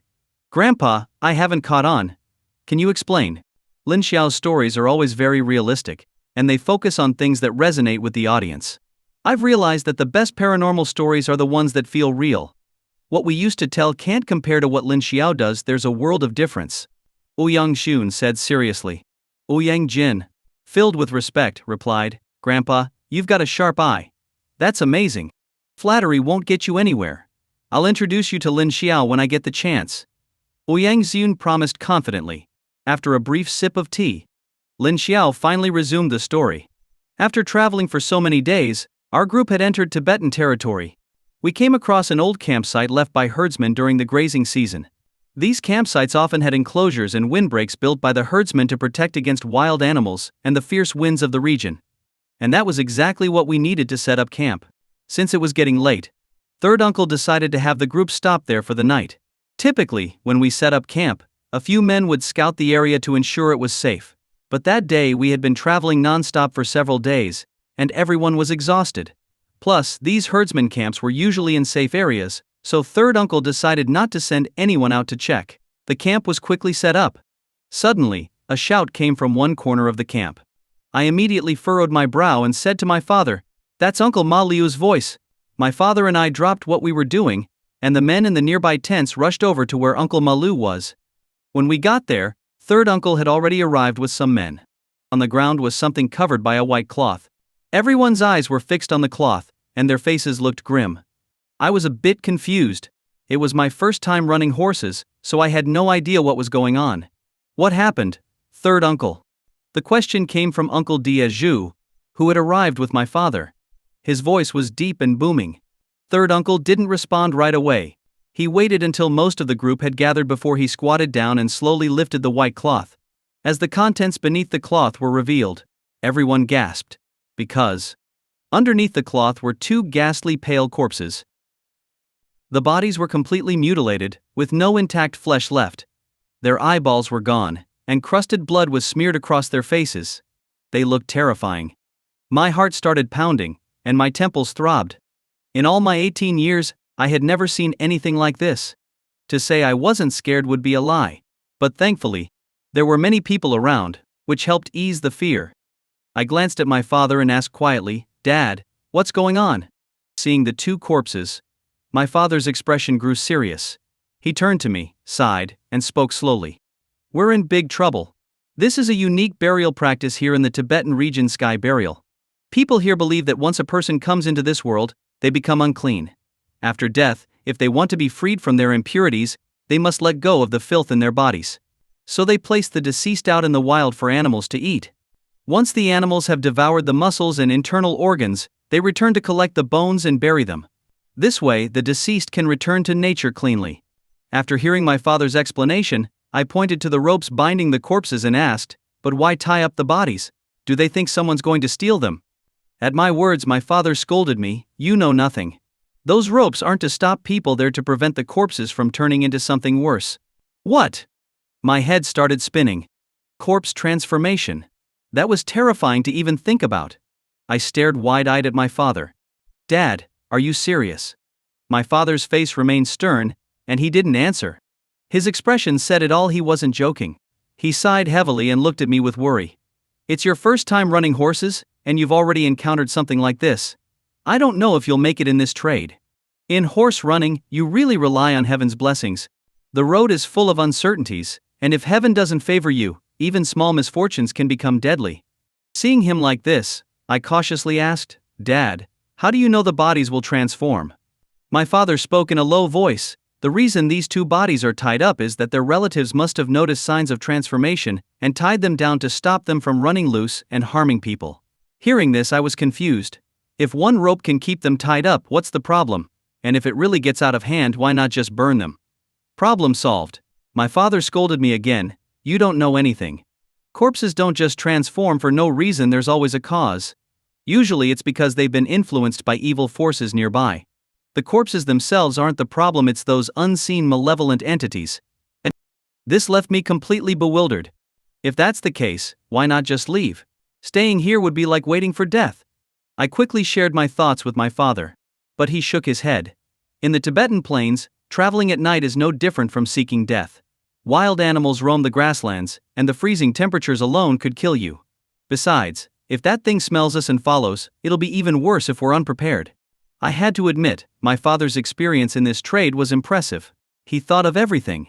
If it were me, I would have panicked long ago. Just as I was about to ask more questions, third uncle stood up, his gaze sweeping across the group. He said, "Tonight, we'll have to tough it out. Let's take turns keeping watch in shifts. We'll decide what to do after we get through tonight. What do you think?" Everyone agreed to his suggestion. Since I had no say in the group, I just followed orders.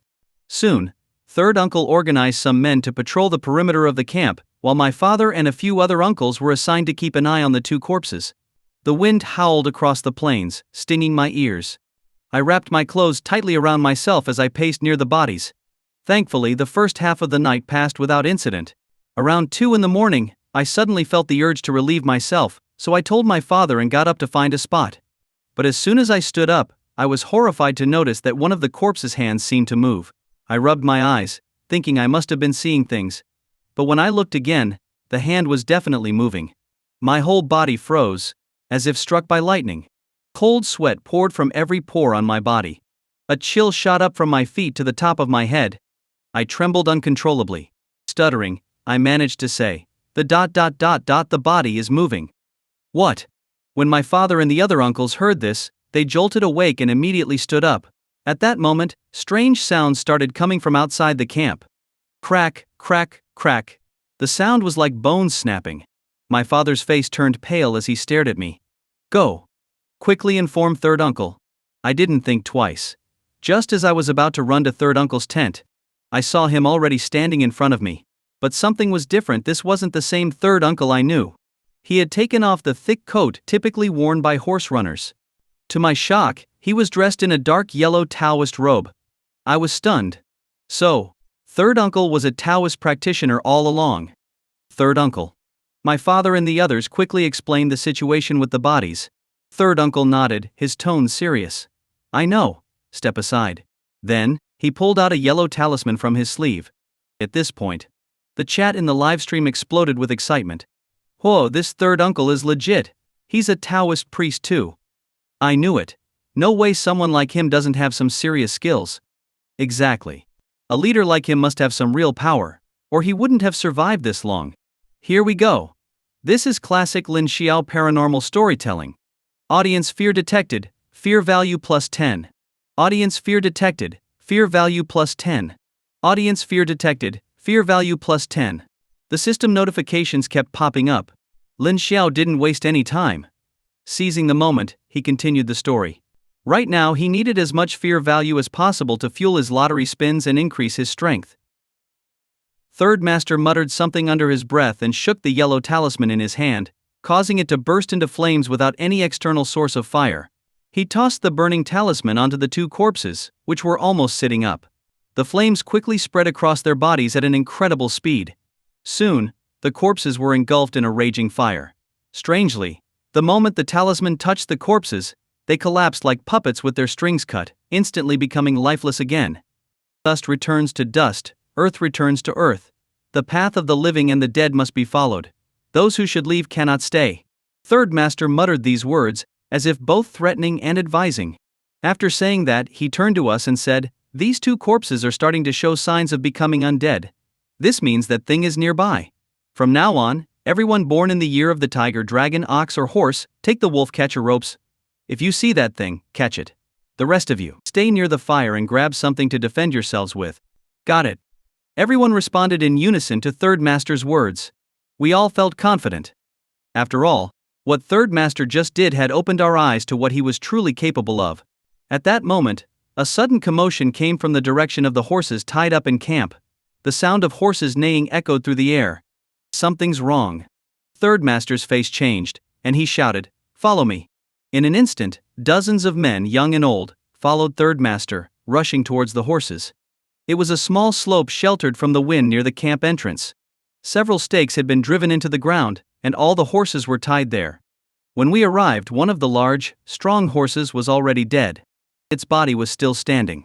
But its neck was a gruesome mess of torn flesh, and the pungent smell of blood wafted through the air, making me feel sick to my stomach. The stench was unbearable.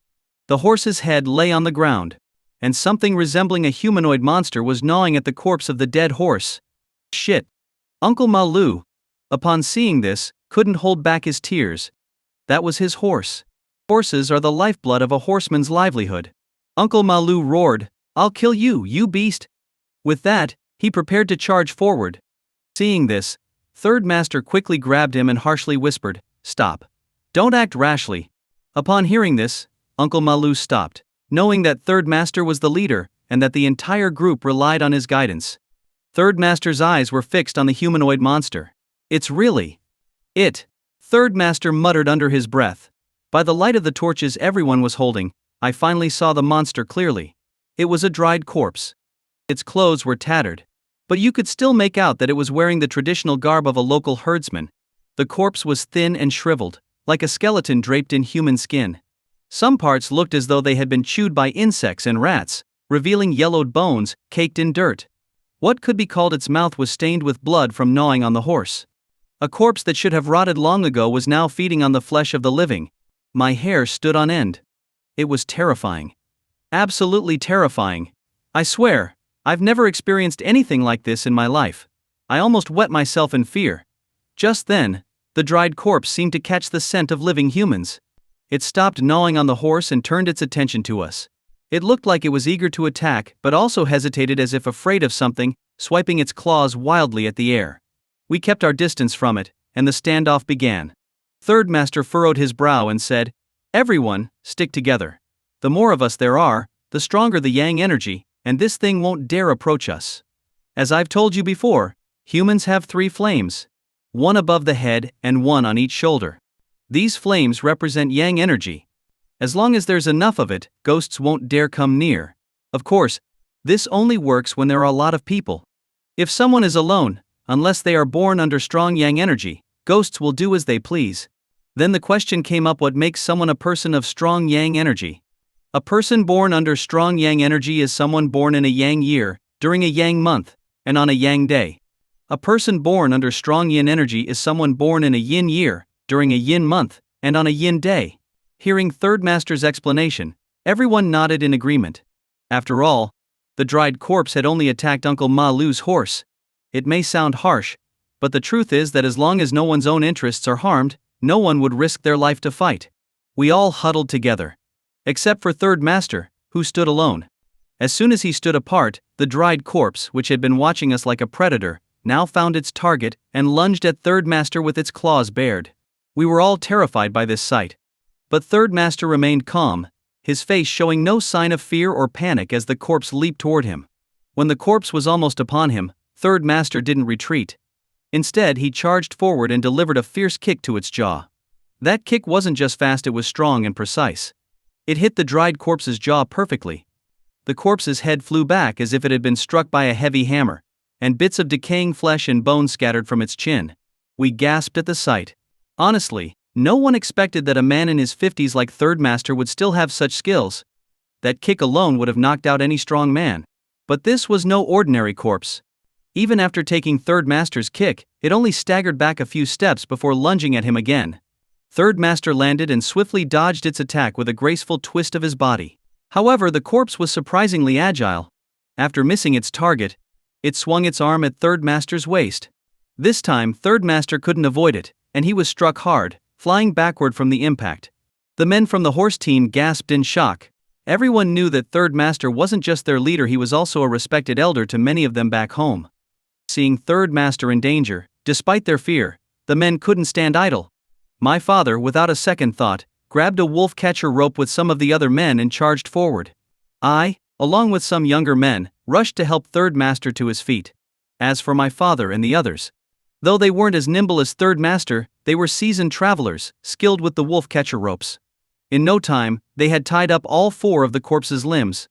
Seeing this, Third Master shouted, "Quick! Use the spears and blades, cut it!" Hearing his command, the rest of the men didn't hesitate and began striking the corpse with their weapons. But the corpse's flesh, although rotten, was tough. Swords and spears cut into it, but its tendons and bones were as hard as steel. The weapons only left shallow marks. I was stunned. I thought to myself, is this thing made of iron? How are we supposed to cut it down like this? The men kept slashing without stopping. But the dried corpse remained lively, showing no sign of weakening. In fact, the more they cut, the more violently it struggled. My father and the others were quickly wearing out. This thing was just too strong, and it wouldn't stop struggling. Soon, their strength began to fade, and their hands were covered in blood blisters. Roar. Suddenly, the dried corpse let out a roar, and a cloud of black mist sprayed from its mouth. It leaped forward with great force. Crack! In an instant, several of the wolf catcher ropes snapped under the strain. One of the men holding a blade couldn't react in time and accidentally slammed his head into the corpse's outstretched hand. A terrible scream escaped his lips. His face turned deathly pale in the blink of an eye. Seeing this, Third Master shouted, "Quick! Get him out of there!" "Got it!" Hearing Third Master's order, my father and the others worked together to pull the man free from the corpse's grasp. When I rushed over to check on him, I realized it was Uncle Ma Lu. "Third Master, how is Uncle Ma Lu?" I anxiously asked. Third Master's face was grave as he replied, "This corpse has been rotting for at least 60 years. A normal person who gets touched on the head like that won't last half an hour. Even an immortal couldn't save them. But Uncle Ma Lu only got grazed.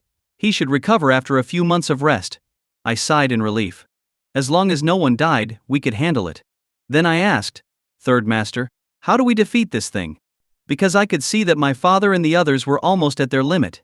If we didn't figure something out soon, we'd all end up dead here. Hearing my question, Third Master narrowed his eyes. Ordinary weapons can't hurt it. We need to destroy the mole that triggered its transformation.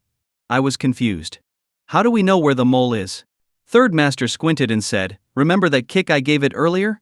That was to find the mole. I noticed a small green dot behind its ear that should be the corpse's transformation mole. Hurry, go tell your father. I nodded quickly and ran toward my father, shouting, Dad, Third Master says there's a green dot behind the creature's ear. If you hit it, you can defeat the monster. Hearing this, my father and the other men nodded immediately. They were all fired up. Uncle Ma Lu had been their friend for decades. Now, he'd nearly died because of this corpse. They couldn't just let this slide. We exchanged glances. Then, they once again tied up the corpse's limbs. Go! My father yelled to the other men. Quickly, a few of them charged at the dried corpse. Two of the men, holding spears, aimed right for the mole behind the corpse's ear. But when the spears struck the mole, it was as hard as steel. The spear tips even bounced off. One of them turned to Third Master and said, Third Uncle, we can't pierce it. Third Master's face darkened immediately. Could it be? Could this be a corpse that has been cultivating for 100 years? That would make things much more difficult. While Third Master was muttering, my father shouted, Third Uncle, think of something quickly. We can't hold on much longer. But it seemed like Third Master didn't hear my father's call for help. He just stood there, deep in thought. Got it. Suddenly Third Master looked up sharply, his eyes fixed on me. I was confused and instinctively asked, Third Master, why are you looking at me like that? Upon hearing my words, Third Master asked in a low voice, Kid, you haven't been with a woman yet, have you? The moment I heard that, my face immediately started to heat up. I thought, at a time like this, you're asking me that? But in the end, I shook my head and said, I'm still a virgin. When I said that, Third Master clapped his hands. Perfect. I was confused. Perfect? What's perfect about that? Being a virgin is great. Tonight, our safety depends entirely on your virgin blood. I pointed at myself. Me. Third Master nodded. Yes, you. Your virgin blood can break through this thing's iron skin. Although I didn't quite understand what he meant, since Third Master had already said it, I knew I couldn't back down. Besides, it was just some blood, no big deal. So, I stood up and ran over to my father. When my father saw me coming, his face turned pale, and he shouted, You idiot! What the hell are you doing here? Are you trying to get yourself killed? Get back! Hearing this, I quickly explained, Dad, Third Master said my blood can break through the dried corpse's iron skin. My father was stunned. Without thinking much more about it, I bit my finger and smeared the blood on the tip of the spear. A sharp pain shot through my body. I looked at Uncle Dejou and said, Uncle Dejou, it's up to you now. Got it. Uncle Dejou nodded, aimed carefully, and fiercely stabbed the spear at the corpse's transformation mole. Squelch. The spear pierced through the rotten flesh like it was tofu. The previously impenetrable transformation mole was easily pierced, and the spearhead went halfway through the corpse's head. Wail. The corpse let out a terrifying howl, and black smoke started pouring out. That howl was like the wailing of ghosts and wolves, chilling to the bone. The sound was so piercing that I quickly covered my ears. Thud. The dried corpse collapsed to the ground, as if it had lost all support. Phew.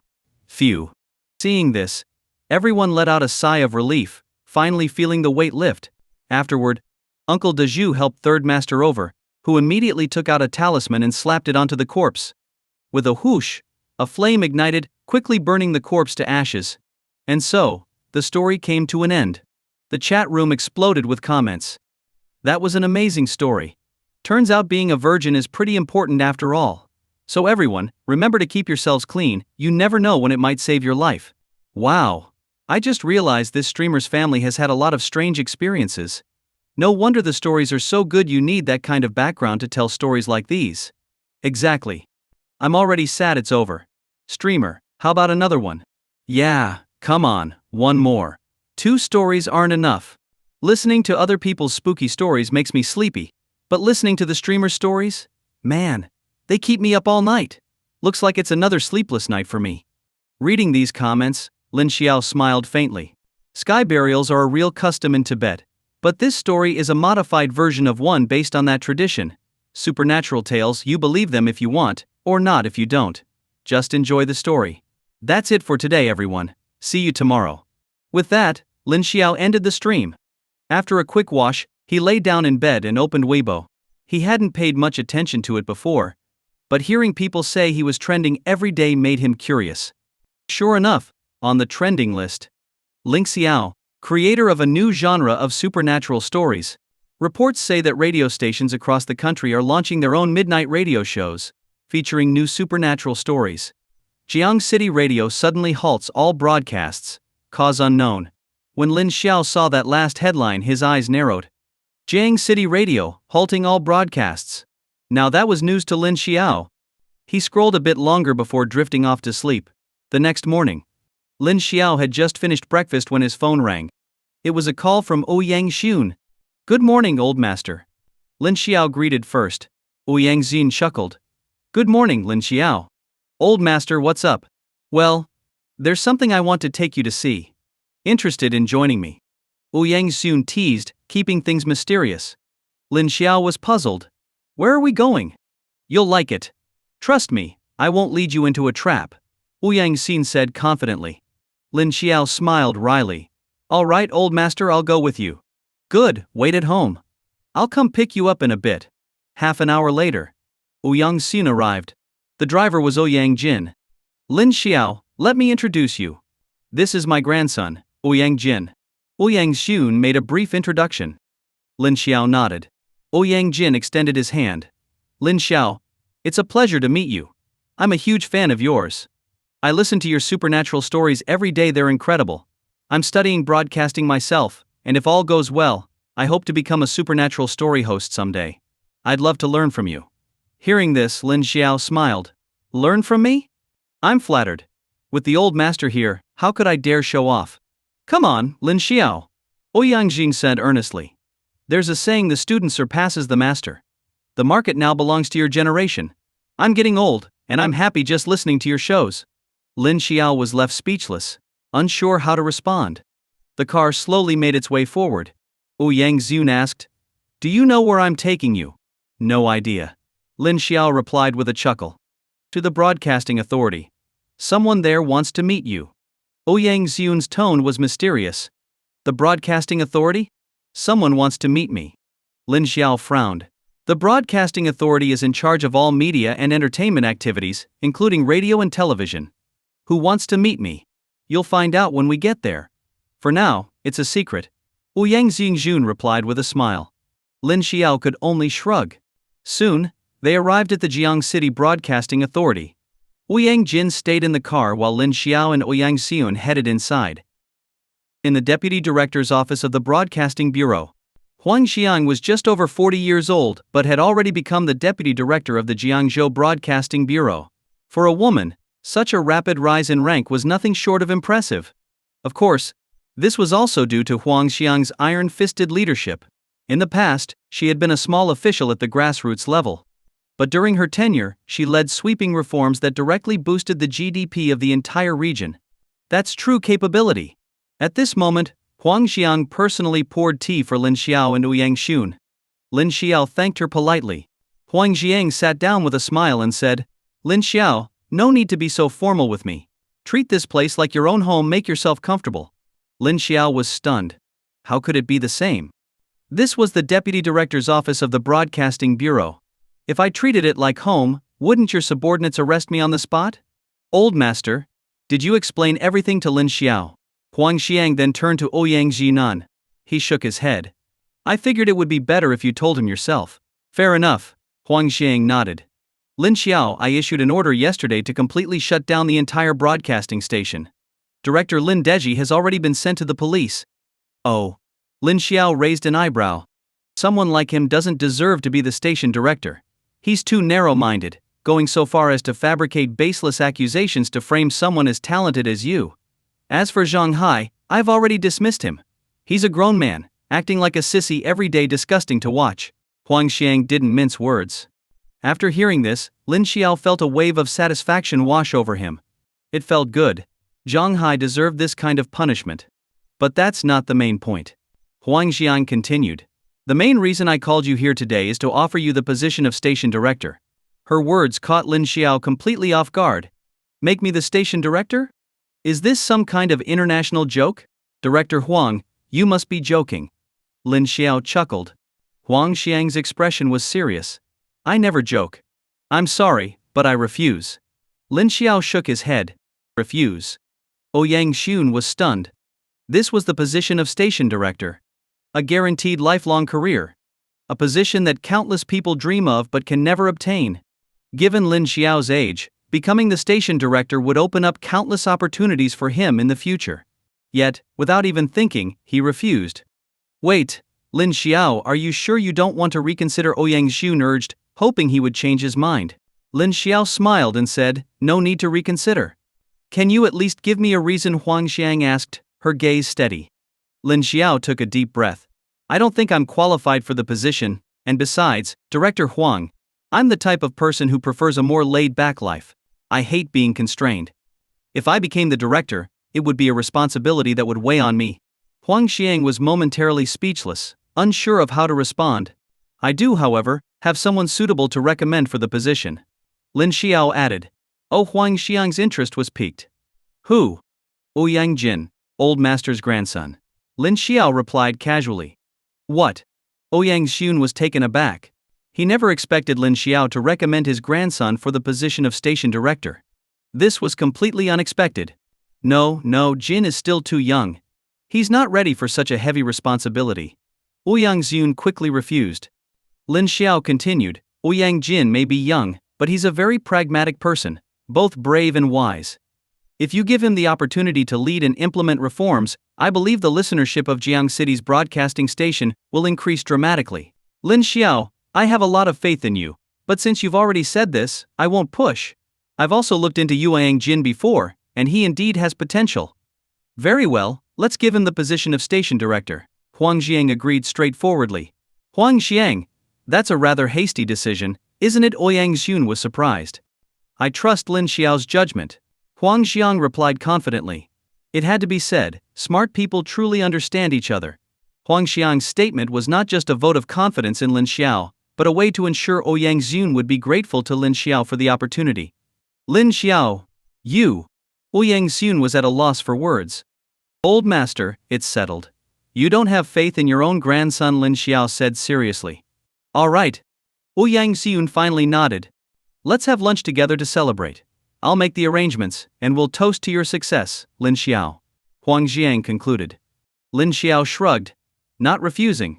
After all, she was the deputy director. Turning her down wouldn't be the most polite thing to do. After lunch, Ouyang Jin drove Lin Xiao home. On the way, Ouyang Xun explained everything to his grandson. After hearing the full story, Ouyang Jin nearly pressed the gas pedal instead of the brake. Lin Xiao, you have way too much faith in me. This position was meant for you, but you're giving it to me. How am I supposed to handle that? Ouyang Jin was astonished. Lin Xiao casually replied, we may have just met, but I feel like we hit it off. This position suits you more than me. Ouyang Jin didn't know how to respond. Back at home, before Lin Xiao could close the door, Su Wan suddenly appeared behind him. Lin Xiao. Su Wan's voice was as soft as a songbird. Lin Xiao turned to look at her. What's up? Something wrong? Yes. There's something I need to ask you, Su Wan said, her face slightly red, clearly embarrassed. Come in, and we'll talk. Lin Xiao invited her inside. Once seated on the couch, Lin Xiao asked, so, what's up? Are you free this afternoon? Su Wan suddenly asked. Lin Xiao was taken aback. Yeah, I'm free. Why? Could you come with me to my home? Su Wan clutched the hem of her clothes tightly, her head slightly bowed. Huh? Lin Xiao thought he had misheard. Did you just ask me to go to your house? Su Wan nodded lightly. Lin Xiao smiled wryly. So, you want me to meet your parents? Upon hearing this, Su Wan's face flushed even more. How embarrassing. My dad is forcing me to marry some rich second-generation guy from Jiang City. Tonight's dinner is to announce the engagement, but I don't like him. Su Wan blurted out in one breath. It's true, sometimes the children of wealthy families can be quite pitiful. They never have to worry about material needs, but when it comes to important matters like marriage, they often don't get to decide for themselves. Simply put, most are just pawns in business deals. Hearing this, Lin Xiao didn't hesitate. All right, I'll go with you. Really? Su Wan's eyes lit up. Lin Xiao nodded. By the way, Do you know my alcohol tolerance? Lin Xiao suddenly asked. This caught Su Wan off guard. She shook her head. No, I don't. Want to find out? Lin Xiao asked with a playful grin. Su Wan was confused. Sure. Well, it's about 8 bottles of champagne, 7 bottles of vodka, 6 bottles of Jägermeister, 5 bottles of whiskey, 4 bottles of Jack Daniels, 3 bottles of rum, and 2 bottles of absinthe. Lin Xiao listed off with a smirk. Su Wan burst into laughter, covering her mouth. Lin Xiao, you're just bragging now. I'm not. Lin Xiao said seriously, looking straight into Su Wan's eyes. Or maybe, just a simple good night from you. Buzz. At that moment, Su Wan's mind went completely blank. Was Lin Xiao flirting with her? How romantic. That had to be the most beautiful thing anyone had ever said to her in her life. At the same time, in the outskirts of Jiang City, at a secret base, in a dimly lit meeting room, a group of people sat around a computer desk. On the projector screen was an island, Wuhuai Island. At the head of the table sat a powerful middle-aged man with only one eye, radiating an intense fighting spirit. It was a kind of fighting spirit that most people could never attain in their lifetime. His name was Yuan Zhan. And this was the headquarters of the Ghost Control Alliance of Jiang City. The more than 30 people present were all ghost controllers from Jiang City. Normally they were scattered across the city, only gathering when summoned by Yuan Zhan. Each person here held an impressive position in their public life. Some were leading entrepreneurs, others were renowned scientists or high-ranking officials. Today I've gathered you all to discuss Wuhuai Island. We previously discovered that there was a ghost marquise-level spirit there, an authentic A-class ghost. But as of yesterday its presence has completely vanished. Yuan Zhan's voice was strong and commanding, like thunder. The ghost marquise disappeared. Who could have done it? To easily eliminate an A-class ghost, you'd need at least S-class ghost controller strength. Do we have anyone that powerful in Jiang City? From what I know, no. Even Commander Yuan is only at the peak of A-class. Could it be a ghost controller from a neighboring city? Everyone murmured amongst themselves. An A-class ghost controller was of immense significance to any city. For a second-tier city like Jiang City, it was even more crucial. Even for first-tier cities, or the capital itself, the appearance of a new A-class ghost controller would be cause for celebration. After all, ghosts were now appearing frequently across the country. If they appeared in large numbers, it could spell disaster for humanity. The more A-class ghost controllers there were, the better protected humanity would be. Upon hearing their murmurs, Yuan Zhan shook his head. It wasn't a ghost controller from another city. Then it was someone from Jiang City. Exactly. Yuan Zhan confirmed. Gasp. Everyone in the room drew a sharp breath. An elderly man asked, Commander Yuan, is there an S-class ghost controller in Jiang City? That's the main reason I called you all here. If we truly have an A-class ghost controller in Jiang City, I need to report it to the higher-ups to secure more resources, Yuan Zhan said slowly. Everyone exchanged glances but remained silent. None of you know. Yuan Zhan's gaze swept over the group. They all shook their heads. Yuan Zhan sighed deeply. If that's the case, let's keep this information under wraps for now. Once we identify this S-class ghost controller, we can make our decision. Understood. Everyone agreed. The elderly man spoke again. Commander Yuan, how much time do you think we have until the revival of the ghost race? Yuan Zhan frowned and remained silent for a moment before speaking. It could be as short as 1 year, or as long as 3. Either way, the situation doesn't look good for us. The meeting room fell into a tense silence. The Ghost Marquee file on Wuhuai Island is now permanently sealed. Seal level S-class. File code Ghost Marquee. Meeting adjourned. Yuan Zhan concluded decisively. In a Jiang City shopping mall, Lin Xiao and Su Wan were buying gifts. Even though they were pretending to be a couple, they still had to follow the usual formalities. That was just part of the deal. Initially, Su Wan didn't want Lin Xiao to pay, but out of gentlemanly pride, Lin Xiao insisted on covering the bill. He spent a good chunk of money. Lin Xiao felt the pinch. On the way to Su Wan's house, she glanced at Lin Xiao sitting in the passenger seat. Lin Xiao, are you nervous? To be honest, this is the first time I've done something like this, so yeah, I'm a little anxious. Lin Xiao admitted. How could he not be nervous? He was going to crash someone's engagement party. The other guy was a rich second-generation heir and a business partner of Su Wan's family. In simple terms, Lin Xiao was walking into a situation where he'd be making enemies with everyone there. To say he wasn't nervous would be a lie. Seeing Lin Xiao's honesty, Su Wan smiled. She liked men who were genuine, not pretentious. Don't worry, I'll protect you, Su Wan said confidently. If a man needs a woman to protect him, I might as well be dead. Lin Xiao laughed bitterly. Su Wan's family lived in the outskirts of Jiang City, in their own private estate. As they drove up the mountain road, a grand and ancient-looking building came into view. Is this your home? Lin Xiao asked, surprised. Su Wan nodded. Yes. Lin Xiao took a deep breath. A place this big must have cost a fortune. It seemed. The Su family's wealth far exceeded his expectations. Your family is pretty rich, Lin Xiao remarked. Su Wan thought for a moment. I suppose. We have assets worth a bit under 10 billion. Lin Xiao? That sudden display of modest wealth almost made Lin Xiao's back spasm. Was that even a human response? Under 10 billion? Lin Xiao doubted he'd ever make that much in his lifetime. At the entrance to the estate. As soon as Su Wan's car stopped, 2 security guards quickly approached. Let's get out, Su Wan said to Lin Xiao.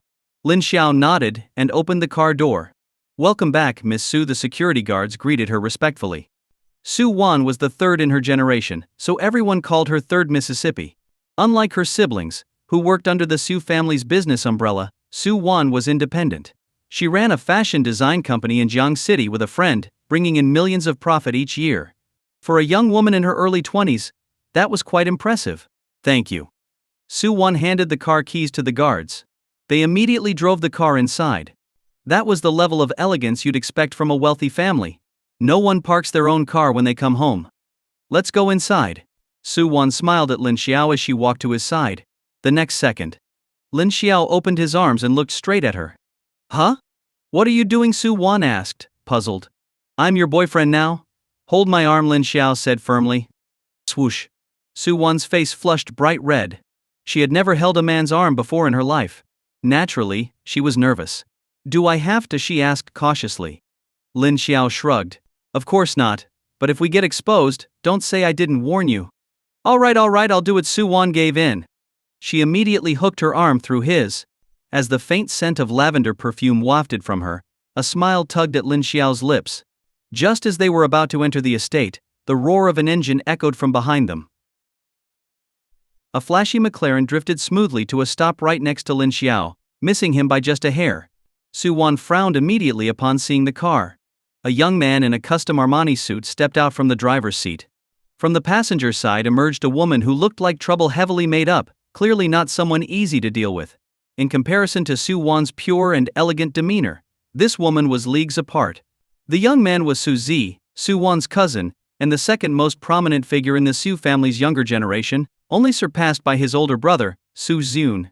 Backed by the Su family's vast resources, he had started a real estate company in Jiang City, making billions in profit each year. He was, without a doubt, a playboy. Well, little cousin, you're here early, Su Zi said with a sly smile as he approached Su Wan. Su Wan responded with a polite nod and addressed him, cousin. And who's this? Su Zi squinted at Lin Xiao. I get it, he's your bodyguard, right? Lin Xiao was about to explain. But Su Zi interrupted. These days, any Tom, Dick or Harry can be a bodyguard. With that build I could knock you out with one punch. Little cousin, your taste is really off. Are you short on cash? If so, just tell me, I can hire you a real bodyguard, a proper muscular guy. Just get rid of this one. Hearing this, Lin Xiao chuckled. Do I really look like a bodyguard? That's quite the compliment. He's my boyfriend, Su Wan said, her tone calm but firm. What? Su Zi was completely stunned by her words, his eyes widening in disbelief. What did you say? He's your boyfriend? Xiao Wan, that joke's not funny at all. Do you even know the purpose of today's gathering? Young Master Yang will be here soon. Don't mess this up, Su Zi quickly tried to warn her. The Yang family was a major business powerhouse in Jiang City. Even the Su family was small in comparison to the Yang group. If the Su family broke ties with the Yang family, the consequences would be unimaginable. A full-scale retaliation from the Yang group would be disastrous. If the Su family collapsed, Su Zi and the other freeloaders benefiting from the family's fortune would be in serious trouble. Little sister, what are you thinking? You're passing up someone like young Master Yang for this poor guy? Look at his outfit, I bet it doesn't even cost 1,000 yuan. You're making a huge mistake. The woman beside Su Zi folded her arms and looked Lin Xiao up and down with disdain. Upon hearing this, Su Wan shot her a cold glare. This is a Su family matter. It's none of your business. Oh my zge. Look at what she's saying. She doesn't even consider me part of the Su family. The woman pouted and rubbed up against Su Zi. Su Zi's face hardened. Xiaowen, let me tell you something, you can't joke about things like this. If uncle finds out, he'll beat you for sure. Young Master Yang will be here any minute, so you'd better make sure this guy is gone by then. If you don't, the entire Su family will suffer the consequences. Su Zi's tone was sharp and menacing. Su Wan, unfazed, replied. The only ones who'll suffer are you leeches who use the Su family name to live a life of indulgence. Su Zi's face flushed with anger at her words. He turned to Lin Xiao. Kid, if you know what's good for you, you'd better leave now. Otherwise, I'll make sure you can't survive in Jiang City. Cousin, saying that to me won't help. You'll have to ask my girlfriend. If she tells me to leave, I'll go right now. But as for you, who do you think you are? Why should I listen to you? Lin Xiao shoved his hands into his pockets, adopting a carefree attitude. Su Zi was furious. This nobody dared to talk back to him like that? How was he supposed to save face after this? Fine. Xiaowen, if I can't convince you, I'll let uncle deal with you. When he takes action, don't say I didn't warn you. With that, Su Zi stormed off angrily toward the estate. Watching the backs of Su Zi and the woman, Su Wan sighed lightly. Lin Xiao suddenly spoke up. Xiaowan, your cousin is a real piece of work. Su Wan nodded. He's always been like that, arrogant and selfish. I've never liked him. I've got a way to teach him a lesson. Lin Xiao said with a sly grin. What's your plan? Su Wan asked, intrigued. You'll see. I've got something up my sleeve, but I can't reveal it just yet. Lin Xiao teased. You're amazing. Lin Xiao. Su Wan's smile returned, lighting up her face. Let's head inside. Lin Xiao said as they walked together toward the estate. The Su family estate was massive and lavishly decorated, complete with rock gardens, fish ponds, and stunning landscapes. The lifestyle of the wealthy, in all its simplicity. Let's visit my grandfather first, Su Wan suggested suddenly. Sure. Lin Xiao agreed. In the Su family, Su Zi's father Su Kan was the current head. Su Wan's father Su Hai was the second in command. This marriage between Su Wan and the eldest Yang son had been arranged by Su Kan, with Su Hai's full support. After all, if Su Wan married into the Yang family, it could increase Su Hai's chances of taking over as head of the Su family. Su Wan's grandfather, Su Zhengguo, was over 80 years old and had long since retired from the family's business affairs. He spent his days in his study, practicing calligraphy and enjoying a peaceful life. Su Wan led Lin Xiao to the study and knocked on the door. A frail voice answered from inside. Su Wan opened the door and entered. At the desk, Su Zhengguo was practicing his calligraphy. When he saw Su Wan, his face lit up with a wide smile. Wan Ayer, you've finally come home. I've missed you so much. Su Zhengguo's voice trembled with emotion. Tears welled up in Su Wan's eyes as she knelt by her grandfather's feet, choking back sobs. Grandpa, I missed you too. The last time you visited was half a year ago, wasn't it? Ah, you've always been so independent. The Su family's business may not be huge, but it could easily provide for you. Why go out and struggle on your own? It's not easy for a young girl to make her way in the world, Su Zhengguo said, his tone full of concern. Su Wan couldn't hold back her tears any longer. Grandpa. She was overcome with emotion, unable to speak through her sobs. Lin Xiao stood awkwardly to the side, uncomfortable with such a tearful scene. Just then, out of reflex, he activated his spirit eye. He glanced at Su Zhengguo and his face immediately darkened. A faint cloud of dark energy lingered between Su Zhengguo's eyebrows, and a trace of black mist hovered around his temples, obscuring his fate. These were signs of poisoning. And who is this? Su Zhengguo's gaze turned to Lin Xiao just as he was lost in thought. Su Wan quickly introduced, Grandpa, this is my boyfriend. Hello, sir. My name is Lin Xiao. Lin Xiao smiled as he snapped back to reality. Lin Xiao. Su Zhengguo frowned slightly. I heard from your uncle that today's gathering was supposed to welcome the young man from the Yang family. Upon hearing this, Su Wan pursed her lips and took a deep breath. Grandpa, I don't like him.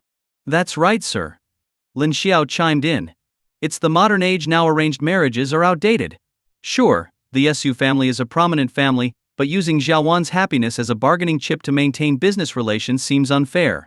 Lin Xiao spoke earnestly. Instead of getting angry, Su Zhengguo nodded in agreement. You're right. To be honest, I've been against Wan Er's marriage to the Yang family boy from the start. Oh, Lin Xiao raised his eyebrows in surprise. I know exactly what kind of person that boy is. If Wan Er marries him, she'll never be happy. I've spent decades in the business world, and to tell you the truth, I've always regretted neglecting my family for business. Su Zhenguo said slowly. Su Wan shook her head. Grandpa, please don't say that. To me, you're the best grandfather in the world. Silly girl. Su Zhenguo smiled warmly as he patted Su Wan's head. Then he looked up at Lin Xiao. So, you're Lin Xiao? A good name. Let me ask you, do you truly love our Wan Er? At these words, Su Wan's gaze also focused on Lin Xiao. Without hesitation, Lin Xiao nodded firmly. Sir, my feelings for Xiaowan are as sincere as the heavens themselves. Good. Su Zhenguo nodded approvingly. A real man must take responsibility. Very well. Then today, I'll throw in my lot with you two and stand by your side. A little after 5 p.m. At the Su family estate. The main hall of the villa was already filled with people well over 100. Most of them were from the younger generation of the Su family, with some well-known entrepreneurs from Jiang City mixed in. At the head of the table sat Su Kan, the head of the Su family. To his right was a strong-willed middle-aged man. None other than Su Wan's father, Su Hai. Second brother. Su Kan said, glancing at Su Hai. Su Hai turned his head. What is it, brother? I heard from Su Zi that Su Wan brought a strange man with her today. Su Kan said, squinting with an indifferent tone. Su Hai frowned. I didn't know. As her father, how could you not know something like this? Second brother, you're really failing as a father. Su Kan sneered sarcastically. Su Hai's face darkened with embarrassment. He immediately stiffened and asked, who is this man? Just some poor kid. If I'm not mistaken, Su Wan probably hired him as a last-minute stand-in. You know what to do, don't you? Su Kan's voice dripped with veiled threats. Su Hai remained silent, a hint of resentment flickering across his face. Before young Master Yang arrives, I expect you to take care of this.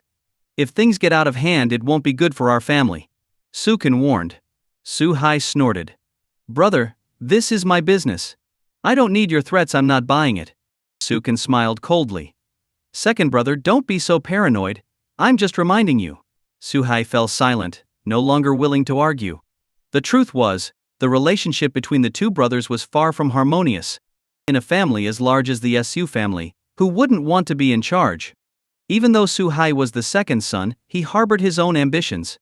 As they conversed, Su Wan and Lin Xiao entered the hall together. The man was tall and handsome, the woman graceful and beautiful, a perfect match. The moment they appeared, they caught everyone's attention. Su Wan's here. She looks even more beautiful than a few months ago. No wonder young Master Yang is so taken with her. Who's that man with her? They're holding hands. No idea, but he's quite handsome. Could he be young Master Yang's rival? The guests murmured among themselves, but Lin Xiao paid no attention to them. Su Wan remained calm as she walked toward Su Hai. Uncle, Dad. Su Wan greeted Su Kan and Su Hai softly. Su Kan smiled warmly. Wan Er, you've grown even more beautiful in the past few months. With your looks, you could easily rival any of today's actresses. Well done. Thank you, Uncle. Su Wan bowed slightly. In a large family, there were always certain rules. No matter how one felt inside, they couldn't show any disrespect in front of their elders. That was the way of things. Then Su Wan turned to her father. Dad, how's your health? I'm not dead yet. Su Hai responded coldly. Su Wan was taken aback. Who is this? Su Hai pointed at Lin Xiao. Just as Lin Xiao was about to introduce himself, Su Hai cut him off. I wasn't asking you. What kind of attitude is that? He thought to himself. I'm just trying to be polite, and this is the response I get? My temper is starting to flare. Fortunately, Su Wan stepped in. His name is Lin Xiao. He's my boyfriend. Buzz. The entire hall fell silent. Everyone knew why they had gathered here today. The goal was to facilitate Su Wan's marriage to Yang Xing. But now, before Yang Xing even arrived, Su Wan had brought another man. What a mess. Xiaowan? I told you earlier to make sure this guy leaves. Why didn't you listen? I'm your cousin, would I lead you astray? Su Zi suddenly appeared. That's right, Xiaowan, don't make a hasty decision. Today is a big day for you and young Master Yang. You can't act rashly. Exactly. This is about the Su family's survival, you can't just fool around. Su Wan, this is no game. Do you think this is some childish pretend play? One by one, the Su family members voiced their concerns. Hearing their words, Su Wan clenched her fists, and, after a brief pause, spoke up firmly. Do I really not even have the right to decide my own marriage? Su Wan's voice wasn't loud, but it was crystal clear, cutting through the silence in the room. For a moment, the hall fell into a deathly quiet. Indeed, how sad is it to live a life where you don't even have the right to choose whom you spend it with? Since I started college, I've worked hard to pay for my own tuition and living expenses. I didn't rely on the SU family for anything after stepping into society, building my career on my own. And now, in the end, I still have to sell myself for the sake of the Su family? Just because I'm a descendant of the SU family, am I destined to bear all this? Su Wan's voice rang out again, loud and resolute, like a clap of thunder. Her soul-searching question made everyone lower their heads in shame. Su Zi's face flushed red with embarrassment. At this point he had every reason to believe Su Wan's words were directed specifically at him. Wan Aer, this is your fate. Sukin stood up, his voice booming. You are part of the SU family, and therefore you must sacrifice for the SU family's interests. If you insist on going your own way, then you're being selfish. Selfish? Su Wan pointed at herself. Uncle, in my entire life I have never done anything to harm the Su family. How am I selfish? Her words struck Sukin like a bell tolling, echoing in his heart. The atmosphere in the hall grew heavy and tense. After a brief pause, Sukin turned his gaze to Su-hai. Second brother, Wan Aer is your daughter. Although I'm her uncle, there are some things that only you should say. What happens to the Su family rests on your decision. Su-kan was clever. He swiftly shifted the pressure onto Su-hei's shoulders. Second master, you must persuade third miss. This isn't a joke. If we offend the Yang family, the Su family will be doomed. That's right, second brother, you need to be cautious. Please, second brother, think carefully. Second brother, you must talk some sense into Wan Aer. The Su family members all chimed in, urging Su-hai to act. Hearing their pleas, Su-hai furrowed his brow, deep lines forming between his eyes. Slowly, he stood and walked toward Su Wan. As the eldest daughter of the Su family's younger generation, you carry a heavy burden on your shoulders. Every decision you make affects the future of the Su family. Do you understand that? Su-hai's voice was firm and commanding. Upon hearing this, Su Wan pressed her lips together. I want to make my own decision about my marriage. This was her last stand, her final boundary. Are you sure? Su-hai stared intensely at Su Wan, his tone growing more serious. Su Wan nodded firmly. I'm sure. Without warning, Su-hai raised his hand and slapped Su Wan hard across the face. Slap. The sound was sharp and loud. Everyone in the hall gasped. Su-hai had actually struck Su Wan. And not just a slap, he had hit her with full force. Blood began to trickle from the corner of Su Wan's mouth, her cheek flushed crimson.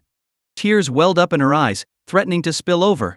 Seeing this, Lin Xiao's brow furrowed tightly. He quickly stepped forward and locked eyes with Su-hai. What are you staring at? Su-hai demanded. Lin Xiao's voice was cold. You really hit a woman. Impressive. She's my daughter. I can do whatever I want. And when did you, an outsider, get the right to interfere? Su-hai's tone was dismissive. Hey. Lin Xiao smirked. Outsider? I'm Xiaowen's boyfriend. She's my woman. How am I an outsider? And you? Su-hai gritted his teeth. Lin Xiao, who do you think you are? Su Zi chimed in sarcastically. This is the Su family's business. You, a mere outsider, have no right to speak. In the next moment, Lin Xiao's eyes, sharp as a wolf's, bore down on Su Zi. Gasp. Su Zi shuddered, his heart pounding wildly. That gaze, it was terrifying. Lin Xiao, forget it. Let's just go. Su Wan wiped the blood from her mouth and tugged on Lin Xiao's sleeve, her voice soft. Hearing this, Lin Xiao's heart softened. In that moment, he felt a deep sense of pity for Su Wan. All right, Xiaowan, let's go.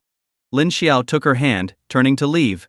But just as they were about to walk out, a figure stepped in front of them. It was Su Zi. Leave? Where do you think you're going? Lin Xiao, you can get lost, but my cousin stays. Young Master Yang will be here any minute. Su Zi's voice was cold. Move. Lin Xiao's voice was devoid of emotion, as cold as ice. Hey. Su Zi scoffed. Lin Xiao, you're pretty bold, huh? This is the Su family. Before he could finish, Lin Xiao raised his hand and slapped Su Zi across the face. Su Zi, caught completely off guard, stumbled and fell flat on his face. My God. He actually hit second young master.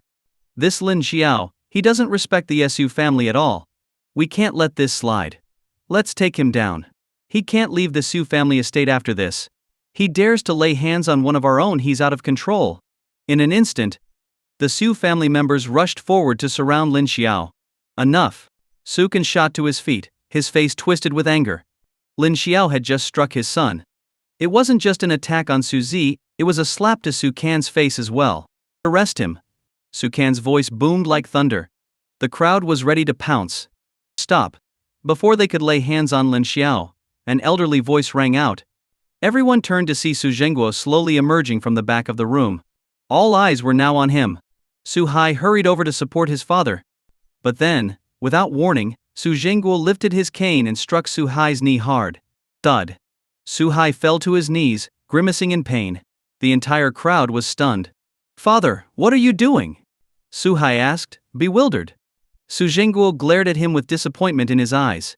You hit my granddaughter. I hit you back. What's wrong with that? Su Hai was speechless. Father, if Wanier is disobedient, isn't it right to discipline her? Su Can interjected. Get down here. Su Zhengguo shouted, his eyes fixed on Su Can. Su Can's face flushed with anger, but he eventually stepped down from his seat. Without a word, Su Zhengguo sat in the chair at the head of the table. His eyes were cold as they scanned the room. Today I want to see who dares touch my grandson-in-law. Su Zhengguo's voice wasn't loud, but it carried a commanding authority that made everyone shrink back in fear.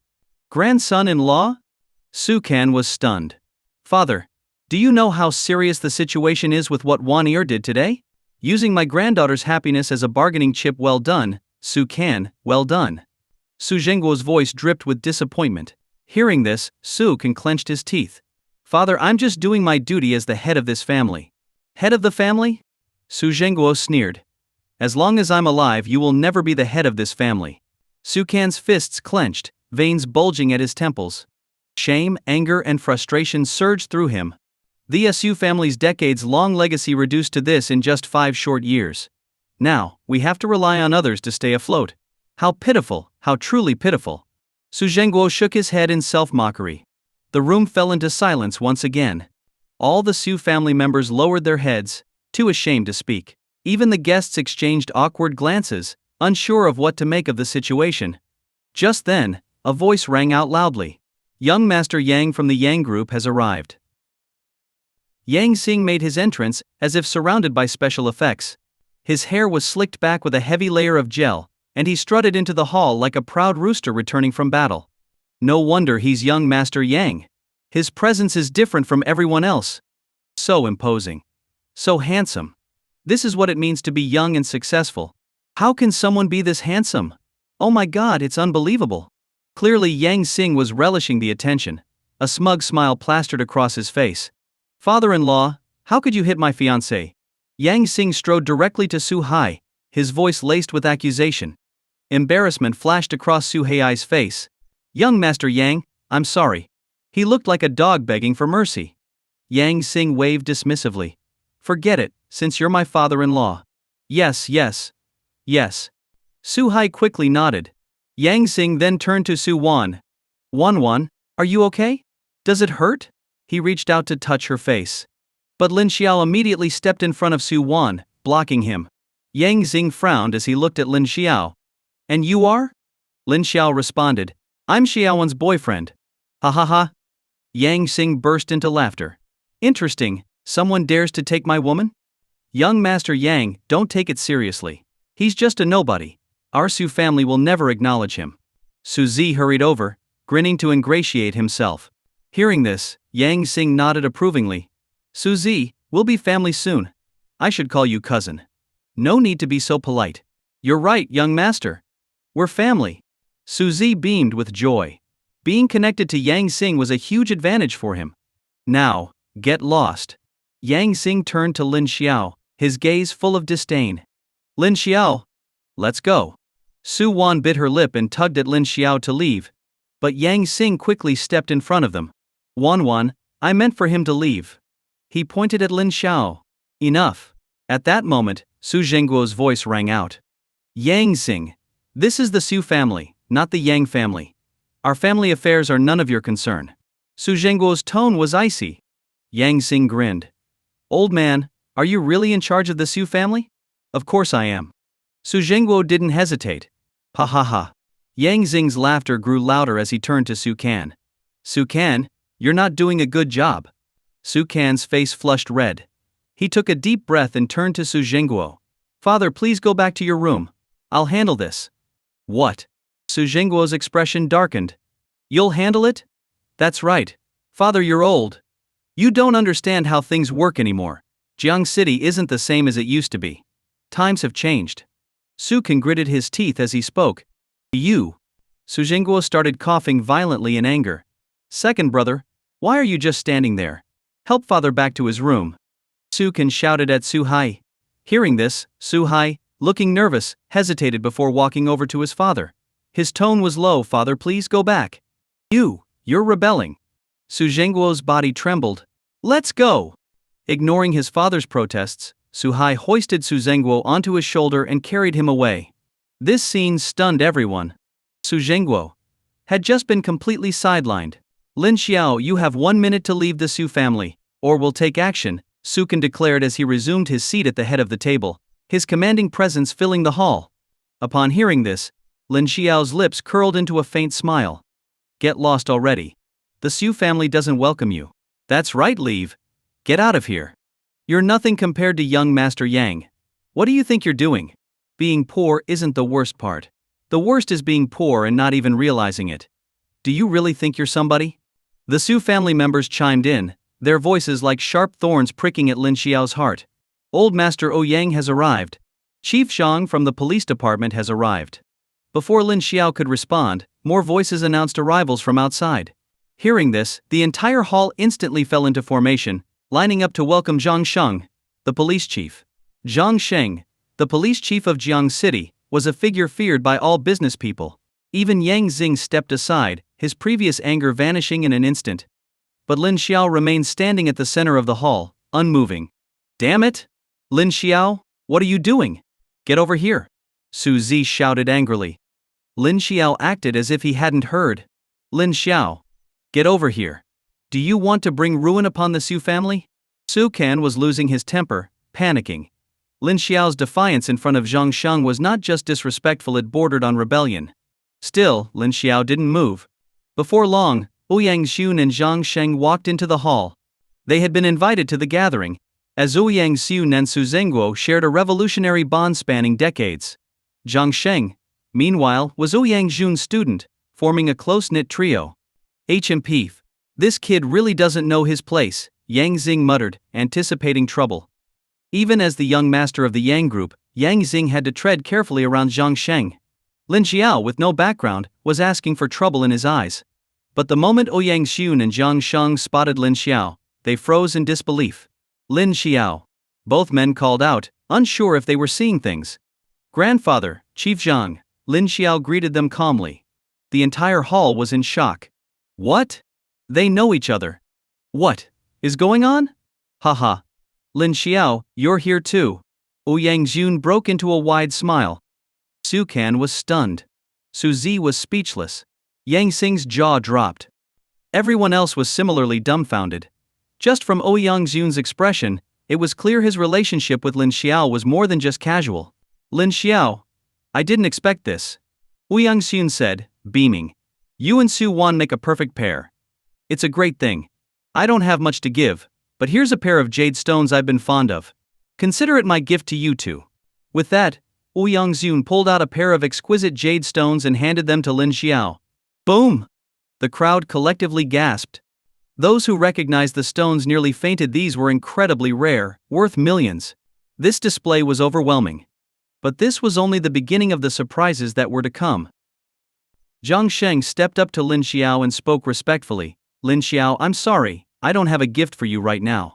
But I'll make it up to you later. For now, let me wish you and Miss Su a lifetime of happiness and unity. Boom! Everyone at the scene was stunned. If Ouyang Xun giving Lin Xiao a pair of jade stones worth millions was already shocking, Zhang Sheng's words completely blew their minds. Who was Zhang Sheng? He was the police chief of Jiang City. And who was Lin Xiao? Just a poor boy, right? Yet here was Zhang Sheng, offering to make up for not having a gift for Lin Xiao, as if lowering himself. This was unbelievable. Sukan was the first to recover. He quickly stood up and approached Jiang Sheng. Chief Xiang, do you know Lin Xiao? He's a hero at our police department, and a close personal friend of mine, Jiang Sheng replied bluntly. Boom! Sukan's mind went blank. This was incredible. He could never have imagined that Lin Xiao had such a close connection to Jiang Sheng. Grandfather Chief Jiang, I'm sorry, but I'll have to excuse myself. It seems I'm not welcome here, Lin Xiao said with a smile. HM? Jiang Sheng frowned. Not welcome? That's right, Lin Xiao nodded. Who? Jiang Sheng asked directly. Sukan's body tensed as he forced a smile. No, Chief Jiang, Lin Xiao is just joking. He is. Lin Xiao didn't fall for the pretense and pointed directly at Yang Xing. In an instant, Jiang Sheng's cold gaze locked onto Yang Xing. Yang Xing's face turned pale, as if he had swallowed something foul. Isn't this young Master Yang of the Yang group? Jiang Sheng's smile was anything but friendly. Taking a deep breath, Yang Xing forced a greeting. It's been a while, Chief Jiang. Yes, it has. Is there some conflict between you and Lin Xiao? Jiang Sheng asked. No, Yang Xing quickly replied. There is, Lin Xiao interjected. Yang Xing was furious, wishing he could make Lin Xiao disappear on the spot. Lin Xiao was clearly trying to embarrass him. Yang Xing, I don't know what your issue with Lin Xiao is, but let me make one thing clear. If you so much as think about causing trouble for him, the Yang Group's future in Jiang City won't be as smooth as it is now. Understand? Jiang Sheng's voice was calm, but his meaning was unmistakable. Yang Xing's face turned ghostly pale, and he nodded immediately. Lin Xiao, if you're leaving, I'll come with you, Ouyang Xin said. All right. Lin Xiao nodded and started walking out of the hall, followed closely by Ouyang Xiun and Jiang Sheng. Everyone in the hall was left dumbfounded. This was beyond belief. Ouyang Xiun and Jiang Sheng, two highly respected figures, were now trailing after Lin Xiao, as if he was the center of their attention. Just as Lin Xiao was about to exit the hall, he reached into his pocket and pulled out a piece of yellow paper. He made a few quick motions over the paper with his right hand. In an instant, the yellow paper transformed into a blue talisman. Command. Lin Xiao whispered softly. The blue talisman vanished into thin air, turning into a fine powder that drifted into Yang Xing's nose. Achoo! Yang Xing suddenly sneezed. In the next moment, his eyes locked intently on Suzy. Confused by the strange look, Suzy hesitated. Yang, young master, why are you looking at me like that? Without answering, Yang Xing did something utterly bizarre. He quickly stripped off all his clothes, leaving only his underwear. Oh my god! What's he doing? This is embarrassing. What's going on? Has Yang Xing gone mad? The onlookers were shocked, and Suzy was utterly bewildered.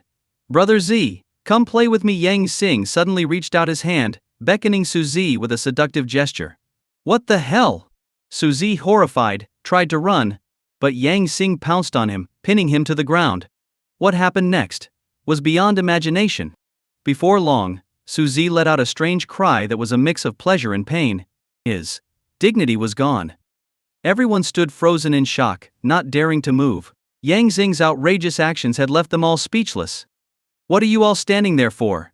Get him off of him. Now. Sukan roared, his eyes red with anger. He could already foresee that if this scene got out, the entire business community in Jiang City would be laughing at their family for years to come.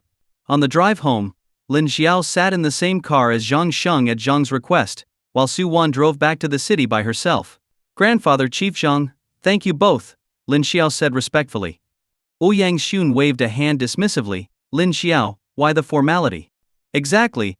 There's no need to be so distant with us, Jiang Sheng chimed in. Lin Xiao smiled. Chief Zhang, I didn't expect you to speak up for me today. Jiang Sheng laughed. How could I not? You helped the police solve a major cold case. I owed you.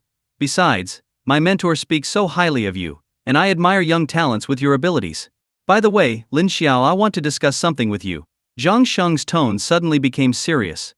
Go ahead. I'm thinking that in the future, we could form a kind of cooperative relationship, Jiang Sheng said straightforwardly. A cooperative relationship? Lin Xiao was puzzled. What do you mean? I mean, if you provide us with leads when you come across anything, I'll do my best to offer you support within my capacity. It's a win-win situation. What do you think? Jiang Sheng explained. Lin Xiao smiled wryly. Chief Zhang, to be honest, The case at Jiangzhou University was mostly luck. You're giving me too much credit. Don't be modest. Luck alone couldn't explain such accuracy. You don't have to tell me your secrets, but let's work together. How about that? Zhang Sheng pressed. Lin Xiao. I think it's a good idea, Ouyang Xun added from the side. My mentor says so too. You wouldn't refuse him, right? Zhang Sheng grinned. Reluctantly, Lin Xiao nodded in agreement. By the time they got home, night had fallen. Su Wan invited Lin Xiao to dinner, and he happily accepted. They headed to a nearby restaurant for a meal. This was a small, hole-in-the-wall restaurant. Lin Xiao wasn't very particular about food. After they sat down, Su Wan began ordering. She first asked Lin Xiao what he wanted to eat. Lin Xiao shrugged. Whatever. Braised beef? Su Wan suggested. No, Lin Xiao replied. Stir-fried beef? No. Su Wan, feeling exasperated, asked. So, what do you want to eat? Whatever. This was getting frustrating. Lin Xiao, you're acting like such a diva. Su Wan couldn't help but tease. Lin Xiao tilted his head. Diva? Using that word to describe me doesn't hurt your heart? Drama queen, Su Wan corrected herself, trying to keep a straight face. Lin Xiao chuckled. Honestly, I think diva sounds better. After ordering 3 dishes, they waited for the food. Lin Xiao took a deep breath. Su Wan, there's something I'm not sure if I should tell you. What is it? Su Wan asked, curiosity piqued. Your grandfather seems to be under a spell. Hearing this, Su Wan's body stiffened, her eyes fixed on Lin Xiao. What? What did you say? My grandfather. Under a spell? Su Wan's voice was low, filled with disbelief. Lin Xiao nodded. Yes. I noticed earlier that there's dark energy around his forehead and temples. That's a sign of possession. What should we do? Su Wan instantly became anxious.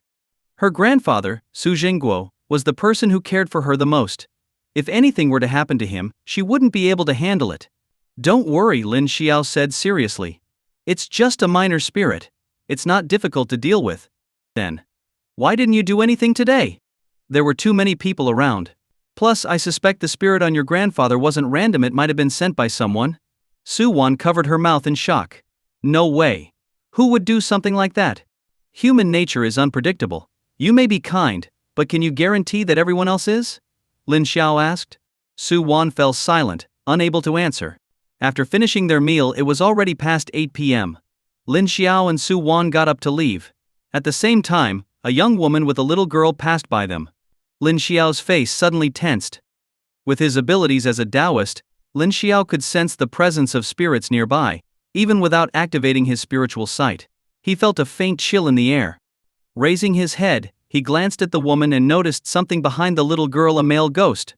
As Lin Xiao stared at the ghost, it slowly turned its head towards him. Its face was a distorted mess of flesh, with 2 eyes bulging from beneath the smashed-in features. The ghost stared directly at Lin Xiao, a horrifying sight. Lin Xiao, what's wrong? Su Wan waved her hand in front of Lin Xiao's face, bringing him back to reality. You should go home first, Lin Xiao said softly. Huh? Su Wan looked puzzled.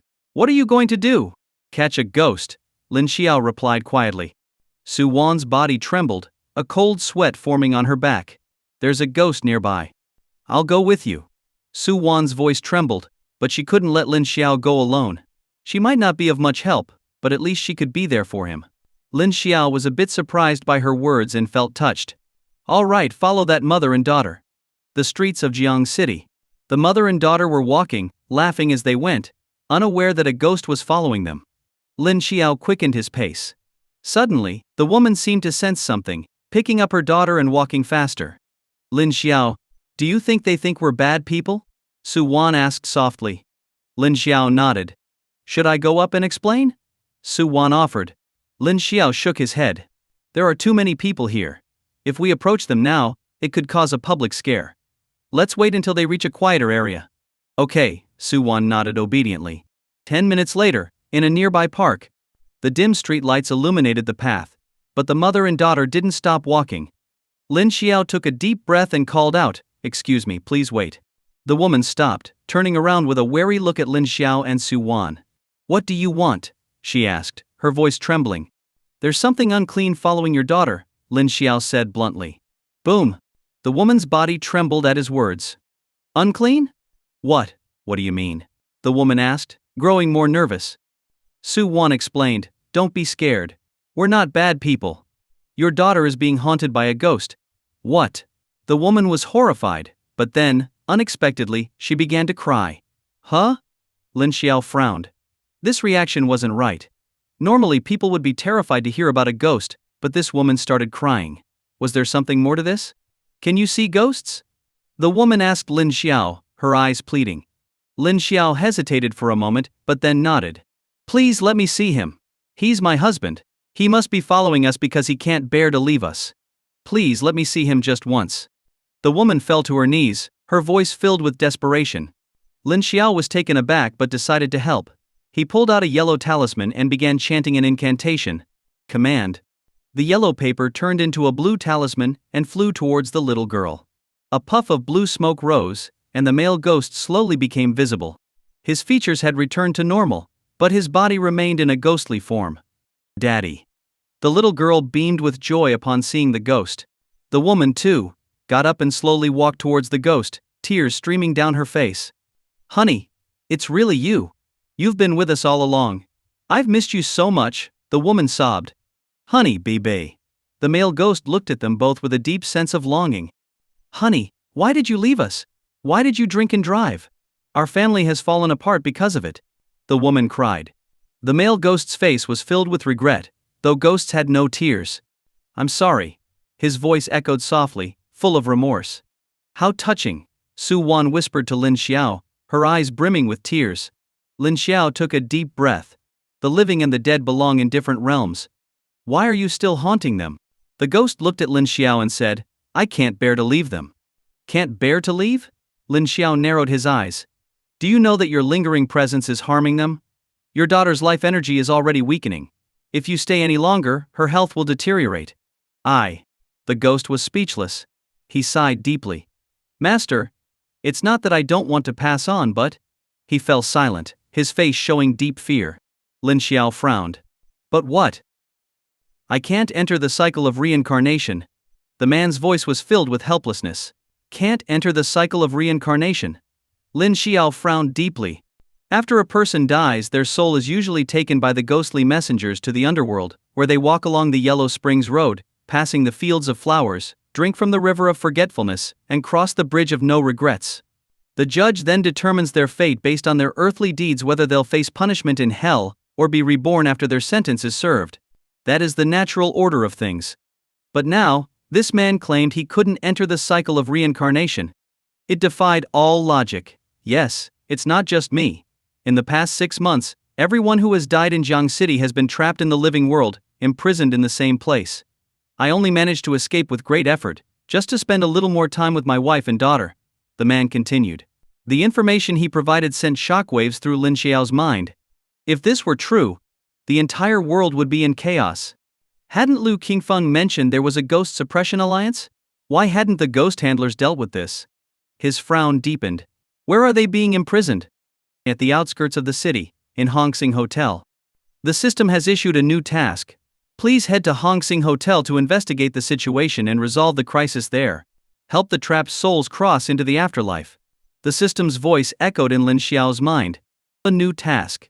I understand your reluctance to leave, but as I've said before, humans and ghosts belong in separate realms. If you continue to linger around your wife and daughter, you'll only bring them harm. Over time, their health will deteriorate, and the damage will be irreversible.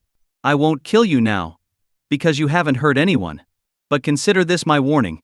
With that, Lin Xiao turned to leave. Thank you, young master. I will leave at once.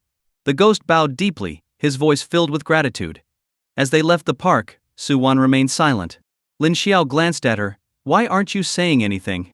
I don't know what to say, Su Wan murmured, biting her lip. Lin Xiao shrugged. You can say anything. Lin Xiao, do you know how it feels to have the worldview you've believed in for over 20 years completely shattered in an instant? Su Wan asked, her voice trembling. Lin Xiao paused, then replied, in this world, humans and ghosts coexist.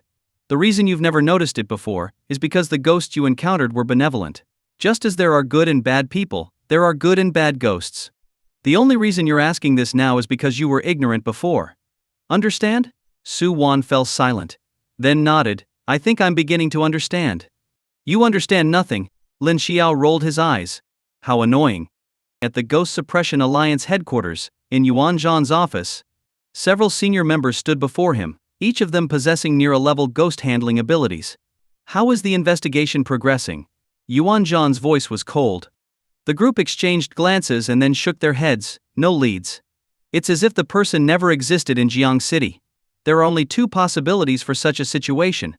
Let's hear them. One of them took a deep breath. Either the person's power is at an S level, far beyond our ability to sense, or they perished alongside the ghost marquise, leaving no trace of their presence.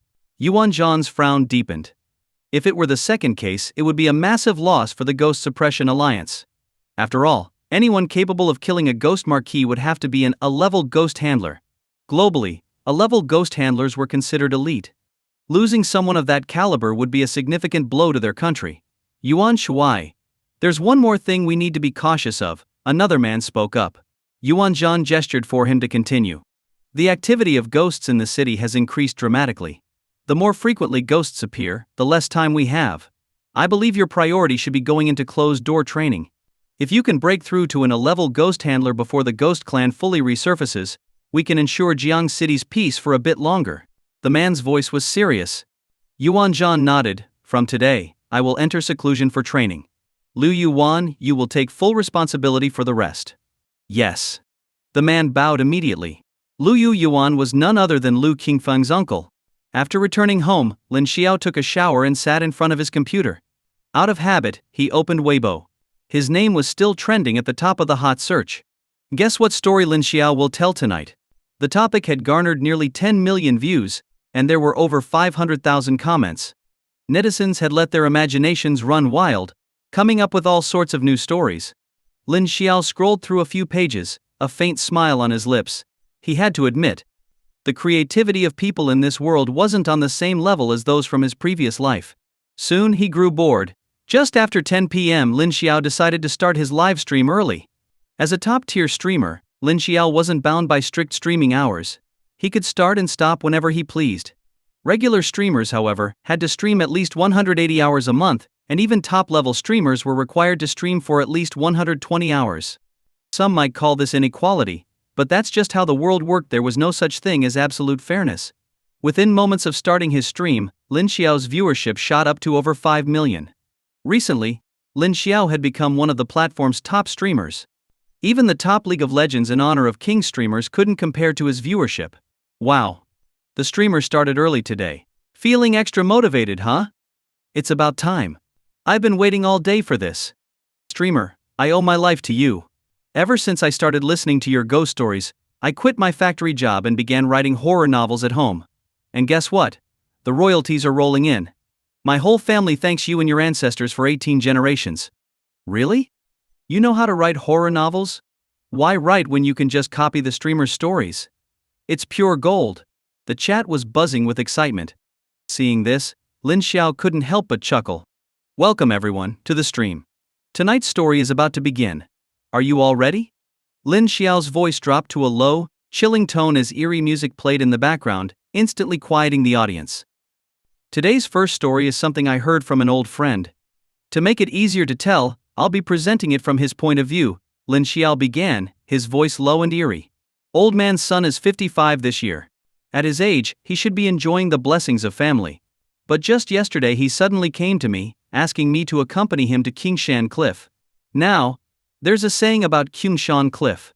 100 ghosts dwell beneath, no living man leaves with their bones. It's an old legend that's been passed down in our region for years. They say it dates back to the later Liang dynasty. Back then, the second emperor of later Liang, Zhu Yugui, was notorious for his cruelty. After murdering his father to seize the throne, he lived in constant fear. Zhu Yugui, for those who don't know, is also the infamous ghost emperor from folk tales. He was the second emperor of the later Liang dynasty. Overcome with paranoia, Zhu Yugui followed in the footsteps of the first emperor of Qin, searching far and wide for the secret to immortality. In the end, he did find something, a secret treasure known as the blood of Rakshasa. Legend has it that this blood can bring a person back from the dead. Once Zhu Yugui obtained it, he hid it deep inside a mountain tomb to prevent anyone else from claiming it. And, to cover his tracks, he mercilessly killed everyone who knew of its existence. But what he didn't anticipate was that before his death, a craftsman managed to seal the entire tomb. From then on, the Rakshasa blood was never seen again, and Zhu Yugui died full of regret. This time Old Man's son sought me out because he wanted to go digging. Going digging is just a euphemism for grave robbing. It sounds better, but at the end of the day, it's still looting tombs. When I heard about it, I immediately refused. After all, Qingshan Cliff is treacherous. A single mistake, and you'd end up as a pile of bones. I thought Old Man's son would give up after hearing my warning, but to my surprise, that same night, he came back with 3 people. One of them was someone I knew well. Mei Gu. When I saw Mei Gu, I frowned. Both Mei Gu and I are well known in the region for our peculiar skills. But while I dealt with things like robbing tombs and disturbing the dead, Mei Gu specialized in finding auspicious burial sites and reading the feng shui of graves. Old Man's son shot Mei Gu a glance, and she looked at me, pleading, Yugi, my sister Lan is sick. I need a lot of money to save her. I have no choice but to go through with this. Will you come? Little Lan was Mei Gu's only family. I had a good relationship with Lan, so hearing this, I couldn't help but feel uneasy. After a moment, I sighed and nodded reluctantly. And so, we set off for Qingshan Cliff. Qingshan Cliff isn't too tall, but it's constantly shrouded in dark clouds. At night, it looks like a beast lying in wait. Our group had a clear division of tasks. A young man named Zhu Wen circled the cliff twice, pushing aside some climbing vines. Here it is, he said. We gathered around to take a look. Sure enough, hidden behind the vines was a bronze relief. Though weathered and worn, the details were still faintly visible. It was a 1-foot-wide bronze carving of a demon, its face twisted in fury, fangs bared. Under the pale moonlight it looked terrifying. At the center of the relief was a recessed pattern in the shape of an inverted bagua, with a reverse Teji symbol at its core. As soon as I saw this, my face darkened. Mei Gu noticed my reaction and asked, Yugi, what's wrong? I took a deep breath and replied, an evil spirit guards this door, the bagua is reversed, and the taiji is inverted. This is very bad news.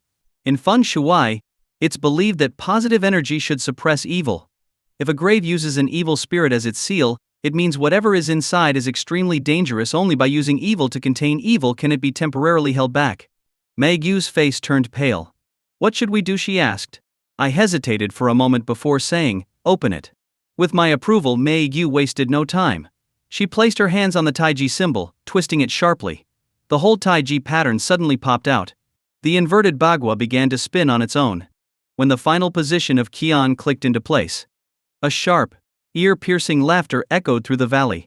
The sound was terrifying. Small rocks began to tumble down from above, and the ground beneath us shook violently. Sun Ci's face went pale. An avalanche? Run. We turned to flee, but to our shock, the path we came from had completely vanished. In its place were giant trees. These trees seemed to move, creeping toward us without a sound. Even more horrifying, among the branches and shadows, blood-streaked ghost faces peered down at us. The laughter, sharp and relentless, came from these ghostly faces. We'd never encountered anything like this before. Everyone was terrified, hearts pounding in their chests. Thankfully, the shaking soon stopped, and the ghost faces vanished. Before us, the rock wall split open, revealing a massive crack. From within, countless pale hands emerged, gripping the sides of the wall, pushing it apart. As the gap widened, we realized the rock wall wasn't a wall at all, it was a tomb door. But as I watched this unfold, I felt a sinking dread. What kind of tomb needs ghosts to open its door, I thought. A foul wind swept out from the crack. The skinny man in our group, Shu Ho, wrinkled his nose and said, I smell blood. Fresh blood. Before he could finish speaking, we heard a raspy, off-key melody drifting from the darkness. It sounded like a chorus of women singing, a group of women who couldn't hold a note. We exchanged uneasy glances, and finally decided to follow the sound. At the end of the corridor, there was a stone door left slightly ajar. Lin Xiao continued, his voice steady. Yu Shu Wen took out a Luoyang shovel to probe the area. After confirming there were no traps, we slowly made our way inside. It was a small stone chamber. The ceiling was divided into 2 rings. The outer ring was lined with heads long dried and rotted. Their hair hung down like curtains, creating a chilling sight. More horrifying was the inner ring, which was hung with countless severed tongues.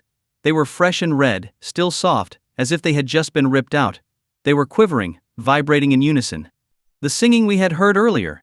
It was coming from those tongues. To be honest, I've raided hundreds of tombs in my life, but I'd never seen anything like this.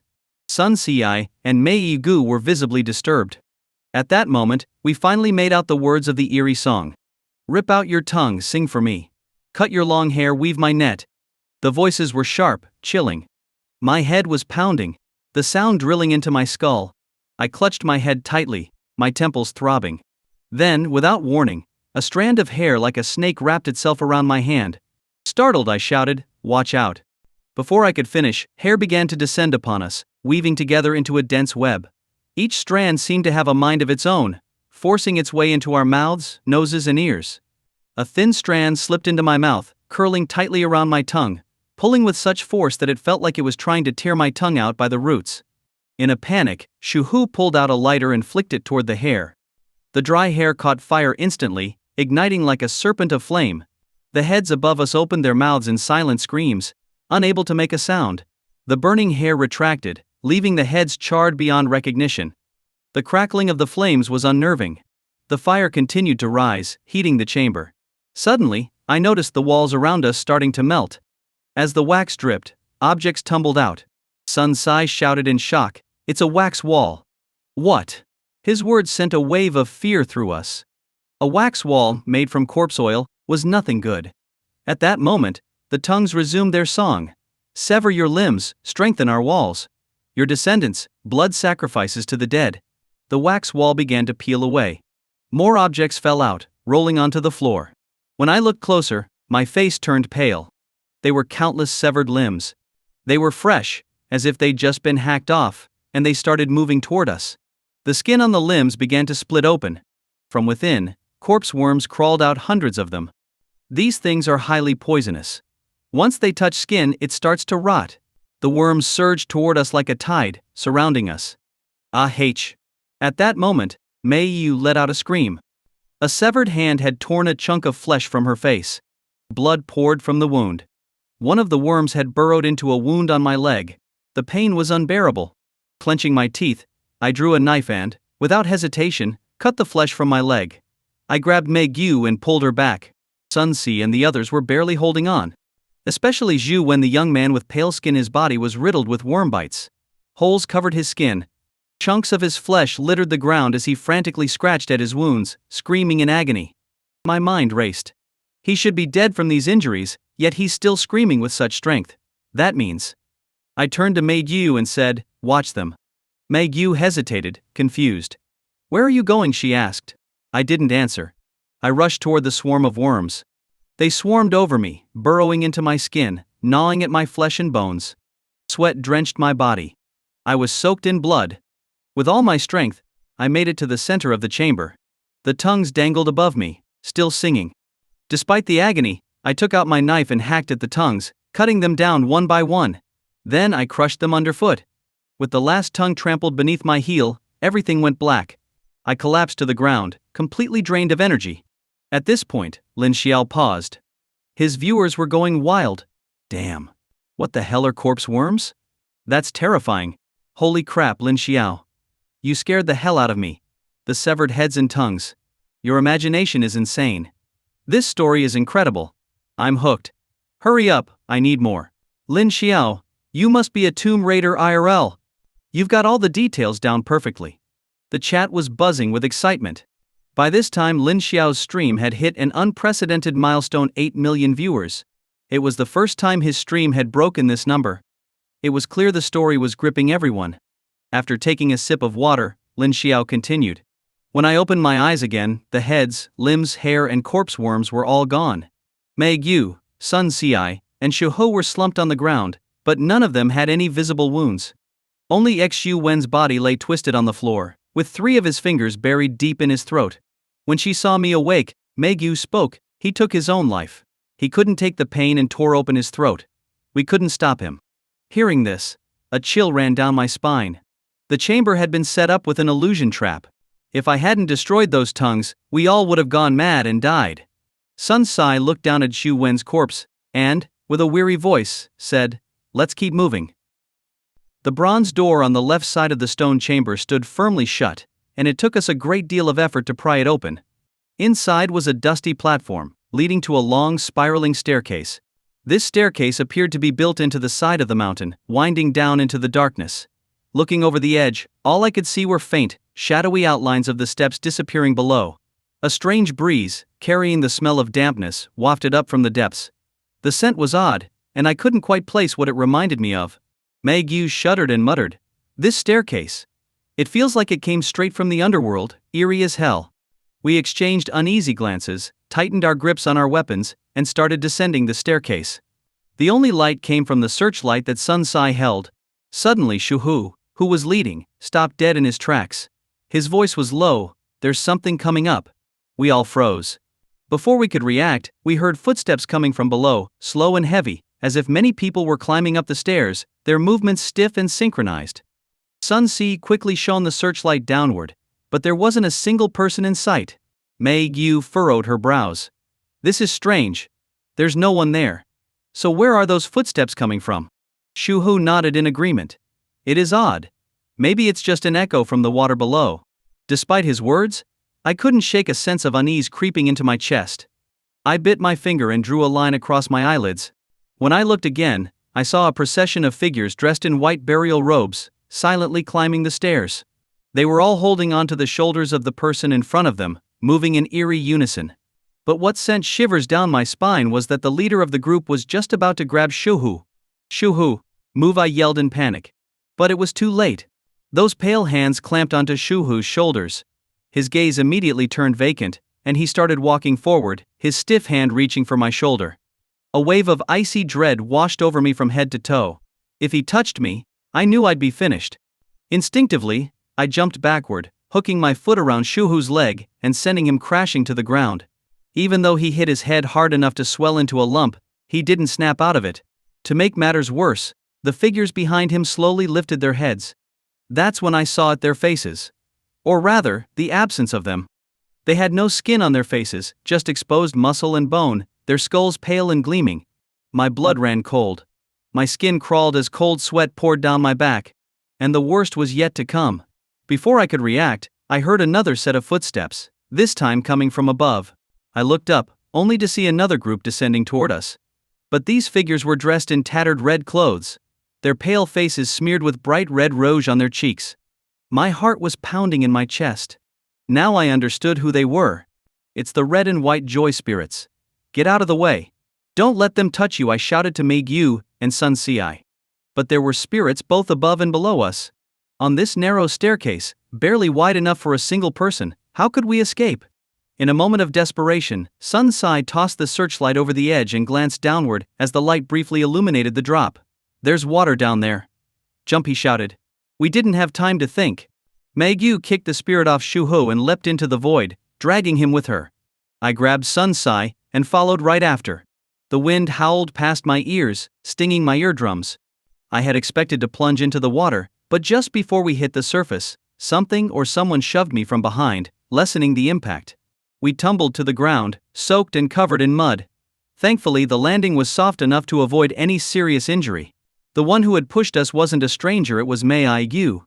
She lay on the ground, drenched, her exposed skin reddened, as if something had corroded it. Just as I was about to ask what had happened, the water behind us splashed violently, blood swirling in the murky depths. Shuhu's head broke the surface, his hands flailing wildly as he gasped, "Help! Help me!" I instinctively reached out to pull him up. But where the water had touched his skin, it was dissolving, melting away. Soon after, grotesque faces floated to the surface, faces with twisted grins, laughing coldly. The sound sent shivers down my spine. Mei Yu slowly got to her feet, her breaths ragged. "This is a corpse-dissolving pool," she said, her voice trembling. "The water is filled with chemicals that dissolve flesh. The moment I hit the water, I knew something was wrong, that's why." Before she could finish, Sun Si cut in with a bitter laugh. "That's why you used Shuhu as a stepping stone to get out, isn't it?" Stunned, I turned to Mei Yu in disbelief. She simply nodded, a grim smile on her face. "I'm sorry, but I can't die here." Her words confirmed everything, and Sun Si said no more, though his eyes were filled with cold fury, like a hawk ready to strike. I stood between them, unsure of what to say. I picked up the searchlight from the ground, thankful that it still worked, and began to examine our surroundings. We found ourselves in a wide, open space. Apart from the corpse dissolving pool and a set of stairs leading upward, there were 3 half-man-high tunnels in the wall. Each one looked identical. Sun Sai spat on the ground and asked, "So, which one do we take?" I didn't respond. Instead, I pulled out some yellow paper talismans, lighting one at the entrance of each tunnel. 2 of them quickly burned away, their ashes vanishing into the dark tunnels as countless ghostly hands reached out to snatch them up. Only the middle tunnel remained still, the paper burning to the ground without any disturbance. I explained, the ancients were very particular about territory. They would use talismans to ward off wandering spirits from places of importance. The undisturbed tunnel is the one that leads to the main chamber. Magyu didn't hesitate. She took the lead with the searchlight, and we followed her, crouching as we entered the narrow passage. But just then, something happened. A shadow suddenly lunged out. It knocked Magyu to the ground in an instant. Fortunately, she reacted quickly, kicking the thing off her before it could do more harm. However, the figure was swift, vanishing into the darkness before we could make out what it was. Sun Sai, visibly tense, asked, "What was that?" Magyu hesitated. I didn't see clearly. It looked like a person. I suggested, "We need to be more careful. This place is full of dangers. A single mistake could lead to disaster." Both Sun Sai and Magyu nodded in agreement. As we continued on, the ground beneath our feet became increasingly sticky, with the soil taking on a strange, dark red hue. I nudged the surface with my toe, and was shocked to see a half-decayed hand beneath the soil. At that moment, the shadow reappeared, knocking the flashlight out of Magyu's hand. With a sharp crack, the entire tunnel was plunged into darkness. Suddenly, I felt a rush of air above me. Instinctively, I drew my blade and slashed upwards, warm liquid splattering across my face. My sword had struck the figure, but to my surprise, it didn't stop. The thing kept coming at me. My heart sank. I pulled my sword free and stepped back just as a small flame flickered to life. Magyu had managed to light her lighter. In the dim light, I finally saw what we were up against. We were surrounded by 4 grotesque creatures. They looked like twisted versions of humans, gaunt, hairless, with shriveled skin, their limbs contorted like wild beasts. Their mouths were stretched back to their ears, revealing long, sharp fangs. These were Ren Shangyi, human sacrifices. I recognized them immediately. In ancient times, during the height of slavery, people would be buried alive with the dead, either as offerings or to guard tombs. Ren Sheng had lost all reason, acting purely on primal instincts. At the far end of the tunnel, I noticed a door, an octagonal bronze door, with demonic carvings for door handles on either side. The atmosphere grew tense. Sun Sai gritted his teeth and spat, "Guard dogs." Without another word, he pulled out his Luoyang shovel and swung it forcefully at the nearest Ren Sheng. To our dismay, despite the strength behind the hit, the creature's head merely tilted to the side. It was barely affected. Panic set in. I noticed the smell of blood growing thicker, filling the air until it was nearly suffocating. My strength drained from me, my limbs growing weak. Magyu's face paled. "There's something wrong with the air." Before she could finish, all 4 Ren Sheng attacked at once. Their claw-like hands scratched deep grooves into the ground as they lunged at us, their mouths dripping with bloody saliva, like ravenous wolves finally catching sight of their prey. Sun Sai was the first to face them. He leaned back, planting one hand on the ground while kicking at one of the creature's heads. But he was past his prime. The creature caught his leg and, with a vicious bite, tore off a chunk of flesh. Sun Si grimaced in agony, his face twisted in pain. I was momentarily paralyzed, unsure of what to do. In that brief moment of hesitation, 2 of the Ren Sheng leapt at me, knocking me to the ground. One bit into my wrist with a sickening crunch, while the other clawed at my clothes, trying to rip open my stomach. "Brother Yu!" "Their blood," Magyu suddenly shouted. "Their blood," I frowned, struggling against the creatures. I glanced at Mei Yu.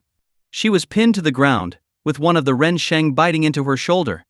But instead of fighting it off, Mei Yu wrapped her arms around the creature and bit into its neck. Blood stained her mouth. Suddenly I understood. The air was toxic, but the Ren Sheng were immune to it, which meant their blood might be the antidote. With the last of my strength, I kicked the creature off my stomach and flipped the other onto its back. We tore into each other, biting and clawing like wild animals, but as the foul, warm blood slid down my throat, I felt my energy slowly returning. Nearby, Magyu had fully regained her strength. She twisted the neck of the Ren Sheng in her grasp, snapping it with a sickening crack. Even then, the creature twitched, refusing to die.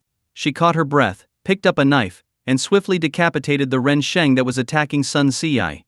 Then she rushed over to help me. I took the blade she handed me, and, with a single stroke, severed the head of the last Ren Sheng. At last, all four were dead. I collapsed to the ground, gasping for air. My body was a wreck, every inch of me throbbing with pain. I struggled to stand, looking at the equally battered Sun Si and Meg Yu. Are we still going forward? I asked. Sun Si snorted, the main chamber is right there. If you want to leave, you can go. I froze, then turned to Meg Yu. She stared at me for a long moment before saying, Brother Yu, you've done enough by helping us this far. I was speechless. Finally, I cursed under my breath and stood up. Damn it, a man's got to fight for a woman at least once in his life, right? Let's go. Sun Si grinned, while Megu gave me a look filled with conflicting emotions. The three of us supported each other as we approached the bronze door. Meanwhile, in the livestream chat, viewers were going wild. This story had completely shattered their expectations. Damn. Ren Sheng. Are those real? I'm telling you. The streamer must have been a Tomb Raider in the past, this is way too realistic. Man, this story is getting intense. Keep going, streamer. What's behind the bronze door? Is there really an elixir of immortality? My curiosity is killing me. Come on, streamer. I'm ready to send you some rockets. The chat was buzzing with excitement. Even Ouyang Seun and his grandson, Ouyang Jin, were engrossed in the story. Grandpa, what are you waiting for? Send the streamer 10 super rockets, Ouyang Jin urged. Ouyang Seun looked at him, puzzled. Are you trying to scam me? I'm unemployed now, and you want me to send super rockets? Why don't you transfer me some money first? Ouyang Jin awkwardly coughed and scratched his nose, falling silent. Ungrateful kid, Ouyang Seun scolded, but then casually sent 20 super rockets. In front of the bronze door, there was a small patch of gray brick flooring. Scattered across it were several messy blood footprints. Strangely, one set of footprints led from inside the bronze door to the outside. When we saw this, all of our faces turned pale. This wasn't good news for us. After so much effort, and with both Xu Wen and Skinny Monkey dead, the cost of reaching this point was incredibly high. If someone had already been here before us, the loss would be unimaginable. Sun Si turned to me and asked gravely, What do we do now? My mind raced, and after thinking for a moment, I tentatively reached out and grabbed the door handle, giving it a twist.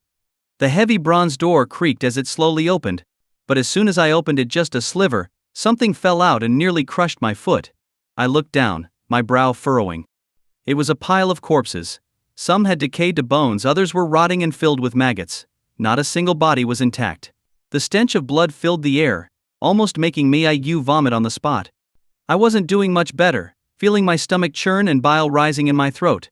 Inside the tomb, a dim eternal lamp flickered, casting a faint yellow glow over the eerie scene. The massive burial chamber was filled with bodies. Their dried blood pooled and hardened on the floor, staining it a deep red. Even more disturbing was that all the corpses were piled along the sides, leaving a narrow, clear path leading straight to a large cauldron in the center. It looked as if someone had fought their way through, carving out a bloody passage. The cauldron, about a meter tall, had countless tiny holes at its base, standing on a millstone-like platform. Several grooves circled the stone beneath it. I instinctively looked up and saw a massive square stone suspended above the cauldron, covered in jagged spikes, with scraps of flesh stuck between them. The stone was perfectly sized to fit inside the cauldron, filling it completely. Sun Si stepped forward to examine the writing on the cauldron. The tomb is built on a place of extreme yin. Hundreds of lives are sacrificed to suppress the curse. Those who drink the blood of the sacrificed will live. Boom! My mind went blank as the realization hit me like a sledgehammer. This was a blood extraction machine. Hundreds of lives had been sacrificed to strengthen the curse, and those who drank their blood would survive. I felt a cold shiver run down my spine. This was pure madness. Meg Yu looked at me. Brother Yu, what do we do now? I frowned, thinking for a moment.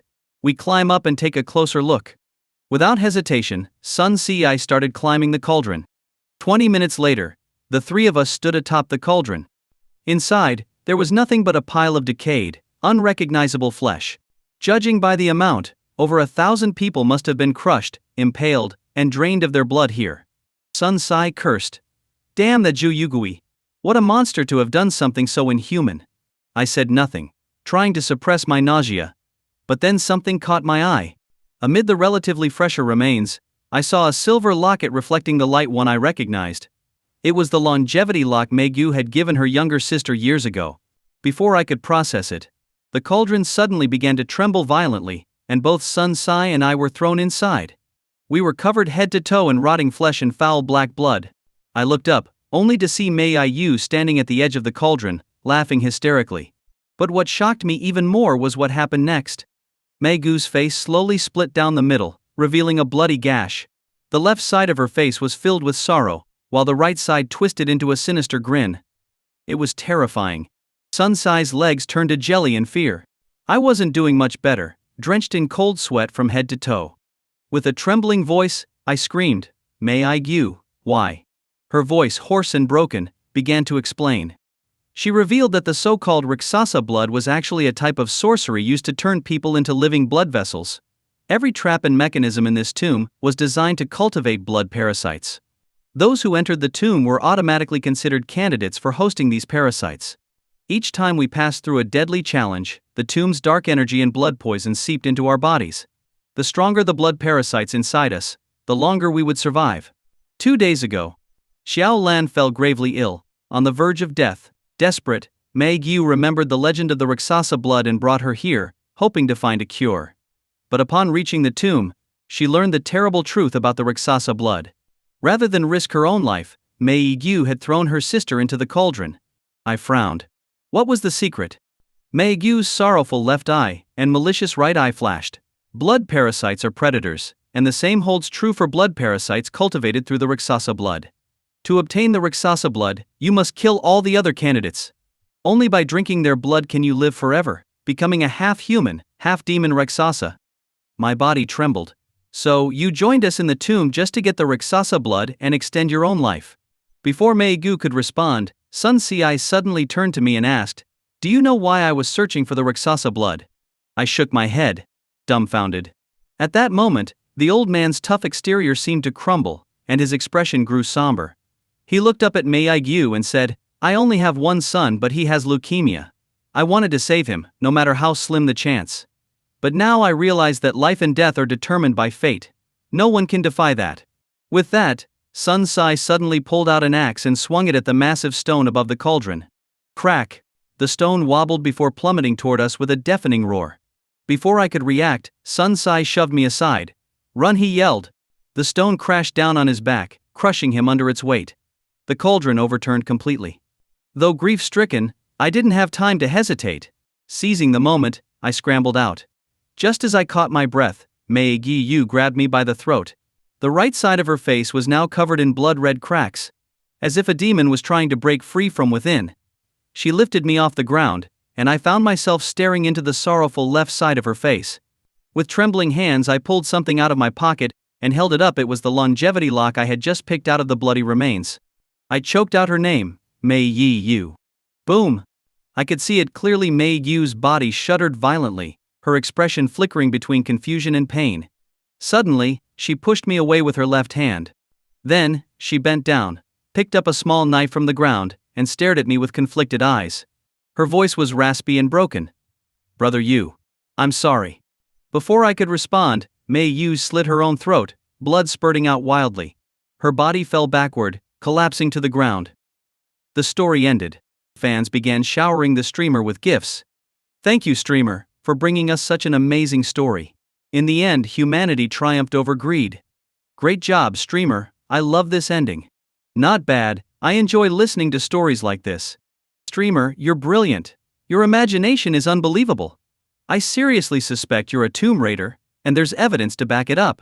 I won't say anything more, just hitting the follow button. There's no such thing as immortality in this world. It's all just greed. That Zhu Yuguiyu wasn't even human. He caused thousands of deaths, all buried at Chewing Mountain Cliff. Serves him right to not even have an intact body after death." Dosha. Director's office. Xiao Lu, this is incredible. Lin Xiao really is a genius. Over 8 million viewers. Do you think there's any chance he could hit 10 million today? Li Feng waved Xiao Lu over, pointing excitedly at the computer. Hearing this, Xiao Lu pursed his lips and shook his head. 10 million? That's unlikely. After all, we haven't given Lin Xiao any top-tier promotion spots yet. relying solely on organic viewers to break 10 million is practically a pipe dream. It's nearly impossible. For other streamers, maybe, but this is Lin Xiao we're talking about. Li Feng's face was filled with excitement. Xiao Lu smiled and said, "Director, I'd love to see Lin Xiao reach 10 million too, but I just think it's a bit unrealistic." "No problem. If he hits 10 million, great. If not, it's no big deal. Get him a special feature as soon as possible. From what we've seen, his potential is limitless. He might just become the most popular streamer on Dusha." Li Feng was brimming with confidence. "Got it, director. Don't worry, the special feature is already in the works." Xiao Lu nodded quickly. Back to Lin Xiao. After a brief rest, he began telling his second story of the night. In the 1920s or 30s, the exact year isn't clear, a terrible drought struck. Across the country, the land was dry, the fields full of cracks, and not a blade of grass grew. As for crops, they didn't even stand a chance. People were so hungry that they ate every wild plant and tree leaf they could find. In the end, the survivors couldn't bear it any longer and began to leave their homes, old and young, wandering in search of a way to survive. In those times, dead bodies lined the roads. As a result, tuberculosis spread like wildfire. In one group of refugees, a husband and wife traveled with their teenage daughter. Sadly, both the parents fell ill. The girl had no money and couldn't afford medicine for them. Within a few days, her parents passed away one after the other, leaving the girl alone to flee the famine. No one knows how much time passed. A month or maybe more. The girl wandered into a village called Lejia Shuang and collapsed from hunger. Luckily, an old man named Lu found her in time and carried her home. Of course, his actions weren't entirely selfless. The girl was beautiful, with delicate features. And old Lu had a son, a man in his 30s with a slight disability, who had never married. Old Lu thought, "If I save this girl, maybe she could solve my son's marriage problem." Old Lu brought the girl home and nursed her back to health. It didn't take long before she was well again. Soon, the neighbors started suggesting he make the girl his daughter-in-law, saying it would be a good deed. That was old Liu's plan all along, and with the neighbors' encouragement, he asked the girl if she would agree. At the time, the girl felt indebted to old Liu for saving her life, so naturally, she didn't refuse and married his son. After they married, the girl's life was fairly peaceful. The only regret was that after 5 years, she still hadn't become pregnant. In rural areas back then, continuing the family line was a deeply ingrained belief. Gradually, the Liu family grew tired of her. She took on all the farm work, which was bad enough, but old Liu's son also had a drinking problem. He often took his frustrations out on her when drunk. The girl had no family to turn to, so she silently endured the abuse, putting on a brave face and accepting the beatings. But despite this, the mistreatment from the Liu family worsened, becoming more severe each time. One night, old Liu's son, drunk again, slapped the girl so hard that she stumbled, hitting her head on a hoe, and died instantly. Seeing this, old Liu's son was terrified. He quickly called for his father. The three of them, old Liu, his wife, and their son, stared at the girl's lifeless body, their faces pale. They knew they had caused a death. Old Liu's son looked at him in panic. "Dad, what do we do now?" Old Liu furrowed his brow, and without a word, hoisted the girl onto his back. Under the cover of night, he snuck out of the house and walked to the village well, where he dumped her body. At that time it was wartime, and losing a family member was like losing livestock. No, it was even less than that. This isn't an exaggeration. In those days, human life was as cheap as grass. A pig or a cow might have been worth more. So the villagers turned a blind eye. No one cared enough to look for her. 7 days passed quickly. That night, it was late. Old Liu closed the door, sat cross-legged on the heated bed, and packed his tobacco pipe. He leaned over the oil lamp on the table to light it, then began to puff away. But just then, he started coughing from the smoke. A thick phlegm rose in his throat. He got off the bed, slipped on his shoes, walked to the door, and grabbed his pipe with one hand while opening the door with the other. As soon as the door opened, old Liu nearly died of fright. There stood the girl, dripping wet from head to toe, her hair still dripping with water. Her eyes were wide open, staring straight at him. In an instant, a chilling fear surged from the soles of his feet to the top of his head. His hair stood on end. The phlegm in his throat was swallowed back down in shock. Old Liu's legs trembled uncontrollably. If he hadn't grabbed the wall, he would have collapsed. The girl's voice was cold and eerie as she spoke slowly. "I'm so cold." Old Liu stammered. He couldn't finish the sentence. But the girl ignored him. After saying those 3 words, she turned and walked slowly into the night. Old Lu shakily shut the door and collapsed against it, unable to move. He breathed heavily, his entire body drained of energy. After about half an hour, old Lu finally calmed down a bit. He used his hands to push himself up from the floor, slowly standing up, dragging himself back to the inner room. Looking at the bed, he saw his wife wrapped in a quilt, lying with her back to him. Old Lu cursed under his breath, "You heartless old woman. I've been gone for so long and you didn't even come out to look for me? Do you even care about me anymore?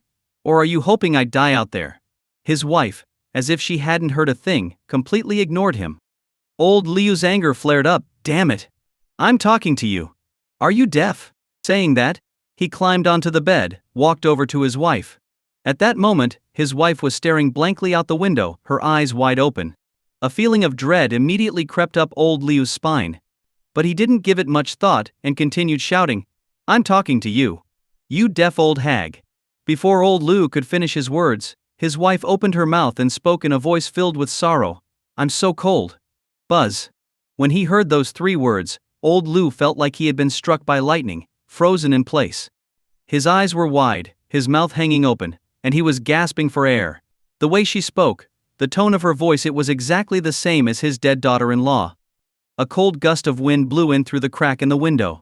Old Liu felt the chill all the way to his bones. With a trembling voice he stammered, "Who are you?" His wife, with a vacant stare, slowly said, "I'm so cold. It's so cold in the well."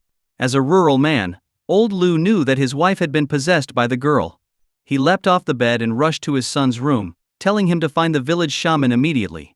When old Liu's son heard that his mother was possessed, he quickly threw on a coat and rushed out into the night to fetch the shaman. The shaman arrived quickly. She was an elderly woman, hunched over, but her steps were steady. Old Liu respectfully greeted her. "Shaman, please take a look at my wife. Has she been possessed by something evil?" The shaman said nothing. She took out an incense burner from her pocket, filled it with ash, and lit 4 sticks of incense. 4 thin trails of smoke rose into the air. Then, she pulled out her pipe and started smoking right in front of old Liu. Old Liu was nervous, but didn't dare ask questions. This was serious business. Just then, old Liu's wife began to sob softly, "I died with such injustice." Hearing this, the shaman sternly muttered, "Nonsense. There are no mistakes in the underworld. The king of hell doesn't keep false accounts." Old Liu's wife fell silent for a moment before changing her tone, "They treated me with no kindness, no justice. I can't accept it." The shaman knew she had the upper hand and softened her tone slightly. "Fate is set at birth. Some are born with silver spoons, others with grass in their mouths. Who can you blame? It's just fate." Saying this, the shaman tapped the bed with her pipe, asserting her authority. Old Liu's wife sobbed again, "But I just can't let it go." The shaman sighed heavily. "Child, I know you've suffered, and I know your heart is full of sorrow. But look at this old woman, she's over 50. The living and the dead are not meant to mix. Possessing her body like this, how can she withstand it? You've been an obedient child, but if you wear her down and make her sick, it'll be another sin to answer for before the king of hell." This time, the girl was silent. The shaman continued, "Tonight, I will make the call. We'll send you 50 silver coins, 2 sets of clothes, and a chest. Tomorrow we'll burn them for you. Will that satisfy you?" Old Liu's wife stared, "No." At this, old Liu was at a loss for words. What was this? The shaman had already offered such generous terms, and yet the spirit was still unwilling. Did this mean the family was doomed? The shaman's face grew stern. "Then what do you want?"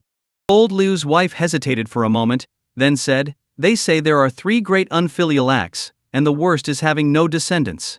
I can't have children, so I don't blame the Liu family for treating me this way. But even animals have loyalty. How can people be so heartless? We lived together for 5 years, 5 years of companionship, and yet they erased it all over this." Upon hearing this, the shaman glanced at old Liu. He quickly understood, rushing over with a pained smile, "Girl, I know it's our family's fault. Tell me what you need, and I'll do everything I can to make it right." Old Liu's wife sighed, "I don't ask for much. I only want release, to enter the cycle of reincarnation, and forget this life." The shaman nodded, "Reincarnating and letting go of your hatred is better than living every day in anger and sorrow. If you wish to leave, you can. It's a simple matter. Whether you can let go of your resentment or not is up to you." Before the girl could respond, the shaman continued, "The 8 sufferings of life: birth, aging, sickness, death, separation from loved ones, being with those you hate, not getting what you want, and being unable to let go. It's these last few that hold you back. You die, but you still can't let go. After hearing this, old Liu's wife spoke, Enough. Enough. I will let go of my hatred and resentment. I'm ready to reincarnate. With that, old Liu's wife collapsed onto the bed. His son rushed over to help her lie down. The shaman stepped down from the bed and pointed to the incense burner. When the incense burns out, bring it to me tomorrow, and fulfill the offering. Also, find a monk or a Taoist priest to perform the rites for the dead. Old Liu's son nodded quickly.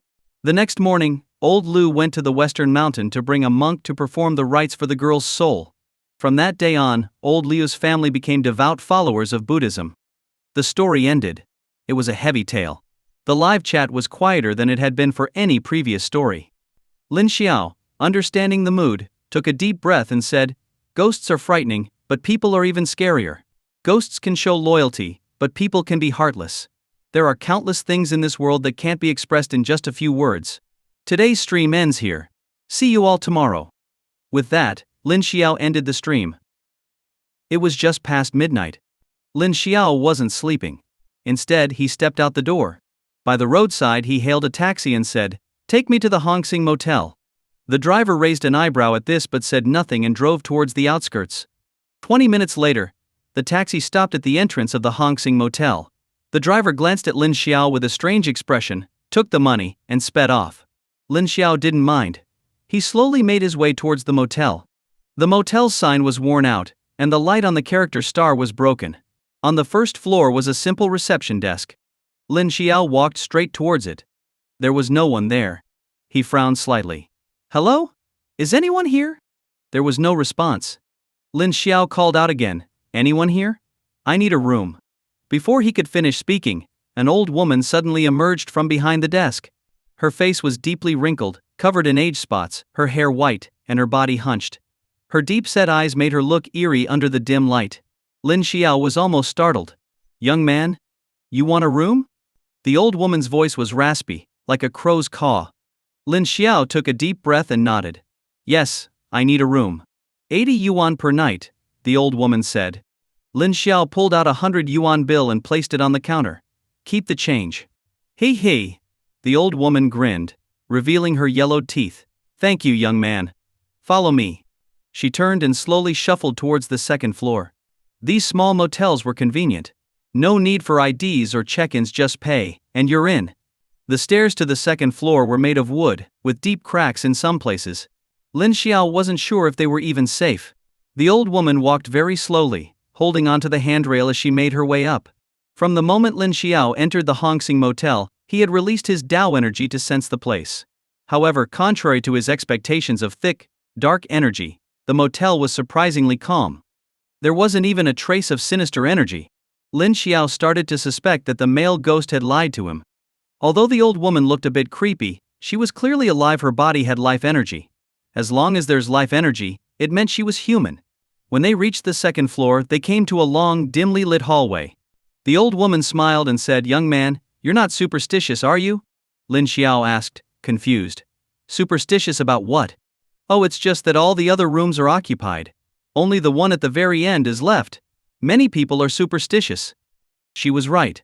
When staying at a hotel, some people avoid the first or last room, believing they attract bad spirits. But Lin Xiao didn't care about that. In fact, he was hoping for something paranormal to show up.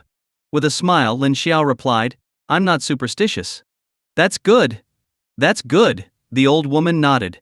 Soon, they reached the end of the hallway. Here's the key. If anything happens, just call for me. I won't disturb your rest, she said, handing him the key before turning and heading back downstairs. Lin Xiao entered the room and expanded his Tao energy to inspect it. There was nothing unusual. This left Lin Xiao somewhat disappointed. Could it be?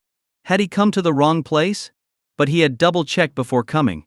This was the only Hong Sing motel in the city. There shouldn't have been any mistake. Shrugging off his doubts, Lin Xiao washed up quickly and went to bed. In a daze, Lin Xiao wasn't sure how long he had been asleep when the sound of a toilet flushing abruptly woke him. The noise was loud, jarring him awake. At that moment, Lin Xiao sensed a faint presence of dark energy. So, There really was something wrong with this motel. The dark energy was coming from the bathroom. Lin Xiao didn't move. He continued lying still. If he moved now, he would alert whatever was there. Soon, the toilet flushed again. This time, the dark energy grew stronger. At that moment, strands of black hair began seeping out of the toilet bowl, flowing out like a waterfall. The hair surged from the bathroom and rapidly spread towards the room. In no time, the hair crawled over the edge of the bed and onto the blanket. Although Lin Xiao hadn't opened his eyes, he could clearly feel something creeping towards his face. The next second, just as the mass of hair was about to cover his face, Lin Xiao suddenly leaped from the bed. In his hand, he held a blue flame talisman. He flung the talisman at the hair filling the room. Boom! As the talisman touched the hair, it burst into flames. Ah! A ghostly, chilling scream echoed throughout the room, sending shivers down the spine. The hair, in pain, quickly retreated back into the bathroom like a flash of lightning. Without hesitation, Lin Xiao sprinted towards the bathroom. Inside the bathroom, under the stark white light, a female ghost with long disheveled hair and a twisted, ghastly face hovered in midair. Bright red blood streamed from her eye sockets. Her long red tongue hung out of her mouth. Man and ghost locked eyes. The ghost's cold voice echoed. "Filthy man, you've come here willingly. I haven't tasted a living soul in so long. Tonight, I'll savor you slowly." With that, the ghost extended her arms, her long, sharp nails glinting menacingly under the light, and flew towards Lin Xiao. A wave of dark energy rushed at him. For any ordinary person, even a brush with this dark energy would knock them out. But Lin Xiao was wearing his yin spirit robe, making him immune to the ghost's dark energy. As the ghost's claws reached for his throat, Lin Xiao sneered. In an instant, he shot out his right hand, grabbing the ghost by the neck. Then, with a fierce motion, Lin Xiao slammed the ghost to the ground. Boom! The ghost's body hit the concrete floor, leaving a deep crater. Her face twisted in terror and panic. She was a ghost, without a physical body. How could Lin Xiao grab her? Could it be he wasn't an ordinary person either? Realizing this, the ghost let out an enraged howl. Her mouth, wide open, was aimed right at Lin Xiao. Suddenly, an unbearable stench assaulted Lin Xiao's nose. His stomach churned, and he nearly vomited his dinner. Damn it! Lin Xiao cursed under his breath, "You wretched thing." Before Lin Xiao could even finish speaking, he threw another punch straight at the female ghost's face. Boom! The punch shattered the ghost's spirit, dispersing it instantly. The dark energy in the room dissipated just as quickly. Ghosts that hadn't been around for at least 10 years were no match for Lin Xiao. His century-old Tao energy was far more powerful than that. At the very least, only ghosts older than 60 years could push him to use his full strength. That stinks, Lin Xiao muttered, shaking his hand as he stood up. Suddenly, eerie voices filled the room. "GGG. Give me your life. You must die. Come with me." The chilling whispers echoed all around him, and waves of dark energy surged toward Lin Xiao from different directions. Next, ghostly faces started emerging through the walls, each one more ferocious than the last. "Good. Bring it on," Lin Xiao smirked. The first ghost, a hanging spirit with a twisted neck, lunged at Lin Xiao.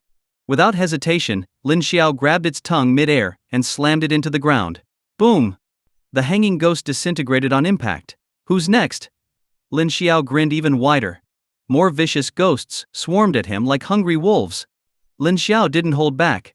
With every strike he banished another spirit, erasing them one by one. What started as over 100 ghosts was reduced to just 6 in less than 2 minutes. The remaining spirits panicked and tried to escape, diving into the walls. Even ghosts can fear humans. Seeing this, Lin Xiao pulled out a talisman and swiftly brushed powerful symbols across it with a calligraphy brush. Command. The talisman glowed blue and shot toward the wall. Boom! The moment the talisman touched the wall, the entire room erupted into flames. One ghost, too slow to flee, slammed into the wall and was instantly consumed. Gee! The ghost let out a bone-chilling shriek as its form vanished completely. These flames were from the legendary Samadhi Fire, a powerful medium-grade talisman spell, far stronger than the basic Fire Cloud spell, especially when enhanced by a blue talisman. Any lesser ghost that touched it was doomed. Seeing this, the remaining ghosts cowered in the corner, trembling. "Your turn now," Lin Xiao said, walking toward them. With just a few swift motions, he dispatched the remaining ghosts. Once the last one was gone, something unexpected happened. The samadhi fire extinguished itself as if by magic, and the room returned to normal. Knock, knock, knock. Suddenly, there was a knock at the door. Without hesitation, Lin Xiao opened it. Standing there was the old woman, her face warm and friendly. "Old lady, what's the matter?" Lin Xiao asked curiously. The old woman coughed heavily and said, I heard some noise from your room and thought something had happened, so I came to check. Are you all right?" Lin Xiao gave an awkward smile. "I'm fine, old lady. A couple of rats got in, and I chased them off." "Oh, that's good. Sorry about that, young man. I'm getting old and it's hard to keep the place clean by myself," the old woman sighed. Lin Xiao waved it off. "No worries, it's understandable." "All right then," the old woman smiled again, "since everything's fine, I'll head back downstairs." Lin Xiao watched as the old woman made her way down the stairs. Just as he was about to turn back into his room, something strange happened. The dim hallway started to peel away, revealing something underneath. The doors disappeared, and the entire corridor transformed before his eyes. When the hallway was completely gone, Lin Xiao found himself standing in a grand hall. Above him hung a sign that read, "Hall of King Yanluo." Lin Xiao was stunned. When had he arrived in the underworld? This was completely unexpected. But the surprises weren't over yet. Seated before him in the grand hall was a figure with leopard-like eyes, a lion's nose, a long black beard, and a square crown on his head. He held a ceremonial tablet in his right hand. It was none other than King Qingguang. On either side of him stood two more figures. It was black and white impermanence, as well as ox head and horse face. Lin Xiao was utterly bewildered. "Lin Xiao, kneel before the king." Oxhead suddenly roared. His voice was like thunder, shaking Lin Xiao to his core. His heart pounded violently. Just as Lin Xiao was about to kneel, he realized something was off. That male ghost had said he couldn't enter the cycle of reincarnation, meaning the underworld had issues. But now, here he was in King Qingguang's hall at the Hongsing Motel. That didn't add up. There was only one explanation. This hall of King Yanluo was fake. Realizing this, Lin Xiao stood tall and fixed his gaze on the figure seated in the hall. Seeing this, Black Impermanence's eyes widened in anger. He swung his morning staff through the air, sending a powerful wave of dark energy toward Lin Xiao. The energy was fierce, making Lin Xiao's clothes flap wildly. Lin Xiao activated his Dao energy just in time to block the attack. "How dare you, Lin Xiao? Show respect to King Qingguang and kneel." Black Impermanence's voice boomed like rolling thunder. "Are you a Taoist?" King Qingguang finally spoke. His voice was calm but carried an overwhelming sense of authority. Without his protective yin spirit robe, Lin Xiao might not have been able to withstand it.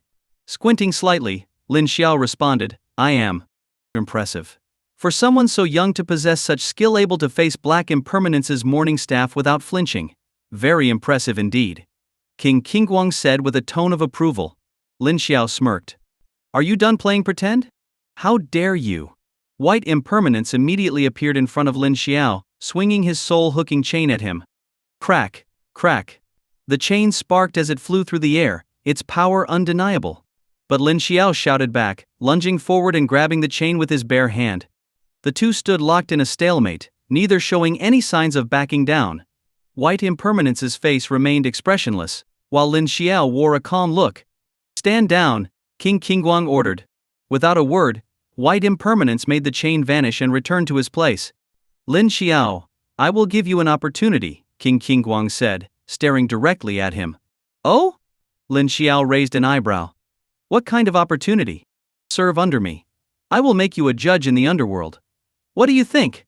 King Qingguang's offer made Black and White Impermanence, along with ox head and horse face, look shocked. In the underworld, the position of judge was second only to King Yanluo and Zhang Kui himself. Lin Xiao chuckled. "Still acting, huh? You're just a lowly ghost pretending to be King Yanluo, and you think you deserve that title? You? Fit to be king?" If Lin Xiao had let this charade go on any longer, this ghost might have actually believed he was King Qingguang.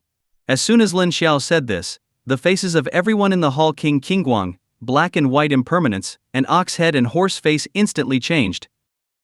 "Impudent!" The four figures shouted in unison. The entire hall filled with a chilling ghostly presence. Thousands of spirits wept in unison, creating an eerie and terrifying atmosphere. A surge of overwhelming dark energy rushed toward Lin Xiao, pressing down on him with immense force. His legs began to tremble uncontrollably, and beads of sweat formed on his forehead.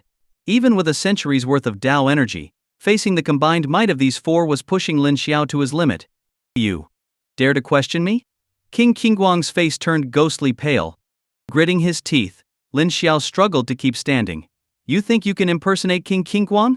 What a ridiculous farce. Come on, show me your true face. Ha ha ha. King Qingguang laughed maniacally. Kill him, he commanded sharply. At his order, black and white impermanence, along with ox head and horse face, lunged at Lin Xiao. Morning staff, soul hooking chain, steel trident, and spirit flag all aimed straight at him, enveloping Lin Xiao in a thick cloud of dark energy. Snap! White impermanence's soul hooking chain lashed across Lin Xiao's body with a sharp crack. Sparks flew off Lin Xiao's clothes. Huh! White impermanence's ghostly pale face showed shock. He knew the power of the soul hooking chain better than anyone. Even a top-level Taoist master would be severely wounded by it if not outright killed. But Lin Xiao had taken the blow head-on, and nothing had happened. Let me try. Oxhead growled. He thrust his steel trident into Lin Xiao's side. It had no effect. Lin Xiao stood firm, completely unscathed. Head's expression darkened. His trident was forged from the souls of 130-year-old ghosts. Its power surpassed that of white impermanence's chain. Yet, Lin Xiao remained unharmed. Samadhi fire. Command. With the protective power of the yin spirit robe, their physical attacks were useless against him. Lin Xiao flung a blue talisman toward Oxhead. Ah! Engulfed in the burning Samadhi fire, Oxhead's dark energy was seared away. His face contorted in pain, and he let out a shrill scream. This is true fire. A mid-grade talisman spell. You've reached the lesser heavenly master level. Horseface's eyes widened with fear. Many Taoists never reached the heavenly master level in their entire lives, yet Lin Xiao, so young, had already attained such terrifying power. This was completely unexpected. A lesser heavenly master? Soul-suppressing tower. From the throne, King Qingguang raised his right hand and grasped at the air above Lin Xiao's head. Immediately, the surrounding dark energy coalesced into a towering structure. Before long, a sinister soul-suppressing tower formed above Lin Xiao, each of its 8 levels holding hundreds of tortured souls. The sound of their anguished wails filled the hall. Lin Xiao frowned. A crushing pressure descended upon him, making it hard for him to breathe. Suppress. King Qingguang's voice thundered as he swung his hand down. Boom! The soul-suppressing tower crashed down, trapping Lin Xiao beneath it. Long live His Majesty! His Majesty is invincible. With just a wave of his hand, this lesser heavenly master was rendered powerless. Truly, His Majesty's strength has grown even greater than before. Black and white impermanence, along with Oxhead and Horseface, praised in unison. Hearing their words, a proud smile appeared on King Qingguang's face. I will refine this lesser heavenly master and make him serve me. Soon, I'll have a top-tier ghost general under my command. Ha ha ha. His voice brimmed with pride and arrogance. But then, his laughter abruptly stopped. The oppressive soul-suppressing tower suddenly burst with a dazzling golden light. The light grew brighter and more intense, filling the entire hall. Powerful waves of Tao energy spread throughout the room. Black and white impermanence were filled with terror. What? What is this? White impermanence's mouth gaped open as he stared at the glowing tower in disbelief. This Tao energy. It's over 100 years old. Horseface murmured in awe. Impossible. How could a mere boy possess century-old Tao energy? Black impermanence's voice was filled with shock and disbelief. King Qingguang's face darkened with fury. Suppress him. He roared, sending a horde of ghostly figures from his sleeve toward the tower. The spirits clawed their way into the tower, merging with the dark energy within. Among them, Lin Xiao recognized the male ghost he had encountered in the park. They were all absorbed into the tower, bolstering its dark energy. The tower, which had been on the verge of collapse, rapidly began to repair itself. So what if you have century-old Tao energy? You're still trapped at the lesser heavenly master level. King Qingguang sneered, confident that everything was under control. Boom! Before he could finish his sentence, the golden light flared again. This time, the light was fiercer, more powerful. The first level of the soul-suppressing tower shattered. Then, the second level disintegrated. The third followed soon after. With each level that collapsed, King Qingguang's expression grew darker. Within 2 minutes, the entire 8-tiered soul-suppressing tower had completely crumbled. The souls trapped within let out horrific, piercing cries as they were obliterated. Their screams echoed throughout the grand hall, chilling to the bone. Standing tall amidst the chaos, Lin Xiao gripped his copper coin sword, his gaze fixed on King Qingguang. That's a copper coin sword. Black Impermanence gasped. It's Lin Zhengying's copper coin sword. How does he have it? I can feel Lin Zhengying's aura on him. Could it be? He's Lin Zhengying's disciple. No wonder he's so powerful. Black and white impermanence, along with ox head and horse face, were all filled with fear and disbelief. Lin Xiao began chanting. Summon the 5 thunder gods, lightning and glory heed my call. Protect my body, subdue ghosts and demons, life and death under heaven's law. By my command. A blue talisman glowed at the tip of Lin Xiao's copper coin sword as it flew toward King Qingguang. Boom! Purple lightning crackled across King Qingguang's body. Ah! A blood-curdling scream tore from King Qingguang's lips. His features twisted in agony, veins bulging across his neck. The high crown on his head fell to the ground. In moments, his entire face changed. He was no longer King Qingguang. He was the old woman from the motel's reception. It's you! A flash of shock crossed Lin Xiao's eyes. So, this old woman was indeed a ghost. But why hadn't his spirit eye been able to see through her earlier? Could it be her cultivation was even higher than the ghost marquise of Wuhui Island? The thought made Lin Xiao furrow his brow. If that were true, this old woman was definitely going to be a formidable opponent. Lin Xiao, I admit you're strong. Now, I'll give you a chance. Become my ghost slave, and the offer still stands. I'll make you a judge. But if you refuse, your century-old Tao energy will be destroyed today. Her voice was raspy and sinister, filled with malice. In response, Lin Xiao said nothing. Instead, he swung his copper coin sword straight at the old woman. The sword gleamed with powerful Tao energy, and waves of sword energy surged toward the old woman like a tidal wave. Foolish. With a wave of her hand, black and white impermanence, along with ox head and horse face, appeared in front of her. Now in their true forms, each one looked more terrifying than before. The sword energy was completely blocked by them. But the cost of this defense was that their dark energy was significantly weakened. Fire Cloud Talisman command. Lin Xiao pulled out a handful of blue Fire Cloud talismans from his pocket and hurled them at the 4 ghosts. The talismans, infused with powerful Tao energy, ignited them in flames. These 4 ghosts were only at the level of ghost generals, what the Ghost Control Alliance would call B-rank ghosts. As for the old woman, her strength seemed comparable to the Ghost Marquise of Wuhui Island at best, a lower-level Ghost Marquis. Above the Ghost Marquis were Ghost Kings, Ghost Gods, Ghost Emperors and Ghost Overlords, corresponding to S rank, SS rank, SSS rank, and SSS rank, respectively. Under the onslaught of the blue talismans, ghosts below a rank had no chance of resisting. In no time, the dark energy surrounding the 4 ghosts was burned away, and their souls began to dissipate. Return. The old woman's eyes flashed cold as she shouted. The 4 ghosts hesitated not a moment and turned to flee back toward the old woman. Trying to run? Not so fast. Lin Xiao snorted coldly. He swiftly threw 4 binding talismans, each one sticking to a ghost. Their souls were immediately frozen in place. Then, with a quick slash of his copper coin sword, Lin Xiao sent out arcs of sword energy. Boom! Boom! Boom! The souls of the 4 ghosts exploded, their dark energy filling the hall.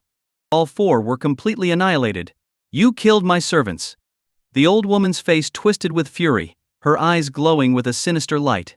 The entire hall began to shake violently. More evil spirits burst from the ground, surrounding Lin Xiao, their ghastly wails echoing all around him. It was only at this moment that Lin Xiao truly understood the meaning of ghostly wails. Enough of your tricks. Lin Xiao's lips curled into a smile. Once again, he tossed out Fire Cloud talismans. The evil spirits were ignited, their souls consumed by the flames. Seizing the opportunity, Lin Xiao dashed forward at lightning speed, reaching the top of the hall in an instant. He swung his copper coin sword furiously, engaging the old woman in battle. As Lin Xiao launched another strike, the old woman reached out with her ghostly hands, aiming to strangle him by the throat. A powerful sense of suffocation immediately overwhelmed Lin Xiao. You, a mere lesser heavenly master, think you can fight me? I am a top-tier ghost marquis. The old woman's face contorted with rage, her mouth stretching unnaturally wide, revealing rows of sharp, white teeth. The dark energy around her intensified. "Shut up," Lin Xiao roared. His century-old Tao energy erupted like a tidal wave. Ah! Ah! The Tao energy flooded the hall, and any ghost below the level of a hexagenarian ghost anything less than 60 years old was instantly obliterated upon contact. The ordinary spirits screamed in agony as their forms melted away. Ghosts below a century in age couldn't survive even a touch of this Tao energy. You! The old woman was livid. These ghosts were her most loyal minions, and they were the foundation of her ghost domain. Now, Lin Xiao had wiped them out without hesitation. As a ghost marquise, how could she swallow this humiliation? The dark energy around her grew even denser, and Lin Xiao felt powerful gusts of cold wind cutting across his face, stinging like blades.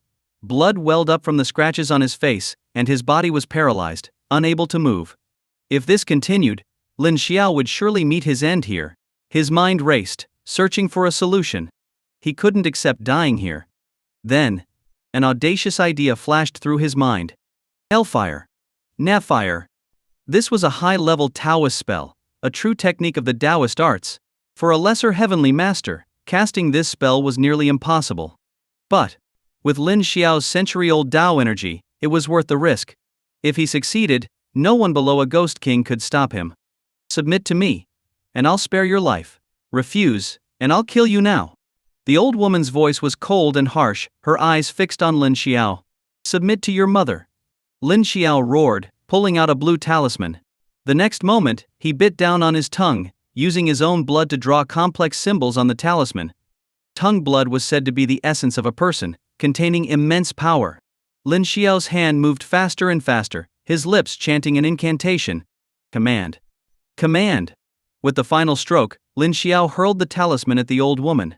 It stuck to her, but nothing happened. The hall fell eerily silent. Lin Xiao stood there, stunned. His eyes were glued to the old woman, unmoving. Inside, he was panicking. Damn it! It didn't work. It seemed that high-level spells really weren't child's play.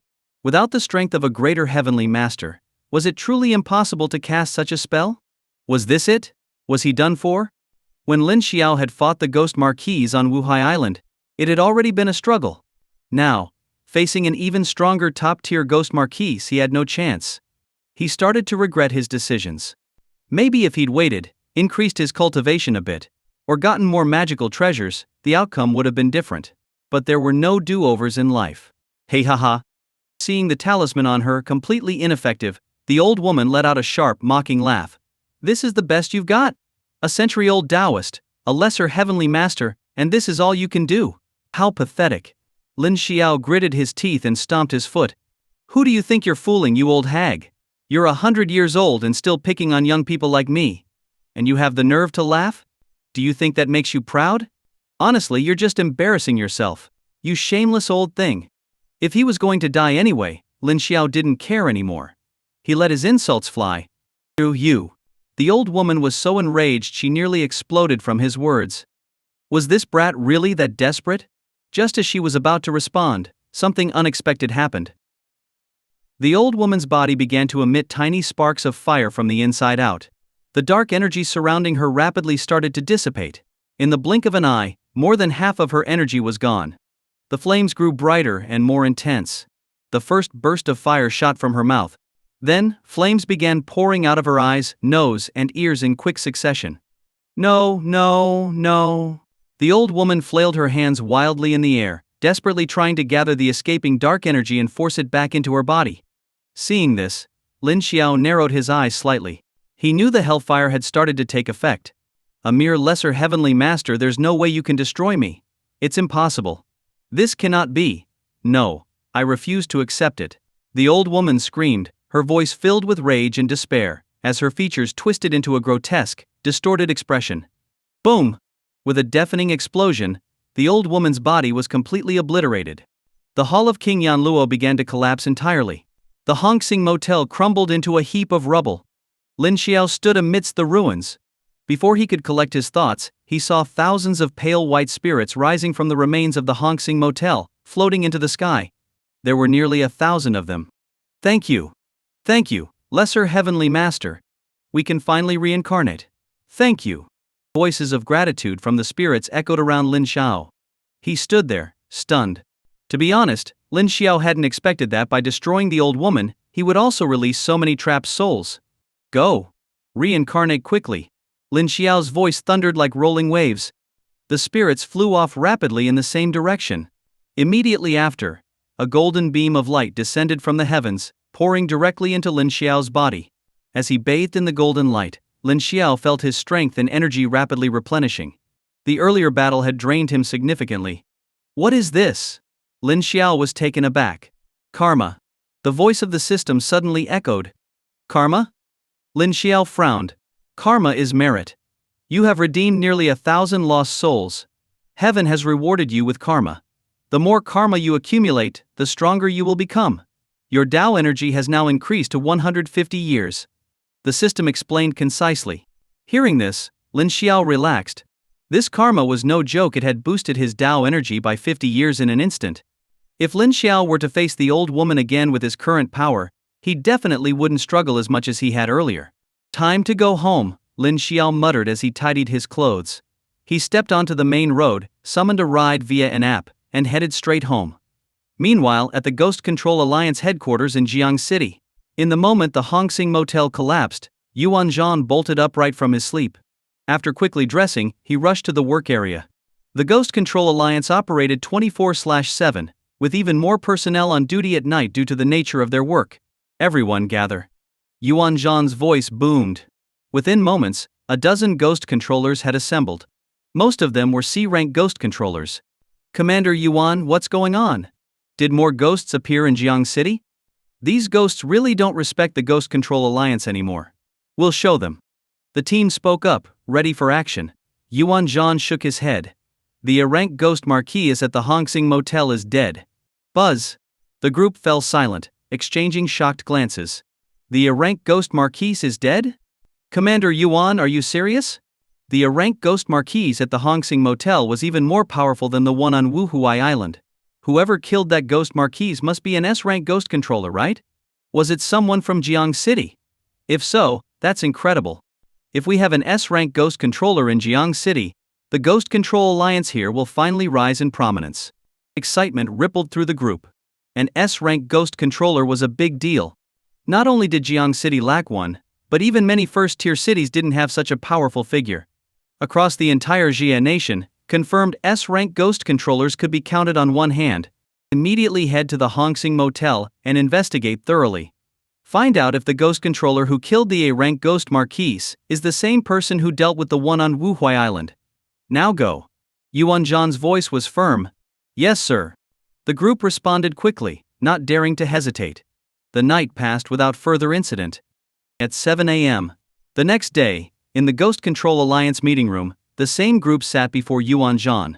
Yuan Zhan scanned the room, taking a deep breath before speaking.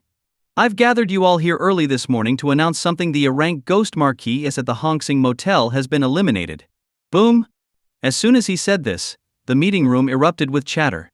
The ghost controllers, all of whom had families and other responsibilities in Jiang City, had no idea what had happened the night before. Now, hearing Yuan Zhan's words, they were all stunned. Commander Yuan, are you serious? The ghost marquis from the Hongsing Motel was destroyed. Do we know who did it? Could it have been an S-rank ghost king trying to expand territory? An S-rank ghost king? No way. If there's a ghost king in Jiang City, we'd be in deep trouble. The entire Ghost Control Alliance here would be wiped out if we fought one. Commander Yuan, do we know who killed the two ghost marquises? Yuan Zhan gestured for silence. Don't worry, it wasn't a ghost king. The person responsible is one of us, a ghost controller. Phew. Everyone breathed a sigh of relief. If it wasn't a ghost king, that was good news for the Ghost Control Alliance. This ghost controller's strength is likely at the S-rank level. Commander Yuan, are they from Jiang City? Lu Yuan asked, eyes wide with interest. Yes, Commander, are they one of us?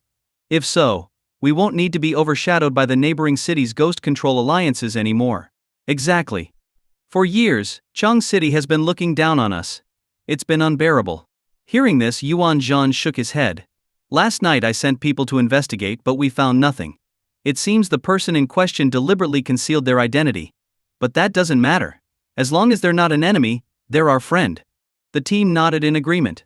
Lastly, I want to remind you all to keep your mouths shut. Until we can confirm the existence of an S-rank ghost controller in Jiang City, this information must not be leaked. Yuan Zhan's voice was stern. Yes, sir. The group responded in unison. Meanwhile, in the Ghost Control Alliance's office in Chuan City, a meeting was underway. Sitting at the head of the table was Fu Feng, an A-rank ghost controller. Under his leadership, ghosts rarely dared to make an appearance in Chuan City. Fu Feng also possessed a powerful legacy. His primary ghost was a nearly 300-year-old blue-faced Fang ghost, passed down from his ancestors. Although Fu Feng was only a beginner A-rank ghost controller, the combat prowess of his ghost allowed him to stand toe-to-toe with mid-level A-rank ghost controllers. At this moment the meeting room was filled with people. Fu Feng scanned the room, his gaze serious.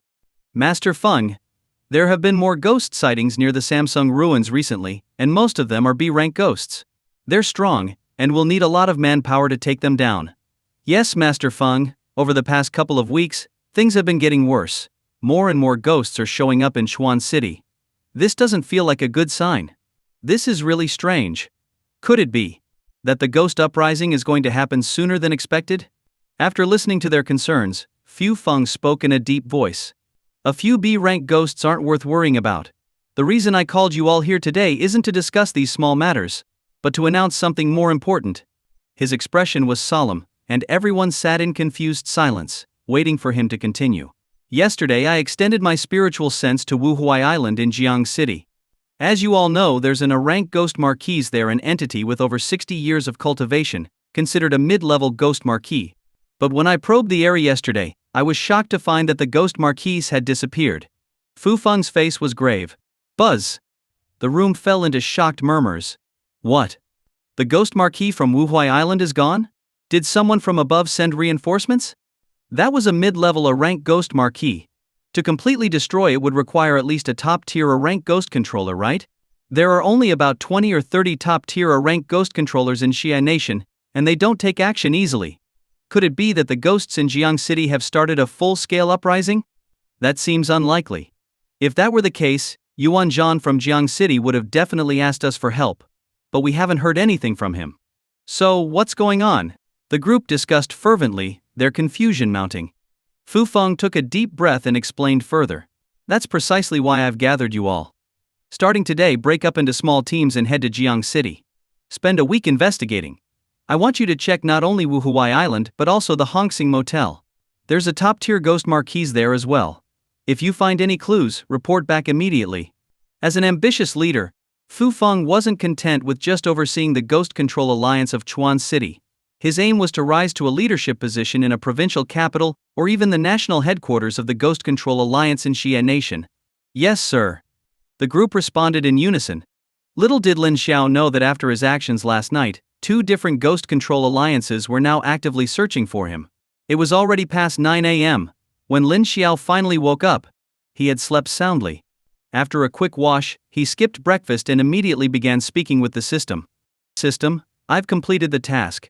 Where's my promised lottery spin? Lin Xiao asked directly.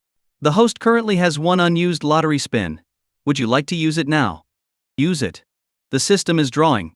Congratulations, host, you've obtained the morning staff. A black staff, glistening with dark energy and adorned with 9 rings, appeared in Lin Xiao's hand. The moment he touched the morning staff, he could feel the overwhelming Tao energy pulsing from it. The morning staff is a weapon used by black impermanents from the underworld. It has immense power against ghosts and evil spirits, the system explained. Black Impermanence's weapon? Lin Xiao's eyes sparkled with excitement. Black Impermanence was one of the 10 Yama commanders of the underworld, a being of great power. And the morning staff, his signature weapon, was naturally formidable. System, you're being pretty generous, handing out Black Impermanence's morning staff right off the bat. Lin Xiao was thrilled. The day of the ghost uprising draws near. Host, please continue to grow stronger. The situation in the underworld is becoming increasingly dire. With that, the system fell silent. Lin Xiao furrowed his brow slightly. The ghost uprising again. This was definitely not good news. Around noon, at a residence in Jiang City. It was a family gathering at the Liu household. Liu Yuan had arrived early at his brother Liu Qingfeng's house. Liu Qingfeng was off work today, and the 2 brothers sat casually on the sofa, chatting. Suddenly, Lu Qingfeng grinned at Lu Yuan and asked, "Uncle, what have you been busy with lately?" "The same as always, just working at the company," Lu Yuan replied nonchalantly. Lu Qingfeng's expression turned curious. "Besides working at the company, what else have you been up to?" Lu Yuan frowned. "Qingfeng, I feel like you're hinting at something. Out with it. What do you need from me?" Ahem, Lu Qingfeng coughed awkwardly, then chuckled. "I was just wondering. About the Ghost Control Alliance." Boom! The moment Lu Yuan heard the words Ghost Control Alliance, his expression changed drastically. His face turned pale, as if he had suddenly fallen ill. He glanced toward the kitchen, where his brother and sister-in-law were busy, then turned back to Lu Qingfeng with a stern look. "How do you know about that?" Lu Qingfeng's eyes darted nervously. "I'm asking you. How do you know about the Ghost Control Alliance?" Lu Yuan's voice grew more intense. Lu Qingfeng's face fell into an exaggerated frown. "Uncle, why are you so worked up? I overheard you talking with some mysterious person the other day. Besides, I'm a cop, not some criminal. It's no big deal if I know about the Ghost Control Alliance, right?" Hearing this, Lu Yuan paused. It made sense. His nephew was a police officer. In a way, police work and ghost controlling weren't all that different. The police dealt with crimes in the mortal world, while ghost controllers managed matters in the spiritual realm. Lu Yuan sighed deeply. The Ghost Control Alliance is in a difficult situation right now. There have been a lot of strange occurrences in Jiang City recently. Oh? Lu Qingfeng's curiosity was piqued. What kind of strange occurrences? Lu Yuan hesitated, then spoke in a low voice. "I can tell you, but you have to promise not to tell anyone else. If the existence of the Ghost Control Alliance is exposed, it could cause widespread panic, and things would get out of control." "Uncle, don't worry. I swear I won't say a word," Lu Qingfeng assured him confidently. Lu Yuan took a deep breath and asked, "You know about Wuhuai Island, right?" "Of course." Lu Qingfeng nodded vigorously. "There used to be a ghost marquise there. Ghost marquises are incredibly powerful, one of the stronger entities among ghosts. Even our entire Ghost Control Alliance in Jiang City, including the leader, couldn't do much about it. We were just holding a stalemate. But recently, that ghost marquis was completely destroyed." Lu Yuan's voice grew more excited as he spoke. Lu Qingfeng was stunned. He immediately thought of Lin Xiao. And that's not all. Just last night, another ghost marquise at the Hongxing Motel also vanished. We suspect that both of these ghost marquises were killed by the same ghost controller. From this, it's clear that the strength of this ghost controller is far beyond a ghost marquise, possibly an S-rank ghost controller. Lu Yuan explained, looking dead serious. Hearing this, Lu Qingfeng cautiously asked, "Uncle, is this S-rank ghost controller really that powerful?" "Powerful?" Lu Yuan frowned. "You don't get it. S-rank ghost controllers are incredibly powerful. Let me put it this way, there are only a handful of S-rank ghost controllers in all of Jie Nation. This is..." Lu Qingfeng was shocked. If this were true, Lin Xiao was an incredibly valuable person. The ghost world is becoming more chaotic, and the seals that keep them at bay are starting to weaken. If nothing changes within 1 or 2 years, this world could be thrown into chaos, turning into a living hell. Do you understand what I'm saying? Lu Yuan's voice was filled with concern. Lu Qingfeng took a deep breath and asked, "Uncle, what can I do to help?" "You?" Lu Yuan looked at him with a mix of disdain and pity. "You can't do anything. When the time comes, just stay at home. For us humans, an S-rank ghost controller is like a national treasure. Anyone with that rank is treated like royalty by the government." Amazing. Lu Qingfeng didn't know how else to describe it. Sigh. Lu Yuan sighed heavily. "Yeah, it's amazing, but the problem is we don't know who this ghost controller is. We're not even sure if they're from Jiang City." "Uncle," Lu Qingfeng hesitated, then blurted out, "Actually, I know him." Buzz. "He's..." Lu Yuan's face immediately changed, his eyes widening in disbelief. "You know him?" Lu Yuan's gaze locked onto Lu Qingfeng. His eyes round with intensity, like a beast ready to pounce. Seeing his uncle's reaction, Lu Qingfeng crossed his arms defensively, feeling a bit frightened. "Uncle, don't look at me like that. It's creepy. Can't we just talk this out calmly?" "Who?" Lu Yuan exhaled sharply, trying to calm himself down. "Qingfeng, say that again, do you really know him?" "Yes, I know him." Lu Qingfeng nodded quickly. "Who is he? Where is he? Is he from Jiang City?" Lu Yuan bombarded him with questions. Lu Qingfeng's mind went blank for a second before he replied, "Yes, he's from Jiang City." His name is Lin Xiao, but I won't reveal where he lives, that's private. Lin Xiao is a close friend of mine, and I was there on Wuhuai Island when he killed that ghost marquis. Good. That's fantastic. A bright smile spread across Liu Yuan's face. Now that he was certain Lin Xiao was from Jiang City, everything would be much easier to handle. You're coming with me to the Ghost Control Alliance, Liu Yuan said. Huh. Liu Yu Qingfeng was stunned. But uncle, didn't you say the Ghost Control Alliance doesn't allow outsiders? This is a special situation. Let's go. Without waiting for an answer, Liu Yuan grabbed Liu Qingfeng and started dragging him out the door. Hey, what are you doing? Lunch is almost ready. Liu Qingfeng's father shouted from the kitchen. Big brother, we're not staying for lunch. Qingfeng and I will eat out. Liu Yuan called back. He wasn't in the mood for lunch. His mind was focused on getting this news to the Ghost Control Alliance as quickly as possible. They had to recruit Lin Xiao. Right now Lin Xiao was still a free agent. Although he was living in Jiang City, if he hadn't officially joined the Jiang City Ghost Control Alliance, there was a real chance he could be poached by another city's alliance. If that happened, the consequences for the Jiang City Ghost Control Alliance would be catastrophic. Liu Yuan needed to report this immediately, or he would be the one to blame if anything went wrong. At the entrance to the Ghost Control Alliance. The two guards at the gate frowned as they saw Liu Yuan approaching with Liu Qingfeng in tow. Elder Liu, why have you brought an outsider here? Don't you know our rules? Outsiders can't learn about the Ghost Control Alliance's secrets, one of the guards said coldly. Hearing this, Liu Yuan took a deep breath and replied, I have urgent news for the leader. I've found the ghost controller who killed the ghost marquises on Wuhuai Island and at the Hongsing Motel. What?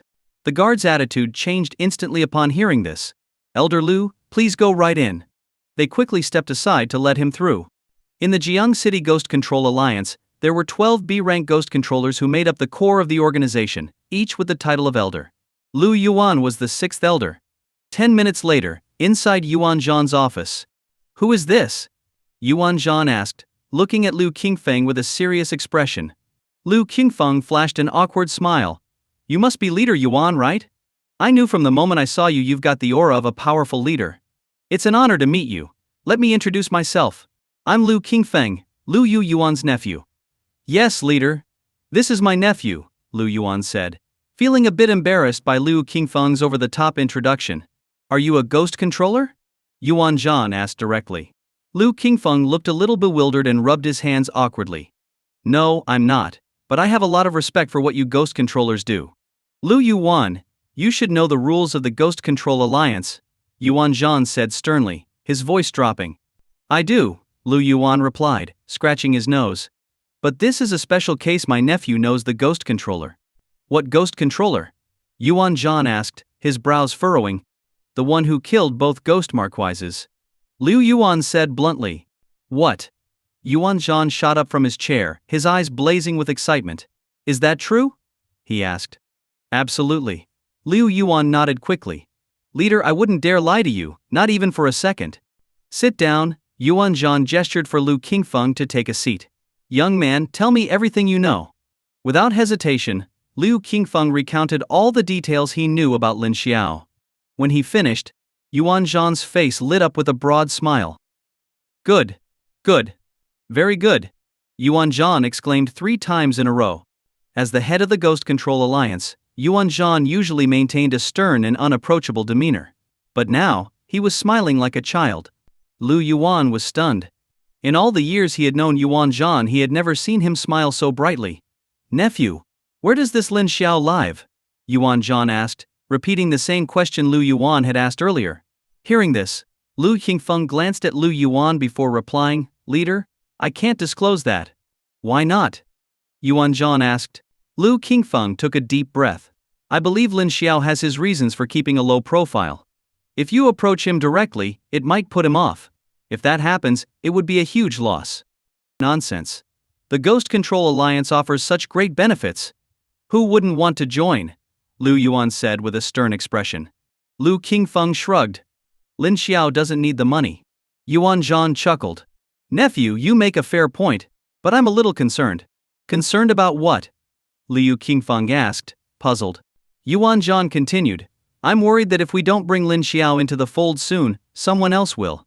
If that happens, it would be a huge loss for Jiang City, and it's a loss we cannot afford. Exactly.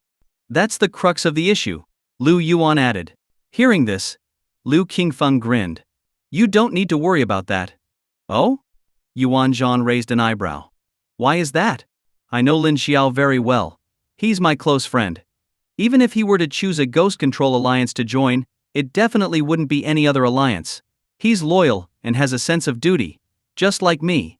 Lu Qingfeng said confidently. That's good to hear, Yuan Zhan nodded.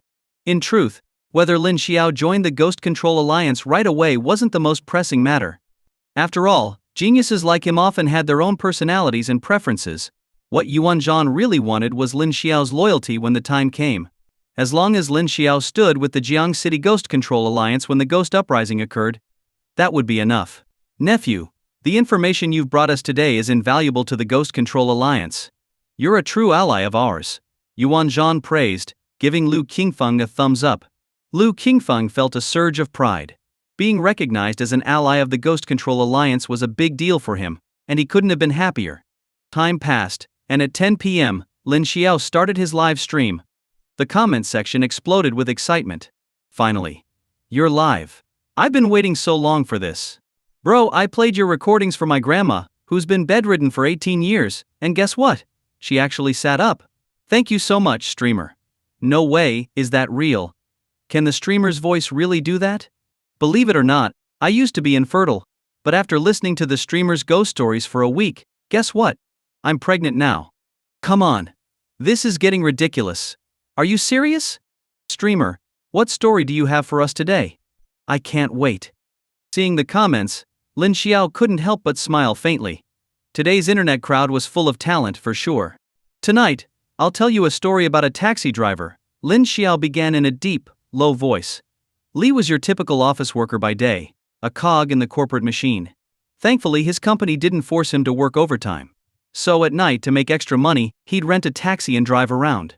One night, around 11 p.m., Li dropped off a passenger in the outskirts of town. With his car now empty, he headed back to the city. The road was completely deserted, save for his car. Darkness surrounded him on both sides of the road. To calm his nerves, Li cranked up the volume on his radio. Soon, he found himself on a bumpy dirt road. Every now and then, he'd hear strange bird calls from the trees along the roadside. To make things worse, the weather was stifling, so Li rolled down the windows to let in some fresh air. It was then that he glanced to the side of the road. He caught sight of a few low, weathered graves. One of the graves had a headstone with a picture of an old woman, staring straight at Li with wide, unblinking eyes. That one glance nearly scared the soul out of him. He slammed on the brakes. The car came to an abrupt stop. Cold sweat ran down Li's back, and his breathing became labored. A chilling sensation crept up his spine. It took him nearly 2 or 3 minutes to calm down. Finally, he started the car again and sped down the road. But something strange happened. As he drove, the hot, oppressive air seemed to cool down. Li felt cold drafts hitting the back of his neck. It made his whole body shiver. Fortunately, nothing else unusual happened, and Li made it back onto the main road safely. The streetlights illuminated the road, and Li's nerves began to settle. But just as he drove another couple of miles, he saw something. A young woman dressed in white was standing by the side of the road. She was beautiful, with delicate features, and she was waving for Li to stop. Seeing the opportunity for another fare, Li didn't hesitate. He pulled up right in front of the woman. Heading to the city, he asked. The woman's voice was emotionless, like a machine. Yes, to the city. Li, being cautious, glanced at the ground behind her. Seeing her shadow reassured him, so he smiled and said, Hop in, I'm heading there too. With that, the woman opened the door and sat in the back seat. The car started moving again. With someone to keep him company, Li's fear faded, and he started chatting with the woman. Through their conversation, Li learned that the woman had been visiting relatives in the countryside. Since she had to work the next day, she was catching a late-night ride back to the city. The girl was chatty, and since Li was feeling a bit drowsy, he thought a conversation might help keep him awake. Suddenly, the girl's voice dropped to a whisper. Driver, did you know that 3 years ago, there was a car accident on this very road? Boom! As soon as Li heard those words, his mind went blank, as if it had exploded. It wasn't that Li was cowardly, but come on, it was the middle of the night, and to have a girl suddenly bring up something like that. Anyone would be scared. Lee swallowed hard and glanced at the girl through the rearview mirror. That one look nearly made his soul jump out of his body.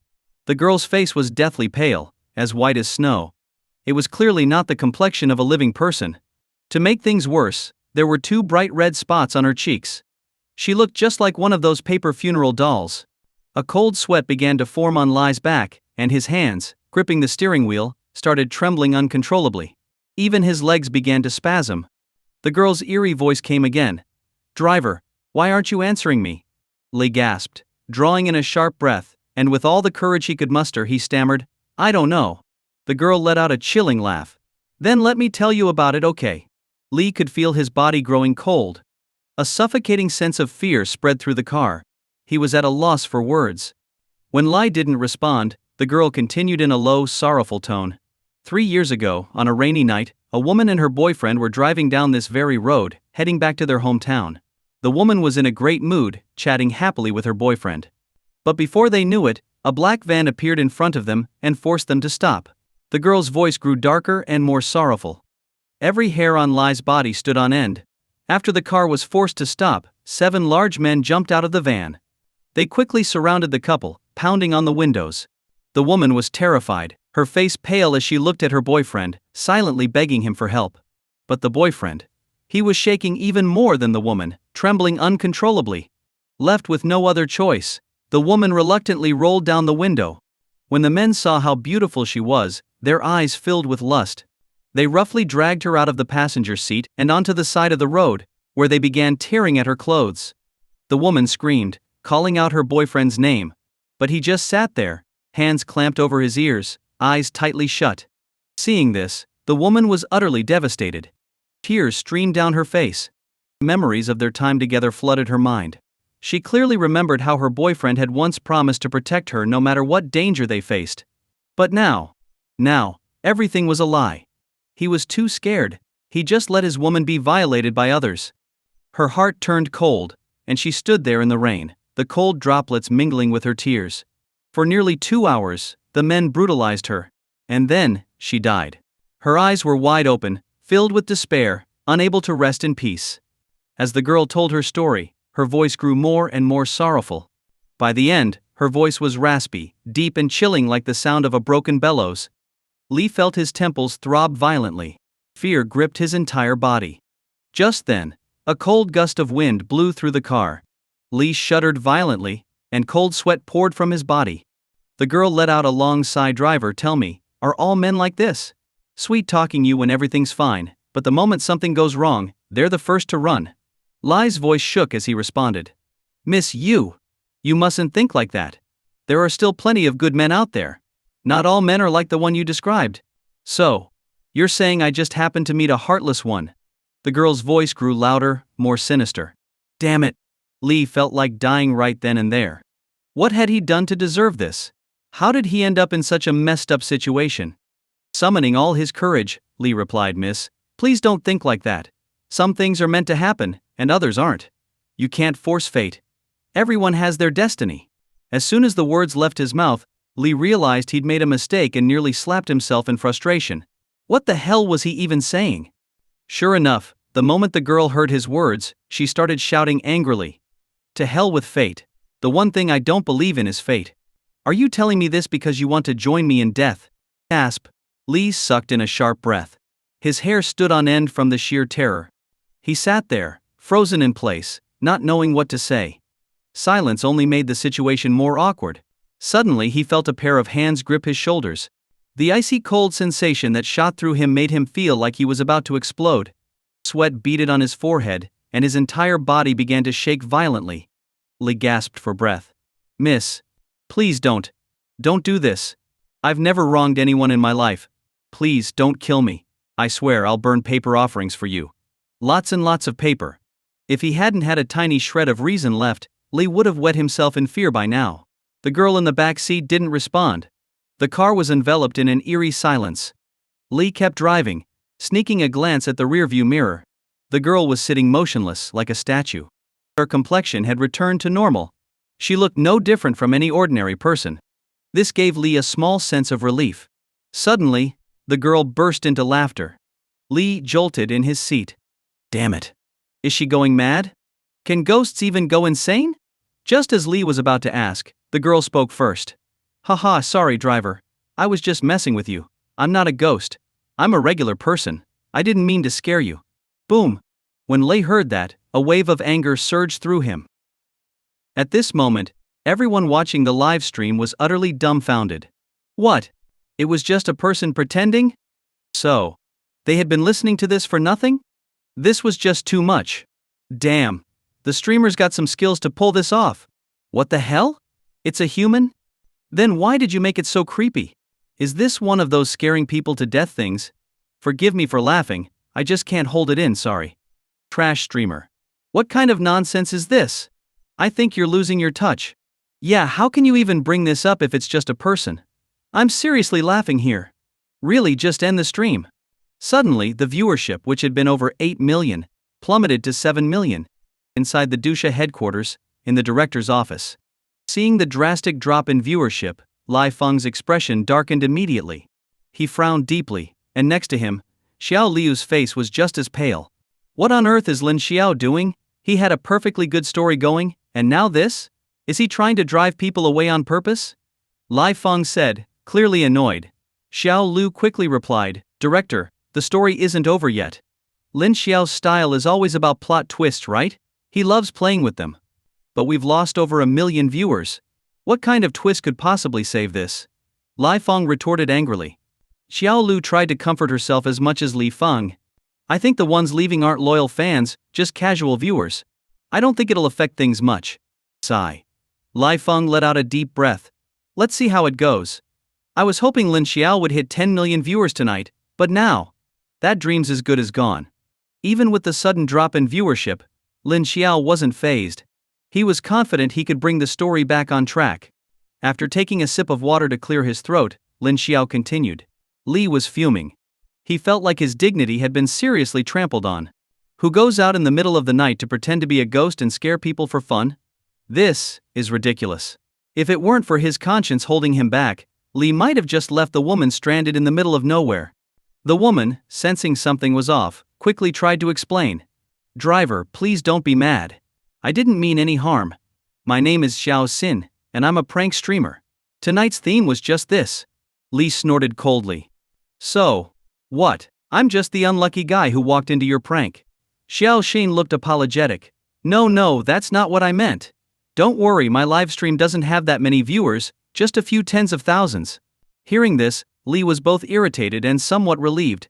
Thousands of people had just been watching him, and thank goodness he didn't wet himself otherwise. That would have been beyond embarrassing.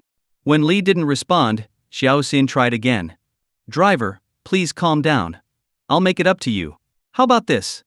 I'll give you all the money I make from today's livestream as compensation. Does that sound fair? With that, Li's tightly furrowed brow finally began to relax a little.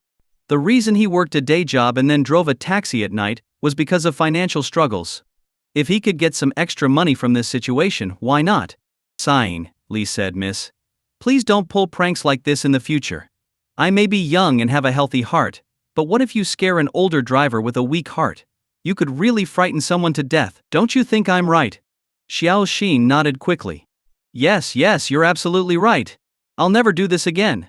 As she spoke, she started peeling off the long fake nails that had been glued on. With that small incident over, the atmosphere in the car became awkward.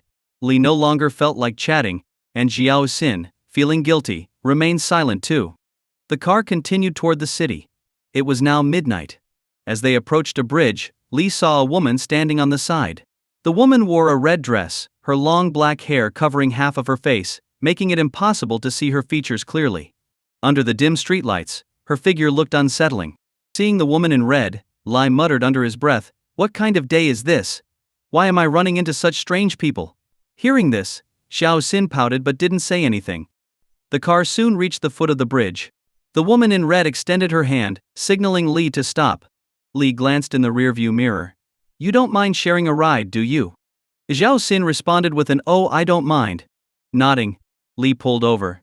The woman in red opened the back door and got in. Where to, Li asked. The woman's voice was emotionless, like a machine. The stadium. Li didn't say anything further and pressed down on the accelerator. With the addition of the woman in red, The temperature inside the car seemed to drop even lower. Xiao Xin glanced toward the woman in red from the corner of her eye. When she got a closer look at the woman's outfit, a smile appeared on her face. Wow, you're really professional, aren't you? That's right. The woman's appearance was far more convincing than Xiao Xin's earlier attempt at scaring people. Her long red dress covered her completely. Her waterfall of hair obscured her face, making it impossible to see her features clearly.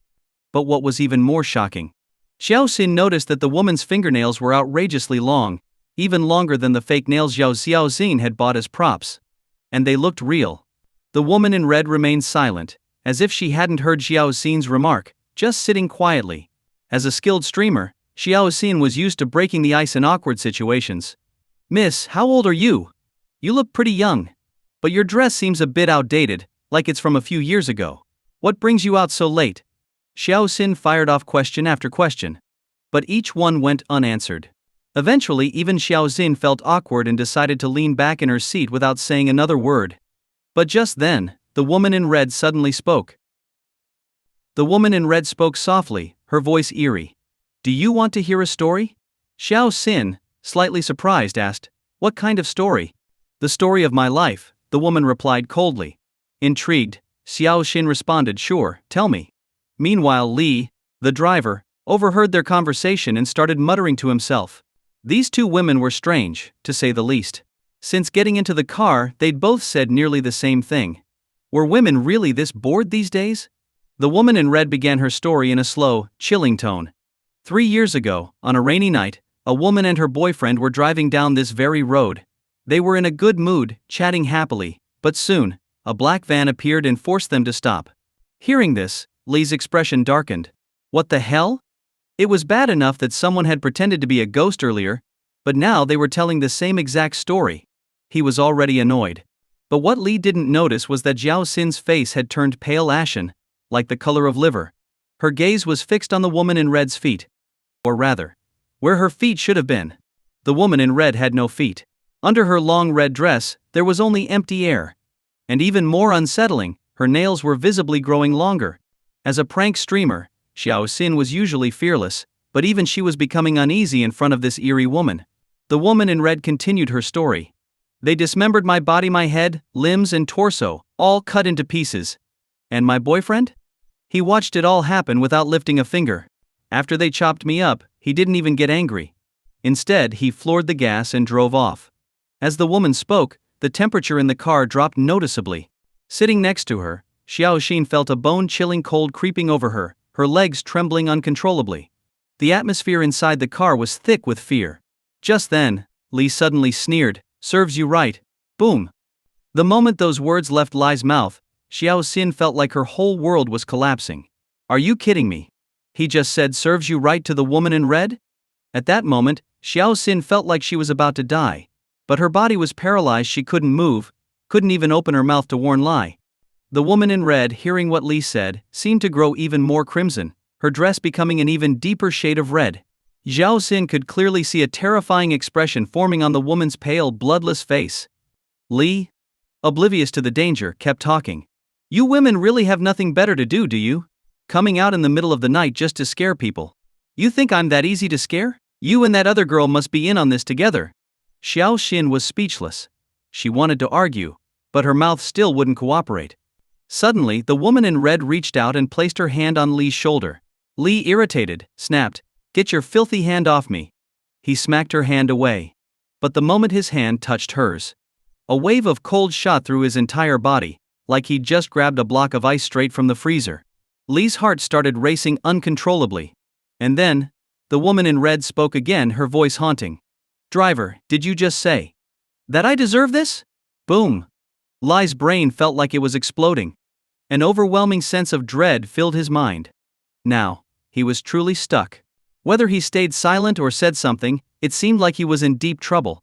Sweat began to drip from his forehead as his mind raced to come up with a solution. Finally, he forced a smile, more like a grimace, and stammered, And no, I wasn't talking about you. I meant the other girl, the one sitting next to you. Xiao Xin's heart sank.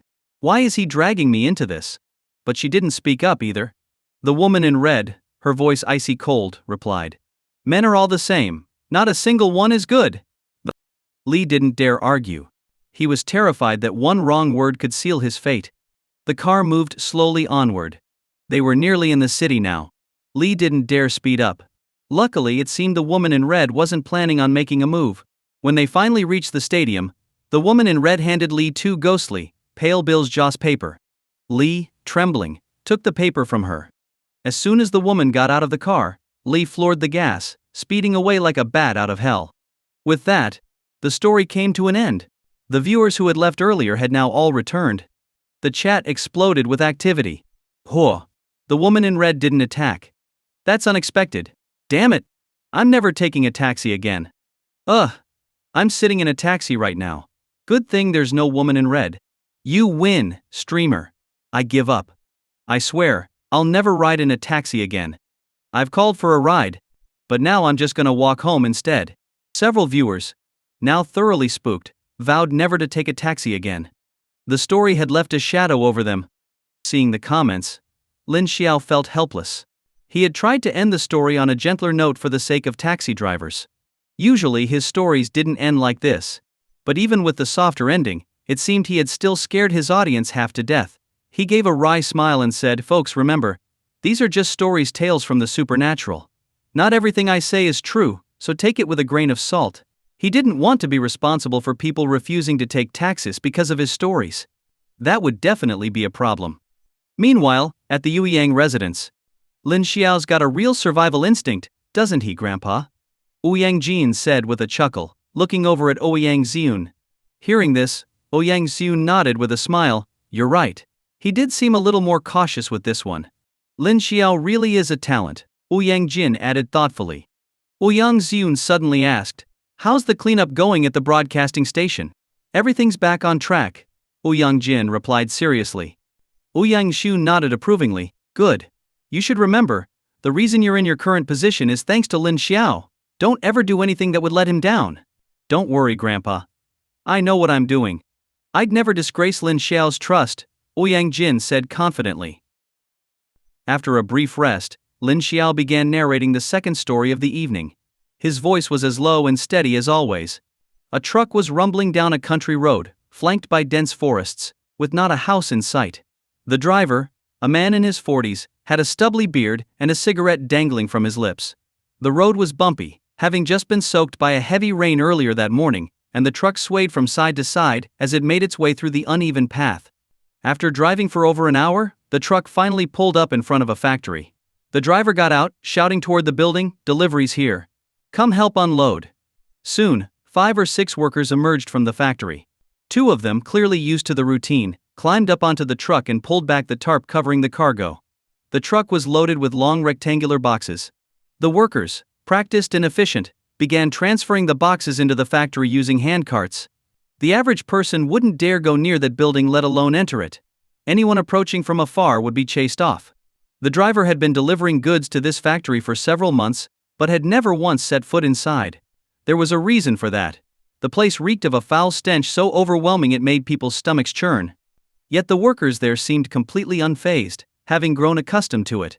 Inside the large factory, there were dozens of giant cauldrons, each with a roaring fire underneath, filled with boiling water. A man in his 30s wearing a dark blue apron moved quickly among the cauldrons. He had glasses and a thick beard, his skin tanned and rough. He opened one of the rectangular boxes, revealing something wrapped in aluminum foil. Without any expression, he carefully peeled back the foil, revealing a fully naked corpse. Yes, a corpse. It appeared to belong to a young woman in her 20s, her entire body bluish and covered in a thin layer of frost. The man let out a grunt of approval. Not bad quality. He then lifted the corpse and placed it on a platform, pulling out a butcher's knife.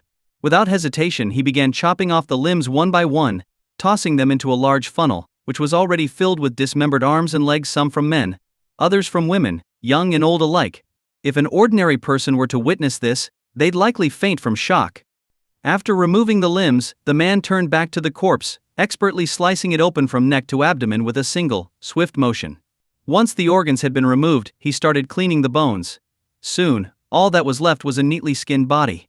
The man tossed the skin into a pool of water, where it floated cleanly, free of any flesh or organs. After rinsing the skin, he threw it into one of the boiling cauldrons. Before long, oil started rising to the surface of the water. That's right, this was a human fat processing plant. Once the water evaporated, all that would remain was human fat, which would be packaged into various brand name oil containers. The finished product would then make its way to dinner tables, disguised as perfectly edible cooking oil. Meanwhile, in the city, at a bustling barbecue stand, the owner, Lee-hi, was busy grilling skewers, his face beaming with joy. His small stall was always packed with customers, making him a tidy profit every day. Lee-hi, standing by the grill, brushed oil over the meat skewers, causing them to sizzle and release a mouth-watering aroma. Drops of oil dripped onto the hot coals, hissing as they met the heat. A customer approached the grill and said, "Boss, your skewers are incredible. I'll definitely be back for more." Lee-hi smiled and replied, "Come again, and I'll give you a discount next time." The customer, curious, asked, "Boss, what kind of oil do you use? It tastes different, better than the other stalls." "Peanut oil," Lee-hi answered. As Lee-hi continued grilling, a police car pulled up in front of the stall. Several officers stepped out, heading straight for Lee-hi. One of the officers showed his badge and spoke in a stern tone, "You're Lee-hi." Lee-hi looked at the officers, nodded, and replied, "Yes, that's me." "What's going on, officer?" Without answering, the officer pulled out a pair of handcuffs and said, "You need to come with us." Two officers grabbed Lee-hi and escorted him to the police car, while the remaining customers were reluctantly sent away by the police. At the police station, in the interrogation room, a single overhead light flickered. Lee-hi sat under the swaying light, facing Zhang Yang and his team. The two men stared at each other in silence. Finally, Zhang Yang took a deep breath and spoke first. "Lee-hi, do you really think we don't know what you've been up to? Or are you planning to keep denying everything?" Lee-hi forced a smile. "Officer, I have no idea what you're talking about. I'm an honest man, and you've brought me here without any explanation. I'm innocent." Innocent? Zhang Yang's brow furrowed, and his voice grew sharper. "Do you really think we'd bring you in for no reason? You know exactly what you've done." Lee-hi, maintaining his composure, replied, "Officer, please don't play these games with me. Like I said, I'm innocent, I haven't committed any crimes." Zhang Yang leaned in closer, lowering his voice, "You've killed people." The words struck Lee-hi like a hammer. His expression changed instantly, but he quickly recovered and retorted, "Hey, officer, this is absurd. You're accusing me without any evidence." Zhang Yang chuckled, "Lee-hi, do you really think we'd arrest you without hard evidence?" Hearing this, Lee-hi fell silent. Seeing this, Zhang Yang continued, "If I'm not mistaken, you have a son and an elderly father, don't you? I know you're a devoted son. You must be thinking about them. Now, tell me, do you want your son to walk around with his head hung low, being known as the son of a murderer? Do you want him to be mocked by his classmates?" Lee-hi's face turned deathly pale. His eyes were filled with regret and helplessness. Zhang Yang stood up and poured him a cup of tea. Lee-hi took a sip, his voice trembling. "I never wanted this, officer. I really didn't want it to come to this. I just wanted to run my business honestly, but..." Zhang Yang gently urged, "Take it easy. Speak slowly." Lee-hi let out a heavy sigh. "Even I don't know how I ended up like this," he said, burying his head in his hands, beginning to sob quietly. Zhang Yang and his team watched patiently, saying nothing. After taking a deep breath to calm himself, Lee-hi finally looked up. "Officer, I didn't want to do it, but reality kept pushing me deeper into this pit. Sometimes, being a man is tough," Lee-hi admitted, a sentiment Zhang Yang fully understood. "Take your time, Lee-hi," Zhang Yang reassured him. "Tell us everything when you're ready." Lee-hi nodded and began his story. "In the early 90s, I married my wife. A year later, we had a son. Life was pretty decent back then, not too rich but not too poor either. We managed to get by. But as the years went by, my son reached school age, and our expenses started piling up. So, I decided to borrow some money to open a barbecue stall. It was small, just me and my wife working, along with one cook and 3 waiters. At first, business was good, and we had a steady stream of customers. But soon enough, with rising costs, our income took a nosedive. Then my son started middle school, and the expenses went up even more. On top of that, my father fell seriously ill and was bedridden. All of a sudden, the weight of everything came crashing down on me. One evening, as my wife was going over the day's earnings, she sighed heavily and said, "The price of oil has gone up again." Her voice was full of frustration. I took a look at the accounts, frowning at the rising costs. The price of cooking oil had become so high, it was eating up almost everything I made that day. And that didn't even include the other daily expenses. What confused me was that, After looking into it, I realized my stall was the only one struggling like this. The other restaurants and barbecue joints on the street didn't seem to have the same problem. It made me wonder, was I just bad at business? But soon, I figured it out. The other places were using gutter oil and leftovers to cut costs. I've always been cautious. Using gutter oil? Who knows when a customer might get sick, and if something went wrong, I'd be thrown in jail. But then one day, everything changed. That night, a group of customers stayed late, finishing around 9 o'clock. One of them asked me, "Boss, what kind of oil do you use?" I quickly replied, "Soybean oil." I even went and showed them the oil I was using. But then the customer frowned and said, "Boss, that oil must cost you a fortune, right?" I hesitated for a moment. Of course it did. It was absurdly expensive. Seeing my silence, the customer continued, "We run an oil refinery. We produce our own soybean, peanut, and sunflower oils. And they're all first rate, dirt cheap too." That piqued my interest. Without thinking, I asked, "This isn't gutter oil, is it?" The customer laughed. No, we supply to big brands. Sometimes we overproduce, and when the brands don't take the extra, we sell it ourselves." He handed me a business card. It read, XX Cooking Oil Processing Plant. Before I could respond, another customer chimed in, "Don't worry, boss. Our oil is perfectly fine. You can even find it in supermarkets, but it'll cost a lot more there. Think about it." With that, they paid their bill and left. Later that night, after closing up, I sat at the table staring at the business card, thinking hard. To be honest, I didn't want to compromise my principles for profit. But the oil was tempting, it was so cheap. With my father sick and my son's school fees looming, the pressure was mounting. After wrestling with my conscience, I finally gave in. The next day, I called the number on the card and placed an order. 2 barrels, 20 yuan each, for 5 liters. That was unbelievably cheap. Soon, a small truck pulled up to my stall, and a worker handed me 2 white plastic barrels of oil. Nervously, I poured some out. It looked exactly like regular oil and didn't have any strange smell. What's more, when I used it for cooking, the food tasted better.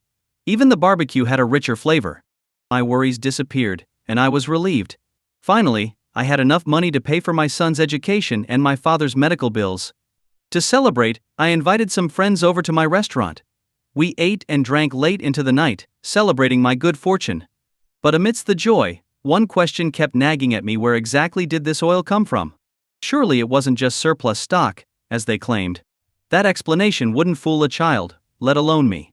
After a few weeks, curiosity got the better of me. I called the number on the card again. This time, an old woman answered. I cut straight to the chase and asked if I could visit the factory.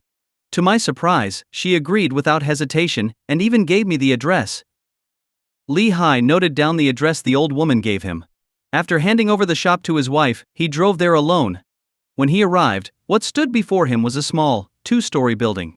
The building looked old and run down, with overgrown weeds on both sides. The place had a creepy and ominous vibe. A sense of dread crept into Li-Hai's heart. The environment was nothing like what he had expected. He thought the processing plant would have at least some decent conditions, but what he saw was beyond belief. Soon, an old woman walked out from the building. After a brief introduction, Li-Hai learned her name was Chen Rong, and she appeared to be in her 60s, short in stature. Chen Rong eyed Li-Hai and asked, "You're the one who called to visit, right?" Li-Hai nodded, "Yes, that's me. But honestly, the state of your facility is a bit rough, isn't it?" Hearing this, Chen Rong's expression darkened slightly, but she quickly returned to her usual demeanor, chuckling, "You've eaten food cooked with our oil, haven't you?" Li-Hai nodded again. "And how did it taste?" Chen Rong asked. Taking a deep breath, Li-Hai replied, "Well, it hasn't killed anyone yet. I came here today to see what kind of stuff you've been giving me." Chen Rong narrowed her eyes, her tone dropping a little. "Are you sure you want to see?" Li-Hai was resolute. "Yes, I want to see." After a moment of hesitation, Chen Rong said, "All right, come with me," and turned to lead him inside. As soon as they entered, a foul stench hit Li-Hai, mixed with a wave of heat. Li-Hai immediately frowned, scanning his surroundings. The outer room of the factory was filled with miscellaneous items: shovels, funnels and burlap sacks scattered around. Not far from the door stood a wooden one, with frosted glass panels. Chen Rong turned to Li-Hai, giving him a sinister grin. "Behind that door is our processing area. Are you really sure you want to go in?" At that moment, Li-Hai felt an overwhelming urge to run away. But his curiosity got the better of him.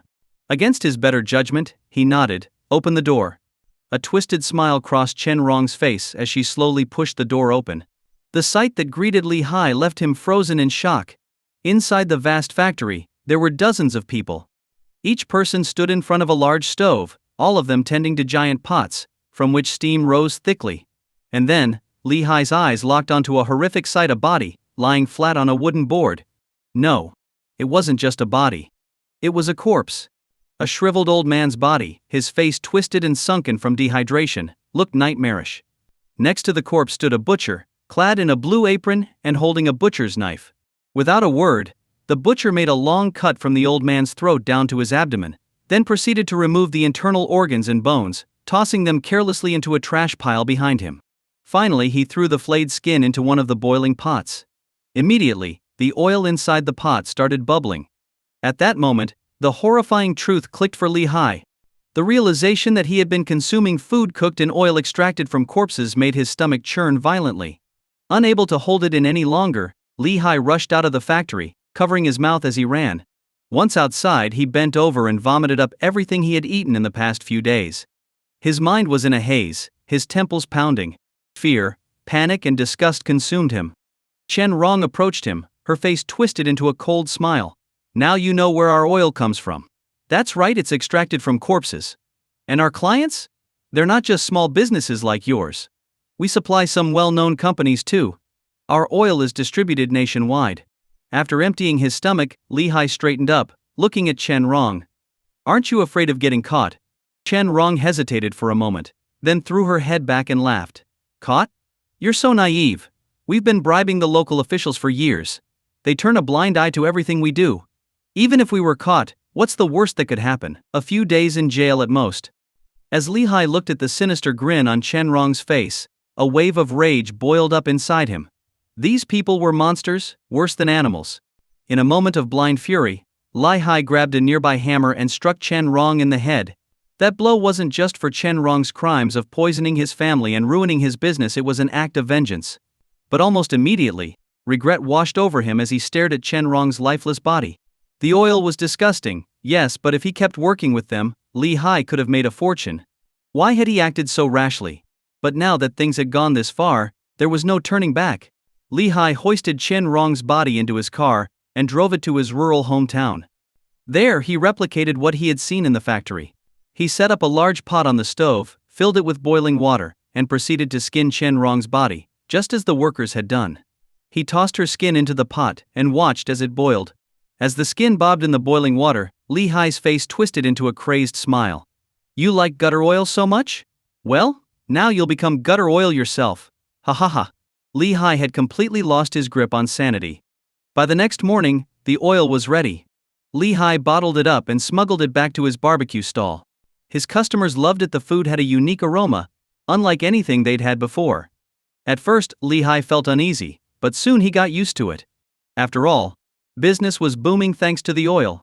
He promised himself that once he'd saved enough for his son's school fees, he'd stop using the oil. But as soon as the oil from Chen Rong ran out, Li Hai started thinking of other ways. And before long, a new idea began to form in his mind. As the story unfolded, many viewers in the livestream chat started an intense discussion.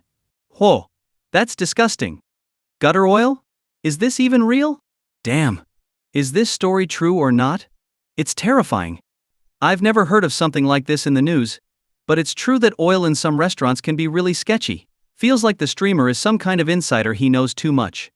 At the Jiang City Police Department, inside the chief's office, Chief Sheng Sheng had gotten into the habit of listening to Lin Xiao's stories every night. Missing an episode made him feel uneasy. As he listened to the story, he glanced over at Liu Qingfeng, who visibly shuddered. Chief. Why? Why are you staring at me like that? Sure, I may be handsome with great skin, but that doesn't mean my orientation is questionable. I'm not into men.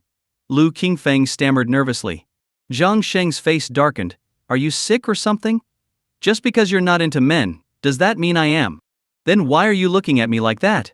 Liu Qingfeng muttered. Zhang Sheng straightened up, serious. I feel like Lin Xiao's story is hinting at something. Oh?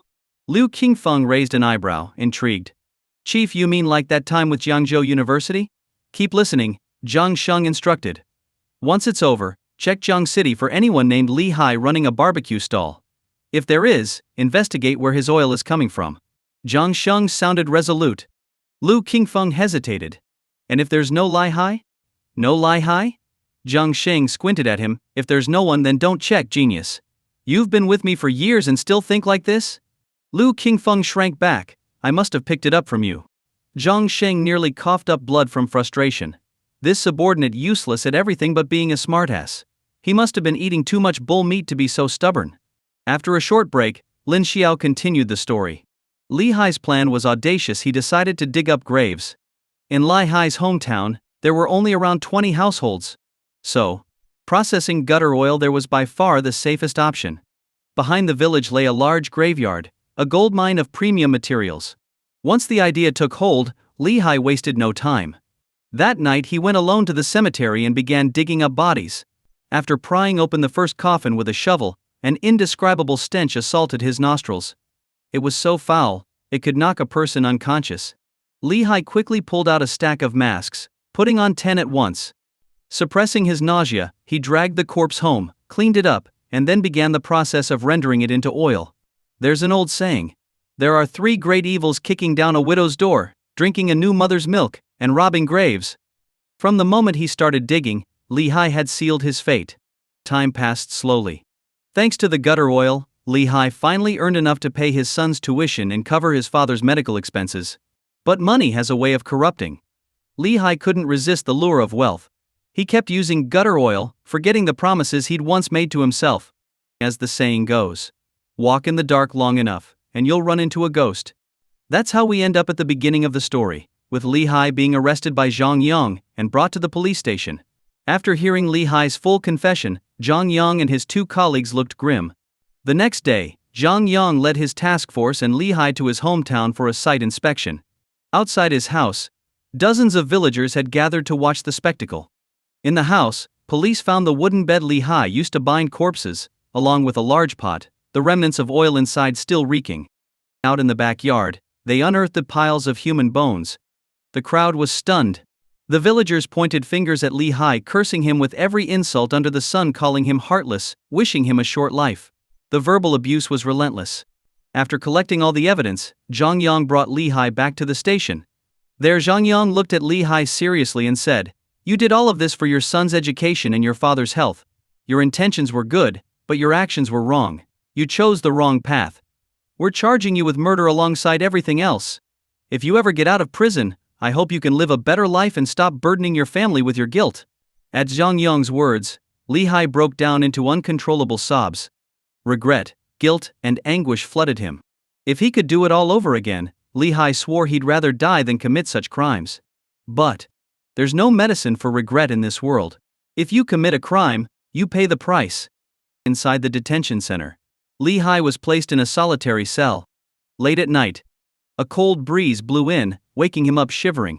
He wrapped himself tighter in the blanket, but the chill kept seeping in.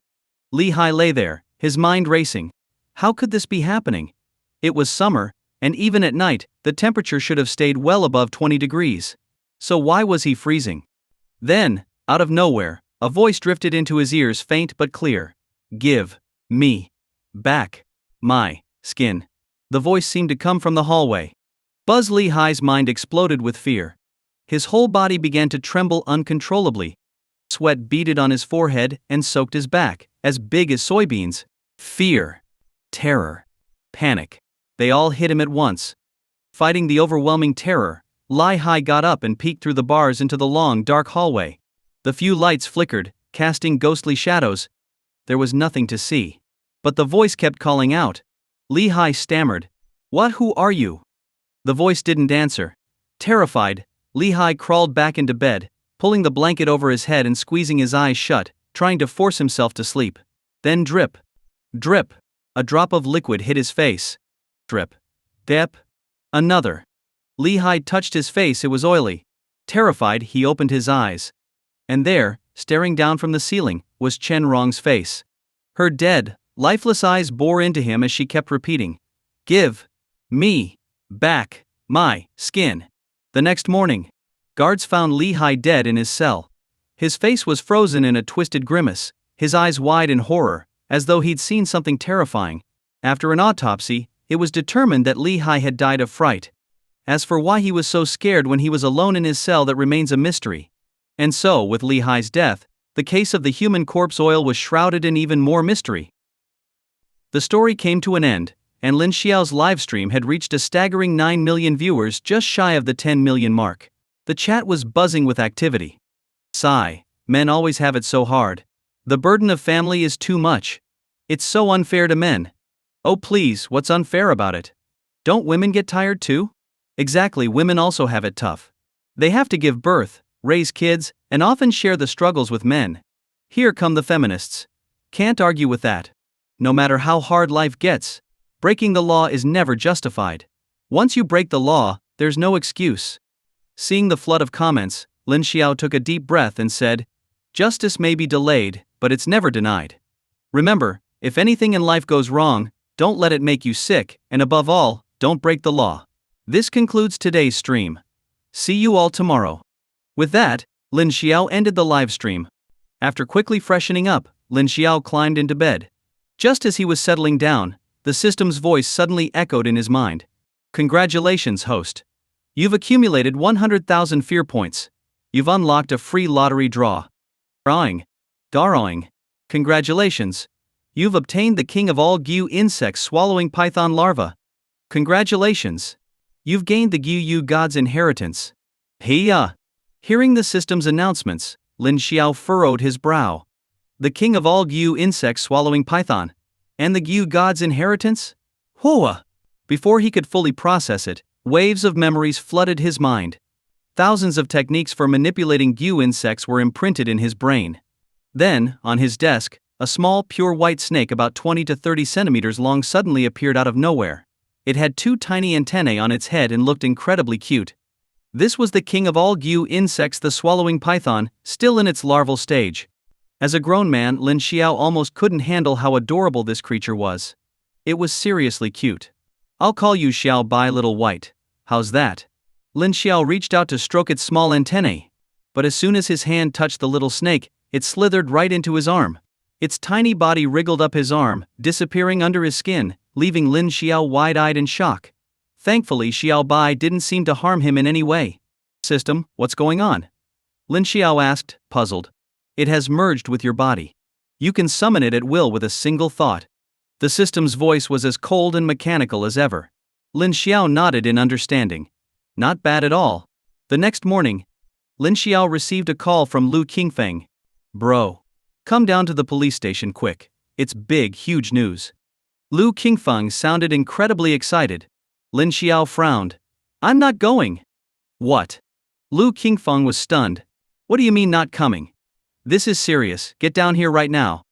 "You always talk like this, loud and annoying." "Not interested," Lin Xiao replied, unimpressed.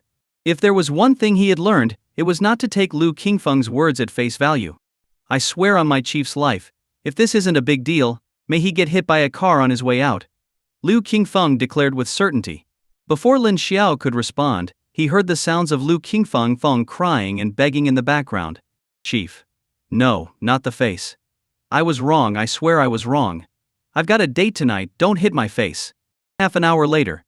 In the Jiang City Police Department, inside the chief's office. "What's this all about?" Lin Xiao asked flatly, looking at Lu Qingfeng's swollen face. Lu Qingfeng, with his bruised face, scooted closer. "Remember the gutter oil story you told last night? Was this guy serious? He must think I have memory problems." "And?" Lin Xiao asked, raising an eyebrow. "Well, after hearing your story, I immediately thought of that pencil case incident we worked on before. Without hesitation, I checked all the barbecue stalls in Jiang City. And guess what?" Lu Qingfeng's voice was filled with mystery. At that moment, Chief Zhang Sheng's expression soured. What does he mean by immediately thought of? He's acting like he solved the whole thing alone. "Spit it out already. Stop dragging it out or I'll smack you myself." Lin Xiao was already losing patience. Lu Qingfeng chuckled nervously. "You won't believe it, but I found a stall owned by someone named Li Hai. And get this, he has a son in middle school and an elderly, bedridden father, just like in your story." Boom! Lin Xiao's mind went blank for a moment. His eyes narrowed. Could it really be possible? If this Li Hai had done what the story described, wouldn't that make Lin Xiao a prophetic figure? Lin Xiao's thoughts raced. Have you investigated him? Not yet, Chief Zhang Sheng chimed in. We only just learned about him. To be honest, I'm feeling a bit nervous. As the head of Jiang City's police force, Zhang Sheng had dealt with countless cases, but the thought of a real-life human skin oil case was beyond anything he'd ever encountered. If the events in Lin Xiao's story were even remotely true, the societal impact would be unimaginable. Lin Xiao remained calm. I think it's just a coincidence. In reality, no one's likely to be rendering human skin into oil. At worst, they're probably using cheap, reused oil. You may say that, but I believe people are capable of anything when money's involved, Liu Qingfeng said earnestly. This is your department's issue, not mine. I won't be getting involved, Lin Xiao said, standing up to leave. Just as he was about to walk out, something caught his eye. He glanced over at Zhang Sheng. Zhang Sheng felt a sudden chill, as if Lin Xiao's stare was piercing through him. A wave of coldness rushed from his feet to the top of his head. Swallowing hard, Zhang Sheng asked, Lin Xiao, why are you looking at me like that? Chief Zhang, have you encountered something unclean lately? Lin Xiao's tone was serious. Huh? Zhang Sheng was stunned. Wait, what do you mean by unclean? What are you implying? There's a faint aura of darkness around your forehead, and a black shadow over your temples. These are signs of being entangled with a ghost. Be careful in the coming days, Lin Xiao explained bluntly. Zhang Sheng was taken aback, then chuckled. Lin Xiao, the things that have happened around you are strange, I admit. But if you're telling me there are ghosts in this world, I don't believe it. Believe what you want, Lin Xiao replied indifferently, turning to leave. Liu Qingfeng hurriedly followed him. As he watched Lin Xiao walk away, Zhang Sheng stood there in a daze. A feeling of unease crept into his heart.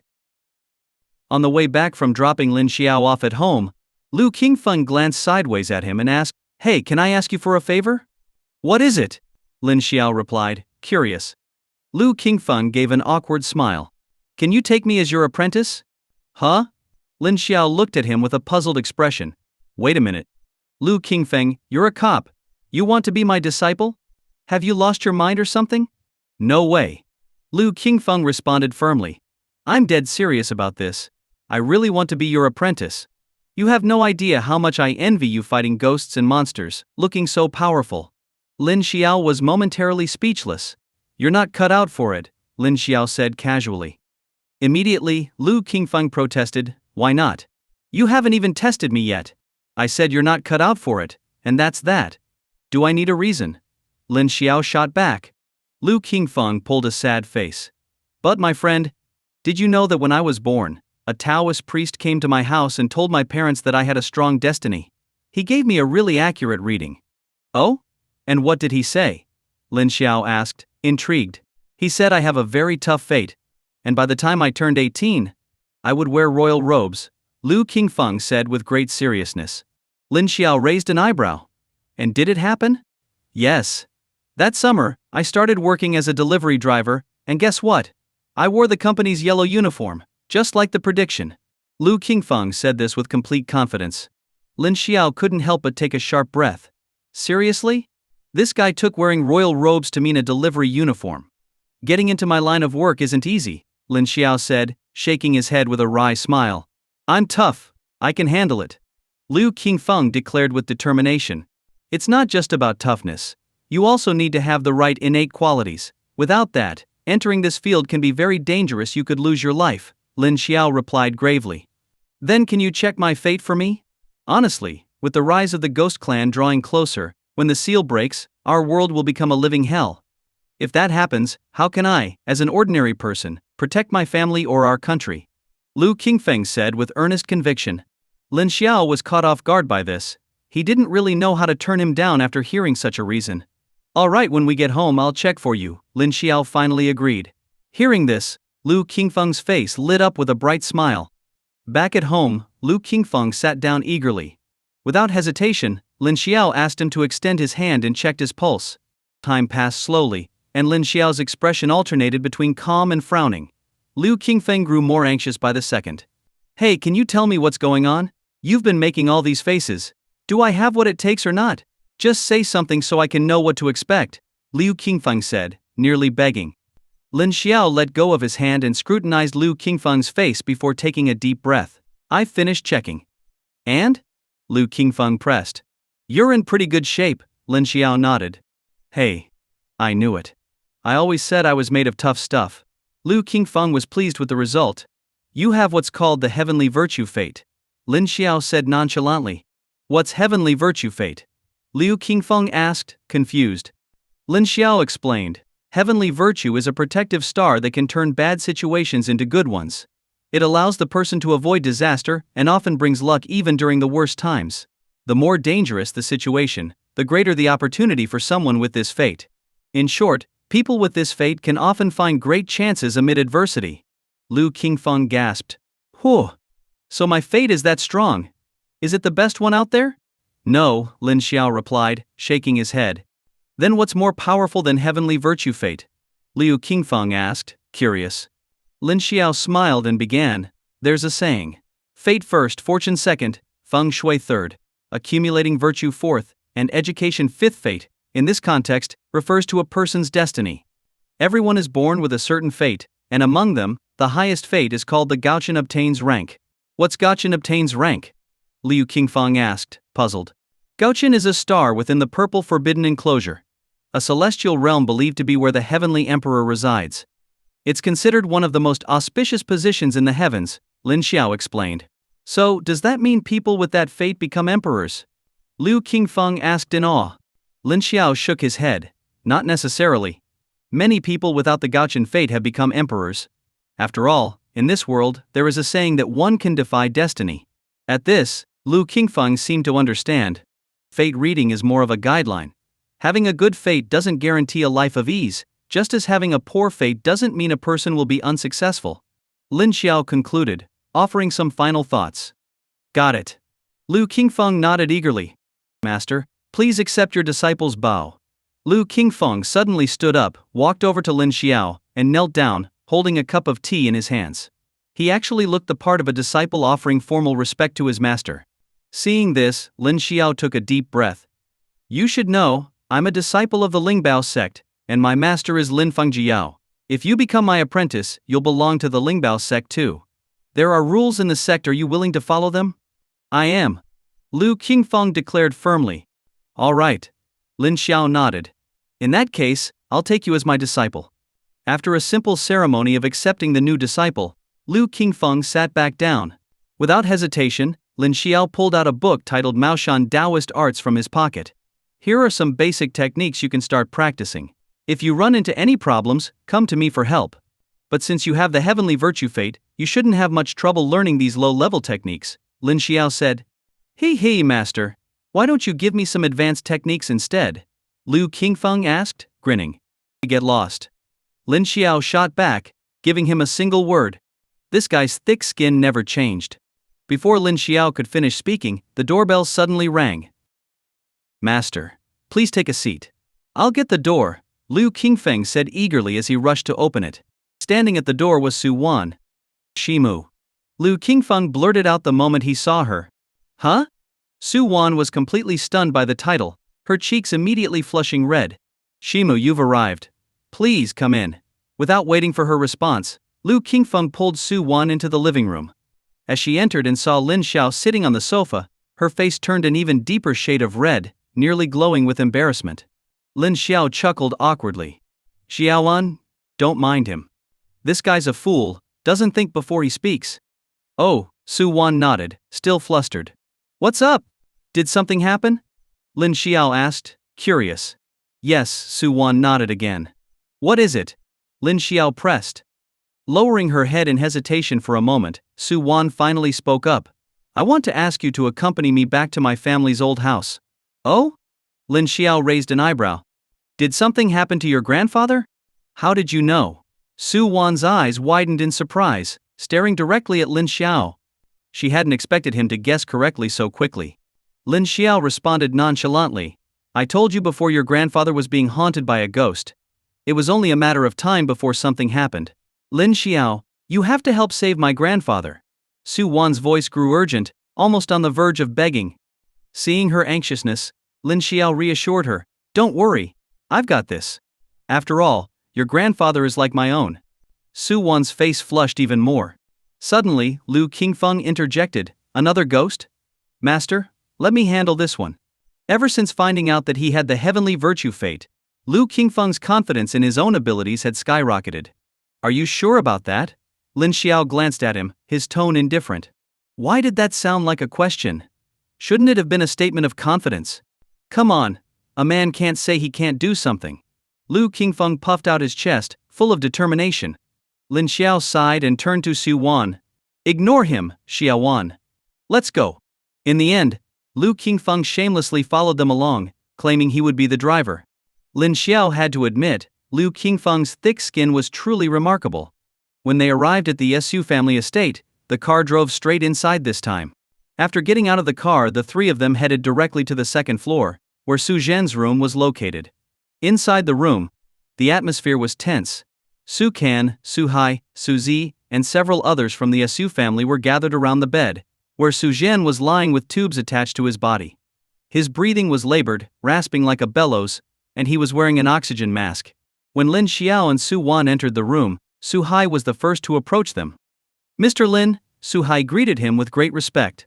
Ever since he had seen how Ouyang Xun and Zhang Sheng behaved in front of Lin Xiao, Su Hai had acknowledged Lin Xiao's unusual status.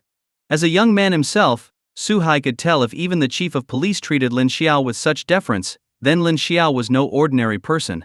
Su Hai wasn't a fool, he knew better than to underestimate Lin Xiao. Lin Xiao simply nodded in response, and walked straight to Su Zhen's bedside. He activated his spiritual eye, and examined Su Zhen's condition. Over the past few days, Su Zhen's complexion had worsened significantly. The dark energy clouding his forehead had grown thicker, but Lin Xiao noticed something unusual. It wasn't ghostly energy. Could it be that this wasn't a supernatural problem? But if it wasn't a ghost, what else could it be? What's your grandfather been up to lately? Lin Xiao asked Su Hai in a serious tone. Su Hai blinked, confused. Nothing much. He's just been spending his days in the study. He hasn't even left the house. That's impossible. He's showing signs of poisoning, Lin Xiao said firmly. Poisoned? The room fell silent, and the dozens of Su family members standing around were stunned. Grandfather poisoned? How is that even possible? Yeah, that's crazy talk. He never leaves the house. How could he be poisoned? Seems really unlikely. Voices rose around the room as the family discussed in disbelief. Stepping forward, Su Zi confronted Lin Xiao. Lin Xiao, stop pretending to know everything. Who do you think you are, claiming my grandfather's been poisoned? Do you have any proof? Don't spread fear without facts. Was it you who poisoned him? Lin Xiao asked calmly, turning the question back on Su Zi. The room went silent. Su Zi's mind went blank as his whole body tensed. Everyone's eyes turned towards Su Zi, scrutinizing him. In that moment, he looked like a cornered clown. Gritting his teeth, Su Zi clenched his fists. Lin Xiao, don't you dare falsely accuse me. He's my grandfather. Why would I poison him? Watch what you say, or I won't hold back. Lu Qingfeng, who had been silent, furrowed his brow and stepped in front of Lin Xiao, staring Su Zi down. You want to try saying that again?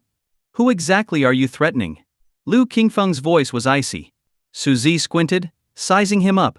And who the hell are you? Me? Lu Qingfeng chuckled before pulling out his badge. I'm Liu Qingfeng, captain of the 3rd team at the Jiang City Police Department. Got any more questions? Go ahead, I'll answer them all. Su Zi was speechless. Business people feared officials most of all, and Su Zi knew better than to provoke law enforcement. It was an unspoken rule in the business world. Never cross paths with the authorities. Frustration boiled up inside him. He still couldn't figure out Lin Xiao's true identity. How could he have a cop following him around? The tension in the room grew thick. Sensing the hostility, Su Kan stepped forward, his expression calm and diplomatic. Officer, I apologize for my son's outburst. He's young and impulsive. I hope you can forgive him for his harsh words. Ph. Liu Qingfeng snorted. Watch your tone next time. Not everyone is someone you can mess with. Yes, of course, Su Kan nodded quickly. Then, Lu Qingfeng turned to Lin Xiao with a grin. Master, does that meet your approval? The crowd gasped in shock. Lu Qingfeng was Lin Xiao's disciple. This was unexpected. Lin Xiao nodded before surveying the room. All non-essential people, leave the room. Everyone out. Su Kan immediately waved them away. Before long the room was cleared, leaving only Su Kan, Su Zi and Su Hai. Lin Xiao raised an eyebrow, looking at Su Kan and Su Zi. Why are you two still here? Huh? Su Kan was taken aback.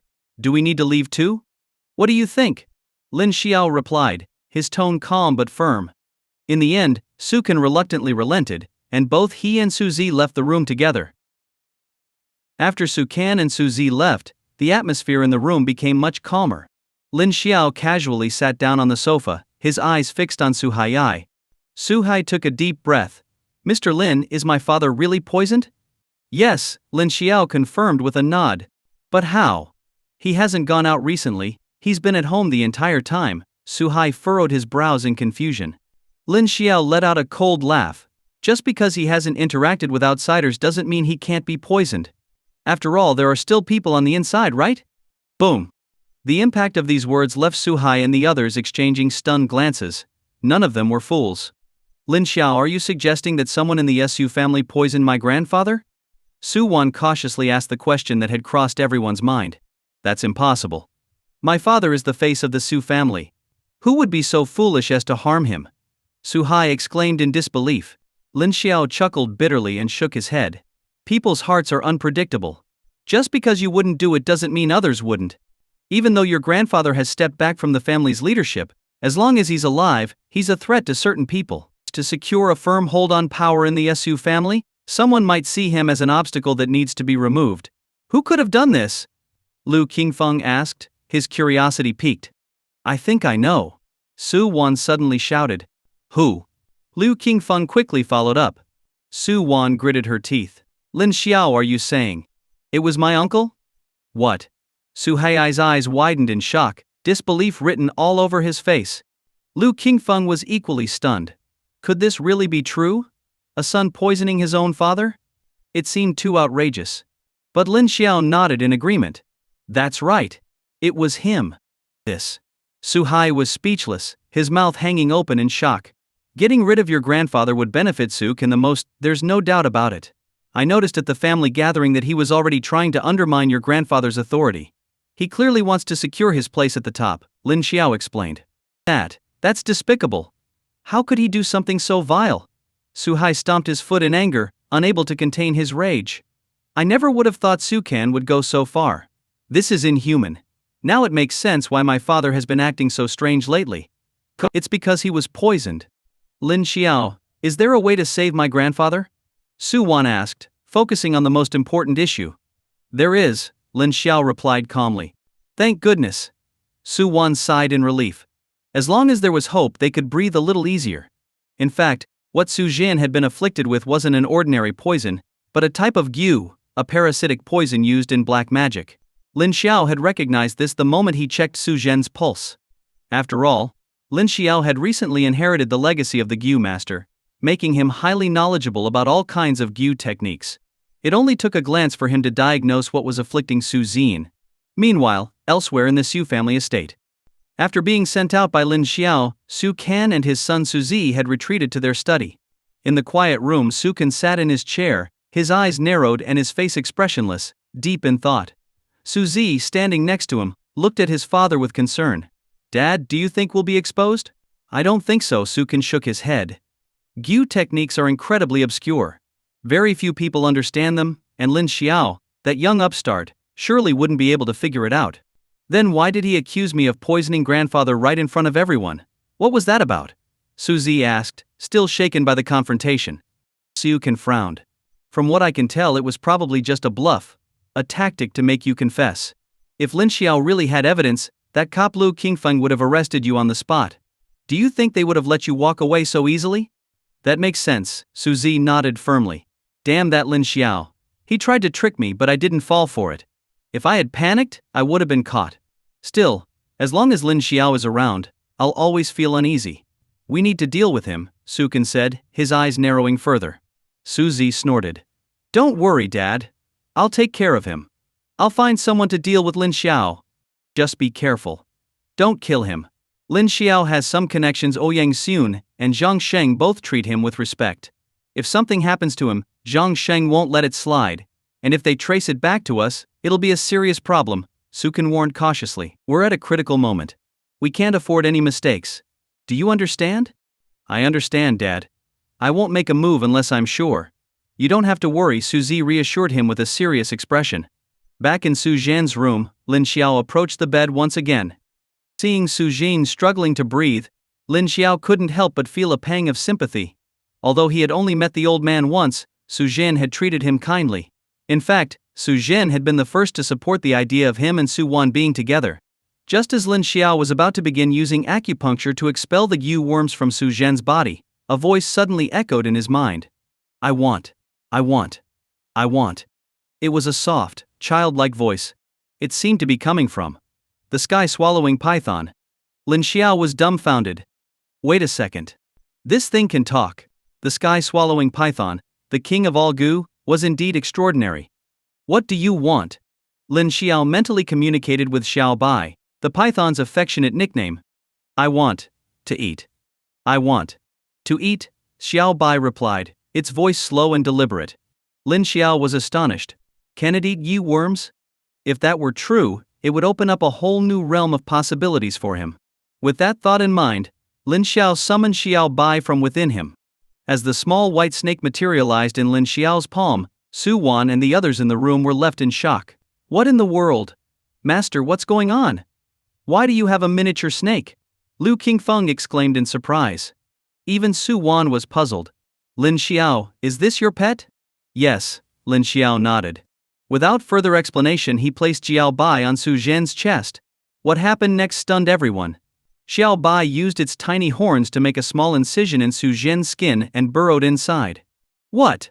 Su Wan and the others were left speechless. Su Hai, filled with concern, asked cautiously, Mr. Lin, that snake, it won't hurt my father, will it? No, it's helping your father by eating the Yu worms inside him, Lin Xiao explained calmly. Incredible. Su Hai gave Lin Xiao a thumbs up, clearly impressed. As expected from Mr. Lin, you're truly something else. 20 minutes later, Xiao Bai slithered out of Su Zhangguo's chest. What surprised Lin Xiao was that Xiao Bai had grown significantly larger. Previously, it was only about the size of a fingernail, but now, it had grown to the size of a middle finger. After circling around Su Zhangguo's wound twice, Xiao Bai miraculously healed the incision, leaving no trace of the injury. Hiss. Su Hai sucked in a breath, astonished. Incredible. Simply incredible. Mr. Lin, what do you call this technique? Automatic healing technique, Lin Xiao thought for a moment and made up a name on the spot. Brilliant. Absolutely brilliant. Su Hai applauded enthusiastically. Su Wan turned to Lin Xiao. Lin Xiao, is my grandfather cured? Yes, Lin Xiao nodded. Under his spiritual vision, Su Zhangguo's dark aura had completely dissipated, which meant that his body had fully recovered. Overcome with gratitude, Su Wan grasped Lin Xiao's hand. Thank you. I really don't know how I could ever repay you. You could marry me, Lin Xiao teased with a grin. Deal. Before Su Wan could respond, Su Hai's voice boomed. I approve of this marriage. To hell with the Yang family. Compared to Mr. Lin, the Yang family is worthless. At this point, Su Hai was completely in awe of Lin Xiao. Not only did Lin Xiao have powerful connections, but his own skills were extraordinary. Young people like him were rare indeed. Lin Xiao was speechless. Su Wan was equally embarrassed. And Lu Qingfeng, ever the comic relief, immediately knelt before Su Wan. Master's wife, please accept your disciple's respect. Su Wan nearly choked on her own breath. This was all happening way too fast. Just then, Su Zhangguo slowly opened his eyes. I need some water. His voice was weak but coherent. Su Hai quickly fetched a glass of water and helped him drink. After about half an hour, Su Zhangguo had regained most of his strength. With Su Hai's assistance, he sat up in bed. Dad. I'm so sorry. Su Hai looked at his father earnestly, his voice filled with regret. Startled, Su Zhangguo frowned. What are you apologizing for? I've neglected you in the past. From now on, I promise to listen to you in everything. Please don't hold it against me, Su Hai said, his sincerity evident. Su Zhangguo's eyes softened with emotion. Silly child, you're my son. How could I ever be angry with you? Moved by the exchange, Su Wan's eyes welled up with tears. Old man, how do you feel? Lin Xiao asked, breaking the emotional moment. I feel great. Su Zhangguo responded with newfound energy. Satisfied, Lin Xiao nodded. Then Su-hai explained the entire situation with Su-kan poisoning his father. As he recounted the story, Su Zhangguo's face darkened, and his hands trembled with rage. Outrageous. Absolutely outrageous. I raised a snake in my own home. My own son poisoned me. Where is Su-kan? Bring him here right now. Su Zhangguo bellowed, his anger barely contained. But before anyone could react, Lin Xiao spoke up. Old man, calm down. Su Zhangguo paused, taking a deep breath to regain control. What is it? I believe there's more to this situation than meets the eye. If you confront Su-kan now, he may try to harm you again in the future, Lin Xiao advised seriously. Indeed. This was a sad and complicated situation, father and son turning against each other.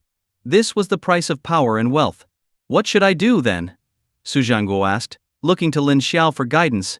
You were poisoned by a Gu technique from Yun province. Gu techniques are a form of dark sorcery. When someone is infected with Gu, they are controlled by the person who planted the Gu worm. Poisoning and Gu infestation are fundamentally different. Modern medicine can detect most poisons, but advanced Gu techniques leave no trace. They are invisible and undetectable by medical equipment. Lin Xiao paused, making sure they were following along before continuing. Also, ordinary people cannot learn Gu techniques. Whoever used this must have connections to a Gu master or a shaman. He sighed before adding, in short, we can't act recklessly. Even if we know Su-kan is responsible, what will you do? Kill him? That's not realistic. If we act rashly, he'll likely retaliate again. Gu worms are impossible to guard against. Everyone exchanged nervous glances, understanding the gravity of the situation. What should we do then? Su-wan asked, anxious. I know. Liu Qingfeng interjected excitedly.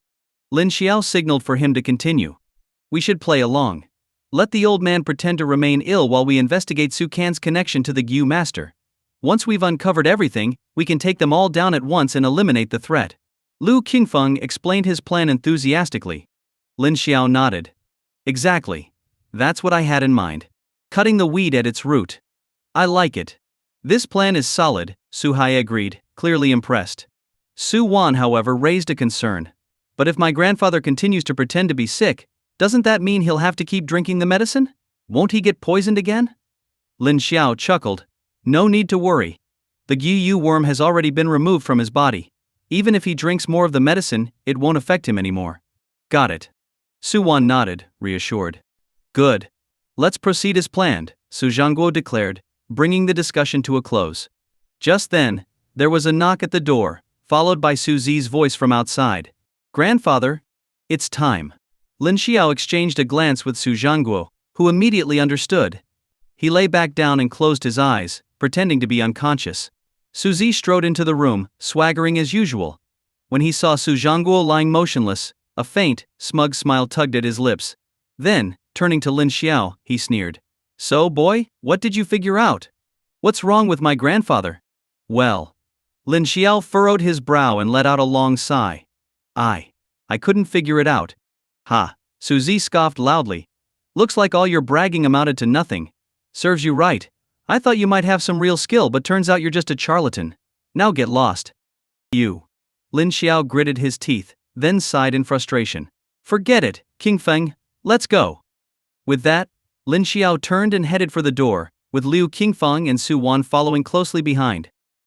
Leaving the Su family estate, on the way back to the city, Su Wan leaned against the car window, staring outside. Her expression seemed downcast. Lin Xiao spoke softly. Xiaowan, what's on your mind? Lin Xiao, do you think money is really more important than family? Su Wan's voice was quiet, almost fragile. This question left Lin Xiao momentarily stunned. Whether in his previous life or this one, he had always been a loner, living in a way where he only needed to take care of himself. He had never been involved in family rivalries or the cutthroat politics of inheritance and power struggles. So, to answer her question? That was something he couldn't easily do. After a long pause, Lin Xiao took a deep breath and responded, Stay true to your heart, and you'll find your way. Those 8 simple words were his answer. Stay true to your heart, and you'll find your way. Su Wan repeated the words softly to herself.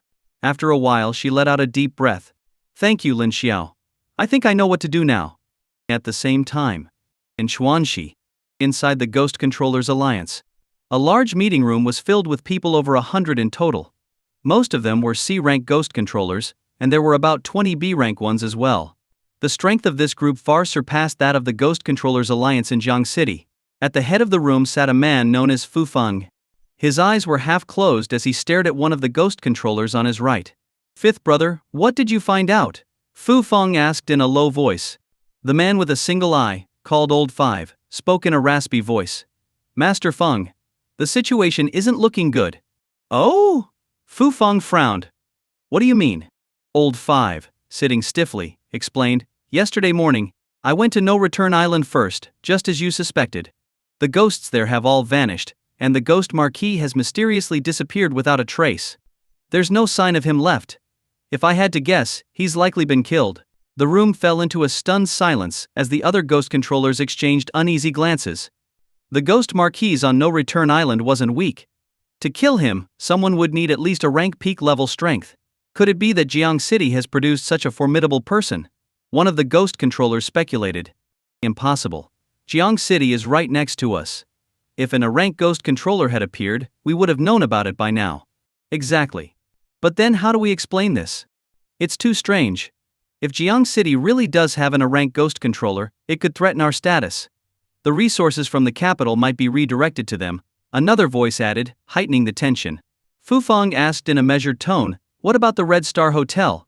The Ghost Marquis there is at the peak of a rank. Surely he hasn't been taken down too?" Old Five's gaze started to shift uneasily, and his voice faltered. No. Fu Feng breathed a sigh of relief. "Good. As long as the Ghost Marquis at the Red Star Hotel is still around, we can maintain our standing." Old Five nervously corrected, "I didn't finish, Master Feng. What I meant was no. There's no mistake. The Ghost Marquis at the Red Star Hotel has also been killed." Boom! Fu Feng shot up from his chair, his eyes flashing with rage. A terrifying aura burst from his body, filling the room. The B-rank Ghost Controllers could withstand it, but the weaker C ranks were visibly trembling. Sweat poured from their foreheads as they tried to endure the immense pressure. This was the power of pure dominance. Old Five. "What did you just say?" Fu Feng's voice was cold and piercing, his gaze locked on Old Five. Old Five felt like a mountain had just collapsed onto his chest. Struggling to breathe, he clenched his fists and forced out a response through gritted teeth. "Master Feng, I've confirmed it. The Ghost Marquis at the Red Star Hotel has been eliminated." Fu Feng slammed both fists onto the solid pearwood table in front of him, shattering it into pieces. Everyone in the room stood at attention, heads bowed, not daring to make a sound. Fu Feng was seething with fury. Killing a rank peak level Ghost Marquis is something only an S-rank Ghost Controller could do. If what you're saying is true, has an S-rank Ghost Controller appeared in Jiang City? Fu Feng growled through clenched teeth. Old Five was on the verge of tears, silently cursing his luck for getting involved in this mess. Why did he have to be the one delivering this bad news? "Master Feng, please calm down. Based on what I know, we still can't confirm if the Ghost Controller responsible is from Jiang City. In fact, I believe it's far more likely that one of the 5 elders made a move," Old Five stammered. "Exactly, Master Feng. There's no way Jiang City could produce an S-rank Ghost Controller. That would be absurd." Another voice chimed in. "Right. It must have been one of the 5 elders acting. If that's the case, it's actually good news for us humans." "Yes, Master Feng. Please don't let this upset you." Hearing this, Fu Feng's expression finally softened, and reason began to return. Indeed, what they were saying made sense. There were only a handful of S-rank Ghost Controllers in the entire country. If a new one had emerged, the capital would have made a formal announcement to all Ghost Control alliances, but there had been no word of that. This could only mean that Jiang City had not produced a new S-rank Ghost Controller. Given that, it was highly possible that the 5 elders had been the ones to take down the Ghost Marquis on No Return Island and at the Red Star Hotel. Seeing that Fu Feng was calming down, Old Five forced a smile and said, "Master Feng, I think this could actually be good news for us." "Oh? How so?" Fu Feng asked, his interest piqued. "Think about it, Master Feng. The 5 elders only intervene when local Ghost Controllers are unable to handle a situation. Their presence in Jiang City indicates that things are getting out of control there. That means Yuanzhan is failing in his duties, and it could lead to a shift in the capital's support," Old Five explained slowly. Fu Feng's eyes brightened as he considered this. "You might be right. Yes. The chaos in Jiang City could be an opportunity for us," another person echoed. "If the capital redirects its resources, we could solidify our position as the strongest region. Master Feng, this could be a blessing in disguise." Master Feng, your wisdom has seen us through another crisis. Fu Feng burst into laughter. Indeed. You're all right. This calls for a celebration. As night fell, Lin Xiao was at home, preparing a simple meal for himself when his phone suddenly rang. The call was from Lu Qingfeng. What's up? Lin Xiao asked directly. Lu Qingfeng chuckled. Master, come out and grab a bite to eat. Eat? I'm about to start streaming. I don't have time for dinner with you. Just looking at your face fills me up, Lin Xiao replied, clearly annoyed. Lu Qingfeng responded jokingly, oh, I didn't know I had that effect. In that case, I'll just camp out at your place so you can save on 3 meals a day. Lin Xiao couldn't help but laugh. This guy's logic was something else. Seriously, master, you've got to come.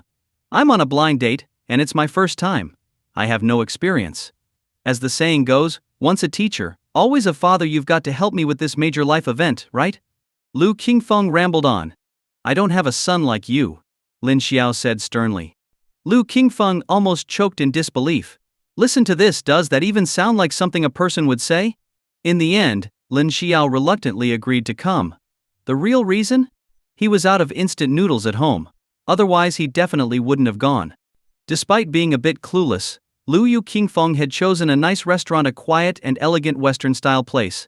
Dressed in casual clothes, standing tall and looking sharp, Lu Qingfeng didn't seem too bad today. Aside from his brain sometimes not working properly, he was actually okay. When Lin Xiao arrived, Lu Qingfeng quickly offered him a seat. Where's the girl? Lin Xiao asked, puzzled. Lu Qingfeng glanced at his watch. She should be here soon. Let's order, Lin Xiao suggested. Just as the dishes were served, a young woman walked in.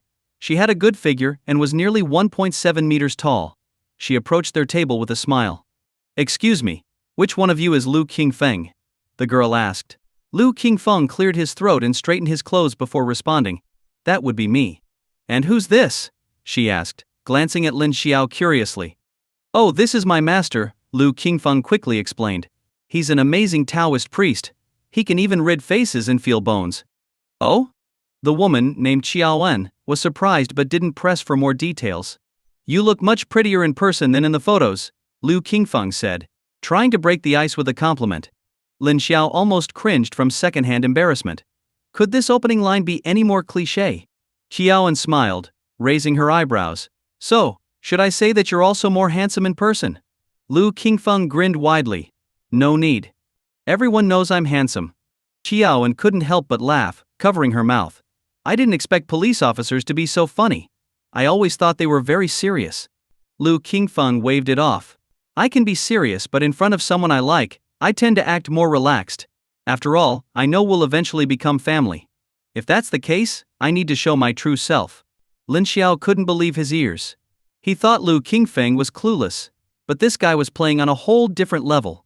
His boldness left Qiaowen stunned. You're not some kind of player, are you? Qiaowen asked, a hint of suspicion in her eyes. Lu Qingfeng raised his hand and swore, absolutely not. I'm a righteous man. I can vouch for him, Lin Xiao chimed in, deciding to help Lu Qingfeng out for the sake of a good meal. Lu Qingfeng shot Lin Xiao a grateful look. Being a righteous man isn't something you can just claim. It takes time to prove it, Qiaowen said, playfully pursing her lips. So, does that mean you're open to giving me a chance? Lu Qingfeng's eyes lit up. No, Qiaowen shook her head, but we can start as friends.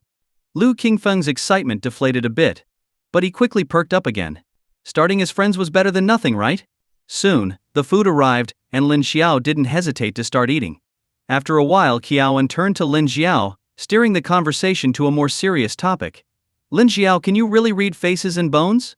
Lin Xiao nodded. I can. I have a friend who's been acting strangely lately, like she's not herself. Could you come with me to check on her sometime?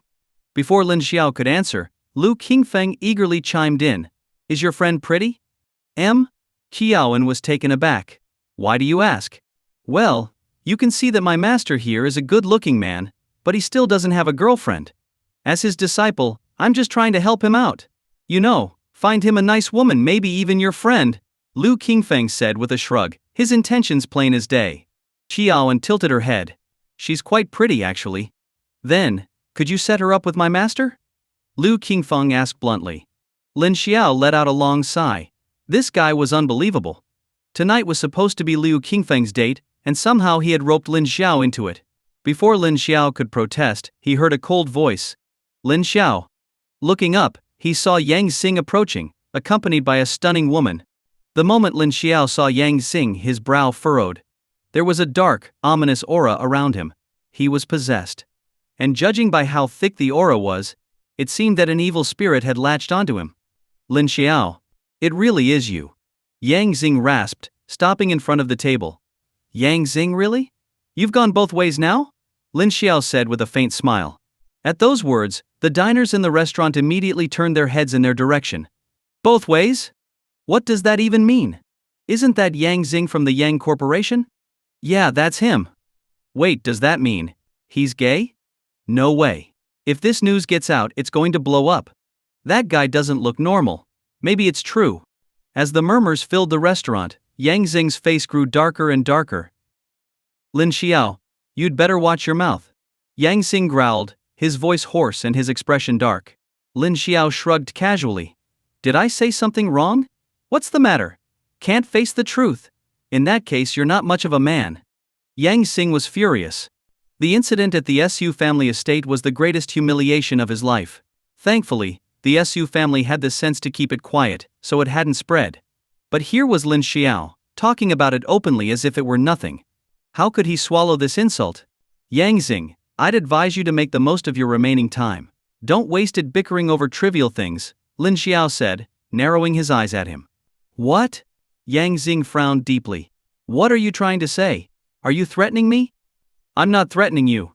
But surely you know what you've done lately, right? You should be aware of your own misdeeds. As soon as Lin Xiao said this, Yang Xing's expression changed drastically, and his heartbeat quickened. Recently he had indeed committed a terrible crime. He had killed a girl who was pregnant with his child. But he had disposed of the body meticulously. There was no way anyone could know about it, right? I don't know what you're talking about. I'm just here to have dinner, and I won't let someone like you ruin my mood. I'll let you off for now. With that, Yang Xing turned away from Lin Xiao and strode into the restaurant, clearly shaken. Master? That Yang Xing is no easy guy to deal with. But you handled him like a pro. Impressive. Liu Qingfeng gave Lin Xiao a thumbs up, unable to hide his admiration. Lin Xiao chuckled. It doesn't matter how complicated he is. What I do know is that soon, he'll be begging me for help on his knees. Huh? Liu Qingfeng was taken aback. Lin Xiao turned to Qiao Yaoan. Qiaoan, are you done eating? Yes, I'm full, Qiaoan nodded. All right then, let's get going, Lin Xiao said with a smile. The three of them left the restaurant together. By the time Lin Xiao got home, it was already past 9 p.m. For Lin Xiao, the dinner had been quite pleasant mainly because of Qiaoan's company. At 10 p.m. sharp, Lin Xiao started his live stream as usual. The number of viewers remained stable. However, as he glanced at the comments, he was immediately stunned. Damn it! You're Lin Xiao, right? What the hell, man? Your stupid taxi ghost story ruined my business. I've had way fewer rides today than usual. Yeah. I'm a cab driver too, and I haven't gotten a single fare tonight. What the hell? It's like you're trying to kill our livelihood. I've only made $100 tonight. And I'm in the capital, no less. Same here in the capital. I barely made $90. Streamer, you're killing us.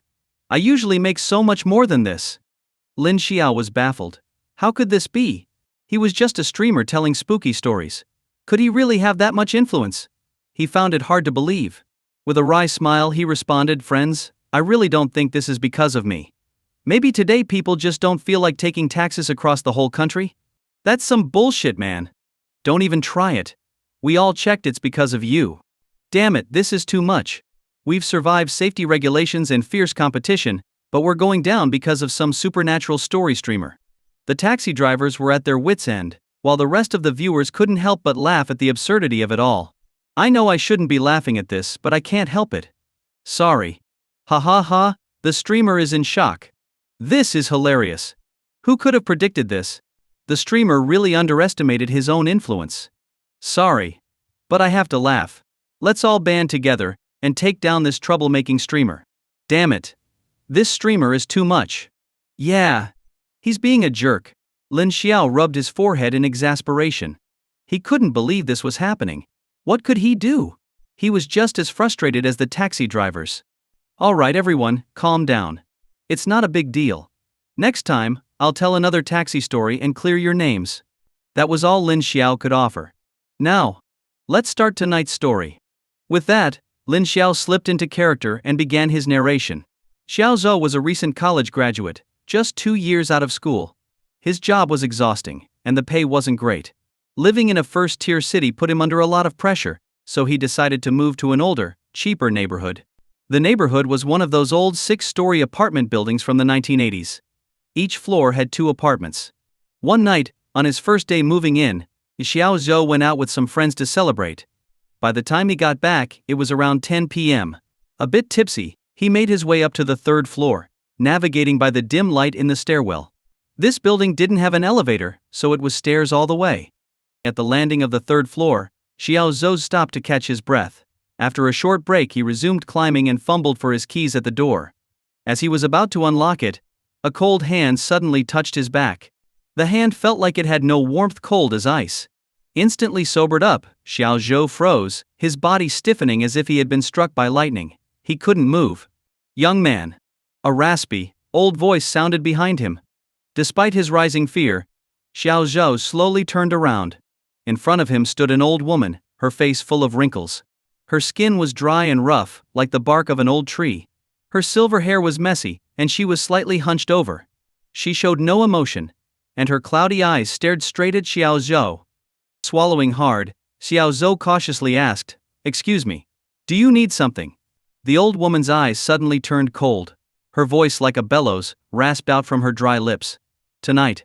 No matter what sounds you hear, don't get out of bed. Keep yourself under the covers."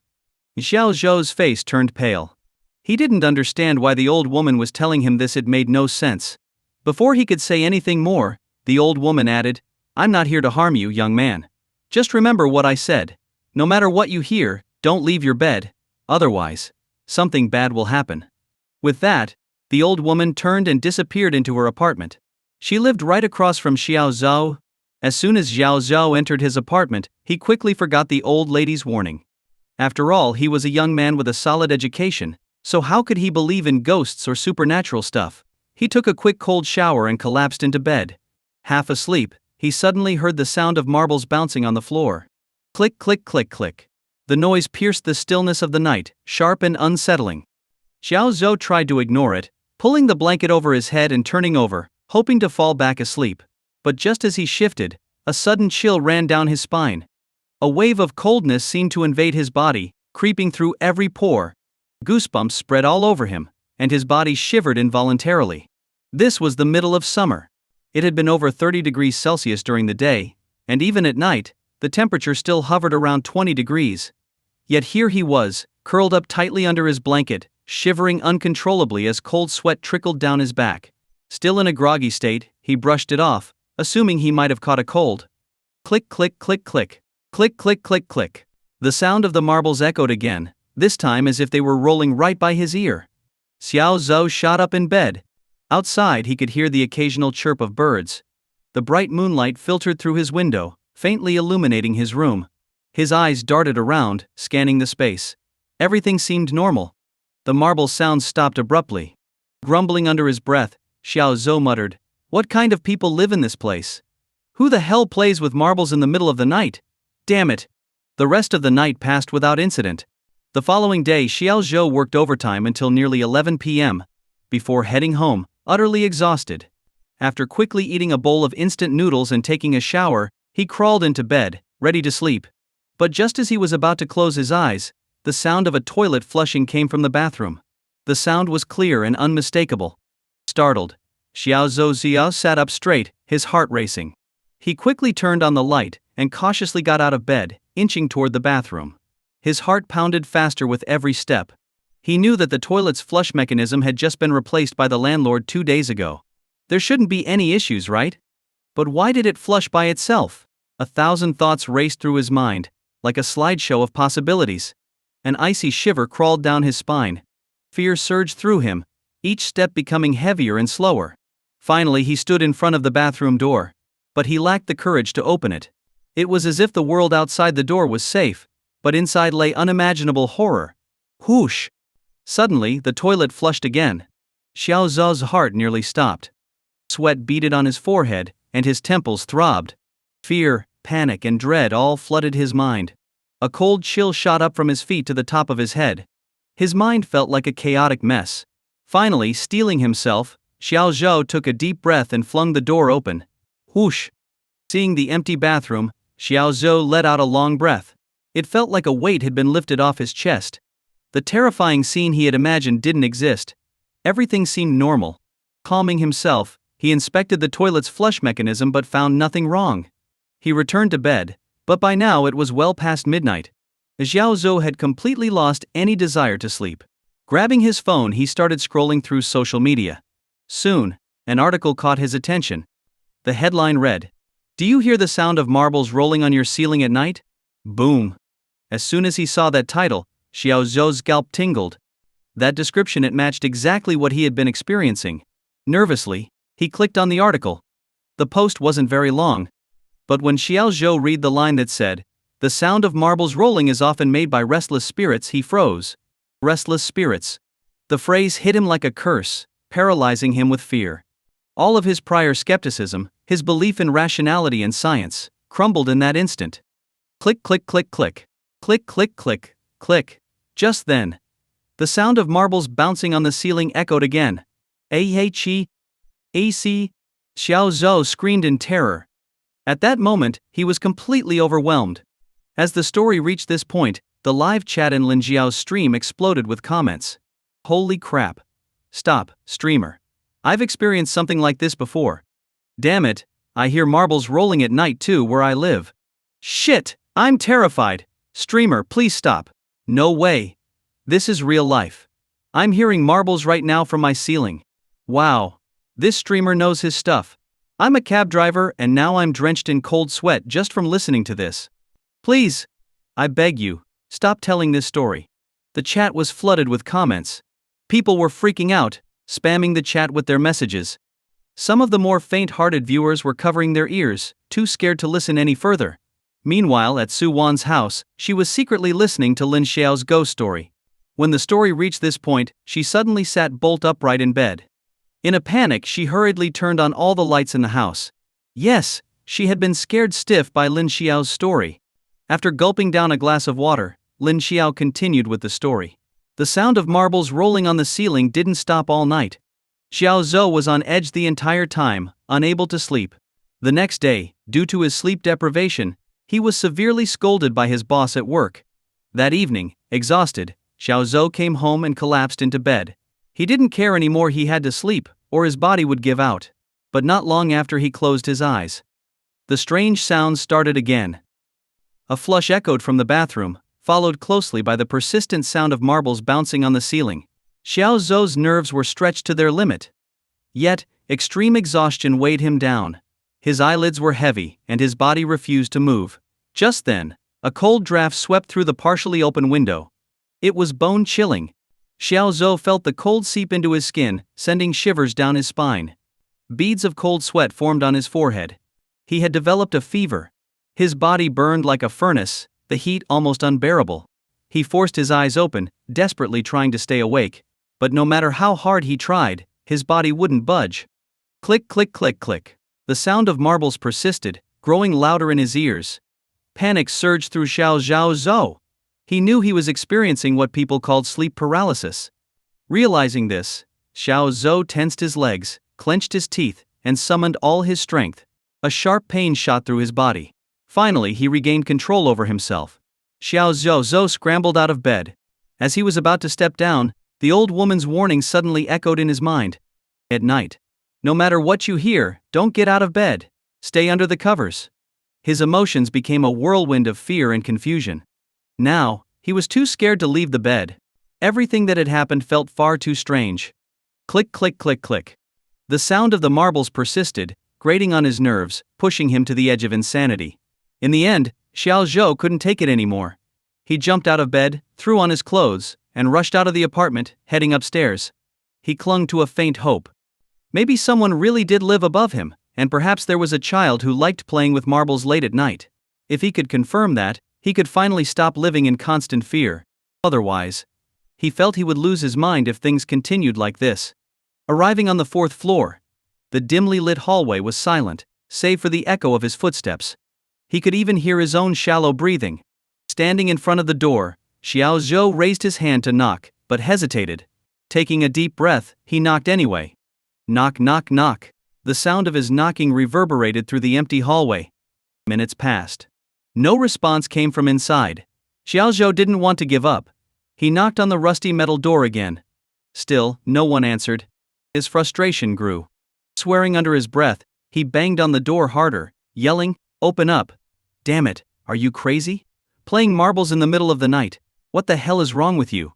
You've got no parents to raise you properly. Come on, open the door if you dare." By now Xiao Zhou had stopped caring.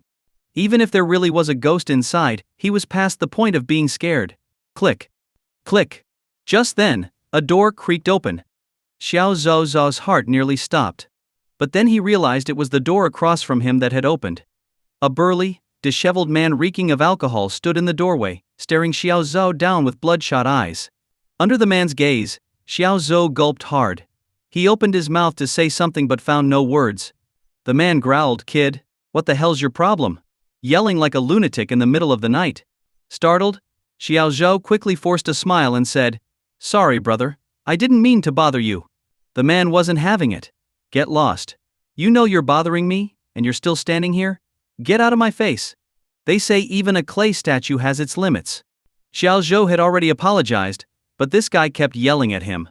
He was already on edge from the strange events, and now this? His frustration boiled over.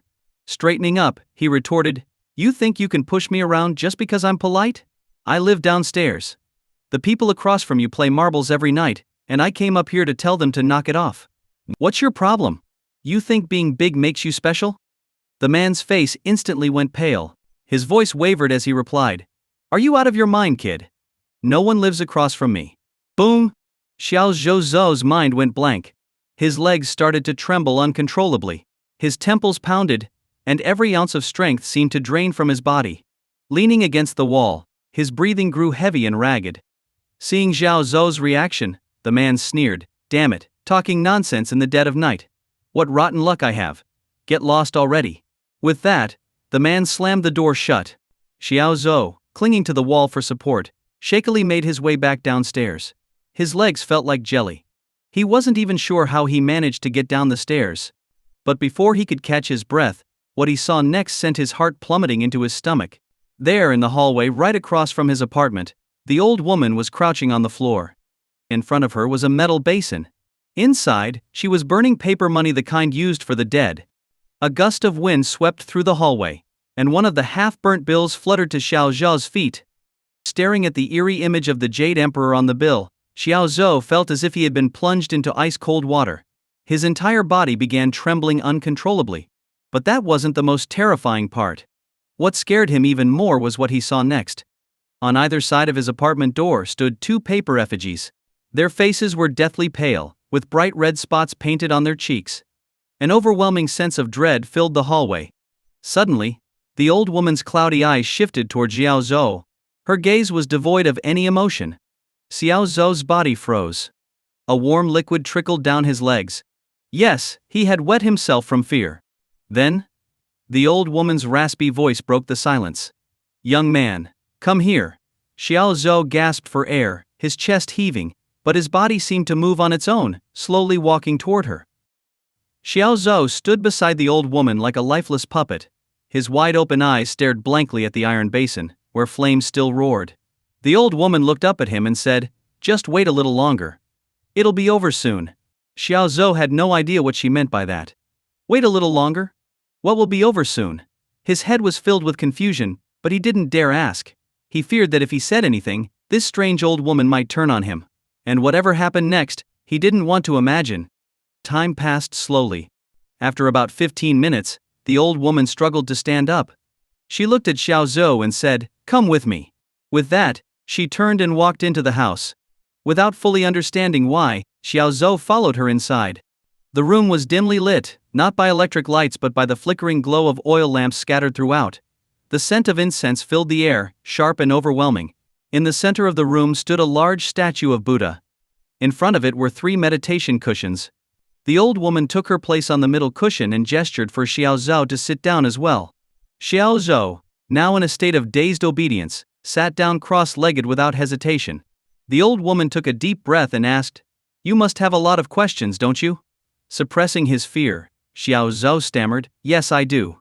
Can you please tell me, what's going on here?" The old woman sighed deeply and began to recount a story. 15 years ago, there was a terrible crime on the 4th floor. An entire family of 4 was murdered. The investigation later revealed that the killer was the previous tenant of the apartment you're now living in on the 3rd floor. The man had developed an obsession with the woman living on the 4th floor. One day, while her husband was away, he broke into the apartment with the intent of assaulting her. But the woman resisted, fighting back as much as she could. Enraged, the man killed her in cold blood, and after she was dead, he violated her body.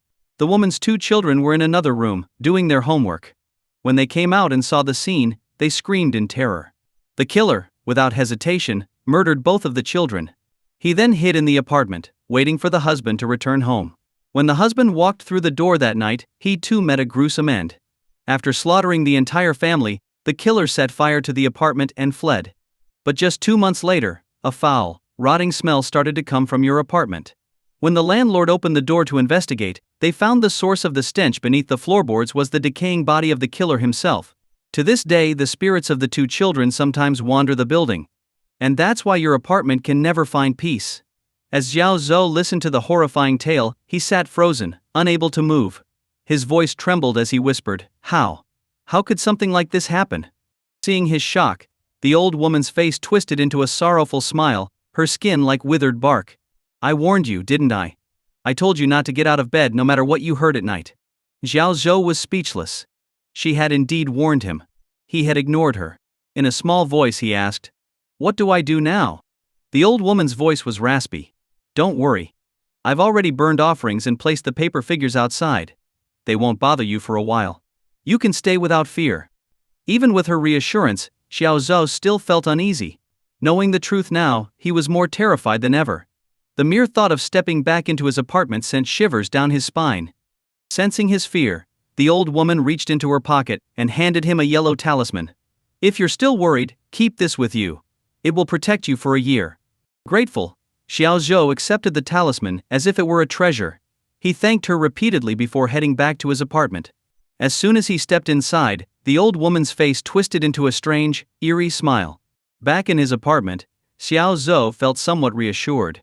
After all, the old woman had said the talisman would keep him safe for a year. Exhausted from the day, he collapsed onto his bed and drifted off to sleep. But just as he was on the verge of slumber, a piercing, chilling laughter filled his ears. "Hey, hey, hey, hey!" The sound was as grating as nails on a chalkboard, sending chills down his spine. Xiao Zhou snapped his eyes open. And there, on the ceiling above him, was a hideous, grinning, ghostly face. Xiao Zhou let out a blood-curdling scream as his heart pounded violently in his chest, his breath coming in desperate gasps. In that moment, Xiao Zhou died of a heart attack. The next day, the police arrived. It was the man from the 4th floor who had called them. As they carried Xiao Zhou's body out of the apartment, a young officer glanced toward the old woman's door. Turning to his senior, he asked, "Shouldn't we investigate that apartment across the hall?" Hearing this, the older officer's face darkened. He sternly scolded the young man, "What nonsense are you talking about? No one has lived in that apartment for the last 15 years. And with that, the story ended. The viewers in Lin Xiao's stream were left in stunned silence. Not a single comment appeared in the chat. If it weren't for the steady viewer count still showing over 9 million, Lin Xiao might have thought his stream had died. Then, after what felt like an eternity, the chat finally exploded with messages. "Damn, damn, damn, damn! They're all ghosts!" Twist after twist. This story totally made my scalp tingle. Good thing I stocked up on adult diapers, otherwise, I'd be changing my bedsheets right now. Oh my god, is this even real? So it turns out. The old lady was the real boss all along. I almost believed she was a good person. Damn it, streamer. What on earth is going on in your head? How do you even come up with this stuff? Now this is what I call a proper ghost story. The build-up, the twist, it was perfect. The comments section was exploding with messages, like a blizzard of words, as the stream lit up with excitement. The viewer count had now officially surpassed 9 million. At this pace, it was clear that tonight's stream would likely hit 10 million viewers. And because many viewers were actively sharing Lin Xiao's stream on their personal social media platforms. In the Dusha Platform's management office. This is it. It's about to blow up. Li Feng's face was practically glowing with excitement, his fists clenched in triumph. Next to him, Xiao Lu was equally thrilled, exclaiming, "This Lin Xiao is a storytelling genius. The quality of his ghost stories is mind-blowing. He's completely changed the way I think about the genre. Xiao Lu, you're going to hit the jackpot with your year-end bonus this time." Li Feng glanced at Xiao Lu. Grinning, Xiao Lu replied, "Well, a lot of the credit goes to you, director. I just happened to spot him, but it was your sharp eye that saw Lin Xiao's potential from the start." Ha ha ha. Li Feng laughed heartily. Meanwhile, in a different part of Jiang City, Ouyang Jin clapped his hands in amazement after finishing Lin Xiao's latest story. Unbelievable. This story was even better than the ones before. Lin Xiao truly is a genius at ghost stories. Ouyang Xun, sitting nearby, nodded in agreement, his tone serious and reflective. "You actually showed good judgment this time," he said. "Lin Xiao's story tonight was indeed masterful. The twists kept coming, each more shocking than the last. For someone so young to have such an understanding of horror is beyond my expectations. It looks like Lin Xiao is going to surpass all the so-called masters in the ghost story genre." Ouyang Jin, hearing this, couldn't help but ask, "Even you, Grandpa?" Ouyang Xun smiled bitterly. "As I've said before, I can't compare to him." Hearing this, Ouyang Jin was momentarily speechless, unsure how to respond. At the Jiang City Ghost Control Alliance. In Yuan Zhan's office, both he and Lu Yuan were seated in front of the computer, watching the stream. Yuan Zhan turned to Lu Yuan, his voice heavy. "So, it was him who killed those two ghost lords?" Lu Yuan nodded vigorously. "That's right, it was him. My nephew wouldn't lie to me. He's definitely good at telling stories. But I wonder just how strong he really is. He doesn't seem like an S-class ghost controller." Yuan Zhan shook his head slowly. "Not an S-class? Then how could he be so powerful? Even peak-level ghost lords couldn't defeat him." Lu Yuan was stunned. "Do you know why I haven't reported this to the capital yet?" Yuan Zhan suddenly asked. Lu Yuan shook his head. "I don't. It's because I'm not sure what level of power we're dealing with. If he's truly an S-class ghost controller, then of course, it would be worth reporting. But if he's not, it could cause unnecessary trouble for us here in Jiang City. It might even create issues that we're not prepared to handle." Yuan Zhan's tone was serious. As the head of Jiang City's Ghost Control Alliance, Yuan Zhan wasn't just responsible for the alliance. He was also responsible for the safety of the millions of people living in the city. The weight of that responsibility was immense. Every decision he made had to be cautious and calculated. One wrong step could lead to disaster, and the consequences would be unbearable. Back in Lin Xiao's live stream. After a brief rest, Lin Xiao glanced at the chat. "Everyone, ghost stories aren't entirely real, but I hope you all maintain a sense of respect for the unknown. You might not believe in ghosts, but you should never challenge what you don't understand." Well said. Absolutely. We must keep a sense of reverence. Many things that can't be explained by science might very well be supernatural. The streamer is spot on with this. I've already shared this stream with everyone I know. If I'm getting scared to death, my friends should be too. As long as I'm not embarrassed, the embarrassment is someone else's problem. Keep going, streamer. The chat exploded with activity, the comments coming in waves. Lin Xiao smiled, and continued in a more serious tone. "Next, let's move on to tonight's second story." His voice dropped lower, setting the mood. "It was the summer after my first year in college, and I was home with nothing to do. Life in the countryside doesn't offer much in terms of entertainment. Apart from fishing, there's not really anything to pass the time. One afternoon, just after I woke up from a nap, I got a call from my good friend, Xiao Peng. Xiao Peng was quite the character. He worked as a hearse driver for the county funeral home. Now, some of you might think that's not a great job, but I can tell you with full confidence that working at a funeral home is a stable, government job. And being a hearse driver? That's practically an iron rice bowl. As long as Xiao Peng didn't mess up, he'd be set for life and even receive a pension when he retired. He was a bit of a slacker in high school, and after flunking his college entrance exams, his dad pulled some strings to get him into the funeral home. By now, he'd been working there for about 6 months. When I picked up the phone, I answered, "Xiao Peng, what's up?" In a mysterious tone, Xiao Peng replied, "Ya, come with me on a job." This was slang in their line of work. Going on a job meant picking up a body. Since I was bored out of my mind at home, I didn't hesitate. I agreed to go with him right away. About an hour later, Xiao Peng showed up at my place on a Red Sun motorcycle to take me to the county. After a quick greeting, we headed out. Now Xiao Peng had definitely gained some weight over the past 6 months. Standing at over 6 feet tall, he must have weighed at least 200 pounds by now. Riding behind him on the bike, I felt completely safe, like nothing could happen to me. Once we reached the county, we headed straight to the funeral home. We arrived at the funeral home, and Xiao Peng immediately started up the car. I took the passenger seat next to him. As soon as I got in, he tossed me a pack of Huazi cigarettes. I looked at him in surprise. Wow, Xiao Peng, moving up in the world, huh? Smoking Huazi now. Xiao Peng chuckled. You don't get it, eerie. Sure, the salary in my line of work isn't great, but the side perks are plenty. Oh, that got me curious. You guys get perks on the side? Xiao Peng smirked. You don't know the half of it. Let me put it this way, every time I head out on a job, I can smoke Huazi as much as I want, and I always get red envelopes too. Turns out, this was a normal part of the funeral home business. A kind of gray income after all. Most families want to make sure their loved ones have a good final journey, and the hearse driver is the one who escorts them on that last trip. So it's common for drivers to receive cigarettes and red envelopes as tokens of gratitude. This time, we were heading to a village about an hour and a half from the county. Once we left the main road, we hit gravel paths, and since it had rained recently, the roads were muddy and slippery. Xiao Peng automatically slowed the car down. By the time we arrived at the village, the sun was setting. As we pulled up to the village entrance, 2 middle-aged men approached us. They were typical rural folk, dark-skinned and sturdy. Xiao Peng and I got out of the car, and one of the men came over with a big smile, introducing himself as Li Difa, the eldest son of the deceased. He handed me a high-end ginseng cigarette, which I accepted without thinking. But when he offered it to Xiao Peng, this guy actually refused. I nearly choked. Was this kid getting cocky or what? He turned down a ginseng cigarette. That stuff wasn't cheap, it sold for 25 yuan a pack in our area. Instead, Xiao Peng pulled out his own pack of Huazi, lit one up, and puffed away. Li Difa looked a bit embarrassed, so I quickly stepped in. Don't mind him, Li Ji Ye. That's just how he is, he's got a strange temper. Li Difa nodded politely. Then Xiao Peng, in his gruff voice, asked, Where's the body? Follow me, Li Difa said.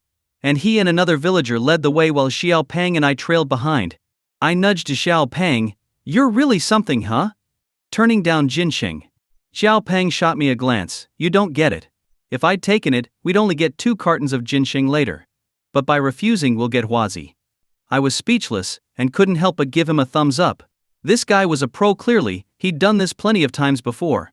After walking for a few minutes, I started hearing the wail of Suona horns in the distance. Before long we arrived at the deceased's home. White cloth hung at the entrance, with 2 paper effigies flanking the door, their eyes eerily staring straight at me. I felt a shiver run down my spine. I whispered to Xiao Peng, Hey, is it just me, or do those paper figures seem to be watching me? Xiao Peng waved me off. You're just spooking yourself, that's all. I didn't argue. But the unease stayed with me. We entered the main hall, where an ice coffin sat in the center. In front of it was a small brazier, where they were burning spirit money and joss paper. The scene was more than a little unsettling. Xiao Peng walked straight up to the ice coffin and started talking to an older man. From the way Li Difa and the others treated him with such respect, calling him second uncle, it was clear this man was held in high regard. Xiao Peng got straight to the point. It's getting late. If we don't leave soon, it'll be dark, and these mountain roads aren't easy to navigate. Second uncle nodded and turned to Li Difa. It's time for your mother to go. Li Difa asked, Is the timing right, second uncle? Can we lift the coffin now? Second uncle replied, Yes, the timing is good. You can proceed. With that, Li Difa looked over at Xiao Peng. Master, I'll leave it to you. Xiao Peng didn't say much. Instead he looked at me and barked, Yeah, what are you standing around for? Get over here and help. What? I was dumbfounded. Help? Me? I wasn't ready for this, I'd never done anything like it before. My nerves were shot, but with everyone watching, I couldn't back down. So I swallowed my fear and stepped up next to Xiao Peng. The ice coffin was opened, and the deceased was covered in a white cloth. Xiao Peng gave me a quick rundown and had me stand at the head of the body. When I say 3, we'll lift her and place her in the paper coffin. Got it. I nodded quickly. 1, 2, 3, lift. At Xiao Peng's cue, I reached into the ice coffin. The moment my hands touched the body, I felt an intense chill wrap around them. I could feel every hair on my body stand on end. But I gritted my teeth and held onto the blanket beneath the deceased. Even though I wasn't exactly the athletic type, I wasn't weak either. With a bit of effort, Xiaopeng and I managed to lift the body without much trouble. But just as we were about to lower her into the paper coffin, a gust of cold wind suddenly blew the white cloth off her face. The deceased's face appeared in front of me. Her skin was pale and shriveled, her eye sockets sunken deep into her skull, her cheekbones sharp and prominent, and her mouth hung open, revealing a set of yellowed teeth. But the most terrifying part: as soon as the cloth was lifted, her eyes shot open. Her wide, milky white eyes, devoid of pupils, stared straight at me. I gasped in horror, my legs nearly buckling beneath me. My breathing became ragged, and beads of sweat began forming on my forehead. Seeing what had happened, Li Difa quickly stepped forward and covered her face with the cloth again. Only then did I let out a long, shaky breath. That one moment had nearly made me wet myself. It was terrifying beyond words. Thankfully, everything went smoothly in the end, and the deceased was successfully placed in the paper coffin. Second uncle held a duster, dipping the pine needles in some dark liquid, and began sprinkling it around the paper coffin while muttering something under his breath. I couldn't understand a word he was saying, but Xiaopeng, on the other hand, looked completely absorbed. I was baffled and asked instinctively, "Xiaopeng, you understand what he's saying?" He shot me a sideways glance and cursed, "Understand? What the hell are you talking about?" I was speechless. Turns out this guy was just pretending. I almost fell to my knees in admiration for nothing. Time passed slowly, and after about 10 minutes, second uncle abruptly swung the duster, striking the paper coffin with a sharp snap. "Lift," he commanded, his voice firm and clear. That word, I understood. Xiaopeng shot me a look. "Come on, give me a hand." I nodded quickly, and the two of us got ready to lift the coffin from either end. But then, something strange happened. Even though I used all my strength, I couldn't lift it at all. Not an inch. And Xiaopeng, his face turning red from effort, was also struggling, gripping the coffin tightly but unable to budge it. The people in the hall exchanged puzzled glances, starting to whisper among themselves. What's going on with them? Who knows? They can't even lift a paper coffin. What kind of mess is this? The murmurs grew louder, and Li Difa hurried over. Approaching Xiaopeng, "Master, please, try harder. I've already prepared your cigarettes, they're definitely Huazi. My mother is old and can't handle much more." At that moment, I realized Li Difa thought we were slacking off because we were dissatisfied with the cigarette offerings. Before I could say anything, Xiaopeng straightened up, his face serious. "It's not right, your mother's coffin isn't moving." What? Li Difa was stunned. It didn't make sense. The paper coffin itself only weighed about 30 to 40 pounds, and his mother, frail and old, couldn't have weighed more than 100 pounds at most. Together, that wasn't much weight, certainly not enough to stump two strong young men. Seeing the disbelief on Li Difa's face, I quickly chimed in, "Li Ji, we're not lying. There's something strange going on, your mother's too heavy." Hearing this, Li Difa frowned and motioned for a few more men to come over. Soon, several strapping young men gathered around. Xiaopeng said seriously, "On my count, 1, 2, 3, lift." Now, there were 6 of us, including Xiaopeng and me, all straining to lift the paper coffin. But despite our combined strength, the coffin didn't move an inch. The atmosphere in the hall grew tense and eerie. I was completely bewildered. Something was definitely wrong. Damn it. This was my first time helping Xiaopeng, and I had to run into something so strange. What kind of bad luck was this? Li Difa, bewildered, asked, "What's going on? Why aren't you all putting in the effort?" One of the young men, pale-faced, turned to him and said, "Uncle, Grandma. She doesn't want to leave." What? Li Difa was shocked. "Doesn't want to leave?" The young man nodded. "That's right. We can't lift her. What are we supposed to do?" Without wasting any time, Li Difa rushed over to second uncle, his tone pleading, "Second uncle, what's happening here?" Second uncle furrowed his brow and asked, "Did your mother have any unfulfilled wishes?" Li Difa thought for a moment, then suddenly turned around, scanning the crowd. His eyes landed on someone in the corner. "Old third. Come here," he called out. A young man in his 20s came over. "Dad, what's up?" Li Difa, his face stern, said, "Your grandmother wanted to see you one last time before she passed, but you didn't come back in time. Kneel." Old third looked frustrated. "Dad, come on. Don't be superstitious. There's no such thing as ghosts or spirits. We live in a modern world. Smack. Without warning, Lee Defa slapped his son hard across the face. You little punk, just because you've been to school, you think you know everything. Do you think you're better than me now? I swear, I'll beat some sense into you if I have to. Old Third, holding his cheek where he'd been slapped, started sobbing in front of everyone. Second uncle stepped in. Defa, what are you doing? You can't just hit someone like that in front of everyone. Lee Defa, still fuming, muttered, Second uncle, this kid just doesn't listen. Second uncle turned to Old Third and asked calmly, Do you trust me? Old Third hesitated for a moment before nodding. Second uncle smiled. Good. If you trust me, then kneel down. In the end, Old Third knelt beside the coffin. Second uncle continued, Tell your grandmother that you've returned, and that she can rest easy and leave in peace. Old Third, his voice choked with emotion, said, Grandma, it's me, Third. I'm so sorry I didn't make it in time to see you. It's all my fault. I'm here now, please don't worry. You can go in peace. After he finished, Second uncle turned to me, Young man, try again now. Without saying a word, I nodded. This time, it worked.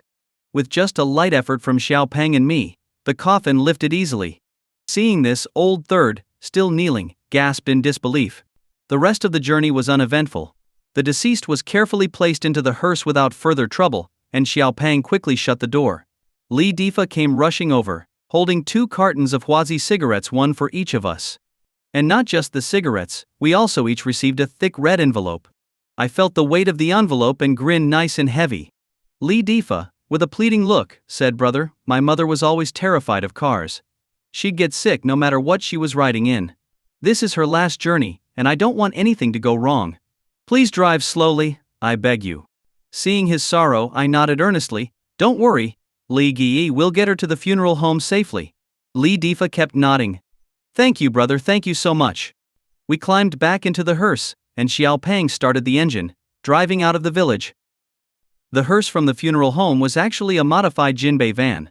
The back seats had been completely removed, leaving a metal partition in the middle. Behind that partition was where the coffin was placed. In other words, I was now separated from the deceased by just a thin metal sheet. Honestly, it was my first time being this close to a dead body, and I couldn't help but feel a bit anxious. What made things worse was that my buddy Xiao Peng, who was driving, wasn't saying a word, which made the atmosphere in the cab feel even more eerie. I took out the red envelope I'd received, opened it, and took a peek. Inside was 600 yuan. Xiao Peng, not bad. We made 600 in cash, plus a carton of Huazi cigarettes. That's 1,000 yuan each, I said, grinning widely. That kind of money was equivalent to a month's living expenses for me in college. Xiao Peng, however, just gave a cold laugh. You got lucky. Do you think it's this profitable every time? If I hadn't stood firm in the negotiations earlier, we'd have been lucky to get 300. I shrugged. Not really in the mood to argue. Then, curious, I asked, by the way, Xiao Peng, what was up with the coffin being so heavy earlier in the morning hall? Xiao Peng chuckled. You really don't know, huh? In this line of work, when someone passes away with unfinished business or unresolved wishes, they're said to be holding on to their last breath. We call bodies like that heavy corpses. A body becomes unnaturally heavy if the person's spirit isn't ready to leave peacefully. I was intrigued. So? If their wish isn't fulfilled, the body can't be moved? Xiao Peng shook his head. Not necessarily. Oh? I stared at him. Is there another way? He nodded. Of course. If there's a skilled Taoist priest or a spiritual master present, they can perform rituals to suppress the restless spirit. I was surprised. Wait, are you saying real magic exists? Xiao Peng shot me a pitying look. And you call yourself a university student? You don't even know this? Feeling slightly insulted, I rolled my eyes. Just because you didn't get into college doesn't mean you get to act all high and mighty. Xiao Peng smirked. The world's a big place, full of strange things. I had to agree with him on that. There really are many strange and mysterious people out there.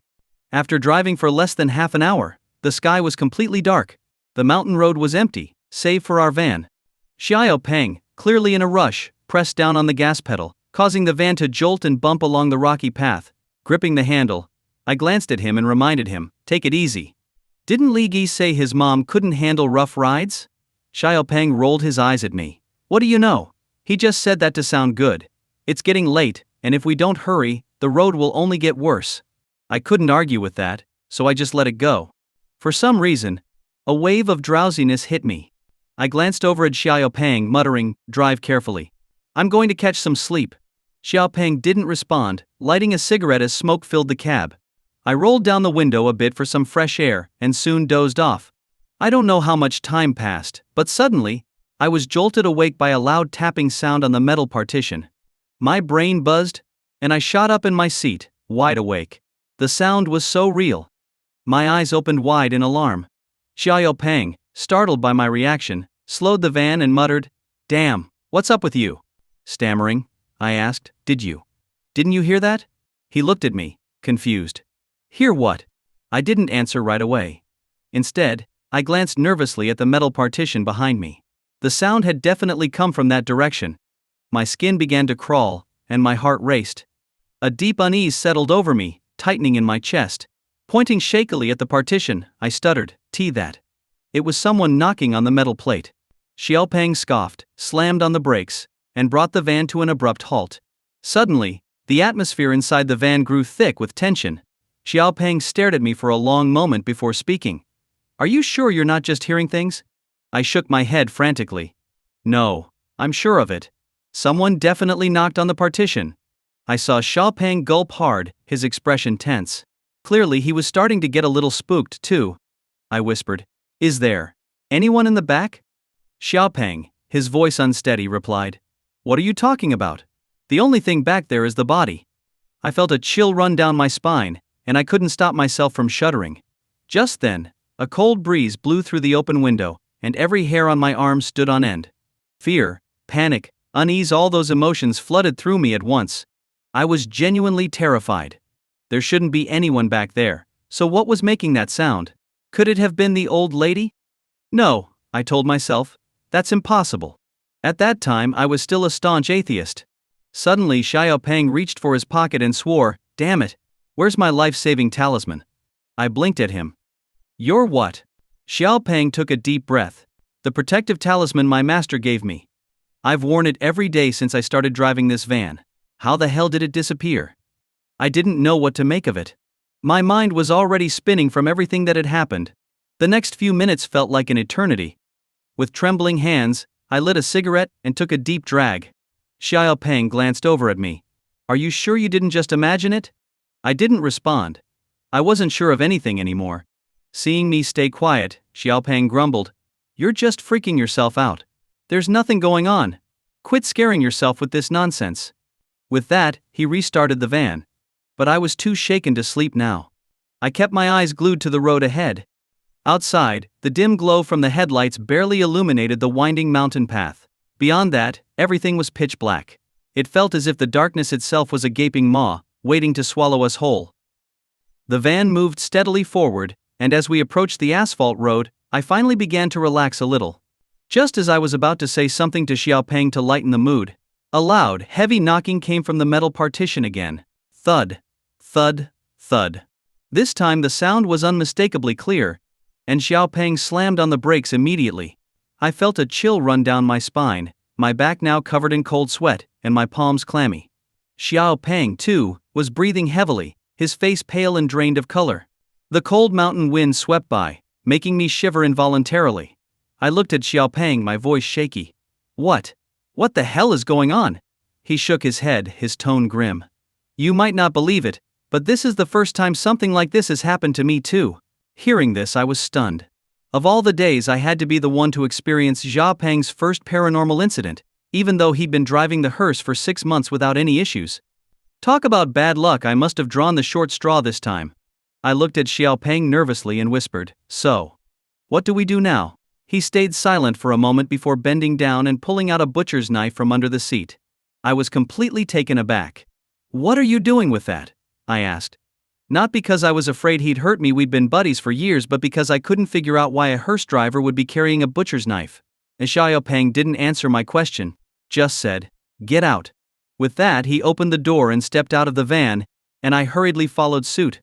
We walked to the back of the van together, and as I stared at the tightly closed door, my legs began to tremble.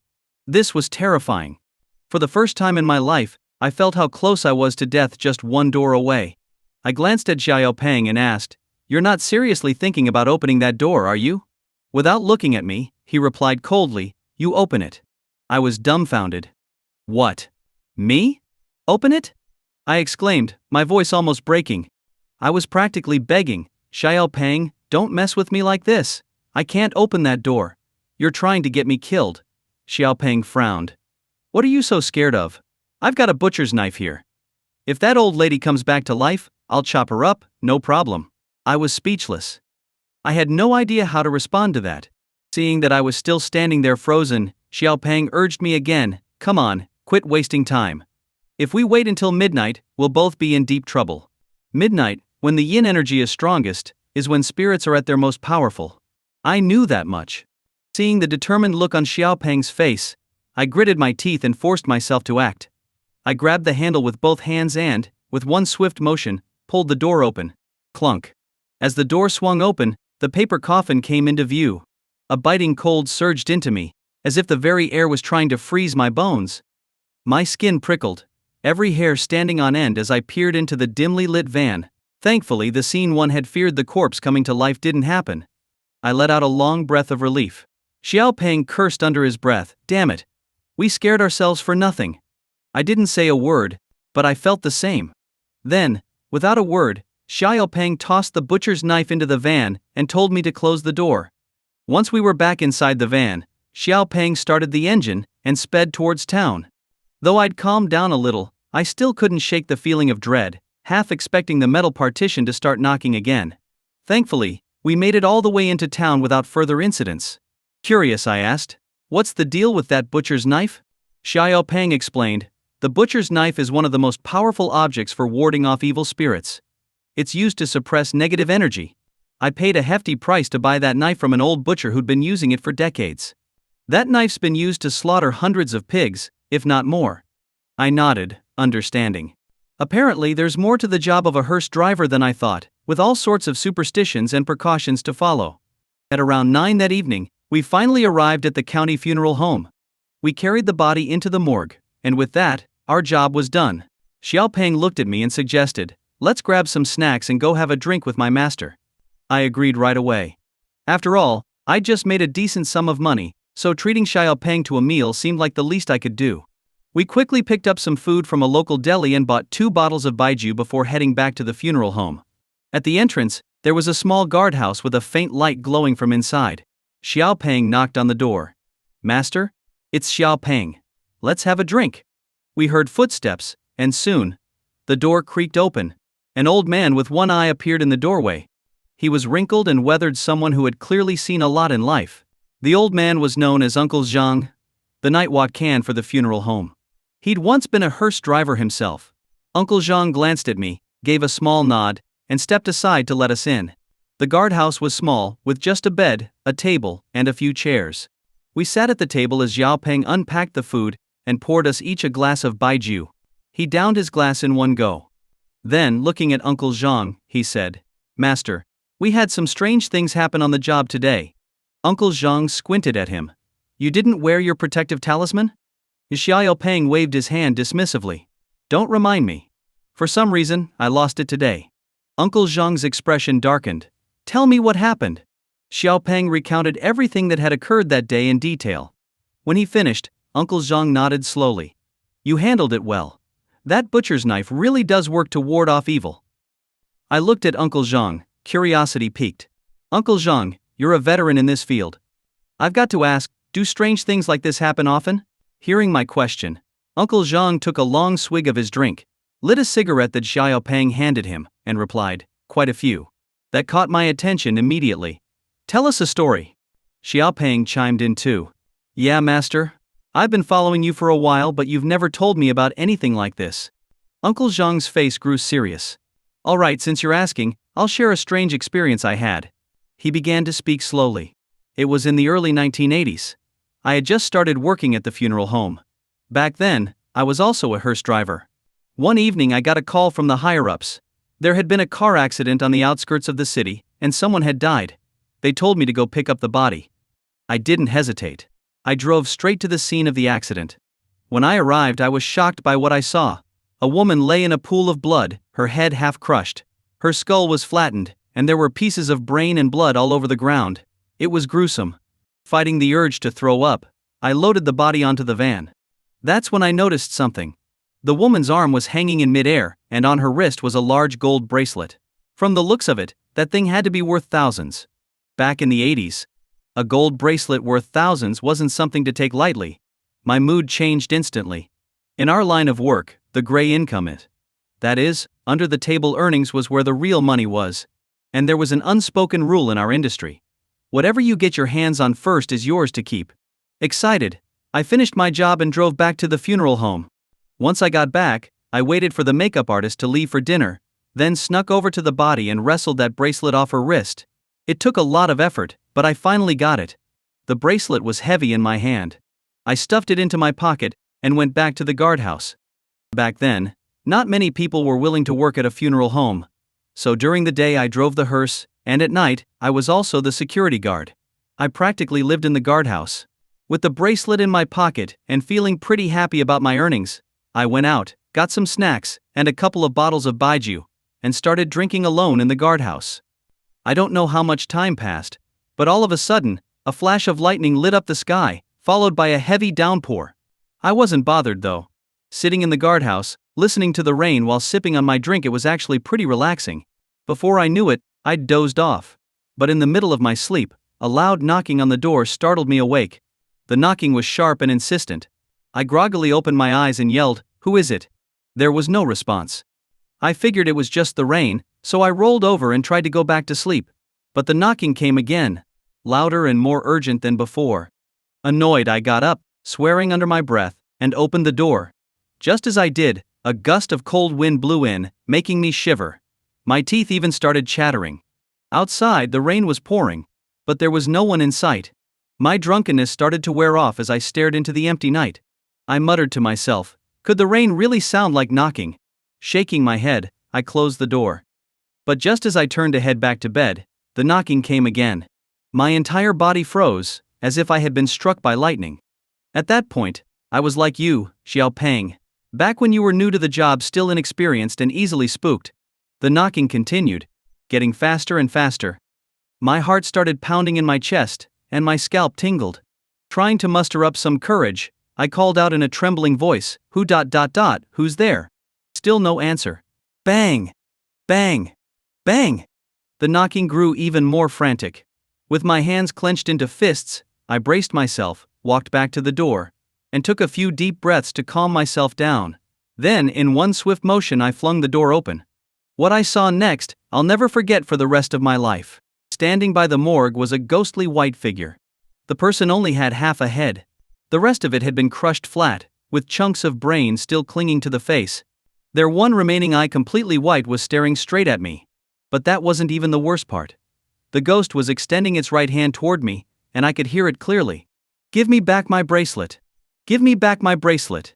Give me back my bracelet." The voice grew louder and louder. My temples started pounding, and I was shaking uncontrollably. My face turned as pale as a sheet. It was the same woman I had picked up earlier that evening, the one I'd stolen the bracelet from. Terrified, I let out a scream and passed out cold on the floor. It wasn't until the next morning, just as dawn was breaking, that I woke up. When I came to, there was no one around. I hurried to the morgue and put the bracelet back on the woman's wrist. After that, the ghost never bothered me again. When Xiao Peng and I heard Uncle Zhang's story, we both gasped in shock.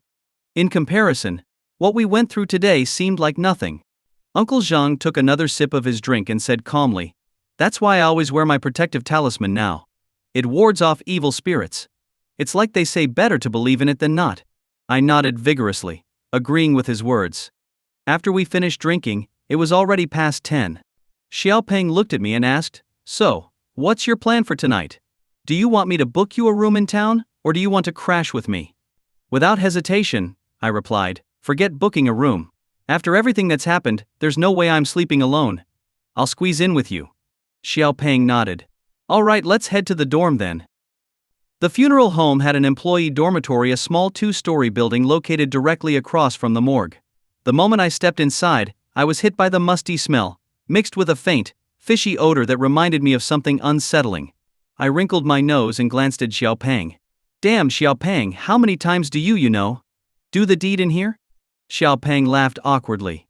"What are you talking about? You think I'm that kind of guy? The lights flicked on, revealing the walls plastered with posters of celebrities. Among them were provocative images of actresses like Maria Ozawa and others with exaggerated features. I raised an eyebrow, staring at Xiaopeng.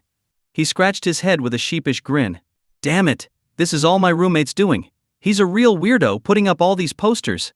Somewhere, Xiaopeng's roommate probably felt unfairly blamed. Xiaopeng pointed to the lower bunk. You can sleep here. It's cleaner. I had no objections, so I lay down immediately, trying to ignore the squeaky ceiling fan blowing hot air across my face.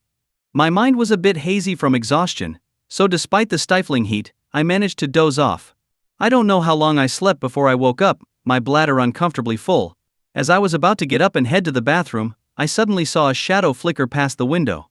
My brow furrowed as I realized where I was, the funeral home. Instantly the urge to pee vanished. My eyes stayed fixed on the window. The shadow reappeared. In the faint moonlight, I saw her face clearly. It was the old woman, the one who had died. She was crouched at the window, her entirely white eyes staring straight into the room.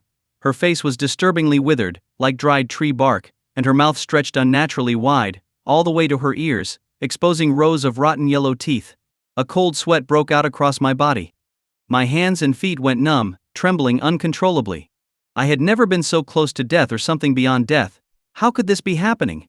Just as I was paralyzed in terror, the old woman's lips began to move. Take me home. Take me home. Her voice was emotionless, mechanical, like something inhuman. Even though it was the height of summer, I was freezing, shivering violently. I tried to snap myself out of it, my thoughts racing in confusion. The old woman kept repeating, take me home. Take me home. My entire body was locked in place, muscles stiff with fear. Desperately I reached out and nudged Xiaopeng's bed with my hand, hoping to wake him, but the guy didn't stir at all. Sweat dripped from my forehead onto the mat below. My heart sank. Was this it? By this point, the viewers in the live stream were going wild. This story is absolutely terrifying. Thanks to the host, I think my years of urinary problems have finally been cured. Thank you. I'm out of adult diapers. What am I supposed to do now? Oh my god, host. I'm begging you to stop. Man, I drive a hearse for a living, and this story hits way too close to home. I'm seriously starting to think the host used to work in the same industry. Unbelievable. The host's popularity is about to hit 10 million. Viewer fear level detected. 10. Viewer fear level detected. 10. Viewer fear level detected. Plus 10. The system notifications rang continuously in Lin Xiao's ears as his livestream reached an unprecedented 9.8 million viewers. Li Feng clenched his fists tightly, his eyes glued to the skyrocketing viewership numbers. We're about to hit 10 million. Xiao Liu, get ready to take a screenshot. Once we break 10 million, we'll start promoting like crazy. Li Feng's voice trembled with excitement, and Xiao Liu had already begun frantically taking screenshots. At that moment, Dushark hadn't even started fully promoting Lin Xiao's channel. If he could break 10 million viewers without a full promotional push, it would be a legendary record. And once it was achieved, both Li Feng and Xiao Liu would benefit the most.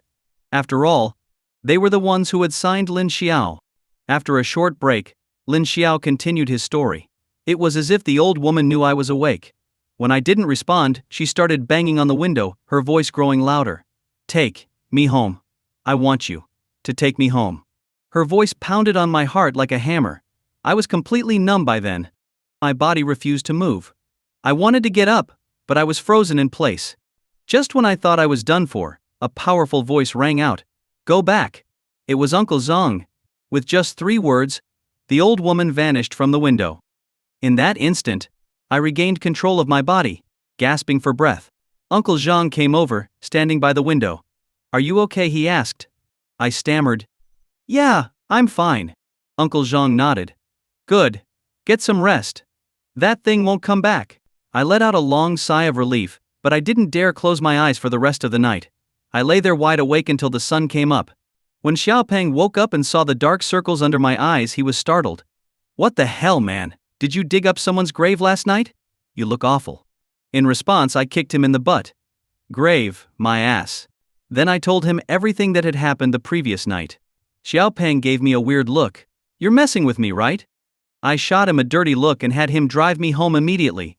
After that, no matter how many times Xiaopeng called me, I never set foot in the funeral home again. As Lin Xiao finished his story, his live stream officially broke the 10 million mark. Wow! 10 million viewers!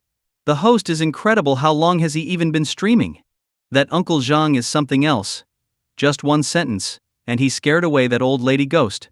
Lin Xiao, you're a legend. Now this is what a real ghost story should be like. After listening to Lin Xiao's ghost stories, I can't take any interest in stories from anyone else. So, is today's stream over? Come on, with 10 million viewers, how about one more story? When Lin Xiao saw that his viewer count had surpassed 10 million, a smile appeared on his face. For him, this was a brand new record. But working overtime? Not a chance. That's just not happening. Smiling, Lin Xiao said, "Folks, there's no way I'm pulling overtime. Today's stream ends here. See you all tomorrow."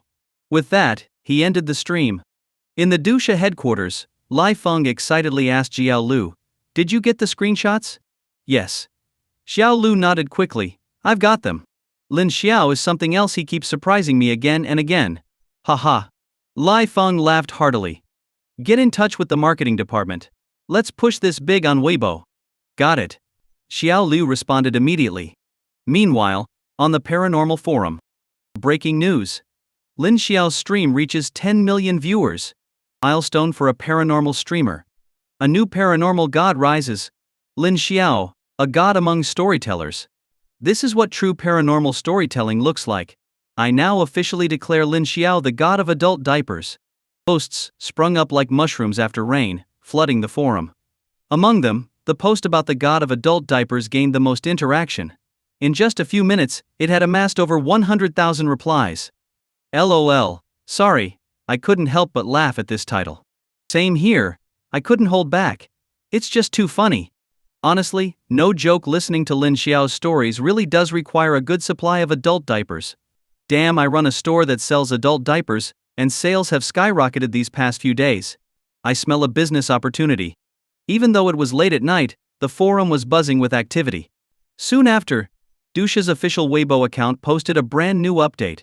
Congratulations to Dusha's platinum streamer Lin Xiao for surpassing 10 million viewers. He's the top paranormal streamer, leading a new trend in ghost stories. Every time he streams, millions tune in. He's risen from a niche streamer to Dusha's most popular host. To thank all of our viewers for their support, Dusha is giving away 1 million yuan in prizes. Simply like, comment, and share this post for a chance to win 10,000 yuan minus 100 winners in total. Don't miss out. Beneath the text was the screenshot Xiao Lu had captured.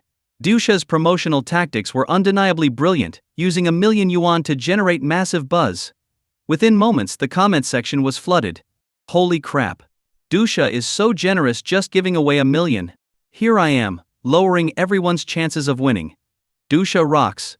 From now on, I'm a lifelong fan of Dusha. Lin Xiao's stories are amazing. Professionals doing what they do best. Lin Xiao isn't just a great storyteller, his voice is so captivating and real. The number of comments quickly soared to 50,000 and kept climbing without showing any signs of slowing down.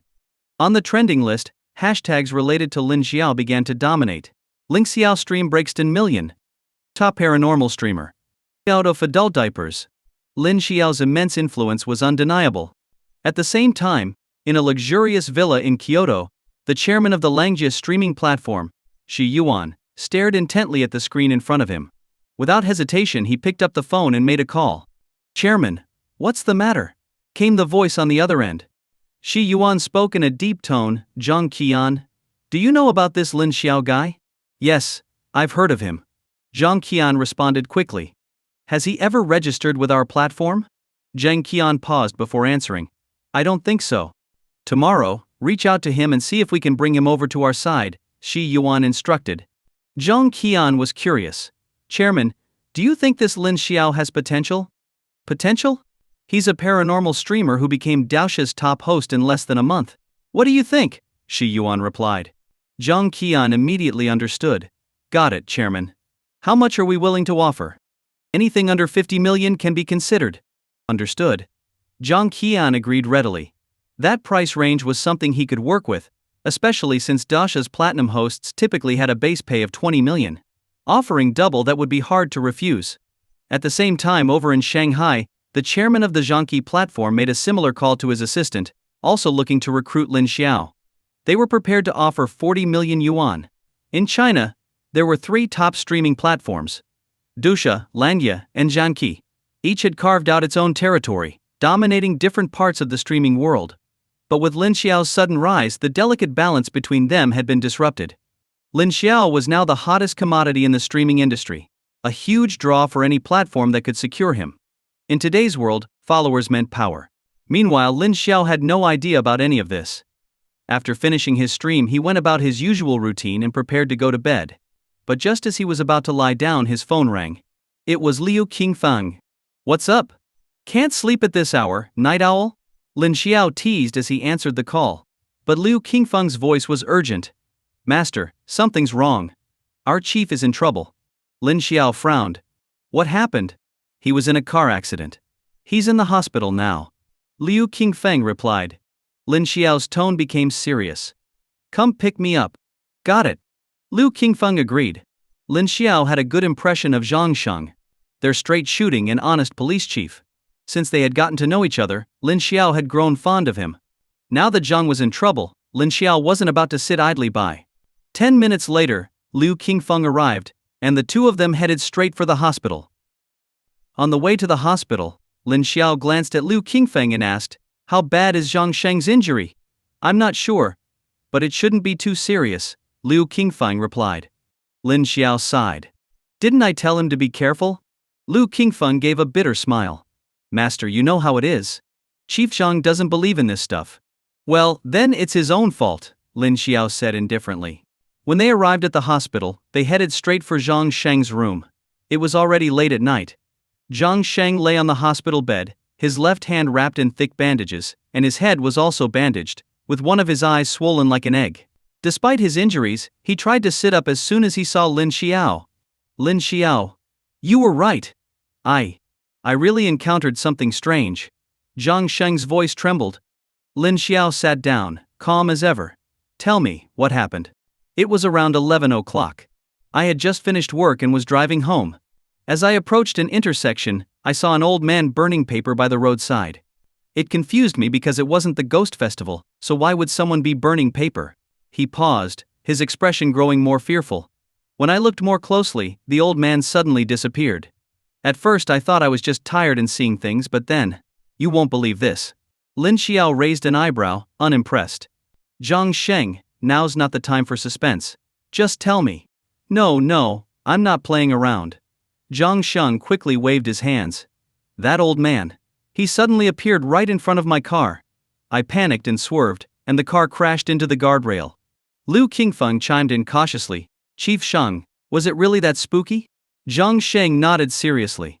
"Now do you believe me? Lin Xiao told me to be careful, and I didn't listen." "I warned you during the day to stay alert," Lin Xiao said nonchalantly. Zhang Sheng looked embarrassed.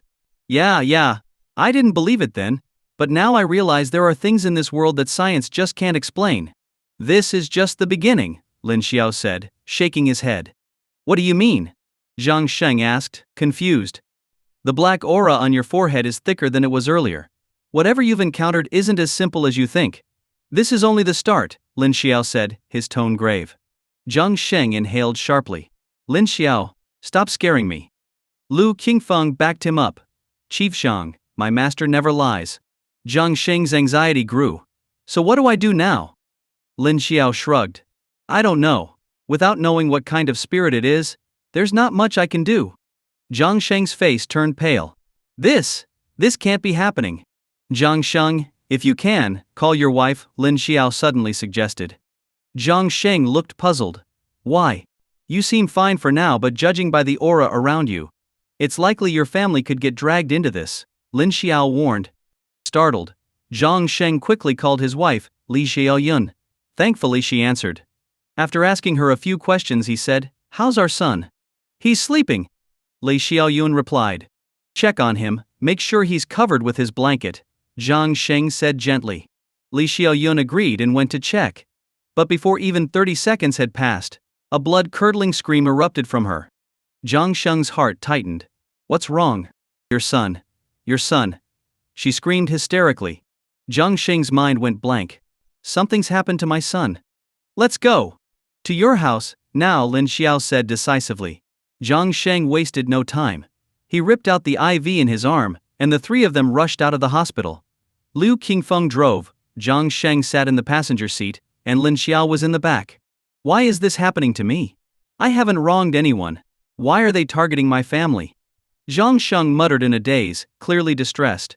Lin Xiao remained silent, unsure of how to comfort him. The situation was dire. They arrived at Zhang Sheng's house without incident. As the car pulled up to the front, Lin Xiao's eyes narrowed. Everywhere else was bathed in moonlight, but Zhang Sheng's house was cloaked in darkness, as if the light itself was being swallowed by a dense black fog. Master, something's off. There's a lot of negative energy here, Liu Qingfeng said in a low voice. Lin Xiao nodded. Yes, the air here is thick with it. They quickly entered the house. In the living room on the first floor, Li Xiaoyun was clutching their son tightly. The boy's body was covered in dried blood, forming crusty patches that clung to his skin. On the floor lay a creepy-looking doll, its face twisted into a sinister grin. Even more disturbing, the doll had real cat eyes set into its head. The sight was chilling. The stench of blood hung heavily in the air, making Lin Xiao frown. Without a word, he walked towards the bathroom. Inside the bathroom, there was a bathtub filled with blood. Floating in the blood were several dead white cats, their eyes missing. Seeing this, Lin Xiao's expression grew even more serious. Are you okay, He-Ho Hao? Zhang Sheng rushed to his son's side and hugged him tightly. The boy stared blankly at the doll on the floor, his eyes empty and unfocused. Li Xiaoyun was sobbing uncontrollably. Master, why are there so many white cats here? Liu Qingfeng asked, bewildered. Lin Xiao explained calmly, according to ancient belief, the black cat is considered a protector that wards off evil.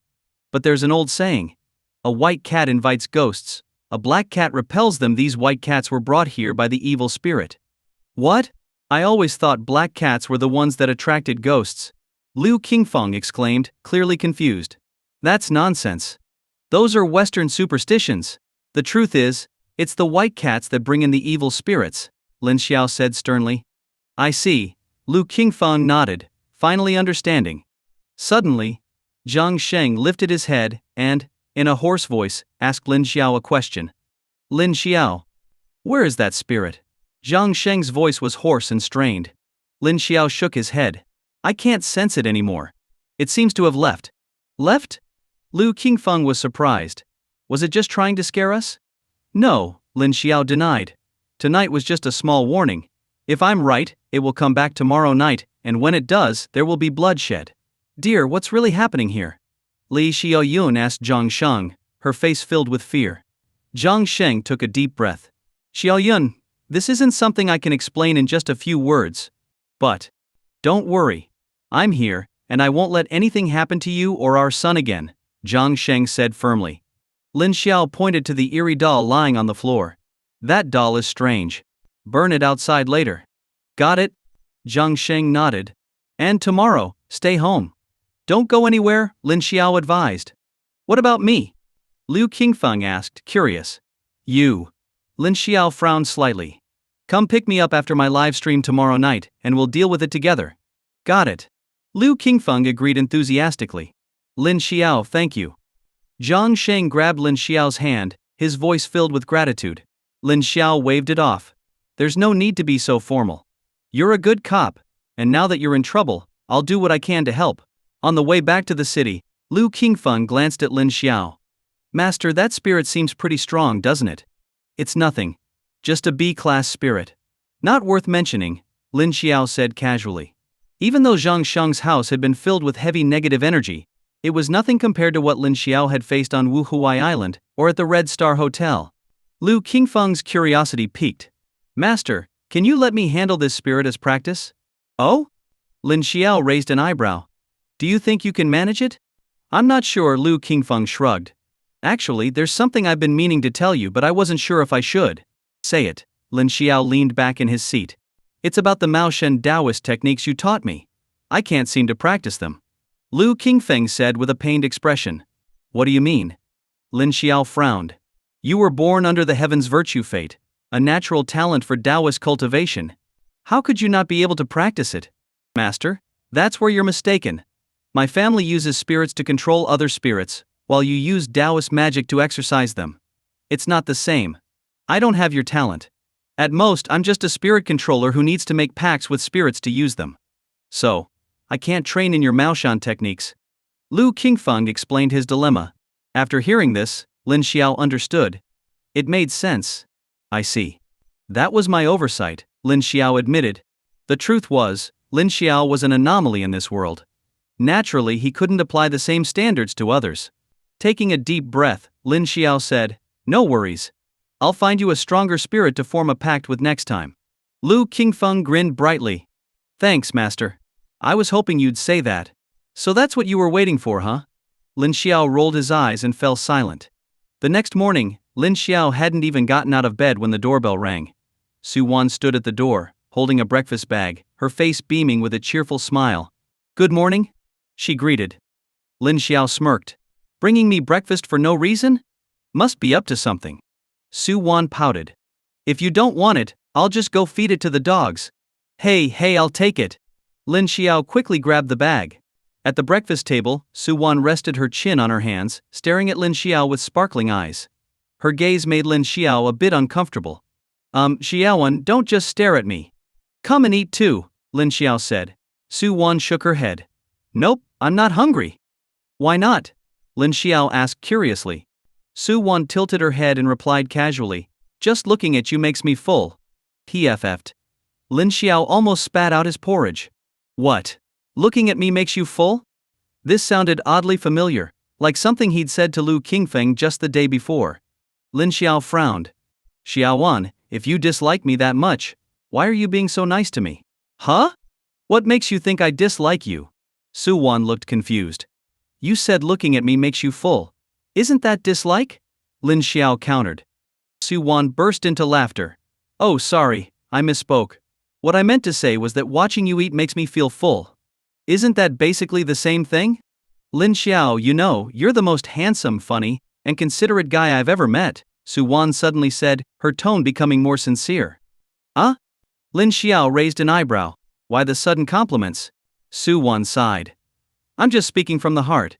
Before I met you, lots of guys pursued me, but they were all superficial. They'd act all nice in front of me, but behind my back, they were always out partying. I hated guys like that.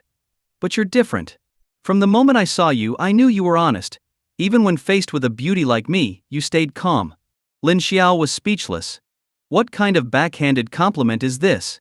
Praising herself while pretending to compliment me? "Xiaowan, with how sweet your words are.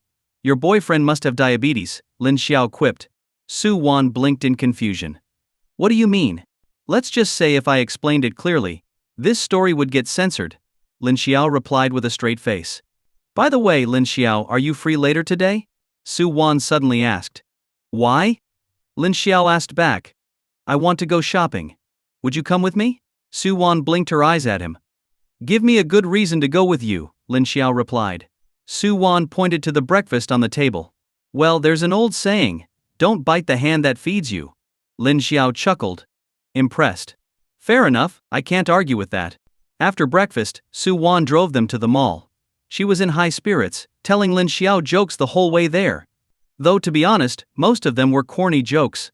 Su Wan laughed so hard she could barely breathe, while Lin Xiao felt more embarrassed than amused. Thankfully, they soon arrived at the mall. The two walked inside, side by side. In the mall, Su Wan was fully embracing her shopping frenzy, showing off that unique talent that only women seem to have. Lin Xiao was utterly stunned, barely able to keep up. At that moment, his hands were filled with bags of all sizes. "Lin Xiao, look! Gucci is having a 5% discount. Let's check it out." Su Wan pointed excitedly to a nearby Gucci store. Hearing this, Lin Xiao replied sarcastically, "I think with your charm, they'd give you a 40% discount." "Huh?" Su Wan looked at him curiously. "Am I really that perfect in your eyes?" "No."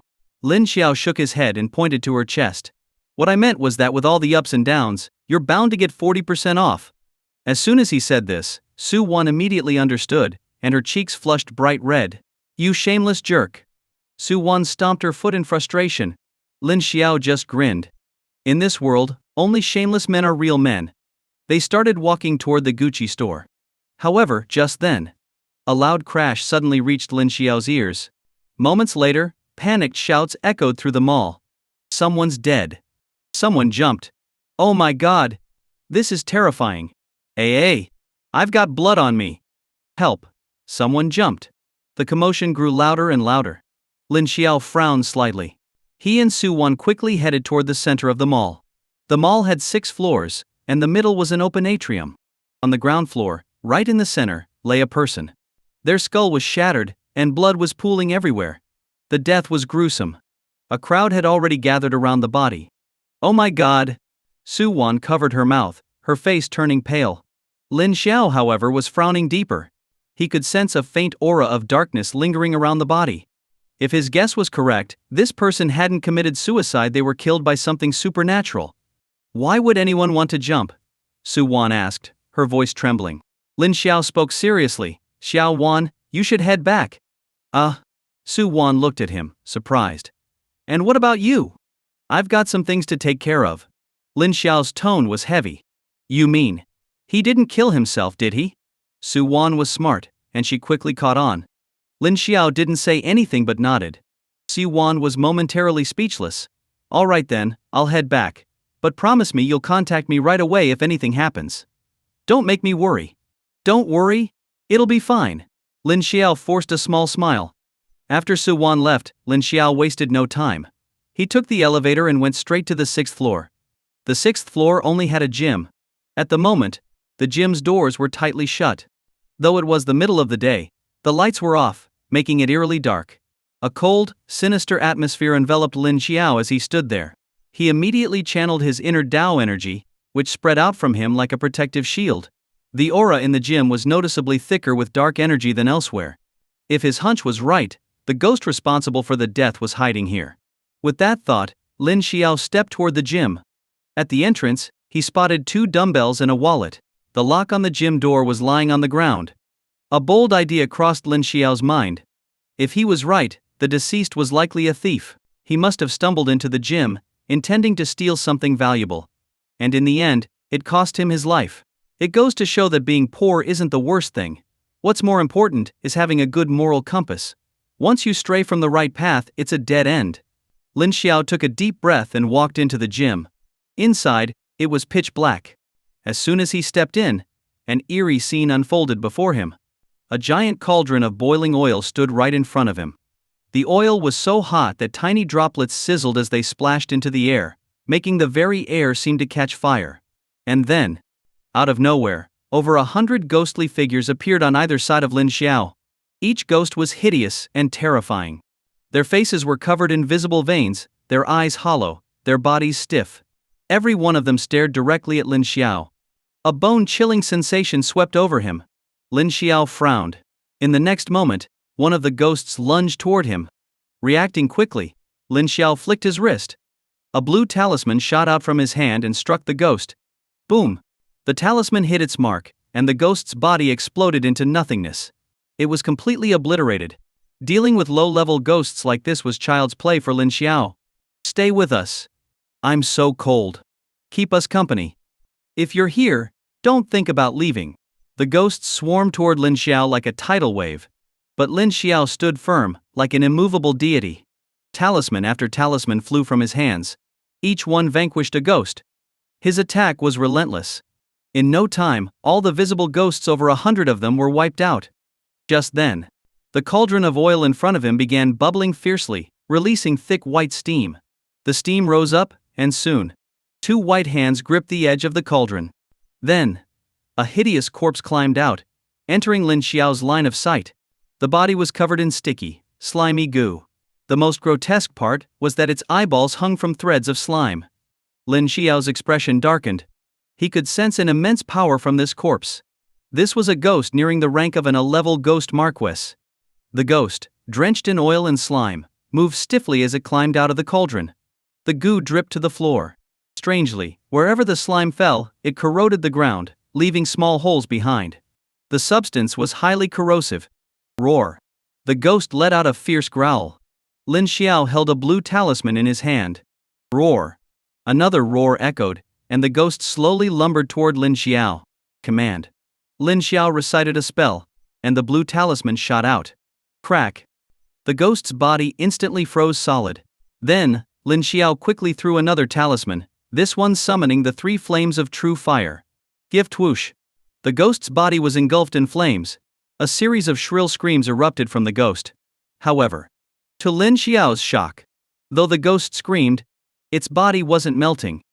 The sticky slime was peeling off, and as the slime fell away, the flames began to die down. Seeing this, Lin Xiao was a bit stunned. This guy was pretty fireproof. The Samadhi true fire burned away the oily, sticky residue covering the ghost, revealing its true form. What emerged was a horrifying face. It had no features, just a flat, round surface like a pancake. The body was charred black, emitting a nauseating stench of burnt flesh. Lin Xiao wrinkled his nose in disgust. Damn, that's ugly. The ghost moved slowly toward Lin Xiao. Seeing this, Lin Xiao immediately drew his crying soul staff. As soon as the staff appeared, the oppressive dark energy around them dissipated in an instant. The power of the ghostly weapon was undeniable. The moment the ghost saw the staff, it froze in place. Lin Xiao seized the opportunity. He swung the staff fiercely at the ghost. Smack! The staff struck the ghost with a loud crack, leaving a deep gash in its body. The ghost staggered backward, clearly afraid. Roar! Roar! Roar! Low growls came from the ghost, even though it had no mouth to speak with. Yelling won't help you, Lin Xiao shouted angrily, wrapping the staff around the ghost's neck. You can't kill me, the ghost cried out. Its voice trembled, clearly terrified. Hearing this, Lin Xiao sneered, why can't I? If you kill me, my master won't let you go, the ghost threatened. At these words, Lin Xiao's brow furrowed. This thing has a master? If someone could control a ghost on the verge of becoming a ghost marquess, then their master must be at least a peak-level ghost marquess. Could it be there's another ghost marquess in Jiang City? With this in mind, Lin Xiao demanded, I'll give you one chance. Tell me where your master is, and I'll spare your life and let you reincarnate. Really? The ghost hesitated. Lin Xiao's power was far beyond anything it could handle. If it didn't cooperate, its soul would be completely destroyed, never to reincarnate. Lin Xiao's voice turned cold. You don't have a choice. Speak, and you'll reincarnate. Don't, and you'll cease to exist. My master is in Sane Cemetery. The ghost's voice trembled. Sane Cemetery? Lin Xiao repeated the name, then swung the staff again, this time with his Tao energy infused into it. The overwhelming power split the ghost's body into pieces. You lied to me. You lied to me, damn human. The ghost screamed in despair. Lin Xiao smiled darkly. When dealing with humans, I speak human words. With ghosts, I speak ghostly words. How could I lie? You hurt people, so you deserve to die. Before the ghost could respond, its form disintegrated completely. As the ghost vanished, the room returned to normal. Light once again filled the gym. Just as Lin Xiao was about to leave, he heard footsteps outside the door. A moment later, Lu Qingfeng appeared, followed by a few police officers. Master! Master! The moment Lu Qingfeng saw Lin Xiao, he rushed over. What are you doing here? I came shopping with Su Wan. We happened to witness the jumper, so I came to investigate. Lin Xiao said this casually. Did you find anything? Lu Qingfeng asked immediately. Lin Xiao glanced at the officers behind Lu Qingfeng and shook his head. Nothing. Lu Qingfeng understood immediately and turned to his team. You guys go search for clues elsewhere. Once they were gone, Lu Qingfeng asked, Master, was it a ghost? Lin Xiao nodded. I knew it. Lu Qingfeng frowned. You knew? Lin Xiao asked, surprised. Master, you might not be aware, but 3 years ago, there was a fire in this gym. Over 100 people died. But since this mall is a landmark in Jiang City, and the fire happened late at night, it was covered up. Hearing this, Lin Xiao narrowed his eyes. Such cruelty, sacrificing lives for selfish gain. Lu Qingfeng laughed awkwardly but didn't argue. After all, Lin Xiao was right. Take me home, Lin Xiao said, walking toward the exit. On the way home, Lin Xiao suddenly asked, I remember you told me once that your uncle works for the Ghost Tamer Alliance? Yes. Lu Qingfeng nodded. Do you want to join? I can introduce you. No, Lin Xiao waved it off. I'm not interested in organizations like that. As a Taoist, my duty is to slay demons and exorcise evil. Then why did you ask? Lin Xiao took a deep breath. Tell your uncle to check out Sane Cemetery. There's likely a ghost marquis there. What? Liu Qingfeng was stunned. There's a ghost marquis in Jiang City. That's insane. How did you find out? The ghost in the gym told me, Lin Xiao explained briefly. A small city like Jiang has 3 ghost marquises. That's too much. It looks like the day when the ghost clan rises is closer than we thought. Liu Qingfeng's tone was heavy. Lin Xiao said, it could happen within 6 months or a year at most. The ghost clan's resurgence is unstoppable. Our job now is to eliminate as many powerful ghosts as we can before that day arrives. You're right, master. Bye. Liu Qingfeng nodded quickly. So, when will you help me find a ghost to contract with? What's the rush? Lin Xiao scolded. You think it's as easy as shopping at the market? You're my apprentice, so your contracted ghost must be at least 100 years old. Finding one depends on timing and luck. Yes. Liu Qingfeng shrunk back, quickly agreeing. When they arrived home, Lin Xiao went upstairs to find Su Wan. Su Wan was waiting anxiously. Lin Xiao, how did it go? Did you find out anything? She was clearly still shaken from what she had seen earlier, her face pale. Lin Xiao took a deep breath. It was a ghost. Another ghost. Su Wan was shocked. Why are there so many ghosts lately? You don't need to worry. As long as I'm here, you'll be safe. Lin Xiao's tone was serious. A wave of warmth washed over Su Wan. Thank you, Lin Xiao. No need to thank me, silly, Lin Xiao said, gently patting her head, his eyes full of affection.